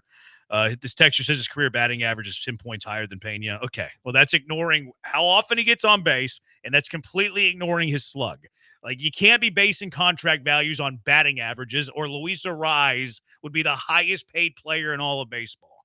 Yeah, no, I think that's humorous to say that you're going to compare Juan Soto to Jeremy Pena and think that they're going to come close salaries, both AAV for a year or for the totality of a contract. Mm-hmm. All right, let's get to Schwabi. Michael Schwab, the czar of Astros Twitter. I wonder what he thinks. He's always hashtag pay the man. He believes in paying everybody that has been a free agent for the Houston Astros. I wonder where he's at on this Jeremy Pena news, and what are his thoughts on the Astros in 2025 and them being inevitable. 713-780-ESPN. Killer Bees, ESPN 97.5, ESPN 92.5.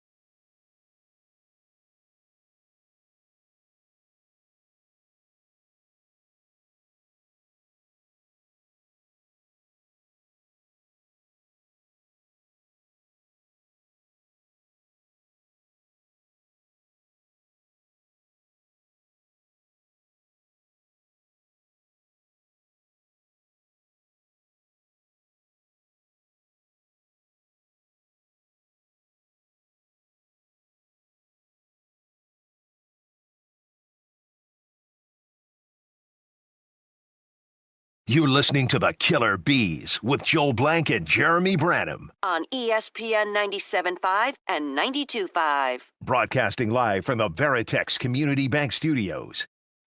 Killer Bees, ESPN 97.5, ESPN 92.5. Let's go straight out to the HRNP guest line, being joined by the czar of Astros Twitter, Michael Swab. You can follow him on Twitter at MichaelSwab13.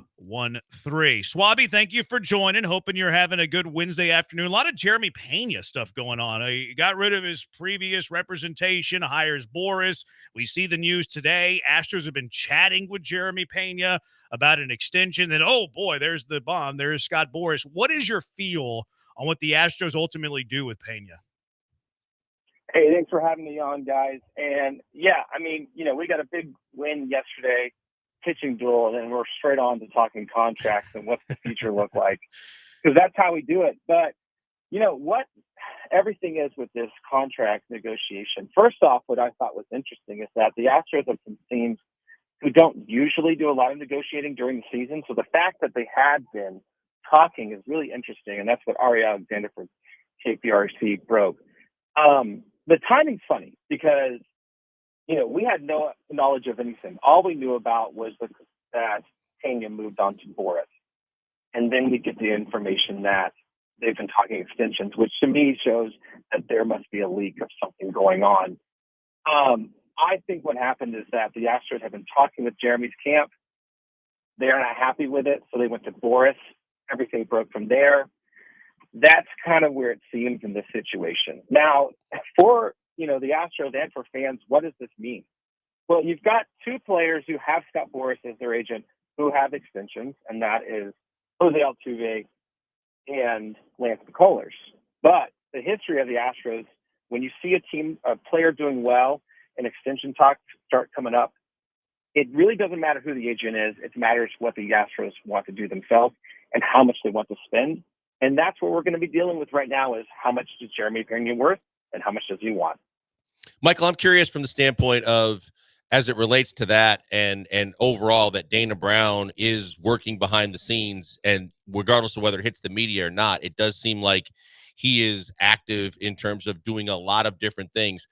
How much do you think that he has been limited since he's been the general manager of the Houston Astros by all of the different meddling, whether it be Jim Crane and Jeff Bagwell and Reggie Jackson of the past, or the fact that, in these situations that he's got someone looking over his shoulder or someone else's opinion to take into consideration, to where you wonder how much is just him and how much is him with a whole lot of help that, whether he likes it or not, is there. Yeah, I mean, I think we've learned a lot by watching this team, and, we all have a thought process on how things should be done, on what works best and what doesn't. Everyone was saying we got to resign Kyle Tucker. I was even saying that. And I don't think we ever expected that Cam Swift would come to kind of a level of what right field could look like by making a trade. I think all these things in a vacuum are really good, and the Astros keep hitting on that. And they're really happy about that. That's been their mantra of, hey, we don't extend players for big contracts unless it meets kind of our standards. And then that's how you get a Christian Javier or Jordan or even Altuve kind of working within those parameters. For Dana Brown, a couple different things. Number one, this is still very new to him. This is his first time to ever be a GM. He was a director of player development for the Braves for many, many years, and really just in charge of just scouting. And now he's got to get into the nitty gritty of contract negotiation, all these things. The big thing, the big difference between how the Astros work and how the Braves are is that the Astros are not handing out 10-year contracts. The max is 5 and 6 years, period. And I think that's been the really hard thing, and that's been the killer for these players is that, hey, you could probably land these guys for many, many more years at a lower rate if you decided to go over this threshold of 5 or 6 years that Jim doesn't want to go over. But I do think it does get in the way. Now, Jim can hold his hat up and say, hey, it's worked because they keep having talent coming up. But you don't always want to just hope lightning keeps striking twice. It has keep striking twice for the Astros, but you don't want to keep losing talent like this. So I think it does handcuff Dana Brown to a major situation for it, but it's just give and take what works and what doesn't. Who knows? We only know what's worked so far for the Astros. I guess the argument that I would have to that is that you brought back talent with a player that was ultimately going to leave you. Like you mentioned the Cam Smith, and I think he's fantastic. I think he's going to be a really good player. Isak has been really good, and Hayden Wisniewski, while did get injured, was part of your rotation for on opening day. Yeah, you lose Tucker, and that stings because he was a really good baseball player. But if you know that you're not going to pay the contracts that the players are demanding, instead of letting them leave for free, you do a Kyle Tucker trade every single time, and you always recycle with more good young talent. Yeah, I don't disagree with you. I mean, I think like they are really raising their hands about this one, and I've heard on the backside that Dana Brown put his eggs all in the Cam Smith basket after this trade, and it's really showing up. It's really showing up because everyone was saying this Cam Smith kid, he's not going to be in the bigs. I was one saying, hey, let's try this kid out. Why not? Let's see what happens. And it's going really good for them. I mean, that's the goal, right? Like, you think that you can kind of move talent like that who, is not going to come back and get good players. That means you should have a good scouting department. That means you should have a good development department that take people who's doing something for another team and do even better for your team. So, yeah, and your point, that's what you have to go by. But how much years are you getting out of it? Are you always going to get that development? Because trades don't always work that way. But right now on paper, it's looking really good. Paredes and Smith are looking excellent. The hope was Wisniewski to do well, but no one wants a Tommy John situation to happen. But even just for two players for the bat, I mean, it looks good right now. So, yeah, can you plan that every year? No, but it worked out. Michael, you think that on the Dana subject, you think that he is, if we just found out about this, a conversation that's evidently been taking place throughout the season with Pena, do you think there's anybody else? Is there a Yiner? Are there other guys that he might be quietly trying to do similar to what the Braves philosophy has been and try to wrap up some more of the young talent that they have? I mean, I think if I look at someone like Hunter Brown, I guarantee there has been talk about some form of an extension. But, Chandler Rome talked about it. I've seen other people talk about it. Like, we're getting too close now to where we're past where these players are. Like, a Cam Smith right now is perfect for extension because he's so fresh into this. It could work. But as they're getting up and you're showing, like, they're top players, all-star worthy, Cy Young worthy, now you're getting to a place where, like, you just really can't afford that anymore. So I guarantee these conversations are happening all the time. The big thing is that people and fans should know, is that a player truly is not involved in most of this stuff. Their job is to show up and play. And I know we always hear them saying, like, I just want to play. That's true. It is their agent who is in charge of this. It's their agent that's talking to the team. Numbers are thrown around, and it just takes a long time and months really for these things to come together. So I wouldn't be surprised if there's been conversations about Diaz. I wouldn't be surprised. I mean, I know for sure Brown there's been conversations, but what's going to actually happen, that stuff doesn't happen or translate until it's finally going to really make it work. That conflicts something that Chandler Rome wrote. He said that the Astros and Brown have not had conversation. So that's interesting. That's why these reports, you never know. You never know. Michael Schwab joining us on the HRNP guest line. You can follow him on Twitter at MichaelSchwab13. Now, the Astros are playing really good baseball. 4.5-game lead on Seattle. They're currently the second best team in the American League, a 1-game lead over the Yankees for the 2 spot in the AL, which is obviously very important. Top 2 spots in each league. Get a bye. Don't have to play in that stupid wild card series. How have the Astros, in your mind, been able to do this with the injuries that they've had? Well, I mean, the biggest thing that stands out is very similar to 2022. And this is a really good thing for people to really hold on to, is just how good the bullpen has been. I mean, that stands out more than anything. They've been locked down in June. I think I was reading it was like 2.23 of an ERA as a bullpen for June. The entire team ERA for the month of June is the best in baseball, but it's not. The starting pitching has stepped up for sure. It's just that if you get to the later innings, it's pretty much locked down. And that's what last night is a great example of as well. I mean, you have no run at all through most of the game. And then once you get to the end, you just get one run by Cooper to win it all because you know that the bullpen can take it from them. The stat that stands out to me that I've just been really, really excited about is this tied after 6 innings, tied after 7 innings.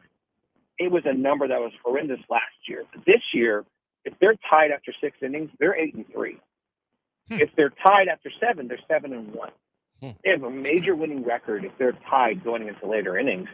And then they have a great record in extras, which is like something that the Astros have not been in Manfred ball. So what's stepping for them is that they've got great pitching. Whereas you can plug and play a starter, but at least that your bullpen is strong with Hader and with Abreu. And then they've got great situational hitting as well. Their average is good. The OPS is not great right now, but at least they're getting hit. Those things have combined enough to make them winning and at least go over a division right now that's just not that strong. So with all that being said, and to piggyback on that topic, because they played so well, because they sit where they do, because the trade deadline is coming up, are they better off? And do you expect that they're just going to say, hey, we need a left-handed bat, Jordan's coming back? Hey, we might need some starting pitching, but guess what? If we get 2 of the guys that are supposed to be coming back, we get a lot of depth back in our starting rotation. What are your expectations for the trade deadline as we approach the trade deadline for the Stros? Well, I think they're going to do something because they always do something. And I know Jim Crane always wants something done at the deadline because it's just flashy and fun and it looks good. So something will happen. Is it a bullpen pitcher? Is it? I don't think necessarily will be a starting pitcher because, as you just mentioned, the Astros, once in a blue moon will show on their media guide that I receive what the injuries are and how people are doing right now. And so, it's Spencer Adigeti who threw yesterday, J.D. Francis coming back, Garcia, Javier, McCullers. Those are all good things that if you get at least 2 of those guys back, even 3, you're in a really good situation because these are starting pitching top level for the team. Like that's good enough with why would you trade up assets for that? So I think at that place on the starting side, they're doing pretty good. For a left-handed bat, that would be helpful. Now, they're doing fine once again on an average level. So against right-handed pitching, their average is just as good as against left-handed pitching. But their OPS is just horrible against right-handed pitching. So they really need to find someone that's a left-handed bat that can bring a good slugging percentage to that lineup because just right now it's just so much right hitting. Jordan will help with that as well for sure. But it's something where I could see them going after someone at the deadline that's left-handed. And I'm also hearing internally that they're excited about Taylor Trammell, who's a left-handed batter.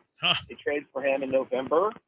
He's playing tonight, so they really want to see kind of how he does and hope they get something like a diamond in the rough in that situation. Yeah, that'd be interesting. The big league number is not there for Trammell, but a former highly regarded prospect. Great stuff, Swabby. Enjoyed the conversation. I'll see you on the internet. Absolutely. Take care, guys. Thank you. Michael Swab, the Twitter admin for the Astros Twitter, which is a very fun place. You can follow him on Twitter at Michael Swab13. 713-780-ESPN. Cash them or trash them with the bees. What are we cashing? What are we trashing? 713-780-3776. Killer Bees, ESPN 97.5, ESPN 92.5.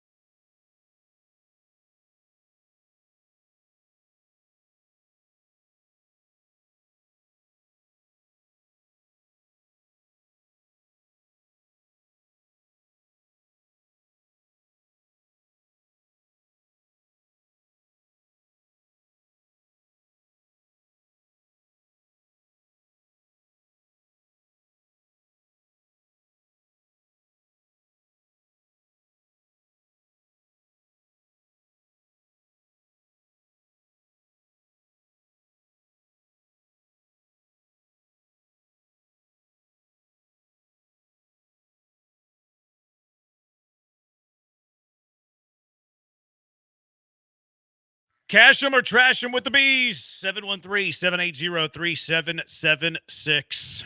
What do you got, Blankers? What are you cashing or trashing? With the draft tonight and the Rockets already with KD in tow, I predict the Rockets will make 2 more trades between now and the start of training camp.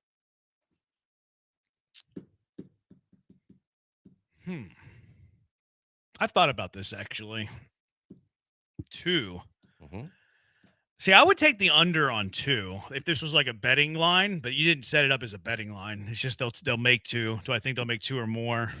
See, from my perspective, I think that they're going to make a move tonight, whether to be get a second-round pick just to have a cheap salary that they could possibly put at the end of the roster. That makes sense. Or maybe there's a shooter or a guy that they really like that they can get late. And then I think that they're going to look to make another move to bring in a veteran or someone that can help immediately, even if it's in spot duty in the rotation, especially if you think that Holiday and Londale are gone. Like, I wonder, though, like, I don't think they're going to make a lot more moves. I really don't. Like, I could see a draft day trade for sure because it makes sense to fill out the rest of the rest of your roster with cheap contracts because this move today can allow for you to spend like your full MLE. I just wonder if they add to the team with their full MLE instead of trade. So I'm actually gonna trash it. I think 2 is a great number. I'm torn on it clearly. I think they make a trade today. I think they add one more piece, but I think they use their MLE, not a trade, in order to add that piece. Yeah, I think this number is dead on. It is like really good I number. think it's a good number to Joel's credit. I think they make a move or 2 tonight or in this draft, so maybe tomorrow in the second round to, like you said, kind of fill out cheap labor. Well, if they do too, it's right. cash. And then I could see like I still think they need a veteran point or at least a different point option behind Fred. So maybe that's the MLE. I don't know, but I'm going to go ahead and cash it. I think they make 2 or more, and probably right at 2. See, I think the move and perceived move to come with getting rid of Holiday as well, or just not pick it, just let him go. I think that you're going to need a backup point guard or a guy like a veteran, potentially, depending on how you play Reed, and you still need a 3-and-D type guy. That's why I think that it may be more than 2. It might be the mid-level as one of them, and then 2 trades. Yeah, I think it's right there. I think it's right there. The Astros will lead the AL West by 5 games by the All-Star break. Wasn't this Joel's from a month ago? Yeah. Don't jinx it. No, we trash. I think Joel has to cash this. We still got to see how I it am goes. definitely cashing it. Yes. Got to see how it goes. Yeah, I'll cash it. That was a joke. Trey on 290 calling me a cancer and a Josh Innes wannabe has joined the list of toxic Twitchers. Cash or trash? If that happened, sure. He compared you to Josh Innes how? He called me a Josh Innes wannabe and a cancer. I don't see you as Josh Innes as the same at all. May not be wrong. No. Notice I said the Josh Innes. No, he just wanted to insult me. I would say the difference between you two is that a lot of times you do it just to get people to come back at you. I think Josh means almost everything he says. I don't think I'm not. I'm not malicious at all. I'm not calling you malicious. Josh I'm means saying, everything he says? I think he was borderline malicious at times. Who, Josh? Yeah. Oh, yeah. Yeah, you're right. Yeah. I had to deal with some of it. Really? Yeah. What happened to y'all? Oh, not with me personally. Everything with the Rockets. I was the bouncer. Oh, that's right. You were the go-between between you and I was Tad. the hammer that had to go and tell him to knock it off. And then I forgot about that. Anytime I had to Tad got prevent mad the about Rockets something from he said. taking away his press pass because certain people were completely had their undergarments twisted. So, yeah. I do like Innes. I think Innes is super talented. I get along with him. So did you trash it or cash it? I'll cash it. It's an illustrious list. I wonder of the other ones. What do you got, B-Mac? I think Kevin Durant. No, you didn't cash or trash mine. Which one? I thought the Dre joining the toxic Twitchers in our lives. No. Trash. No, I He wouldn't called even. me a cancer and an Innes wannabe. You're not putting him in the illustrious list of toxic Twitchers? Do we know that he's wrong? Are you? Can we prove in a court? Touche. Can we prove in court that he's wrong? Fair enough. All right. So I go now. Is that where we're at? Okay. Kevin Durant, I think, has his best scoring average since his time in Brooklyn. Outdoes anything he did in Phoenix, and outscores Jalen Green by a touchdown or more. touchdown. He went touchdown. More than more. 7 points, and 7 Jalen Green was points averaging better. what, 22 plus? I don't He want to go averaged 21 extra last point. year, and Durant was right about, I think, 26. Okay, so you said the most since Brooklyn? Yeah, most of it since Brooklyn, and outscores Green by a touchdown. His last 7 year in points. Brooklyn, 29.7. You think he's going to average more than 29 points a game? No, Brian? I think he's going to average more than he did in Phoenix. He said more than anything since he's done in Brooklyn. And let me get the second part of this right. He's going to average 7 points more than what Jalen Green does. Yes. averages this year. Yes. Not, So not what he averaged last year. The most he averaged in Phoenix was 27-1. So let's just round down and go 27. So he averages more than 27. And he averages now touchdown or more 6, Brian. Trash. Like I feel like I need to give you some value here. Okay, I'll take the value. I think it's 7, but I'll take the value. He's not averaging 26 or 27 a game. He's done it every year of his career. Why not? Why not? I just don't think so, because I think there's other options. I think that this team is. I mean, Devin Booker was in Phoenix. Yeah, but I mean, Devin Booker Harden missed time and too. Kyrie They were in had a lot Brooklyn. of guys that missed time. There were a lot of guys that were constantly missing time. So when he averaged 27 2 years ago, he was only taking 19 shots a game. That's very efficient, by the way. Yeah. But and look, there's no doubt in my mind he's a bucket getter. I hope that he's on a team where he doesn't have to. I just think that's high. I think you go for Kevin Durant because he can do that. Yeah, but I feel like he's going to coast in the regular season. Mhm. You think he's going to coast? Yeah, like I don't mean like he's going to meld They're it in. going to ramp him up for the playoffs. Right, but I don't feel like he's going to go like I'm going to score every bucket. Like he's not going to chase a scoring So title. you think per they're se. limiting his minutes? Because I mean, if he's just not Well, playing, if they're then- smart, they should. Well, no, one, I think both things here. I think one, yes, they'll limit his minutes, but I also think two, he's going to like be a team guy and want the development of Alpi, 2, Amin. Let's see if Amin can score a little bit more. Fred's still going to take some shots. Jabari, I think, needs to shoot more. I think Kevin Durant's going to see the big picture and take, I don't want to say a back seat because he's still going to lead you in, field goal attempts. He's still going to lead you in points. But I feel like because he's not going to chase a scoring title at the expense of the other guys getting development, that it's not going to be this massive number. So I don't think he'll average 27. I think he'll flirt with it, though. I think it's very, very close. Now, the 7 points more than Jalen Green's interesting because Jalen Green now is the second best perimeter scorer on Phoenix as opposed to last year when he was the top leading scorer on Phoenix. I do think his shot attempts will go way down. But I do think that in the situation that he's in, and I think they're hell bent on one way or another. Beal won't be on that team, so I think that Bill's got a no trade though. I understand that, but they are talking about flat out cutting him and just eating the salary. Okay, that's how bad it is internally with him.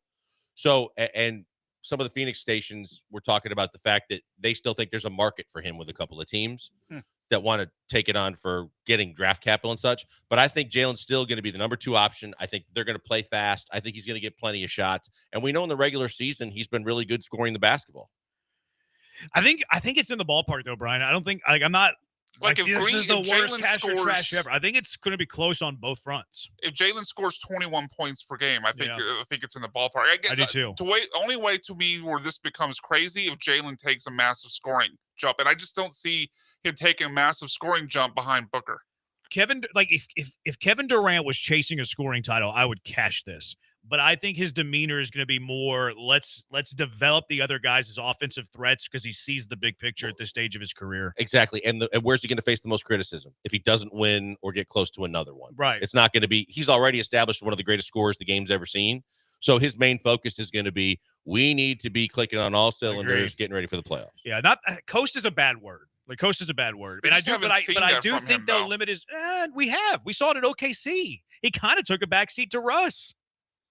I think that's because Russ will just not take the ball and not give it back. I was listening to Tim Legler yesterday.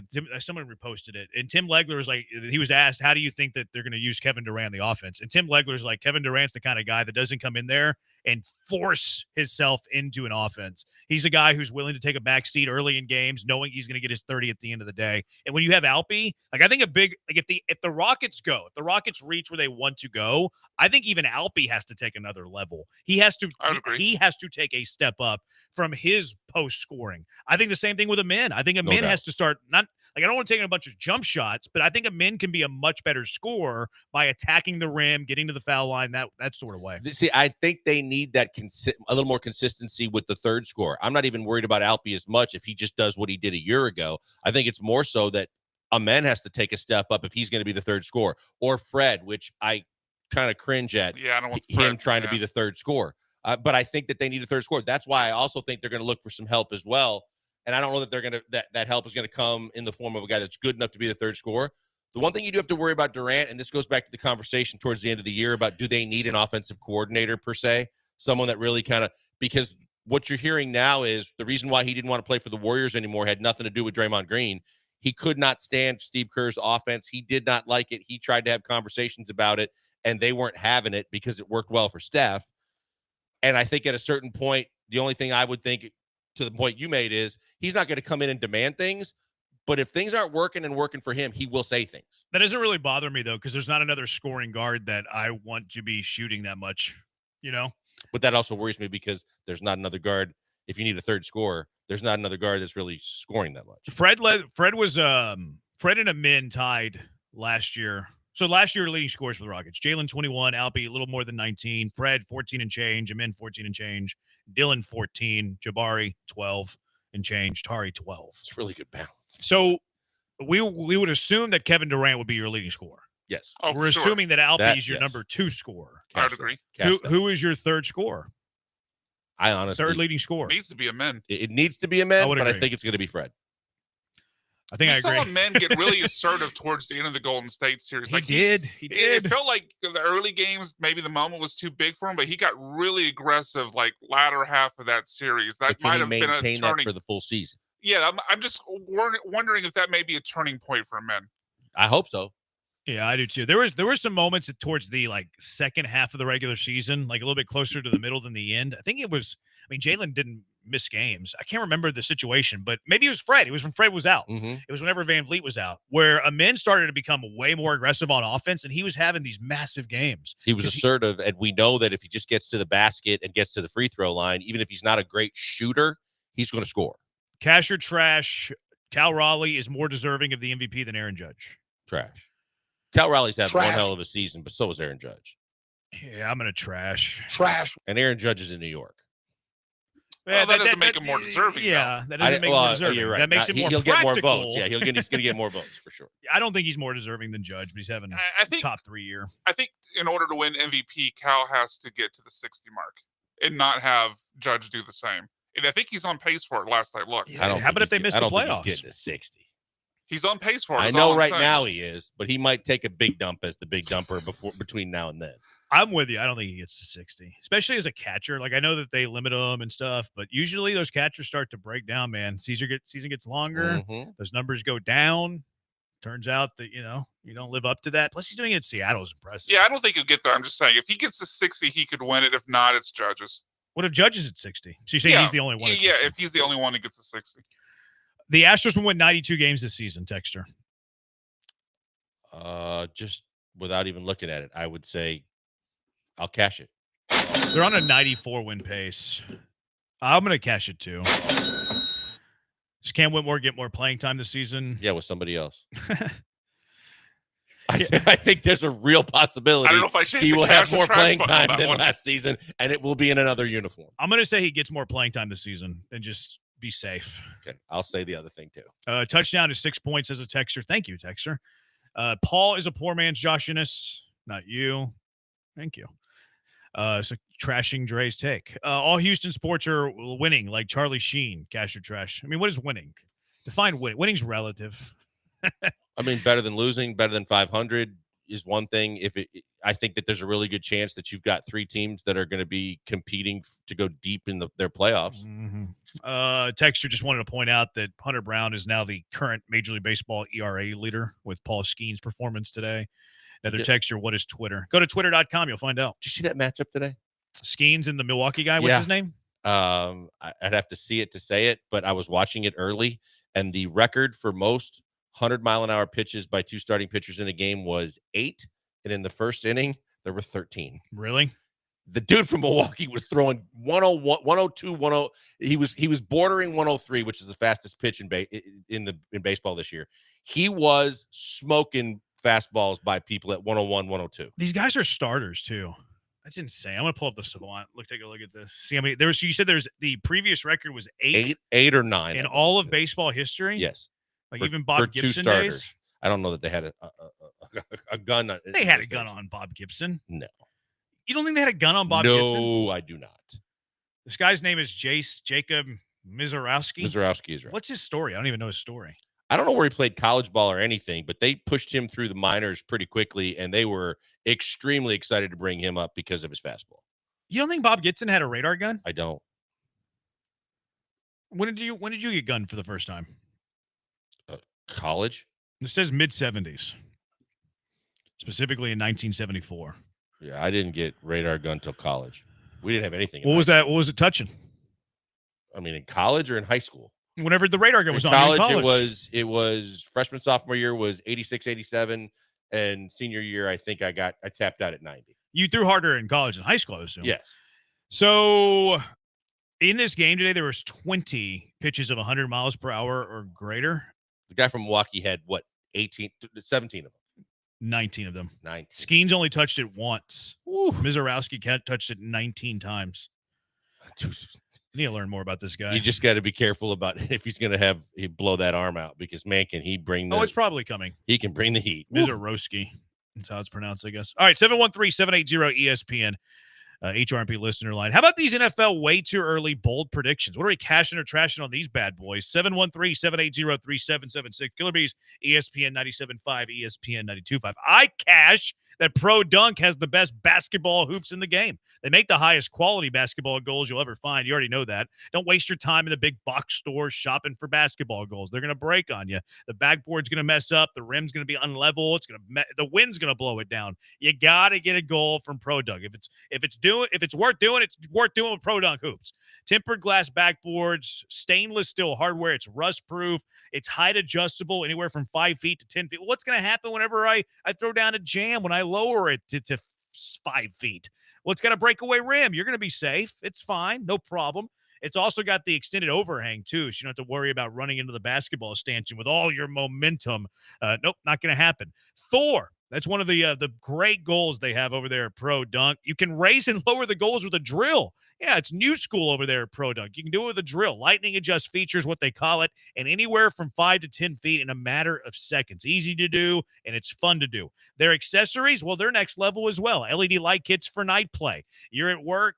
Kids are at school. The only time you can play is at night. Plus, it gets a little cooler at night. You get LED light kits. That way you can play at night. Backstop nets, pull pad lettering, lots more. And you can order all this online at produnk.com. You can also order professional installation online. You're not going to mess it up. You're not going to screw it up, because the pros from Pro Dunk are going to do the work for you. They're going to install the goal, not you. Let the pros at Pro Dunk do that for you as you rest and you relax inside the casa. Call right now, 281-351-9822, 281-351-9822, or visit produnk.com. That's produnk.com.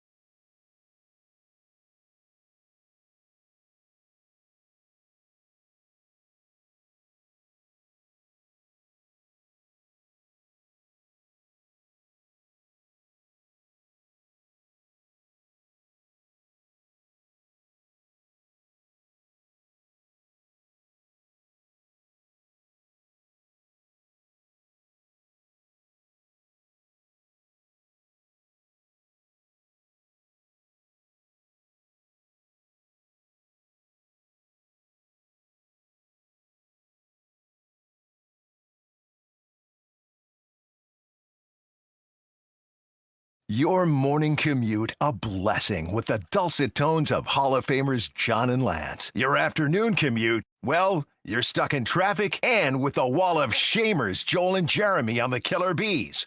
Our condolences. Let's return to the Veritex Community Bank Studio. I prefer the Hall of Pretty Good. I mean, Wall of Chambers was your line. Was it? Yeah, that's what it came from.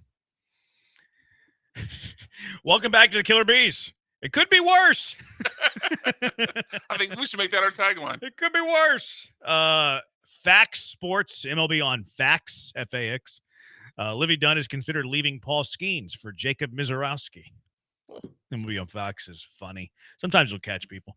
713-780-ESPN, HRP listener line. So here's some of the bold NFL too early predictions. Are we cashing or trashing some of these bold predictions made by panelists at NFL.com? First one, the Bills will win the Super Bowl.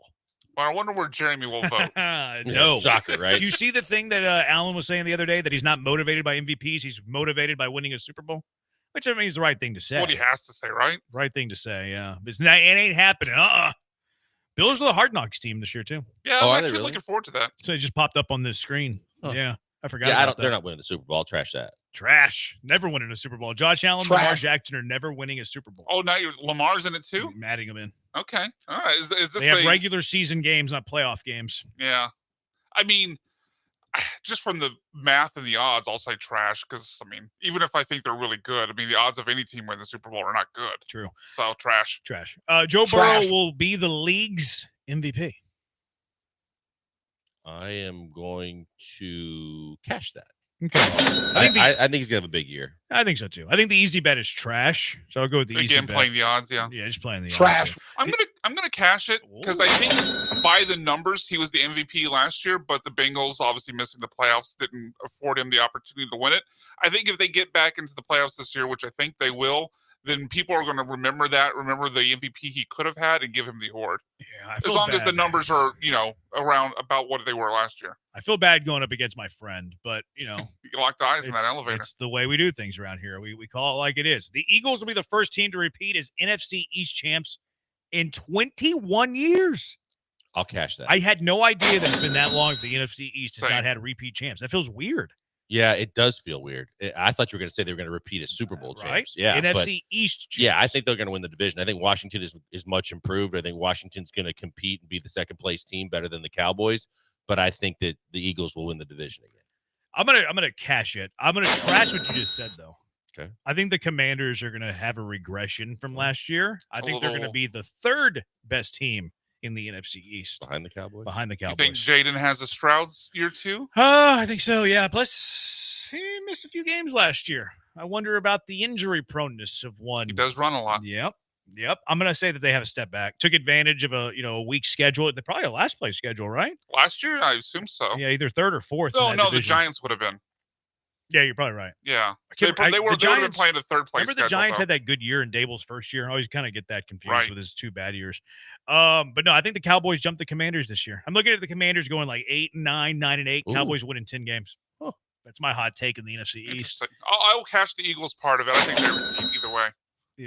Dak Prescott's going to throw for 8,000 yards because they have no running game.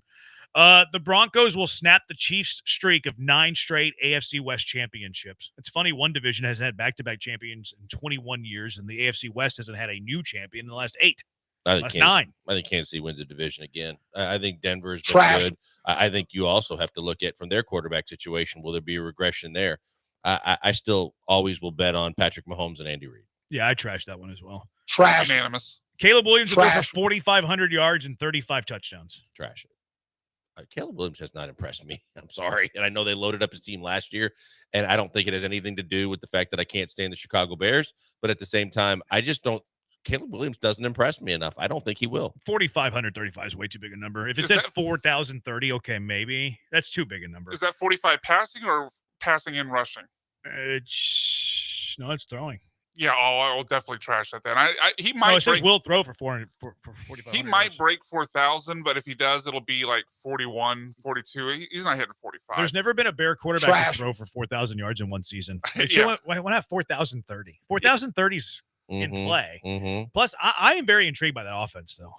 You get a little Benny Johnson with all those weapons. Like, With I'm Rome in year very 2. intrigued. Yeah. Okay, I think that's where the point is really should be focused on. With Ben Johnson, there's a chance, right? Because last year we were intrigued by their offense and all the weapons that they had, and adding Keenan Allen and DJ Moore and drafting Adunze and all the guys that they had. You still got to have a quarterback that can get him the ball. See, I think I'm higher on Williams than you are. I will say he didn't do much in his rookie year, though. I think Ben Johnson's going to turn him around. And you know who else is going to turn him around? You know who's in that quarterback room? The greatest college quarterback statistically in college football history. Of course he's there. Groom a young quarterback. Who better than Case Keenum? I thought he retired. No.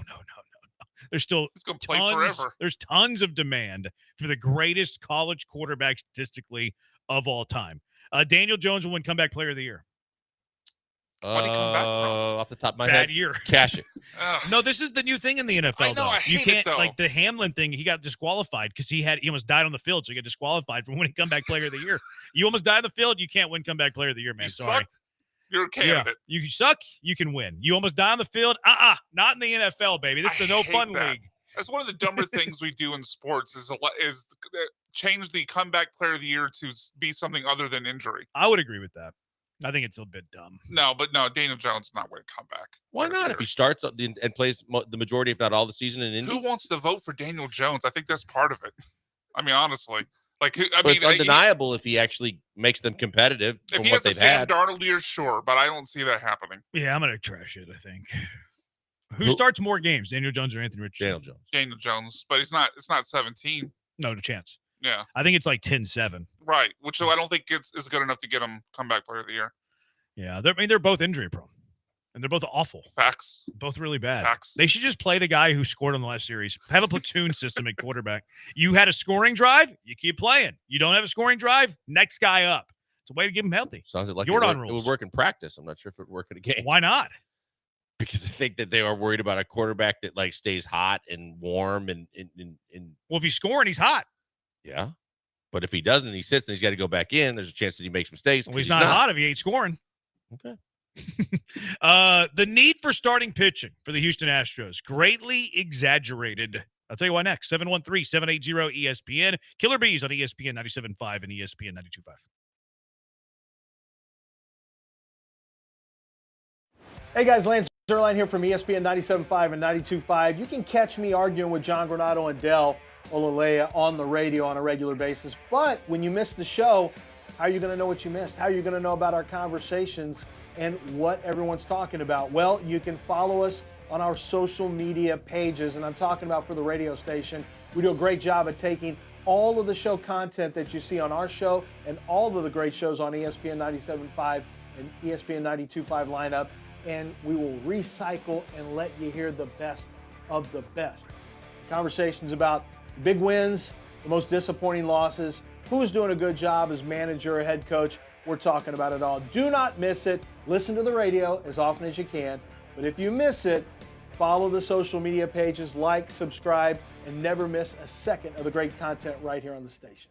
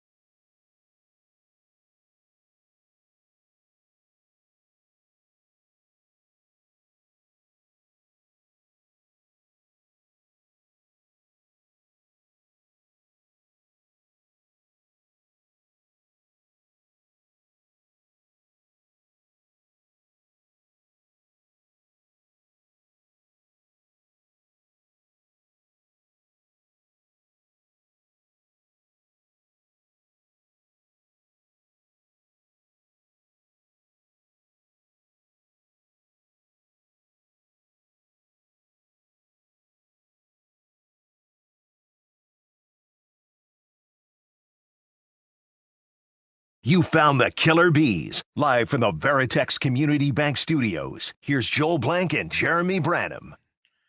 Killer Bees, ESPN 97.5, ESPN 92.5. The texture says Blankers always hates on Cam. I don't know what he's talking about. I don't think you hate on Cam. Cam Whitmore or Cam Smith? I don't remember. I haven't crapped on either It one. must. I think it was Cam Whitmore. And I'm always the It was first whenever you one said in he's gonna be line. traded. I'm his biggest fan in terms of his ability. I just hate what's going on between his ears. I think it was whenever you said he's traded. He's gonna be traded. I think he's referring to that. Okay.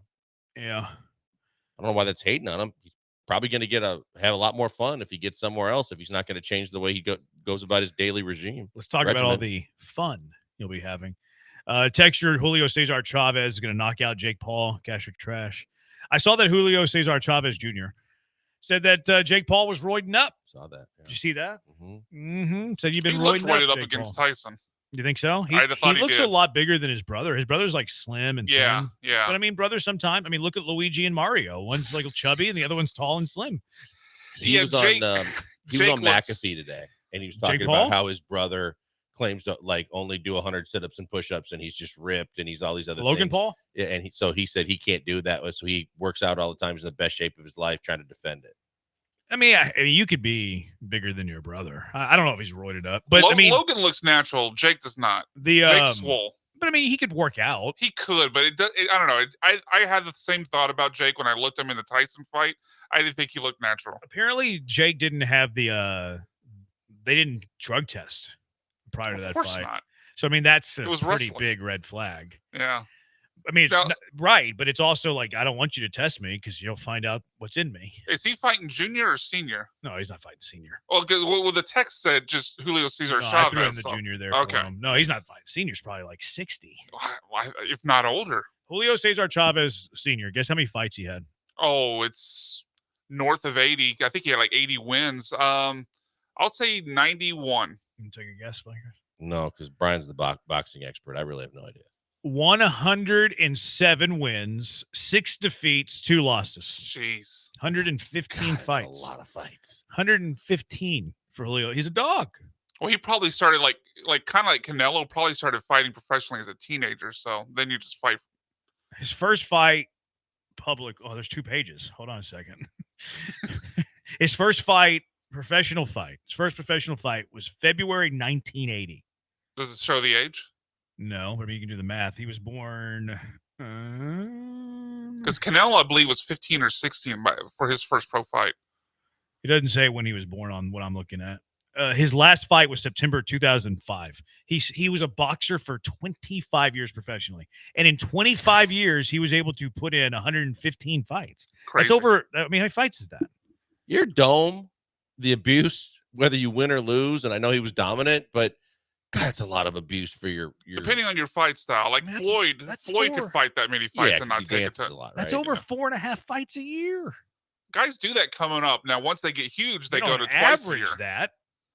Coming up, they do. That's not. They don't average that for a 25-year career. No, you think they get what, 2 a year? Yes, of course. Yeah. Once you make it, you're fighting twice. Right, a year twice tops. a year. Once you're a big guy, yeah. I am excited for this Canelo Alvarez fight, though. Oh, he gets Terrence Crawford. It's gonna be awesome. Yeah. Why is it? Is this Dana White's promotion? No. Canelo signed a contract with a guy in Saudi Arabia. But Dana White was doing the little like face-off thing the other day. Well, probably because it was at Fanatics Fan Fest, right? Well, it wasn't the weigh-in because it's not close to the fight. Oh. I think it was just a face-off. Yeah, fight's not till September. This Fan Fest thing is like everybody's must participate in thing. The names they pulled for that. It's crazy how many people were there. Julio Cesar Chavez was born in 1962. So I mean, that's not that old. That's not that young. He wasn't quite 18 yet. So he made his pro boxing debut when he was 17. That's not nuts. Bad. I think Canelo was 16, but I loved Julio Cesar Chavez. He was my guy. I hate that his son's not great. He used to be okay. He used to be fine. No, he was never okay. He was just protected. I mean, wasn't he a champ at one point? He was, but he was protected. The second he had, I remember I went to a fight here at Reliant where he was fighting a guy from the Contender TV show. Like, he was protected and promoted in a way that. But wasn't that late in his career? Like, I thought when he was young, he was a decent. champion at that point. He was late 20s at most at that point. And then I think it was Sergio Martinez that just, other than one lucky knockdown that Julio got in the 12th round, Sergio Martinez killed him. He fought a lot too, Julio Cesar. I mean, he was the WBC World Middleweight Champion. Yeah, but there's four champions per division. He choose beat your own. Marco Antonio Rubio. Sorry? He beat Marco Antonio Rubio. Before he went to the U.S. government. Not that Marco Rubio. Oh. He beat Sebastian Zibik for the WBC World Middleweight title. He beat Peter Monfrado. Peter Monfredo, that was the guy from the Contender. That was here in Houston. Monfredo. He beat Marco Antonio Rubio. He beat Sergio Oh, he lost Sergio Martinez. Yeah, Sergio Martinez killed him. Look at Brian just pulling all this. He lost to Saul Alvarez. Canelo. Yeah. Oh, he fought Anderson Silva in a boxing match. Hard times. That's rough, man. Needed the money. He fought Uriah Hall in a boxing match too. He beat him though. Man, poor Julio Cesar Chavez. Like he should have. I wish he would retired after he lost his WBC World Middleweight title. He should. I hate it whenever these boxers fight MMA guys. Oh, Uriah Hall was that young up and coming UFC guy for a while. I want to say he made his big. What was the TV show that UFC had? Oh gosh, Contender or whatever. I don't remember the name of it. Contender was the boxing show. Hard Knocks. No, it was. Oh, it'll come to me in a second. I forget the name of that thing. But he was on there. I don't even think he won it. I think he fought in the final, and he didn't. I don't think he won it. Uriah Hall. I think he just like became popular because he was kind of like he had flair, and so he became kind of popular, and then he got a contract. But I don't think he won the Contender. He's from like Sacramento. Tough Enough. Tough Enough. The was Ultimate WWF. Fighter. Ultimate Fighter. There you go. The Ultimate Fighter, because it was TUF, the Ultimate Fighter. Uriah Hall was in the Ultimate Fighter. I'm pretty sure he didn't win it. I think he was from Sacramento when we were playing on the road there. They would always recognize him and bring him out on the court. And I really at first didn't know who he was, and then he started to get some run. Yeah, he was. He had a lot of flair. Like he would have some amazing knockouts. So like people like, oh, this guy's awesome, and then you get taken down and lose every time he got taken down. But yeah, he fought Julio Cesar Chavez in a boxing match. Man, that's sad.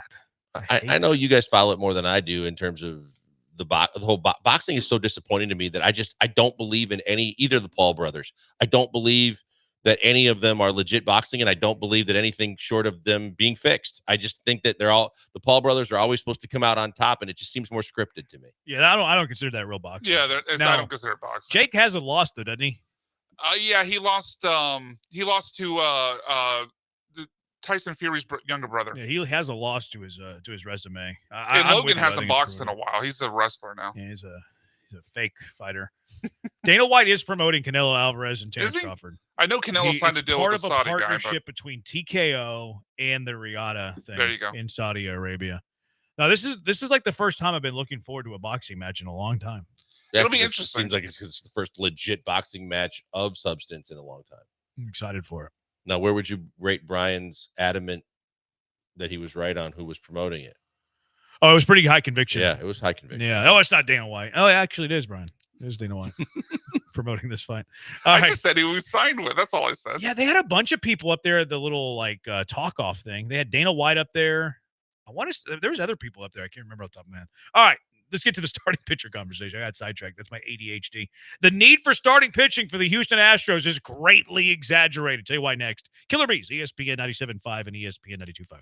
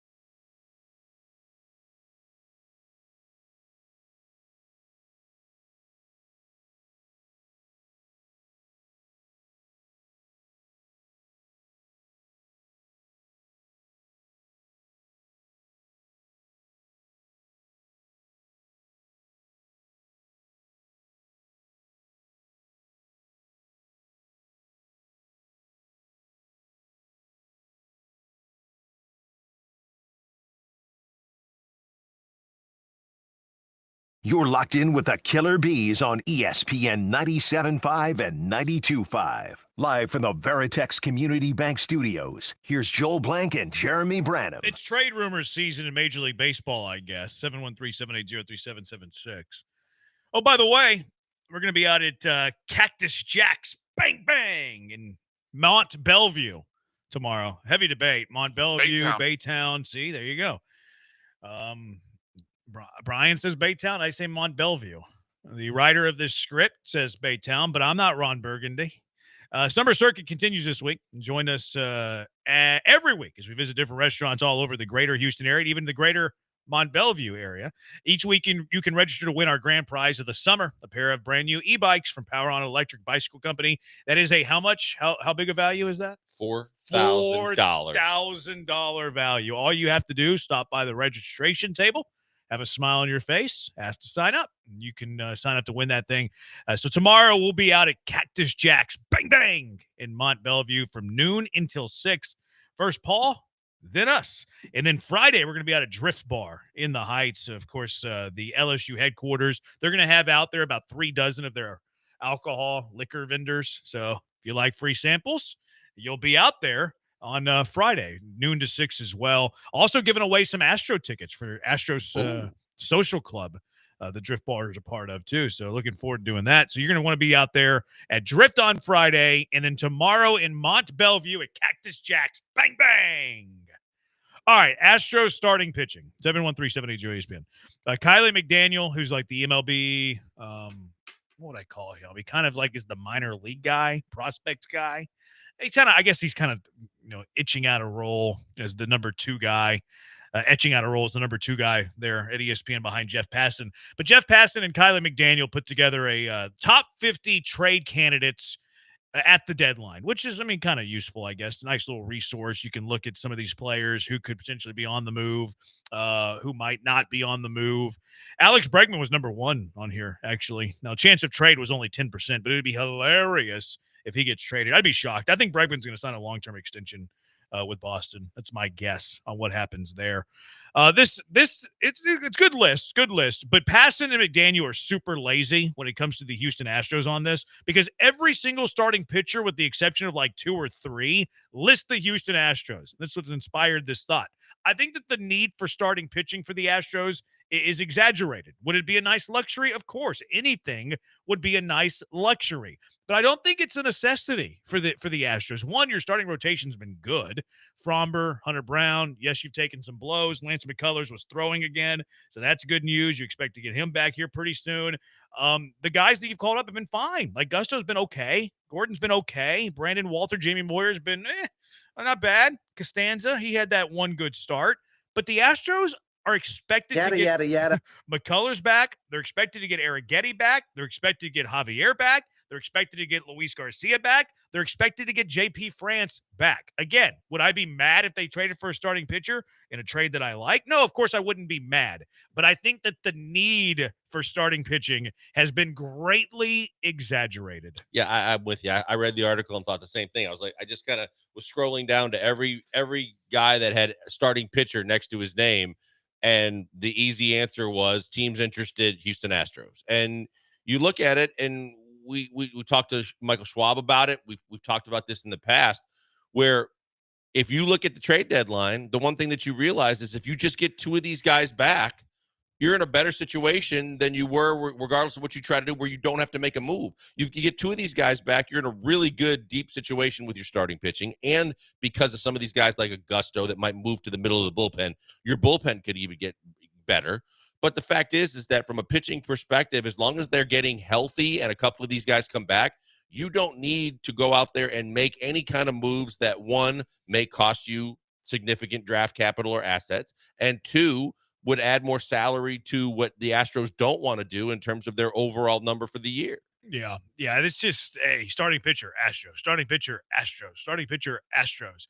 And like the name, like there are some intriguing starting pitcher names. Like, how could you not be intrigued by the prospects of Sandy Alcantara, who also has multiple years left of club control? Like, okay, I don't know what the Astros would give up for a Sandy Alcantara. I think that would be a fairly big package. I do too. Now, he hadn't been great. It'd be a really big fish. Marlins. He hadn't been great this year, but he's been pitching better. I think that the package for that big fish would be pretty big. Freddie Peralta, like he's not great, but he's got club control for another year. Like that, and then you start going to the names like Seth Lugo, who's been pretty good. Zach Gallant, I actually like him. Merrill Kelly, some of these other starters.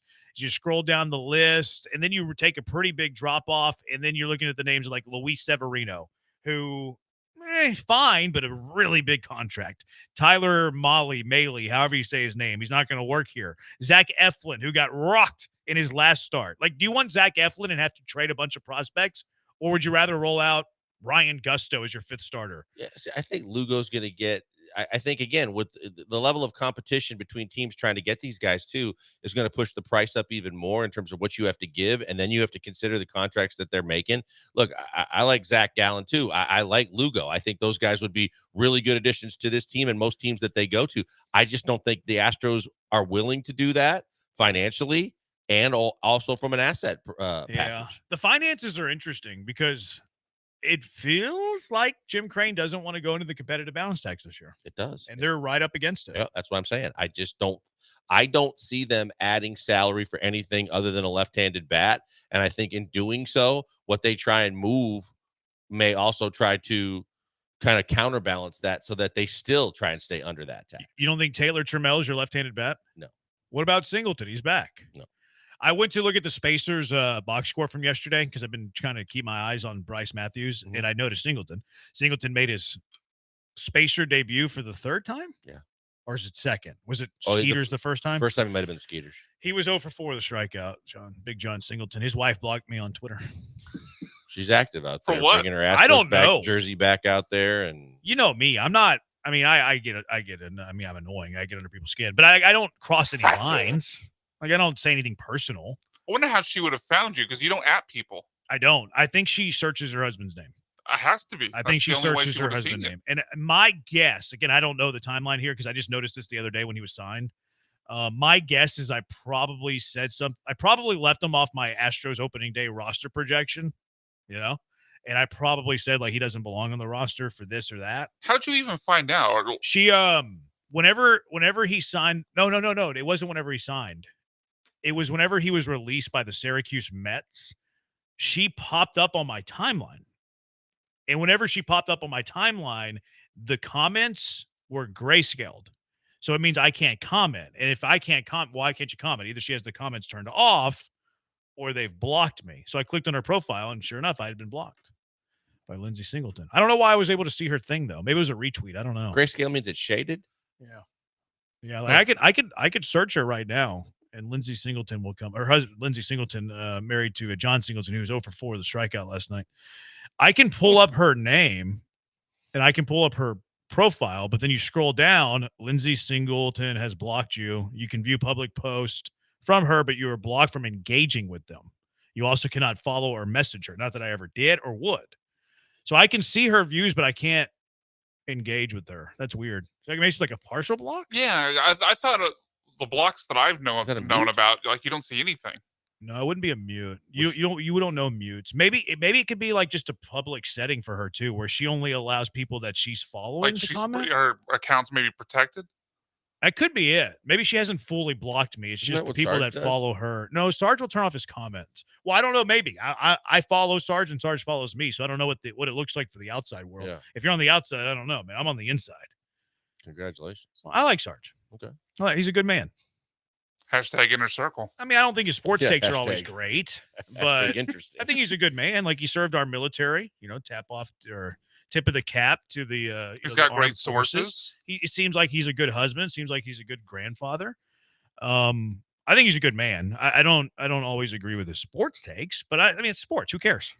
Who cares? I mean, half of our listeners don't agree with anything I say. That doesn't mean I'm a bad man. Jury's out. That's not nice. Sports are so trivial. What are we even doing here? Because this is entertainment. This is where you go to get away from your worries and the real things in life. You're mad at the missus or mister. The kids are driving you up the wall. You come here, and we are your comfort. We are your therapy. Plus, everybody likes sports. We like sports. You don't have to respect the person's sports takes. It doesn't make you a lesser man or woman. Softball Mom Allison. Day one, Donna. We have a lot of great Tamara. We have a lot of fantastic women listeners. Mm-hmm. Heather, Christina. Christina for sure. Who's Heather? You don't know, Heather always texts us.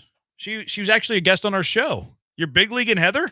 Which Heather? She was a guest on our show. Yeah, she was a guest on our show. When? Back in the day. Early. So before I was on the show. Yeah. Oh, okay. Yeah, it was Heather, whenever the dark days. Yes. Oh, You just big leagued Heather. She listens all the time. She tweets at us too.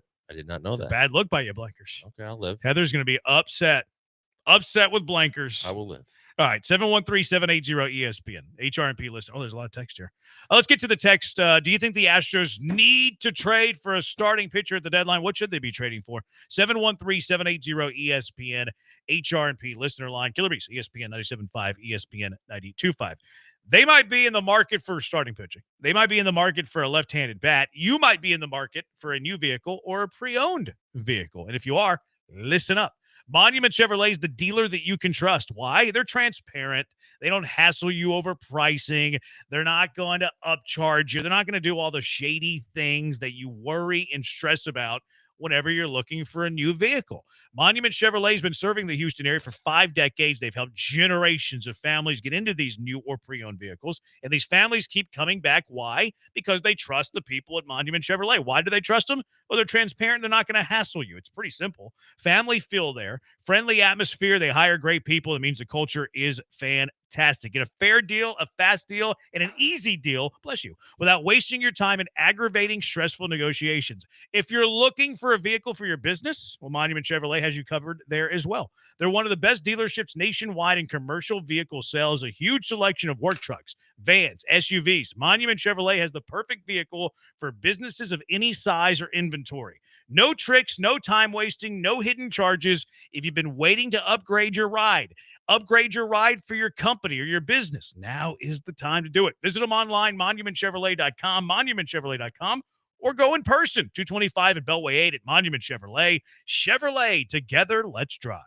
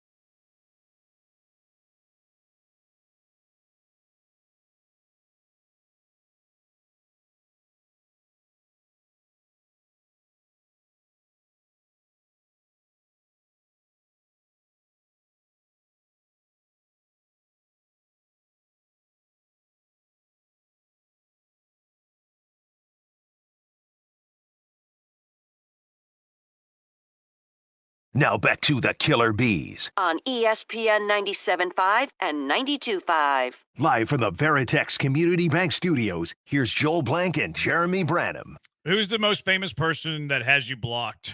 713-780-3776. Mine are just a bunch of randos. I don't think there's a famous person that has me blocked. I don't Titus or Tunzel didn't block you?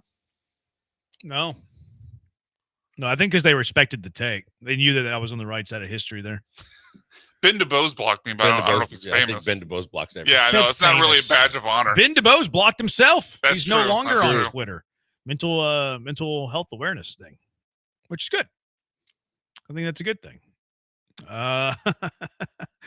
Paulie said that Cactus Jack's is at Lake Charles. Sure, certainly Paul didn't say that Cactus Jack's Bang Bang was in Lake Charles. He could have. It was a rough start to the show for him. We'll Was hear some it? of that in car wreck. Really? Yeah. Wait, what? He got in a car wreck? Yeah, he's got a car wreck. You'll hear it. You'll hear it coming up. Not a car wreck. Car wreck. Yeah, a car wreck. Yeah, yeah. Cactus Jack's is Mont Bellevue. I know. I've been trying to tell these people. They don't believe me. Cam Smith and Justin Melton for Justin Verlander. Haha. I see what you did there. Which, by the way, I looked that up the other day. I looked up Drew Gilbert and Ryan Clifford. Clifford, the Ain't big doing red great. dog. Yeah. Ain't doing great in the minors. Neither one has made their big league debut, and they ain't looking great in the minors. Oh, really? I heard Yeah, I looked Gilbert was struggling. I didn't know that Clifford was as well. I think Clifford has been moved to first base, and I believe he's still in Double-A, and his numbers weren't very good. And Drew Gilbert is not doing anything. So we'll see how those guys plan out. Maybe Danny was on the. And Dana. Gilbert played with the kid that debuted for the Angels and hit the home run against Hunter Brown, right? What?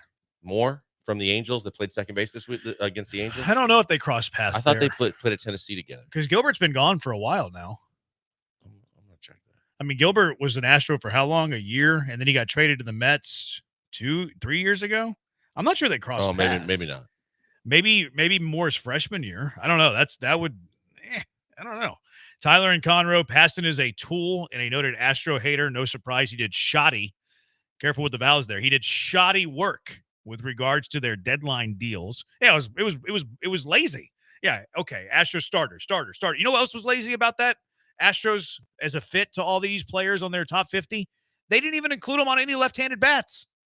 Like every starter, Astros, left-handed bats, never an Astro. Right. Lazy. They don't watch Houston. Lazy. 713-780 ESPN. Tyler in the row. Cactus Jack is Mont Bellevue, by the way, not Baytown. Yes. Telling them. Texture Coward blocked me. That's weird. I wouldn't think that Colin Coward would even have time to mess around with people and block them. Interesting. I think the one guy that probably doesn't block anybody is Skip because he wants to piss everybody off. Mm-hmm. Tyler in the row. If you get blocked, you can still see their tweets. Big Sarge blocked me because he's softer than baby doo-doo. Ooh. Well, there's that. Ooh. Sarge's not gonna mess around with a bunch of people trolling him. Texture says Lance blocked him. I didn't know Lance had that in his game. Texture, I don't follow Singleton's wife. She came up on my timeline too, and I was able to comment on her post. Okay, so I am blocked. I'm officially blocked by Lindsay Singleton for who knows what. Who knows what? I mean, I'm pretty surface level whenever I talk about sports. I think I just said that he doesn't deserve a spot on the roster. I think that's why she blocked me. But it's just my guess. I don't really know. Drew Gilbert and Christian Moore were teammates on the Tennessee baseball team. Gilbert played from 20 through 22. Moore played in 22 as well through 24. So their last year, first year. Awesome story. More you know. Just validated it. Yep. That was riveting. I'm happy we know that they played together now. 713-780 ESPN. Pleasantly surprised by the Astros lose to Yanks record. Can they see what? I don't know what that text says. Can they say, who is your daddy to the Yanks? Okay, I see what you're saying. That's a Yankees insult. Trade for a reliever that can fill the seventh inning Hector Neris type role. Do you think they need to fill the seventh inning Hector Neris type role? Brian King and what do you think? I think they're fine. I think they're fine with Brian King and I think Gusto eventually is going to be in the bullpen that can help. I don't know that he's going to be your seventh inning guy. Currently, how it stands today, I don't love the bullpen as much as I did 2 weeks ago. Sean Dubin being on the injured list, it hurts. Like, it kind of stinks because Forrest Whitley could still actually be on this team. Not that I'm banging the table for Forrest Whitley, but you're carrying two guys right now in the bullpen that you would rather have Forrest Whitley than. And no knock to my guy, Nick Hernandez, go Cougs. And then they called up the Brandon Weems kid once Sean Dubin got placed on the IL. So, there's two spots in this bullpen I don't really love right now. Yeah, no, I'm curious. I know that in his first inning, he had a 1-2-3 inning for Tampa. I'm just curious what Forrest Whitley has done since, because the arm talent is one thing. Ooh, he got shelled. Oh, how did I miss this? Oh, I see the 6 spot, against Detroit. So he had 3 straight outings where he didn't give up a run. And then in his last outing on the 22nd, he faced 6 hitters, gave up 6 hits, and gave up 6 runs. And didn't get an out. That's Ryan Stressley level stuff. Yeah. That's unbelievable. How did that not get bounced around on Twitter? Yeah, I don't know. But there you go. That's I don't miss rough. Forrest Whitley. Yeah, but the Astros' last 2 guys in the bullpen right now probably aren't big leaguers. Oh, you're right. Weems is probably not a big leaguer. Hernandez is probably not a big leaguer. So, like, they do need to get healthy. They were saying that the Dubin thing is they hope it's not surgery. They think it's not surgery. Dubin said that. Wait, the Astros said that? No, Dubin said that. Okay. Dubin said that he doesn't think it's serious. Well, let's hope so, because if the Astros said that, I would think he's destined for surgery. Rackham Pete, Astros need to stand pat. Any returning pitcher from the IL is an upgrade, and Jordan's PTO should be over soon. Do you want Jordan's PTO to be over, though? He's chilling right now. He's in La Playa right He's in now. La Playa. He needs to hang out in the playa, have a Corona or 2. I want Jordan's PTO time to be over when he's 100%. Huh?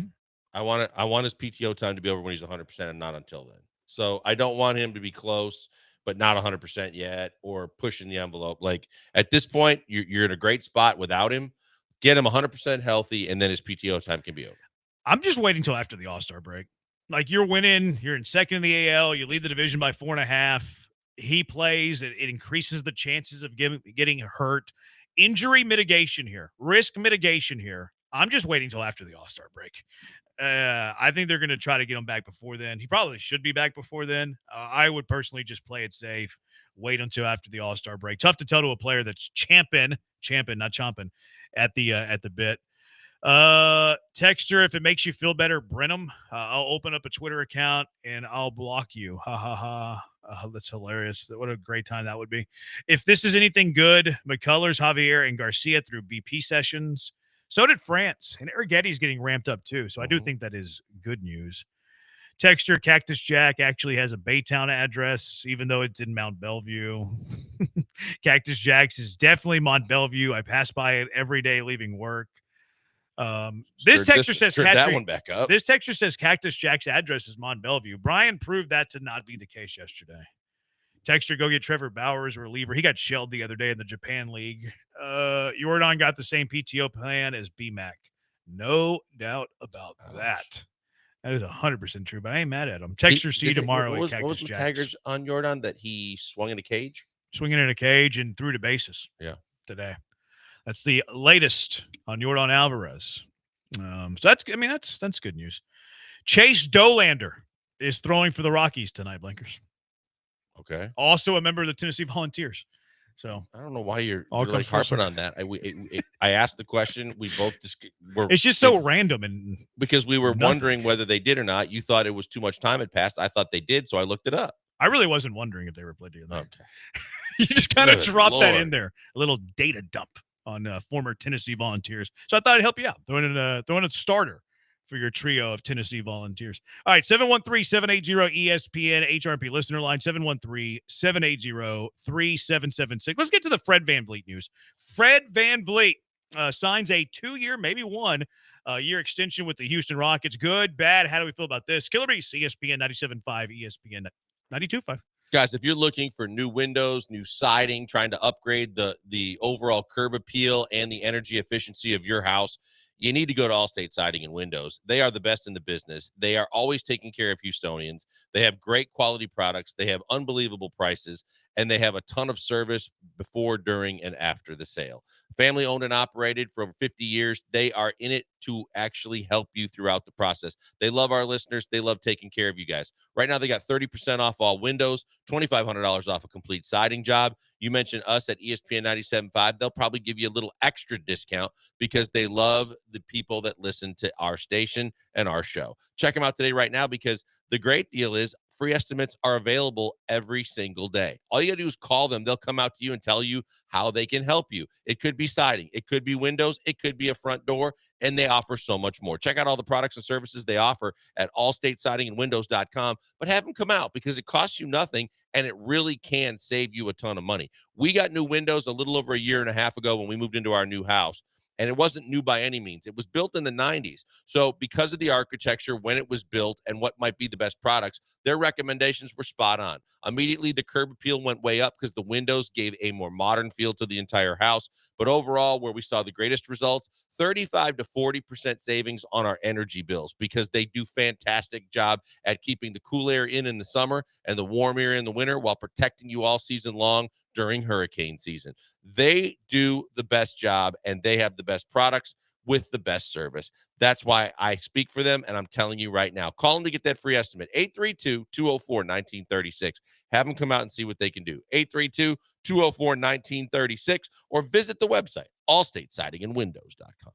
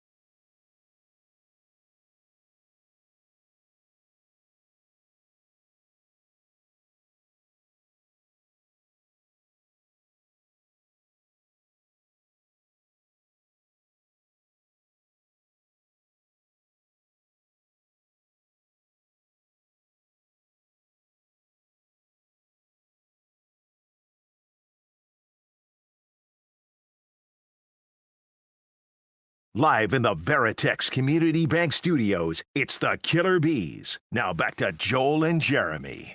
Fred VanVleet, 2-year extension. The club turned down the team option, signs him to a 2-year extension, $50 million per year. Haven't seen the escalators on it. The second year is a player option for Fred VanVleet. Good deal, bad deal, whatever deal for the Rockets. I think it's a good deal.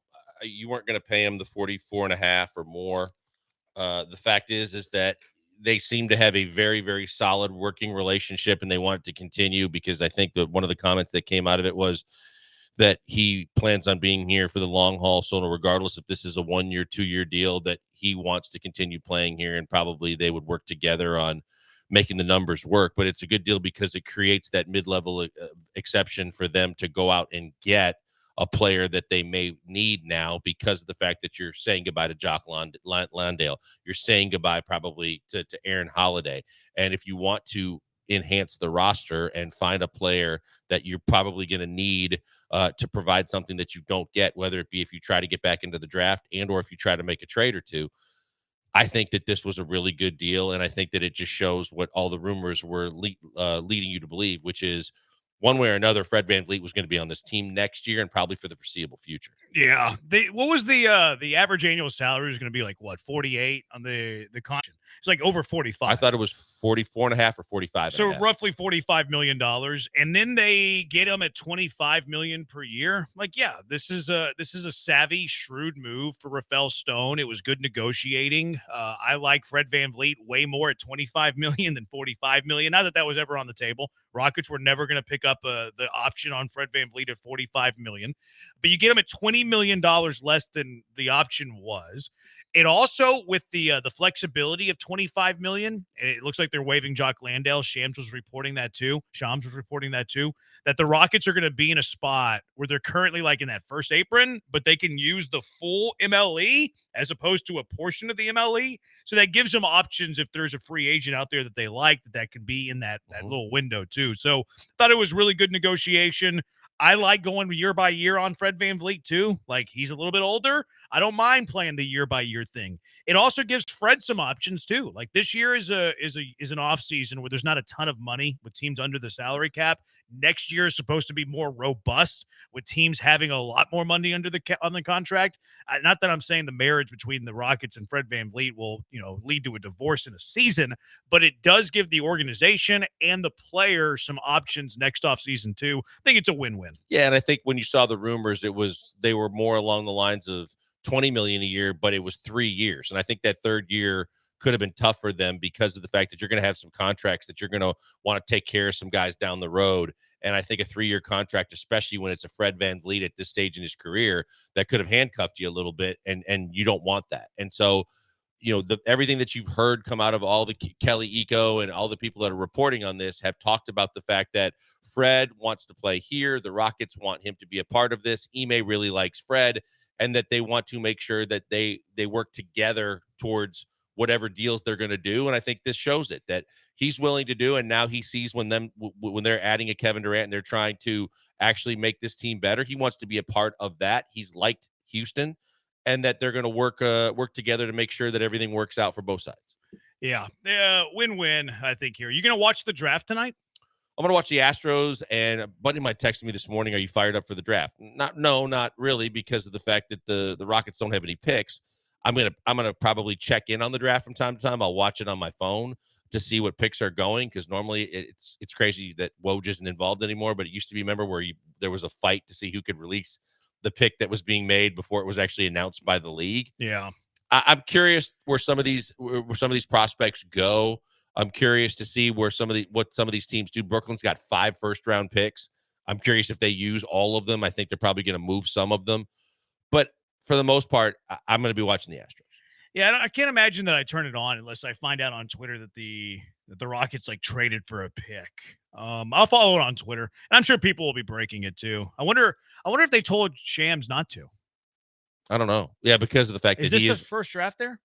How long has he been there? No, this is his first draft with ESPN. Yeah. Yes, because he basically took over for Woj when Woj went to St. Bonaventures. Yeah, I wonder if he. I don't think they minded it when Woj was breaking the I thought there was a thing where they weren't supposed to, and you would always have he would allude to it, like Toronto is leaning in this direction. Yeah, the creativity with each pick. He had a different adjective. Yeah. So yeah, I don't know, but yeah, I'm always intrigued by drafts, but because the Astros play at the same exact time and the Rockets don't have a pick, even though you will see their team graphic because the trade won't be official until the moratorium they call it or whatever. The new NBA year starts, I think, July. What is the word? Is it moratorium? Moratorium? I always whatever. It doesn't matter. Yeah. I wonder who's going to be the guy that falls, though. Like, I kind of have this feeling that Ace Bailey's going to. He's one of them, and the kid from Maryland, Queen. Those are the two guys. You think he's going to slip? Those are two guys that are rumored to be slipping in the draft, and Bailey more so than Queen, simply because of the fact that he essentially blew off and did not work out for any teams. And starting at number 3 with the Sixers, he had scheduled to work out with them, and then just decided he wasn't going to go, and that's rubbed some people the wrong way, to where there's been people very hypercritical of him, that he's very self-centered, all about himself, even on the court. That's all he worried about. Kid's hyper talented, and I think someone's going to take him pretty early. Yeah, it feels like he's trying to get to a very specific spot. There was rumors that he wanted to be on the East Coast and stuff. Well, there were two different reports, but they didn't know who they came from. Anonymous sources near Ace Bailey's camp said he will not play for Utah, or he does not want to be drafted by Utah. And there was one other team, which may lend itself to what you said. Yeah, it'll be fun to see where everybody goes. What's the likelihood you think that the Rockets trade? I don't want to say first round. That feels lofty. I think it's more likely they trade for a second round pick, unless there's because I don't think they want to be on the hook for the responsibility that goes with a first round pick. I think they'd like to get an early second round or a second round pick where they got a guy that might have slid a little bit that they know for a cheap price would really be a nice fit for this team. So I think it'd be more likely that they trade into the second round than the first round, but they have been doing all their draft due diligence, no matter if they have a pick or not, even after they gave up all their pick this year to Phoenix. Yeah. There's not anybody I really love in the second round, though. Like the guy that I like in the back half of the first round that I think would be interesting would be Clayton from Florida. He's just such a good shooter. Yeah. Pretty good playmaker, but, I mean, right after the tournament, there were people that had him as a lottery pick, and I just didn't see it. I didn't see it then. I don't see that. Yeah, I don't see it now. Now, if he slides, crazier things have happened, but if he slides out of the first round, you would think that that's something that the Rockets would be interested in trying to take a flyer on. But I think a lot of teams would like to get him in the second round where it wouldn't be as big of a risk if he doesn't pan out. 713-780-ESPN. Texter going at you. You disrespected Mr. Stone every time you could. You should apologize to that man, Mr. Rocket. No, that's not true at all. But you know what? I've been very honest about Rafael Stone throughout the process, and I've given him credit, including just the other day, for the work that they've done. I feel like that's a long time ago. Like ever since we've been doing a show, which has been a long time, you've been mostly pro Rafael Stone. And very honest. Yeah, if he made a bad move, like, when you and I went back and forth about the extensions that Jalen and Alpi got, and I was questioning why now and why especially with Jalen. And I don't go back on that. I stand firm on the fact that I'm going to be honest in every situation with whatever Rafael Stone and the Rockets do. Hindsight 2020, what do you think about those contracts? I mean, I think from an Alpi standpoint, it's a good contract. I think that he's going to be here. They like him. He's going to be a part of their future. So I think that was more of a secure move doing it when they did. I really questioned Jalen, but because it turned into Kevin Durant, and we just have to see what Jalen truly becomes. But I still wouldn't have done it. But because you got Kevin Durant with it, I'm fine. Yeah. 713-780-ESPN HRP listener line, 713-780-3776. I saw a take earlier today. I think it was Roosh. He called the Rockets front office top 5. Would you be willing to go that far on the Rockets? Oh, boy. So if we were going to do top 5 front offices in all the NBA, I think Brad Stevens has done an unbelievable job at Boston. I kind of like the trades he's making. Yeah, he's actually, people think he's blowing it up, but he's actually still finding ways to keep Tatum and Brown and put guys around them. And he dropped $180 million of potential, whatever you call it, tax for the Celtics. I think Brad Stevens is up there. I think Sam Presti, obviously with the Thunder, is at the top of the list in my book. I think those two guys are extremely high and have to be in anybody's top 2. Now I'd have to think a little bit more in terms of. I think they're top 5-ish. Just off the top, off the top of the head. Like I think they've done a really good job. Yeah, and I like the way that they've handled the Durant. I like the way they handled Van Vliet. Everybody's happy. Everybody's doing pretty good right now. 713-780-ESPN. Texture said it would be nice if McNeely falls into the second round and we move up to get him. That's the UConn kid, Liam McNeely. He's a good shooter, pretty good. I think you know what he reminds me of? Sorry, this is going to be a lazy take. He reminds me of a much younger Dalton Connect. Good outside shooter, enough of a playmaker, has pretty good size. Yeah, I could see that. Yeah, I think that, because of the fact that they both like to shoot the 3 and they got some spring and they can get up and down the floor. I could see that. Yeah. I don't, other than that, I don't really love I was higher on Connect than you were coming out. But yeah, I think they would back you up. He's been solid. Mm-hmm. I just didn't think I thought Connect was pretty limited. And I thought Connect was already at his ceiling. Yeah, I think in retrospect, you see the immaturity of the kid because of the trade, and then it wasn't, and it was tough on him when he had to go back to LA, which shouldn't have been all that tough. But I think that if he truly gets any kind of minutes, I think he can be a good player in the league. Pulling up ESPN's mock draft and just looking at like the last 5-ish picks in their mock draft, they have Rasheer Fleming going 27. That's ridiculous. Rasheer Fleming's not going 27. He might flirt with being a lottery pick. Yeah, I think so. So, like, I'm going to dismiss that. Maxime Reynaud for Stanford. That's an interesting big man that actually has some, like, skill. Is he enough that you would want to trade to the back end of the first round? Better than the kid from Baylor that we were talking about the other day? The big kid the Rockets have been stashing that's been... Oh, he's from Oregon. Oh, You're talking about right. Dante? Yeah, Dante. Yep. Yeah, was much different. I think Reynaud has, like, skill and touch and stuff. Whereas Dante's just like, go get the basketball. You're going to block shots and rebound and run the floor fast. Like, he doesn't have any offensive skill. Gotcha. He's just a big dude that blocks shots and rebounds, which, I like that kind of. He's like a Capella type, Mm-hmm. Looking through the second round, like, I usually have a draft crush in the second round. I don't really have that guy this year. Chaz Lanier, meh. Not an NBA. Kobe Bria can shoot, the dude from Kentucky, but that's really all he can do is shoot. Janai Broom, I think he's a really good college player. I don't see him making it in the NBA. Really good college player. Javon Small would be interesting. I think he could be like a little combo guard that can score a lot of points. I'm trying to think of, it's not Coward, it's like that, Cowley. So he's going to go early. He's a lotto pick. Yeah, I was going to say, he's a guy that they say is all this mysteries around him, but he could go very, very high. That kid was going to go to Duke. And then he went to the NBA Combine and like what he heard. I think Coward has a chance to be like a top 15 pick. I think he's a lotto pick. Coward's a lotto pick. Like, I don't think that if the Rockets trade into the first round, I think it's in the 20s. Oh, for sure. I think it's late first at best. And I think that the most likely thing for them to do is to trade into the second round. Maybe Ace Bailey will have a Cam Whitmore style fall. Stevens, Presti, and Stone are the top tier right now, says a texter. The other Nimhard brother would be worth the risk. Nimhard, I like him as a point guard. He's got great vision. Not a wonderful shooter, not a wonderful athlete. Yeah. He was really good at college. I don't think he has the NBA size. I don't think it's the NBA shot. I don't think he has NBA athleticism. But maybe he could carve out a role in the NBA as like a backup point guard. He's a very good passer, though. He has elite vision. He's not his brother. If you're expecting like he's just cut out of his brother's mold, though I do think he's a good ball handler. He's a good, like, old school point guard, but you're right, because of the size and everything else and his inability to be consistent enough shooting the ball. I don't think that's what the Rockets would be looking for. Any U of H prospects coming out, J-Bone? LJ Cryer would be a guy that I think gets a summer invite. You don't think he'll be a second round pick? I don't. No, I think he'll be on a summer league team and then try to get into the NBA that way. I don't think he'll be a second round or picked tonight. I think tomorrow. I forgot it was 2 days. I think Roberts is going to be the same way. I think someone's going to invite Roberts to camp. Yeah, probably. Uzan would have been the best NBA prospect, but he's coming back to school.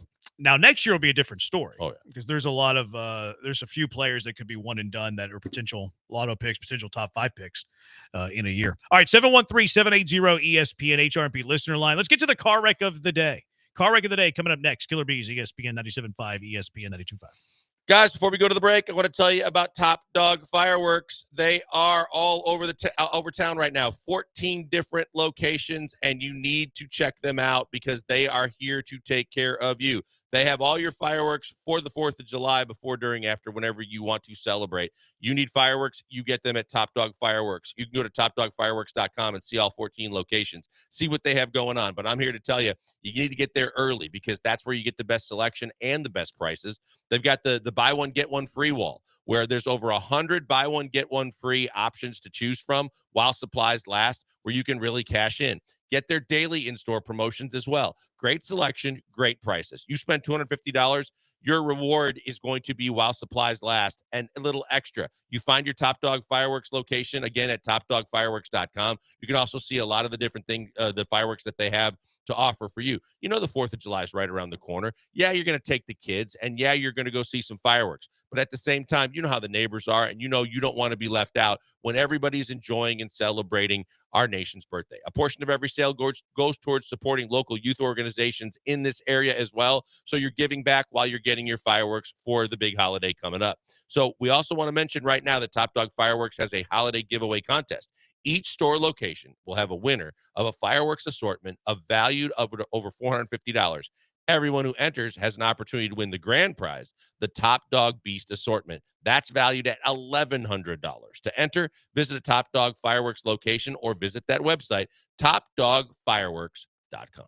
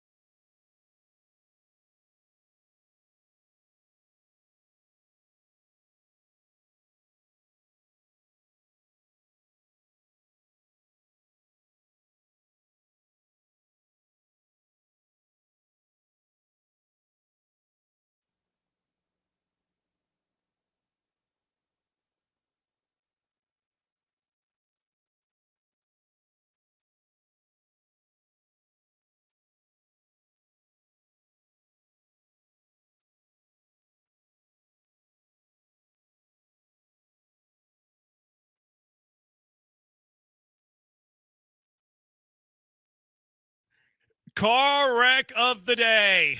713-780-ESPN. 713-780-3776. What are you nominating? Car wreck of the day, Blinkers. Start with the fan in Chicago at the White Sox D-backs game last night that started to get on Ketel Marte as he was in the batter's box, making references about his mom who passed away after a car accident in 2017. After Marte popped out, he was emotional. You could just tell he was really disturbed by it. He was crying. They all of his teammates rallied around him. Thankfully, now not only was the fan ejected from the game, but now he or she, whoever it was, banned from all ballparks in Major League Baseball until further notice. But that's pretty tasteless. Yeah. Bush League. Nothing good comes from Chicago. They're losers. Losers, Chicago fans. Hurling insults about Ketel Marte's mom. Do you think that the fan knew Or do you think he was just making mama jokes? I think the fan knew. Either way, tasteless, classless should 100% be banned. It's just a question that popped in my mind. Yeah, and I was looking around because someone had the audio but decided to mute it while he was in the batter's box to just show by his body language and where he was looking and how he was acting that he was getting disturbed by whoever was yelling whatever. But I just believe that the way fans are these days, I think they probably knew. I would guess that they knew too. I would guess that either way, tasteless, classless should be banned. Just curious if he thought. What else? O'Neal Cruz, he's at it again. Last night in Milwaukee, thought that he was grounding into the third out and decided to not run to first base when there was only one out and was yanked from the ball game after it was an easy double play. He also, after misplaying two balls in the last 2 weeks in center field, once it got by him, just stopped and let the ball roll all the way to the wall and let someone else back it up and go get it and try and get somebody out of it. It's a horrible look that he just has a whole lot of I don't care right now. Yeah, he's one of the most talented players in baseball too. I think it's like a kind of Jadeveon Clowney-ish, where super talented, probably could be the best player at the position.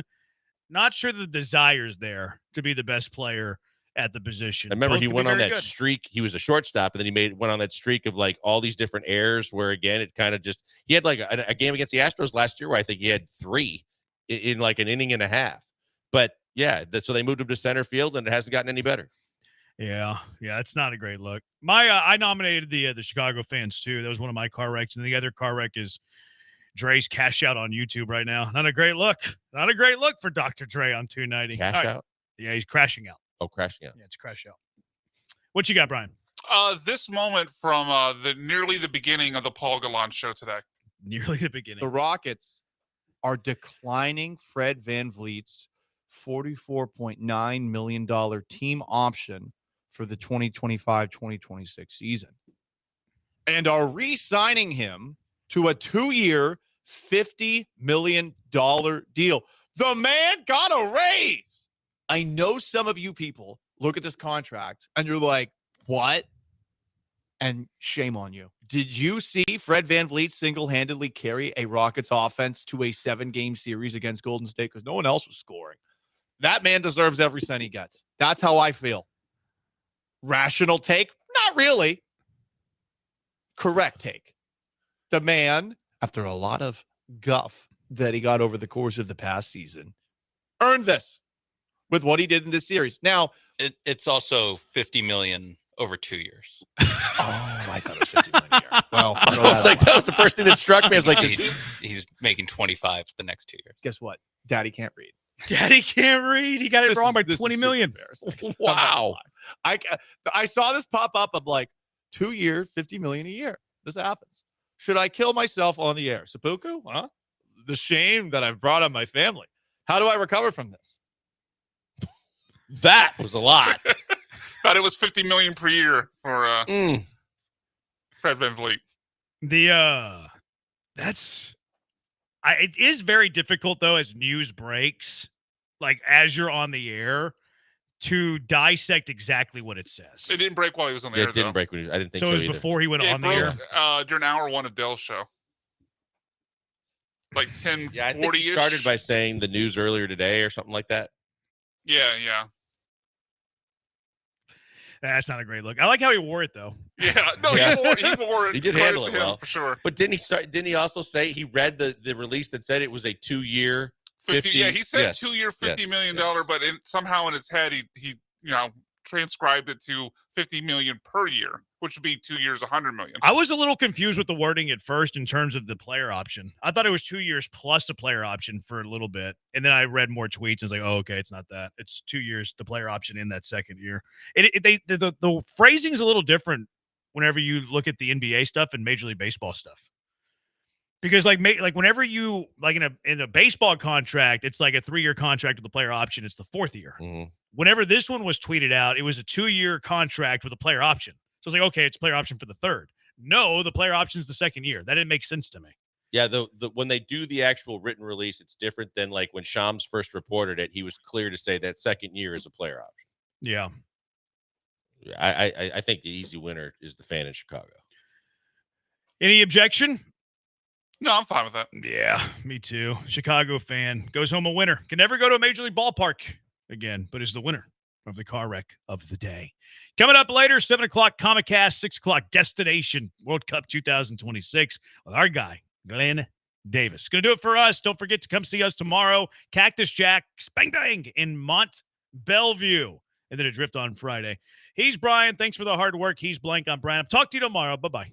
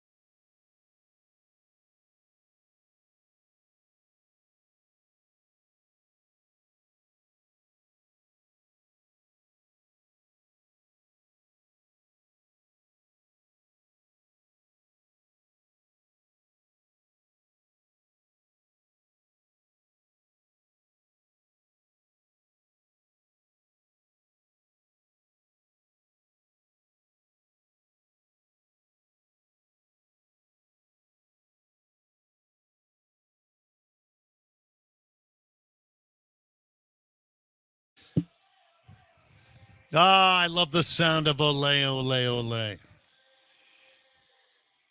Yeah, it is the countdown to the World Cup next June 11th through July 19th. And right here in Houston, Texas, the World Cup will shine, the biggest sporting event we will ever host in the city's history.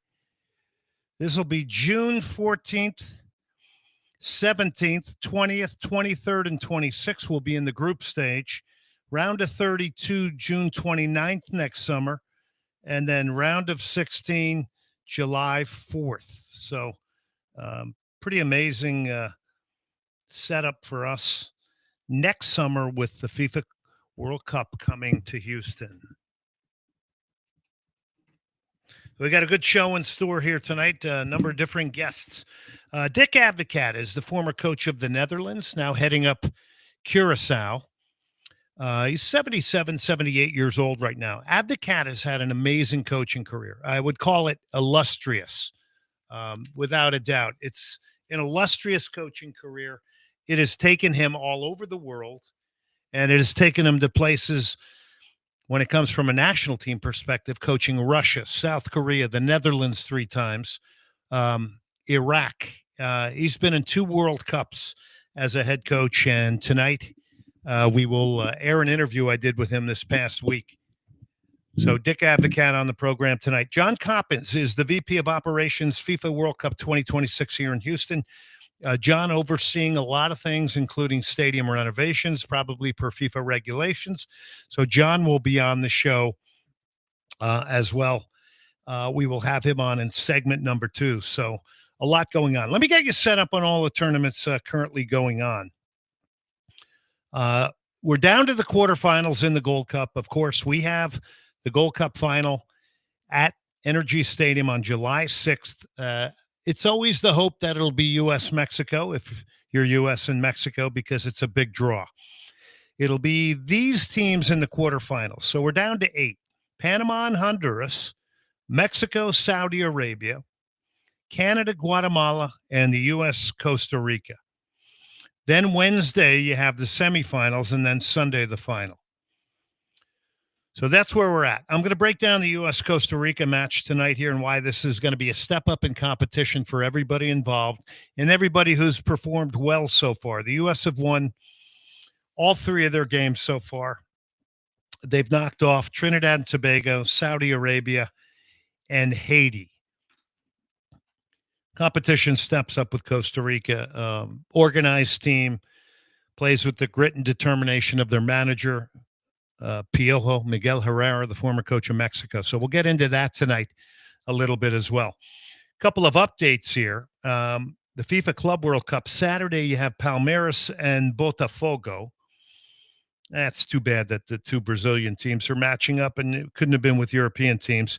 You also have Benfica, Chelsea. Sunday, you got PSG, Inter Miami. That's a big one. Obviously, PSG is the heavy favorite there, the European champions.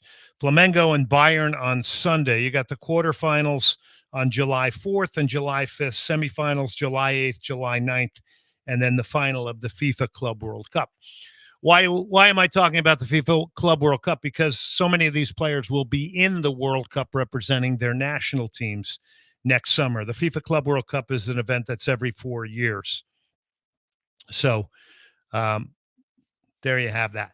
So let's first get into the U.S. last game against Haiti.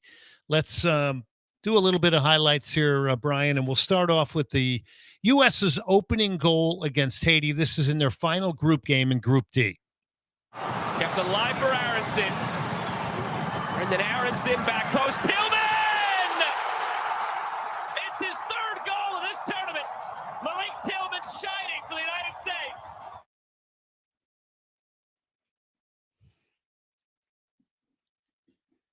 So that was goal number 1 for the U.S. And then a big mistake at the back by Matt Freese in goal. Goalkeeping is a big issue for the U.S. heading into the World Cup next summer. There's no telling where it'll be. I'm thinking if Matt Turner gets back into a club where he's playing regularly, he could move back up to number 1. He has looked shaky in some of his starts as well. Here's how Haiti would tie things up. Giving chase, it's Lucius. Tim Ream goes back to Freeze. Gave it away. Lucius goes for goal, scores! Punishing the mistake by Matt Freeze. Don Lucius restores hope for Haiti. So that would make it 1-1. And then the ultimate game winner here for the United States as they would go undefeated and win out in Group D. Ajiman in behind. Flag stays down. Ajiman around Placid. Ajiman tucks it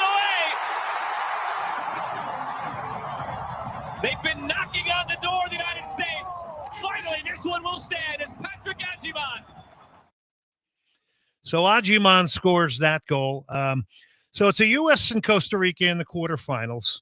This game will be at Bank Stadium in Minnesota. Costa Rica and the U.S. have met 42 times in their history. The U.S. have a 19-17-6 record over Central America.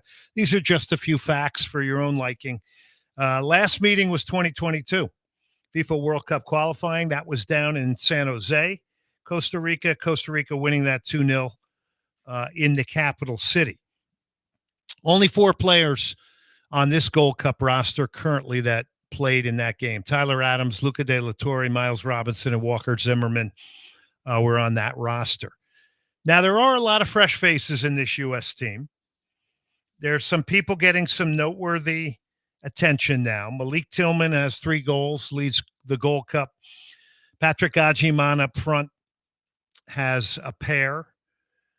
Tillman scored his 3, obviously, in the group stages, and Ajiman has 2. Now, for Patrick Ajiman, he's getting real opportunity under Mauricio Pochettino here.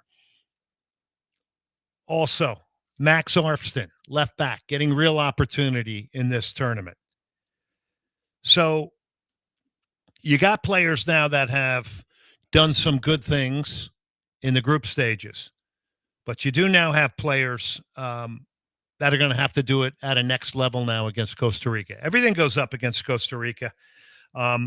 They've got the return of Keylor Navas. So if you watch the Costa Rica-Mexico game, you saw Keylor Navas was pretty remarkable. I mean, they got a point out of that game because of him. This is the former Real Madrid goalkeeper. He's the greatest goalkeeper in the history of Costa Rica, probably the greatest player in the history of Costa Rica. And here's some thoughts on them. They play in the image of their manager, as I mentioned, Miguel Herrera, El Piojo. So we know the obvious as witnessed in that Mexico game. They fight, they scratch, they claw. They are going to compete, and they're going to rise to the occasion of playing against the U.S. Against Mexico, they only had 42% of the ball, which makes a lot of sense from a data perspective. It's essential that the U.S., though, have to match their effort and energy. You cannot have a slow start. You don't want to get behind against them, especially with Navas in goal and a team that plays with 3 center backs and can easily drop into a line of 5 at the back. So the U.S. have to get an absolutely bright, connected, in-the-moment start here, and you got to match their work ethic. And you got to do it because you also know that they've got a goalkeeper that's won multiple Champions Leagues. And if you get clear chances in this game, you're going to have to finish them because this is not an easy goalkeeper to beat. Costa Rica is going to get their wing backs forward. Like I said, can drop into a 5. They have an interesting local connection. When San Jacinto had a soccer program, sadly, that community college dumped a lot of history by dumping that program. It was very sad. But San Jacinto College had a kid play there from Costa Rica named Francisco Calvo, who remains a starter at this point in his career. And also played locally at San Jacinto, played in Major League Soccer, and has gone to World Cups with Costa Rica and has started and played in them. It's a really, really remarkable story. Up front, you got Alonso Martinez from Major League Soccer, New York City FC. He's also played in Belgium. So Costa Rica is going to be a step up in competition, and it's going to be interesting for me now to see the Patrick Ajimans of the world, the Max Starfsons, guys that now have gotten a bit of a taste with it in the national team and have gotten some good reviews here in the group stages, but now competition level goes up. And these are some of the biggest games of their career. Patrick Ajiman, Max Arfston, this will be the biggest game of their careers when it comes to having the potential of going to a World Cup and an international career. By the way, the U.S. needs cover in the left back position for Anthony Robinson. Freeman in the right back position. Big opportunity for him. Joe Scally not here. And the incumbent there is Serginho Dest as long as he comes back injury-free. Tim Ream will also get a start. Tim Ream is not out of the equation here as being a starter in the next World Cup, even though that's a year away and he's older. The center back position for the U.S. right now, I think Richards is cemented. If we were going to go to a World Cup today, Chris Richards would be there. I believe you'll get Tyler Adams and Sebastian Berhalter in midfield. I believe you'll get Luna, Tillman, and McGlynn. Another big moment for Jack McGlynn to go to a World Cup.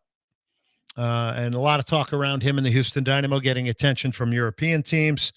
And then, of course, Patrick Agyemang up front, who is a physical handful, but he's not going to have a lot of space against three center backs. So this is going to be pretty interesting to see if the U.S. can get some width going in their game, get behind these two wing backs for Costa Rica, and then maybe pull a center back or two off of Patrick Agyemang. So we'll see. Here's some sound, and I want to go back to this. I should have played this. I was having a little bit of a technical problem here. But here's some of the sound from Matt Freese, on Matt Freese, from the head coach, Mauricio Pochettino, in and around that mistake that was made. Remember, the most important action is the next one. If you think in the last one, you are dead. You're going to do another mistake. No, nothing to say, because this type of accident happened and it's going to happen in the future. But we are so happy with him and with the quality of our keeper, of course, and in the way that they are supporting each other. And no, I think that can happen in any keeper. So that was Mauricio Pochettino on the goalkeeper, Matt Freese. So I don't think it's any secret here. This team doesn't have 7 starters. Great opportunity for everybody against Costa Rica. And this game will be on the weekend. Panama will play Honduras, Mexico, Saudi Arabia, Canada, Guatemala, and, of course, the U.S. and Costa Rica. So big opportunity for a lot of players here. Team that's missing 7 or 8 potential, or you would say bona fide starters. But everything's up for grabs here right now, and these are the players that are being focused on.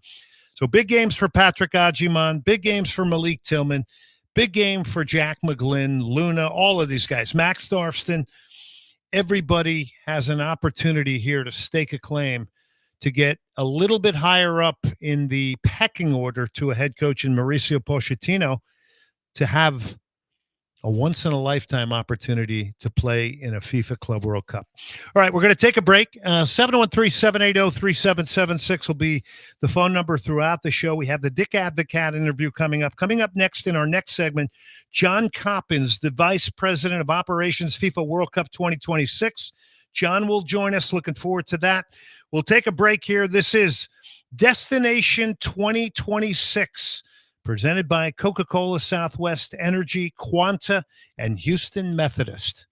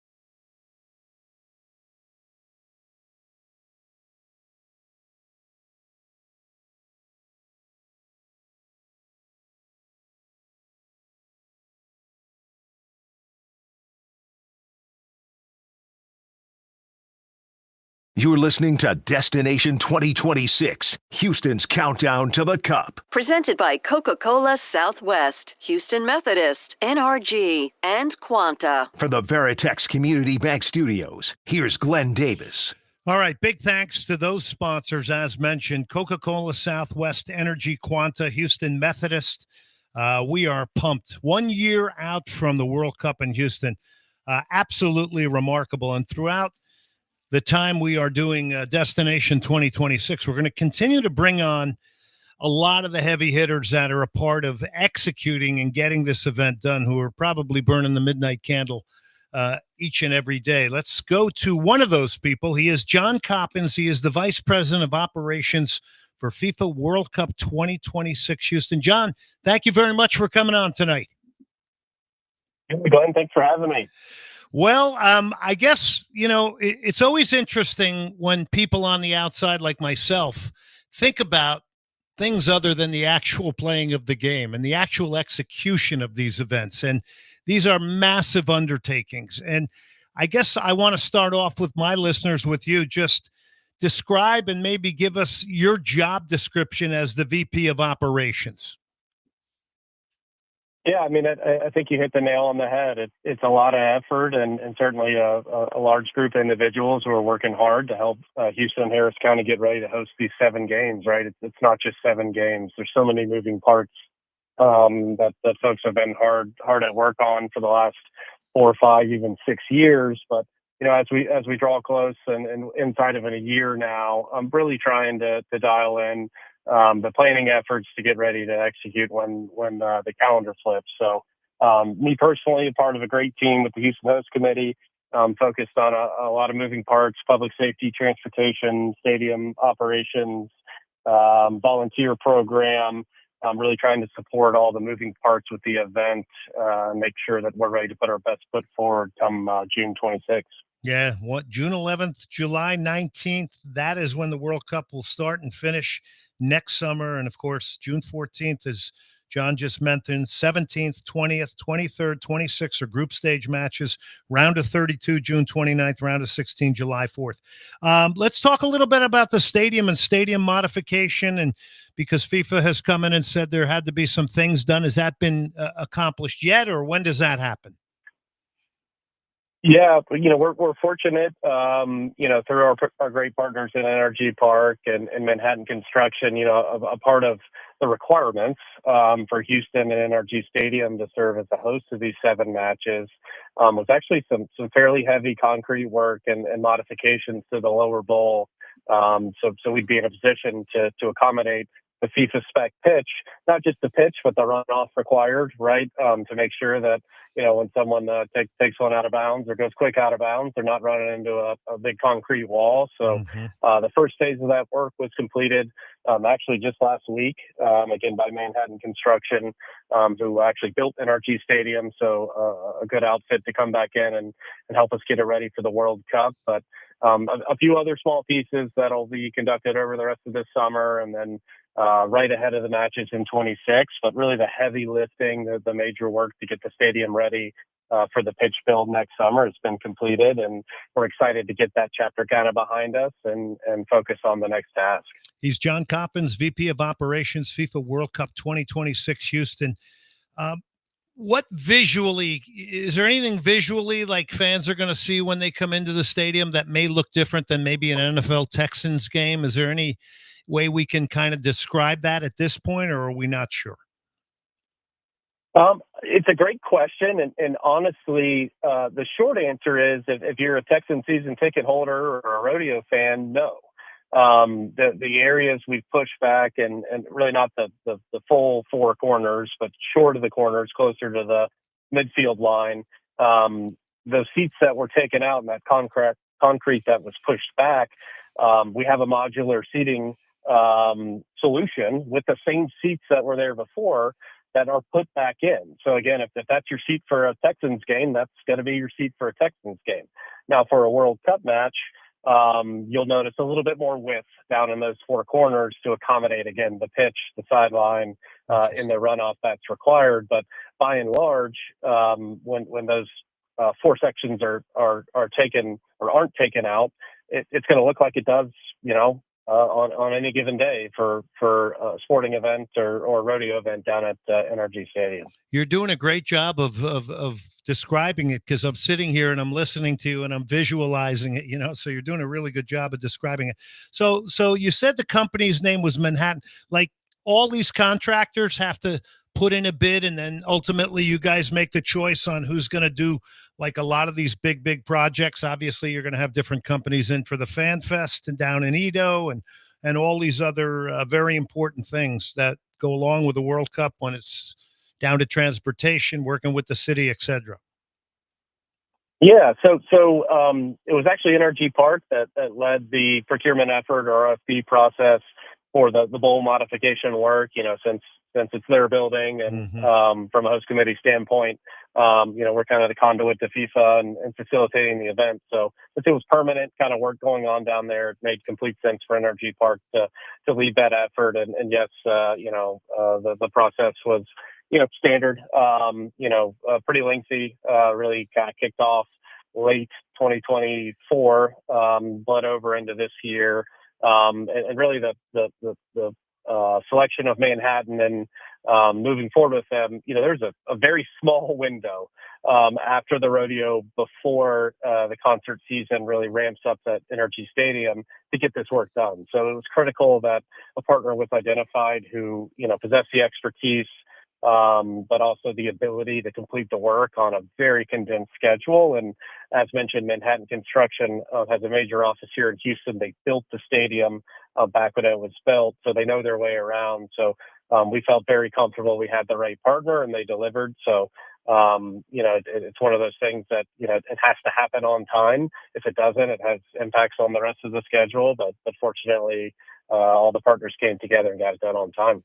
Talking to John Coppins, VP of Operations, FIFA World Cup 2026 Houston. This is a fascinating conversation here, because I think most of us just end up going to the games and not understanding all the other things that go on with putting on a World Cup. So I want to ask you this, John, because I know, obviously my listeners are going to be very interested in all of this, but they're also going to be interested in the actual playing surface and things like that. And the FIFA Club World Cup right now has gotten a little bit of criticism from some of the European teams about the surfaces. How much can you tell us about the installation of the surface? I know Chris touched on it the last time he was on the show. Yeah, it's arguably, aside from public safety, probably one of the most important, if not the most important of our component of our hosting effort. My background's in the golf world, so quality playing surfaces, right? There's nothing more important than that. We can't have players or coaches or federations or fans saying, boy, that just wasn't great, or that wasn't up to snuff compared to the rest of the World Cup host cities. So we've got a pretty intricate plan, but fortunately we've pulled in the experts. Dan Bergstrom, the pitch manager for the Dynamo and Dash Shell Energy Stadium, has been consulting for a number of years.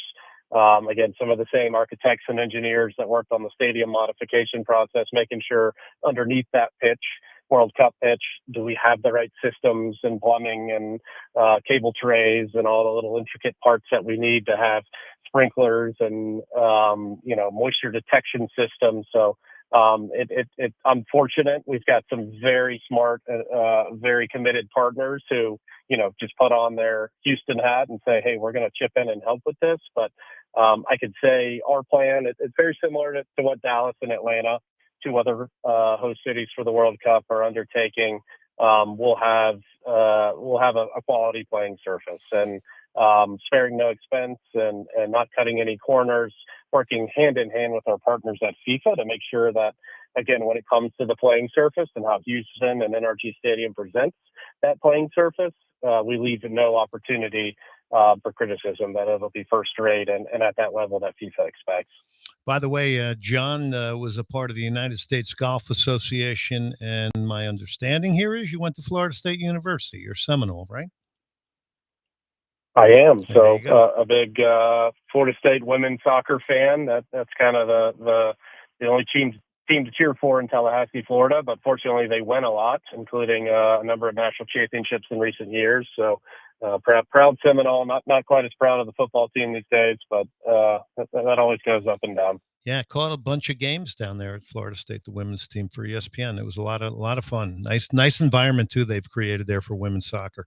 All right, so back to this. Everybody hears about FIFA and those 4 letters and how difficult. And I don't know difficult because you're partnering with them, but how meticulous are they? Because it seems like they are incredibly demanding when it comes to having things done their way. Yeah, I mean, I think that's the type of partner you want. So it's the type of challenge and the type of relationship that here in Houston we like. And whether it's the NFL or NCAA or college football playoff, we like to partner with folks who care about how the biggest sporting events in the world are presented. And I think Houston's done a great job to plant the flag that says, bring your major event here. You'll have a host and a partner alongside of you to deliver that event at the level you want. So I'd say our partners in FIFA, service level, customer service, just general attention to detail. It's certainly at a level that you'd expect with an event like this, but, not to speak for the full host committee team or everyone involved in the planning, of which there are hundreds and thousands at this point. That's the type of partner you like to work with. So from our standpoint, we're excited that the Club World Cup's going on. We're excited when it will be over, and we get our FIFA friends back who have been pulling double duty, and we can really ramp up the effort and energy here in Houston come August. So I would imagine that, John, all the different markets that are going to be hosting the World Cup in the United States, and I would say probably Canada and Mexico as well, are keeping an eye on this FIFA Club World Cup based on, the differing cultures and the differing types of fan groups that are coming in. Is that something that you guys are doing, is kind of putting a little bit of a microscope on watching how this tournament is navigated and run? Yeah, absolutely. I mean, our public safety partners are in the loop. They're receiving the intel reports on the matchups in other cities and, what fan behaviors or fan cultures or fan groups they need to keep an eye out for. We actually had a group of public safety leaders attend a match at MetLife just the other day, actually this week. Folks from the Houston Fire Department, Houston Police Department, host committee, to kind of understand again, how is the stadium handling fan marches and ingress and egress. So we anticipate a number of learnings, even though the games aren't physically in Houston. The same FIFA staff that we're planning with are planning this games, and the public safety coordination, transportation coordination, information sharing from city to city has already started, and certainly hope to learn a thing or two here or there. But I think overarching, we want to put on the best event for Houston and Harris County, and I think we've got the expertise and experience to do that. So we're going to learn from what other cities are doing, but we already have enough motivation to do what's best for Houston and Harris County and the folks that live here and are going to participate and engage with the event to do it at a level that we're accustomed to. John Coppins, Vice President, VP of Operations, FIFA World Cup 2026 Houston. Well, listen, there's a lot of pride in this, right? The way we put this event on, the safety, the execution of it, you feel it. I mean, I would think that a year out now, going to work every day, thinking about this. I mean, there is a level of real pressure here. Certainly, but it's why we do what we maybe do. It's a fun. Maybe it's a fun pressure.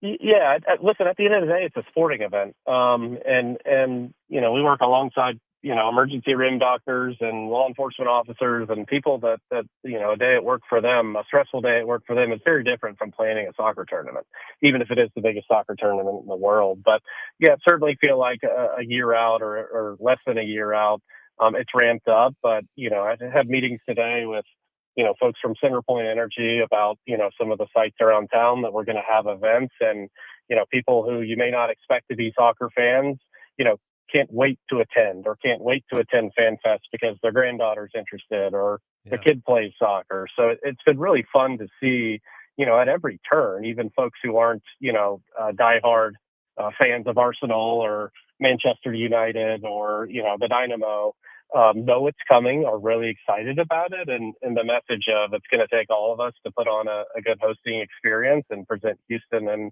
in the best light. It has been surprising to me.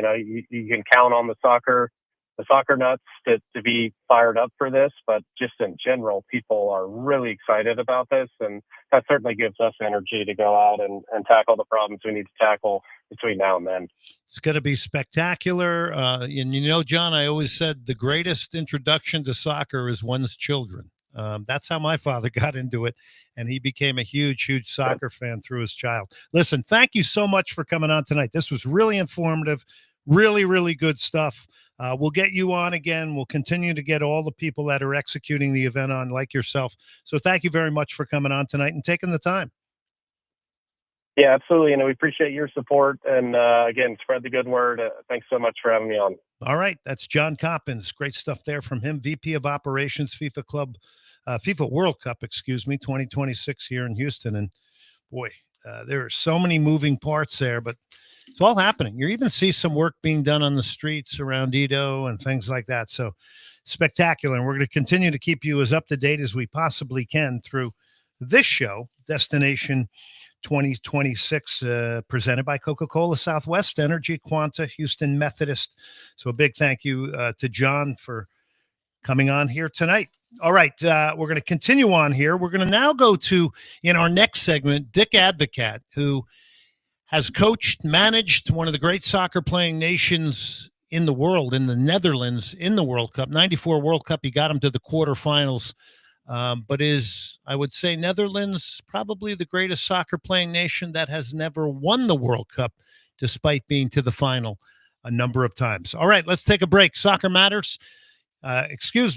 Destination 2026. There was a Freudian slip. By the way, if you got a comment, 713-780-3776.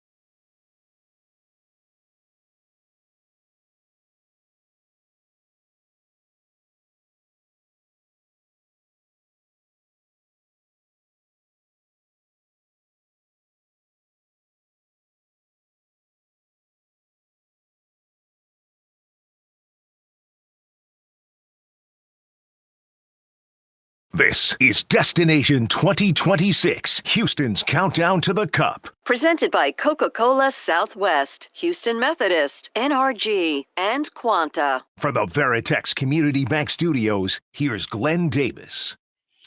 All right, welcome back. Destination 2026 here. As we mentioned, big thank you, and we can't thank them enough. Houston Methodist, Energy, Quanta, and Coca-Cola Southwest. So big thank you to them for getting this additional World Cup talk on the air that allows us to do interviews with everybody involved with it, like John Coppins, great interview, and the upcoming interview with Dick Advocat. Now, before we get into Dick Advocat, I do want to build him up a little bit. Now, he's the current coach of Curaçao. He was here in Houston, had an opportunity to visit with him. And I had to cut the interview short because I was having technical problems.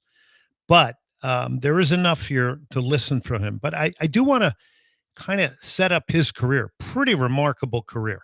So he's coached the Netherlands 3 times, the Dutch national team. Okay, that is a fervent soccer country, as we all know. They've gotten to World Cup finals. The great Johan Cruyff, Ernest Mikkels, he worked with him. PSV, Rangers, Borussia Mönchengladbach, United Arab Emirates, South Korean national team, Zenit St. Petersburg, won a European trophy there, Belgium, AZ,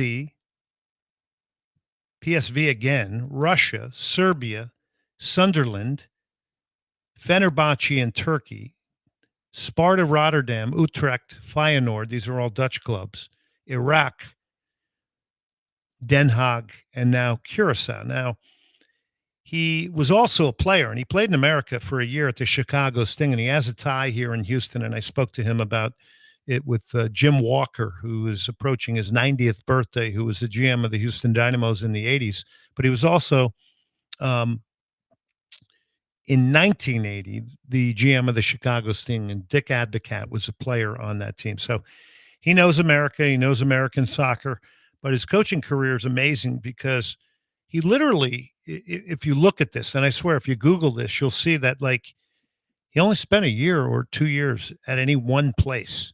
The one place he spent a little bit more time was Rangers in Scotland.